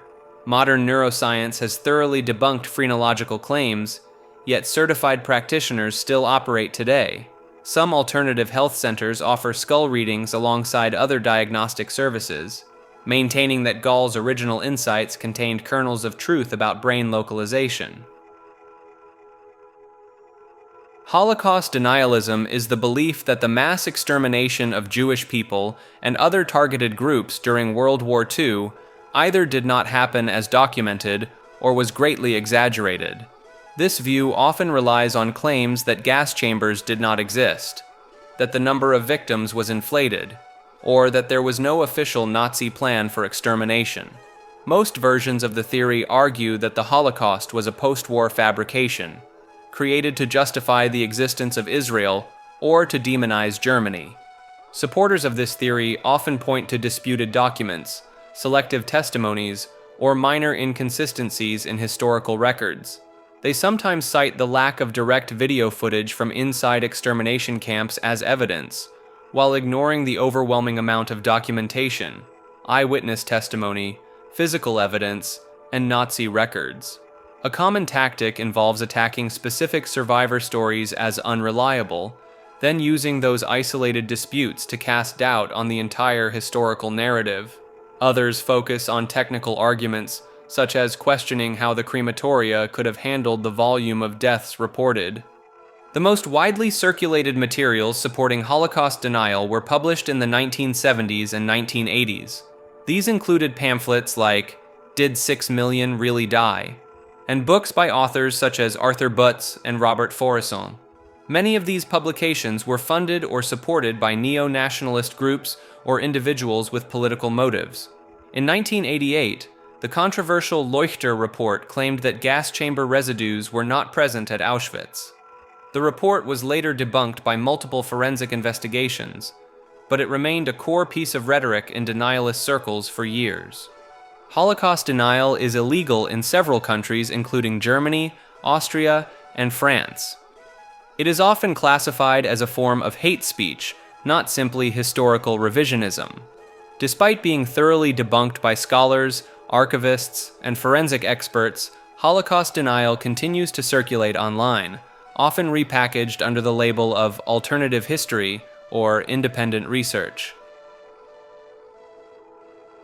Autistic enterocolitis is a discredited medical condition that claimed autistic children suffered from a specific type of chronic intestinal inflammation linked to their neurological symptoms. This theory proposed that the gut problems weren't just coincidental, but were actually connected to the development of autism itself. The concept emerged from Andrew Wakefield's infamous 1998 study published in The Lancet, which suggested that the measles, mumps, and rubella vaccine caused both autism and this mysterious gut condition in 12 children. Wakefield coined the term autistic enterocolitis to describe what he claimed were unique inflammatory patterns in the intestines of autistic children. According to this theory, the vaccine virus supposedly traveled to the intestines, caused chronic inflammation, and somehow this gut damage then led to autism. Wakefield proposed that treating the intestinal problems could potentially reverse autistic symptoms, leading desperate parents to pursue expensive and often harmful gut treatments for their children. The entire foundation crumbled when investigators discovered Wakefield had fabricated data, failed to disclose financial conflicts of interest, and conducted unethical experiments on children. The Lancet retracted the study in 2010, and Wakefield lost his medical license. Multiple large-scale studies involving millions of children found no link between vaccines and autism. Despite overwhelming scientific evidence against it, autistic enterocolitis persists in certain alternative medicine circles. Some practitioners still promote expensive gut healing protocols, special diets, and controversial treatments, claiming to address this non-existent condition. The real tragedy lies in the measles outbreaks that followed declining vaccination rates, proving that even debunked pseudoscience can have deadly real-world consequences. COVID-19 disinformation is a global phenomenon that emerged alongside the pandemic itself, creating what health officials termed an infodemic of false and misleading information. The disinformation campaigns ranged from claims linking 5G cellular networks to virus transmission, to assertions that the virus was engineered in a laboratory with malicious intent, to promotion of unproven treatments like bleach injections and livestock dewormers. Social media platforms became amplification chambers for these theories, with algorithms designed to maximize engagement inadvertently promoting sensational false claims over accurate health information. Notable figures like Alex Jones and Robert F. Kennedy Jr. gained massive followings by questioning vaccine safety and promoting alternative treatments, while some physicians lost their medical licenses for spreading dangerous misinformation to patients. The economic incentives behind disinformation became apparent as supplement companies and alternative medicine practitioners saw massive profits from selling unproven COVID treatments, with some individuals making millions of dollars from selling fake cures. State actors also participated in disinformation campaigns, with intelligence agencies documenting efforts by foreign governments to amplify division and distrust in Western healthcare systems through coordinated social media manipulation. The real-world consequences included people refusing vaccines, taking dangerous self-medication, and overwhelming hospital emergency rooms with preventable cases. Some individuals who initially promoted COVID conspiracy theories later publicly recanted after experiencing severe illness themselves. The phenomenon highlighted how quickly false information could spread in the digital age, with debunked claims often receiving more engagement and shares than factual reporting from established medical institutions. Attachment therapy is a collection of controversial treatment methods claiming to repair damaged emotional bonds between children and their caregivers. These techniques emerged in the 1970s and 80s, targeting children who had experienced trauma, abuse, or multiple foster placements. The therapy operates on a distorted interpretation of legitimate attachment theory, which studies how children form emotional connections with caregivers. However, attachment therapy takes this concept to dangerous extremes, employing physically and emotionally aggressive techniques that mainstream psychology has repeatedly condemned. Practitioners use methods like holding therapy, where children are physically restrained for hours, while therapists and parents engage in confrontational verbal exchanges. Another technique called rebirthing therapy involves wrapping children in blankets and forcing them to struggle free, supposedly recreating the birth experience to establish new emotional bonds. The most notorious case occurred in Colorado in 2000, when 10-year-old Candace Newmaker lost her life during a rebirthing session. She was wrapped in flannel sheets and surrounded by pillows, while 4 adults pressed down on her for over an hour. Despite her pleas that she could not breathe, the session continued until she became unresponsive. These therapies lack scientific validation and contradict established principles of child development. No peer-reviewed research supports their effectiveness, and multiple professional organizations have issued warnings against their use. The techniques often traumatize children further rather than healing existing wounds. Attachment therapy persists in certain circles despite overwhelming evidence of its dangers, marketed to desperate parents seeking solutions for challenging behavioral issues. The promise of quick fixes for complex trauma appeals to families struggling with adopted children or those with severe behavioral problems. The practice highlights how legitimate psychological concepts can be corrupted and weaponized, creating harmful pseudosciences that prey on vulnerable populations under the guise of revolutionary treatment methods. Sluggish schizophrenia was a psychiatric diagnosis that turned political dissent into mental illness within the Soviet Union. This condition supposedly manifested without the typical symptoms of schizophrenia, like hallucinations or delusions, instead presenting as an obsession with truth and justice that Soviet psychiatrists deemed pathological. The diagnosis emerged in the 1950s under psychiatrist Andrei Snezhnevsky, who expanded the definition of schizophrenia far beyond Western standards. According to this framework, patients could suffer from schizophrenia while appearing completely normal to outside observers.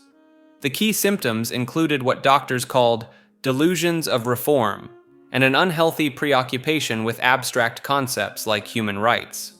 Soviet psychiatric hospitals began diagnosing citizens who criticized the government, wrote unauthorized literature, or attempted to emigrate. The condition was particularly convenient because it required no obvious signs of mental distress. A person could hold down a job, maintain relationships, and function normally in society, while still being classified as severely mentally ill.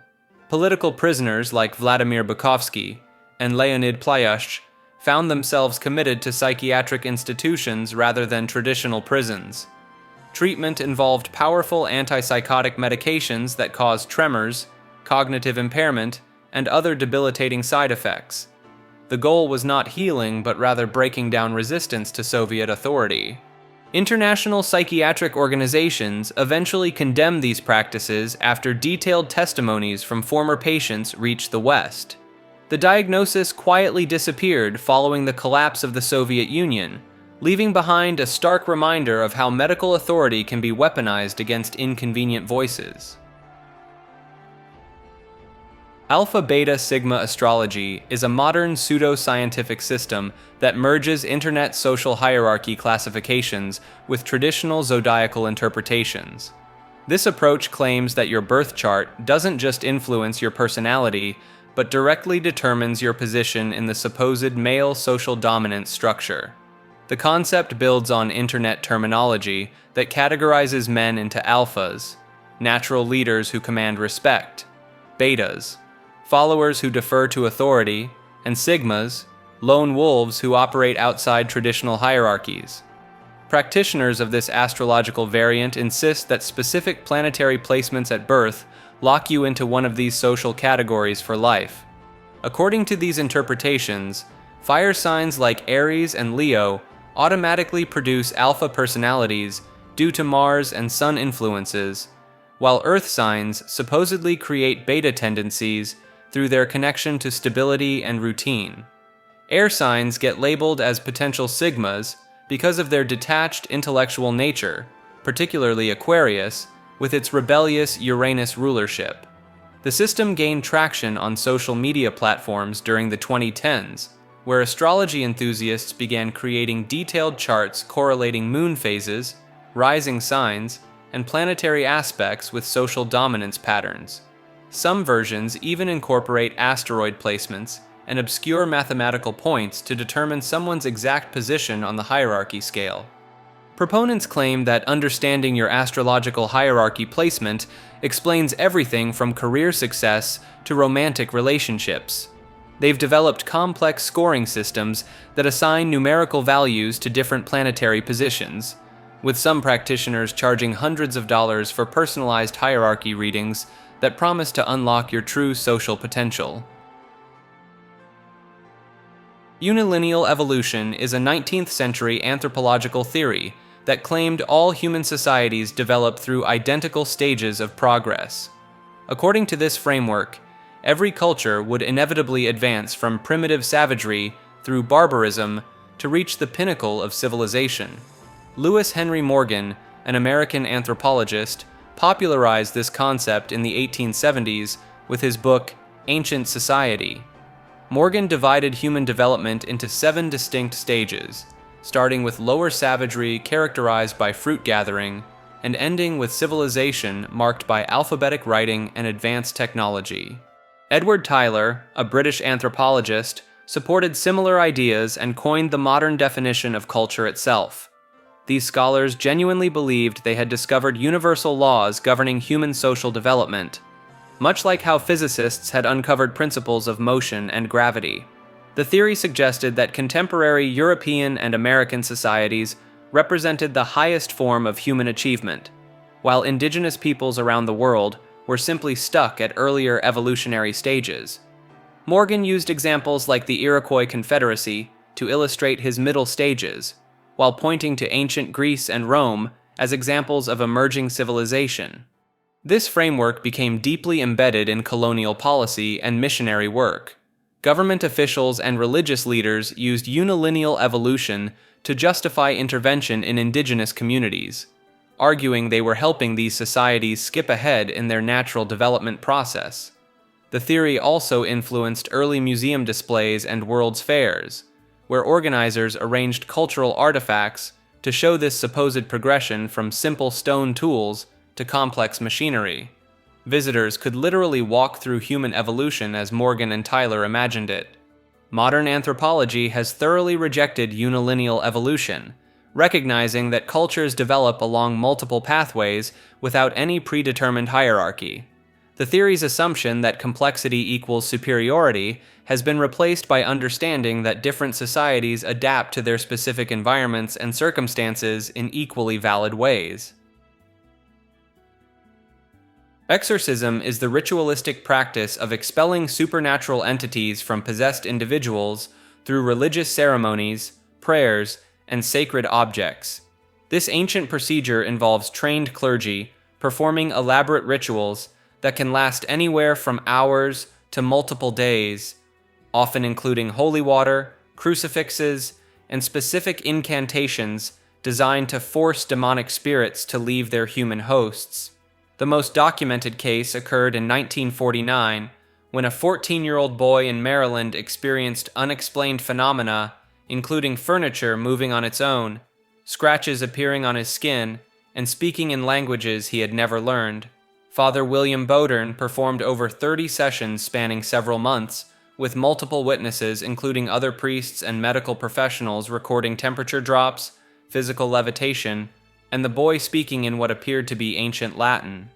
The Catholic Church maintains an official training program for exorcists, requiring priests to complete specialized courses in Rome before receiving authorization to perform the ritual. Father Gabriele Amorth, who served as the Vatican's chief exorcist until his death, claimed to have performed over 100,000 exorcisms during his career, and insisted that genuine possession cases involve supernatural strength, knowledge of hidden information, and aversion to sacred objects. Different religious traditions approach demonic expulsion through varying methods. Islamic practitioners recite specific verses from the Quran, while Orthodox Christian ceremonies incorporate elaborate iconography and incense burning. Hindu traditions focus on mantras and sacred fire ceremonies, while some Protestant denominations emphasize group prayer and fasting. Modern psychiatrists and neurologists attribute alleged possession symptoms to dissociative identity disorder, temporal lobe epilepsy, or severe psychological trauma. However, even skeptical medical professionals acknowledge cases where patients display knowledge or abilities that seem impossible to explain through conventional means, particularly when individuals speak in ancient languages they have never encountered or demonstrate detailed knowledge of obscure religious texts. The procedure itself typically begins with extensive investigation to rule out mental illness, followed by preliminary prayers and blessings. The actual exorcism involves the possessed individual being restrained while clergy recite specific prayers, often in Latin, demanding the entity reveal its name and leave the host body. Witnesses frequently report supernatural phenomena including levitation, superhuman strength, and voices speaking from the possessed person that sound completely different from their normal speech patterns. Rapid onset gender dysphoria is a proposed condition suggesting that some adolescents, particularly teenage girls, suddenly develop gender dysphoria without prior childhood signs. The concept emerged from a single 2018 study by researcher Lisa Littman, who surveyed parents on online forums who reported their children had unexpectedly announced transgender identities during adolescence. Littman theorized this represented a distinct phenomenon separate from traditional gender dysphoria, potentially influenced by peer pressure and social media exposure. The study claimed to identify patterns where teens would announce their transgender identity after spending time in online communities, or after friends came out as transgender. Parents in the survey reported their children had shown no previous signs of gender-related distress, leading to the rapid onset terminology. Major medical organizations quickly distanced themselves from these findings. The American Academy of Pediatrics, the Endocrine Society, and the World Professional Association for Transgender Health all rejected the concept. Critics pointed out that the study only surveyed parents, not the adolescents themselves, and relied heavily on parents who frequented websites skeptical of transgender identities. The controversy intensified when Brown University initially distanced itself from the research after publication. Littman later revised some of her language, but maintained her core claims about social influence affecting gender identity development. The concept continues to appear in political debates about transgender youth access to medical care, despite the lack of supporting evidence from subsequent peer-reviewed research. Mental health professionals generally view authentic gender dysphoria as an established medical condition that can manifest at various life stages, not as a socially transmitted phenomenon. Yaqub the Scientist is a central figure in Nation of Islam teachings, described as a black scientist who lived on the island of Patmos 6,600 years ago. According to these beliefs, Yaqub possessed extraordinary knowledge of genetics and selective breeding techniques that wouldn't be discovered by mainstream science until the 20th century. The story claims Yaqub became dissatisfied with his society and decided to create a new race through careful manipulation of birth rates and genetic selection. Working with a team of assistants, he supposedly spent 600 years developing lighter-skinned humans through increasingly selective breeding programs. The process involved separating families based on skin tone, and systematically breeding for specific physical characteristics. Nation of Islam founder Elijah Muhammad taught that Yaqub's experiment ultimately produced what he called the white race, intended to rule over black people for a predetermined period of 4,000 years. This timeline places the end of this supposed dominance in the 1960s, coinciding with the civil rights movement. The Yaqub story serves as foundational mythology within Nation of Islam theology, explaining historical power dynamics through a scientific-sounding narrative.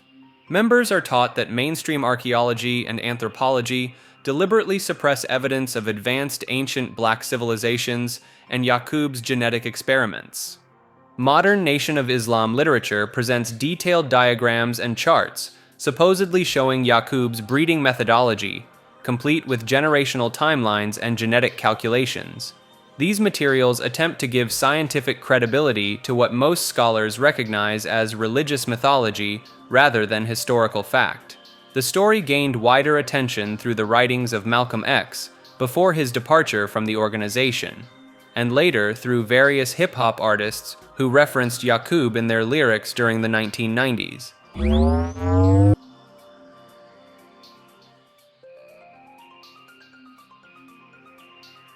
Lysenkoism is a Soviet agricultural theory that convinced an entire superpower to abandon proven genetics in favor of ideologically driven plant breeding. Trofim Lysenko, a Ukrainian agronomist with minimal scientific training, claimed he could dramatically increase crop yields by rejecting the established laws of heredity. Instead of accepting that traits pass from parent to offspring through genes, Lysenko insisted that plants could inherit characteristics they acquired during their lifetime. His signature technique involved vernalization, where winter wheat seeds were chilled and moistened before planting. Lysenko declared this treatment would permanently alter the plant's genetic makeup, allowing them to grow in spring conditions while retaining winter wheat's hardiness. He promised these beneficial changes would pass to future generations without any further treatment. The theory gained traction because it aligned perfectly with Soviet ideology. Traditional genetics suggested that biological inheritance followed fixed laws, which conflicted with the Marxist belief that environment shapes everything. Lysenkoism offered the appealing notion that crops, like Soviet citizens, could be improved through proper conditioning. Stalin personally endorsed Lysenko in 1936, transforming agricultural pseudoscience into state policy. Real geneticists faced imprisonment or execution for contradicting Lysenko's claims. Nikolai Vavilov, one of the world's leading botanists, died in a Soviet prison after challenging Lysenko's methods. The results proved catastrophic. Collective farms implementing Lysenko's techniques experienced massive crop failures throughout the 1940s and 50s. Millions faced starvation, while Lysenko continued receiving state funding and international praise from communist sympathizers. Despite overwhelming evidence of failure, Lysenkoism dominated Soviet biology until Lysenko's death in 1976, setting back Russian agricultural science by decades. Nazi occultism refers to the collection of mystical beliefs and pseudoscientific practices that influenced key figures within the Third Reich. Far from being a unified doctrine, these ideas represented a bizarre fusion of Germanic paganism, racial mysticism, and fabricated historical claims that would shape some of the regime's most dangerous policies. The roots trace back to the Thule Society, a Munich-based occult group founded in 1918 that combined German nationalism with Aryan supremacist theories. Members like Rudolf Hess and Dietrich Eckart became early mentors to Adolf Hitler, though Hitler himself remained largely skeptical of occult practices throughout his life. Heinrich Himmler emerged as the true believer among Nazi leadership. The SS chief established the Ahnenerbe in 1935, an organization dedicated to researching supposed Aryan origins and lost civilizations. Under Himmler's direction, expeditions were launched to Tibet in 1938 and 1939, searching for evidence of ancient Aryan races and measuring skull dimensions of Tibetan monks. The world ice theory, or Welteislehre, gained surprising traction within Nazi circles. Austrian engineer Hans Herberger claimed that ice from outer space had repeatedly collided with Earth, creating a cycle of civilizations. Despite lacking any scientific basis, this theory appealed to Nazi ideology because it suggested that Nordic peoples were survivors of an advanced Ice Age civilization. Wewelsburg Castle in Westphalia became Himmler's occult headquarters, redesigned as a center for SS mystical practices. The castle featured a circular room known as the Obergruppenführersaal, where 12 SS generals would meet around a circular table in supposed Arthurian fashion. Below this lay the crypt, complete with an eternal flame and designed for bizarre ritual purposes. Claims about the Vril Society have largely been traced to post-war fiction, though wartime Germany did see genuine interest in supposed psychic energies and alternative physics. The Ahnenerbe funded research into dowsing, pendulum divination, and attempts to harness what they called earth rays for military applications. These beliefs contributed to the regime's archaeological vandalism across occupied Europe, as teams searched for artifacts supporting Aryan migration theories. The consequences extended far beyond academic fraud, as racial mysticism provided pseudoscientific justification for genocide and territorial expansion. Aryanism is the belief that a specific group of people, referred to as Aryans, are part of a superior racial or cultural lineage. The theory pulls heavily from misinterpreted linguistic research in the 1800s, where the term Aryan was originally used to describe a family of languages that would later be grouped under Indo-European. Over time, the word became twisted into a racial category, fueled by nationalist ideologies and eugenic theories that had little to do with its original linguistic meaning. In the early 20th century, Aryanism became politically weaponized. It was used as a framework to justify discrimination, cultural domination, and even state-sponsored violence. The ideology claimed that Aryans were responsible for the development of all advanced civilizations, and that other groups were either degenerate or parasitic. This belief system was used to selectively rewrite history, linking Aryans to the construction of ancient monuments, lost civilizations, and philosophical breakthroughs. Entire historical timelines were restructured to support the idea of an Aryan golden age. Some fringe versions even claimed that Aryans were of non-human origin, descending from gods, star beings, or a hyper-advanced Atlantean society. There are also lesser-known strains of Aryanism that suggest Aryans once occupied places like Tibet, the Arctic, or even Inner Earth.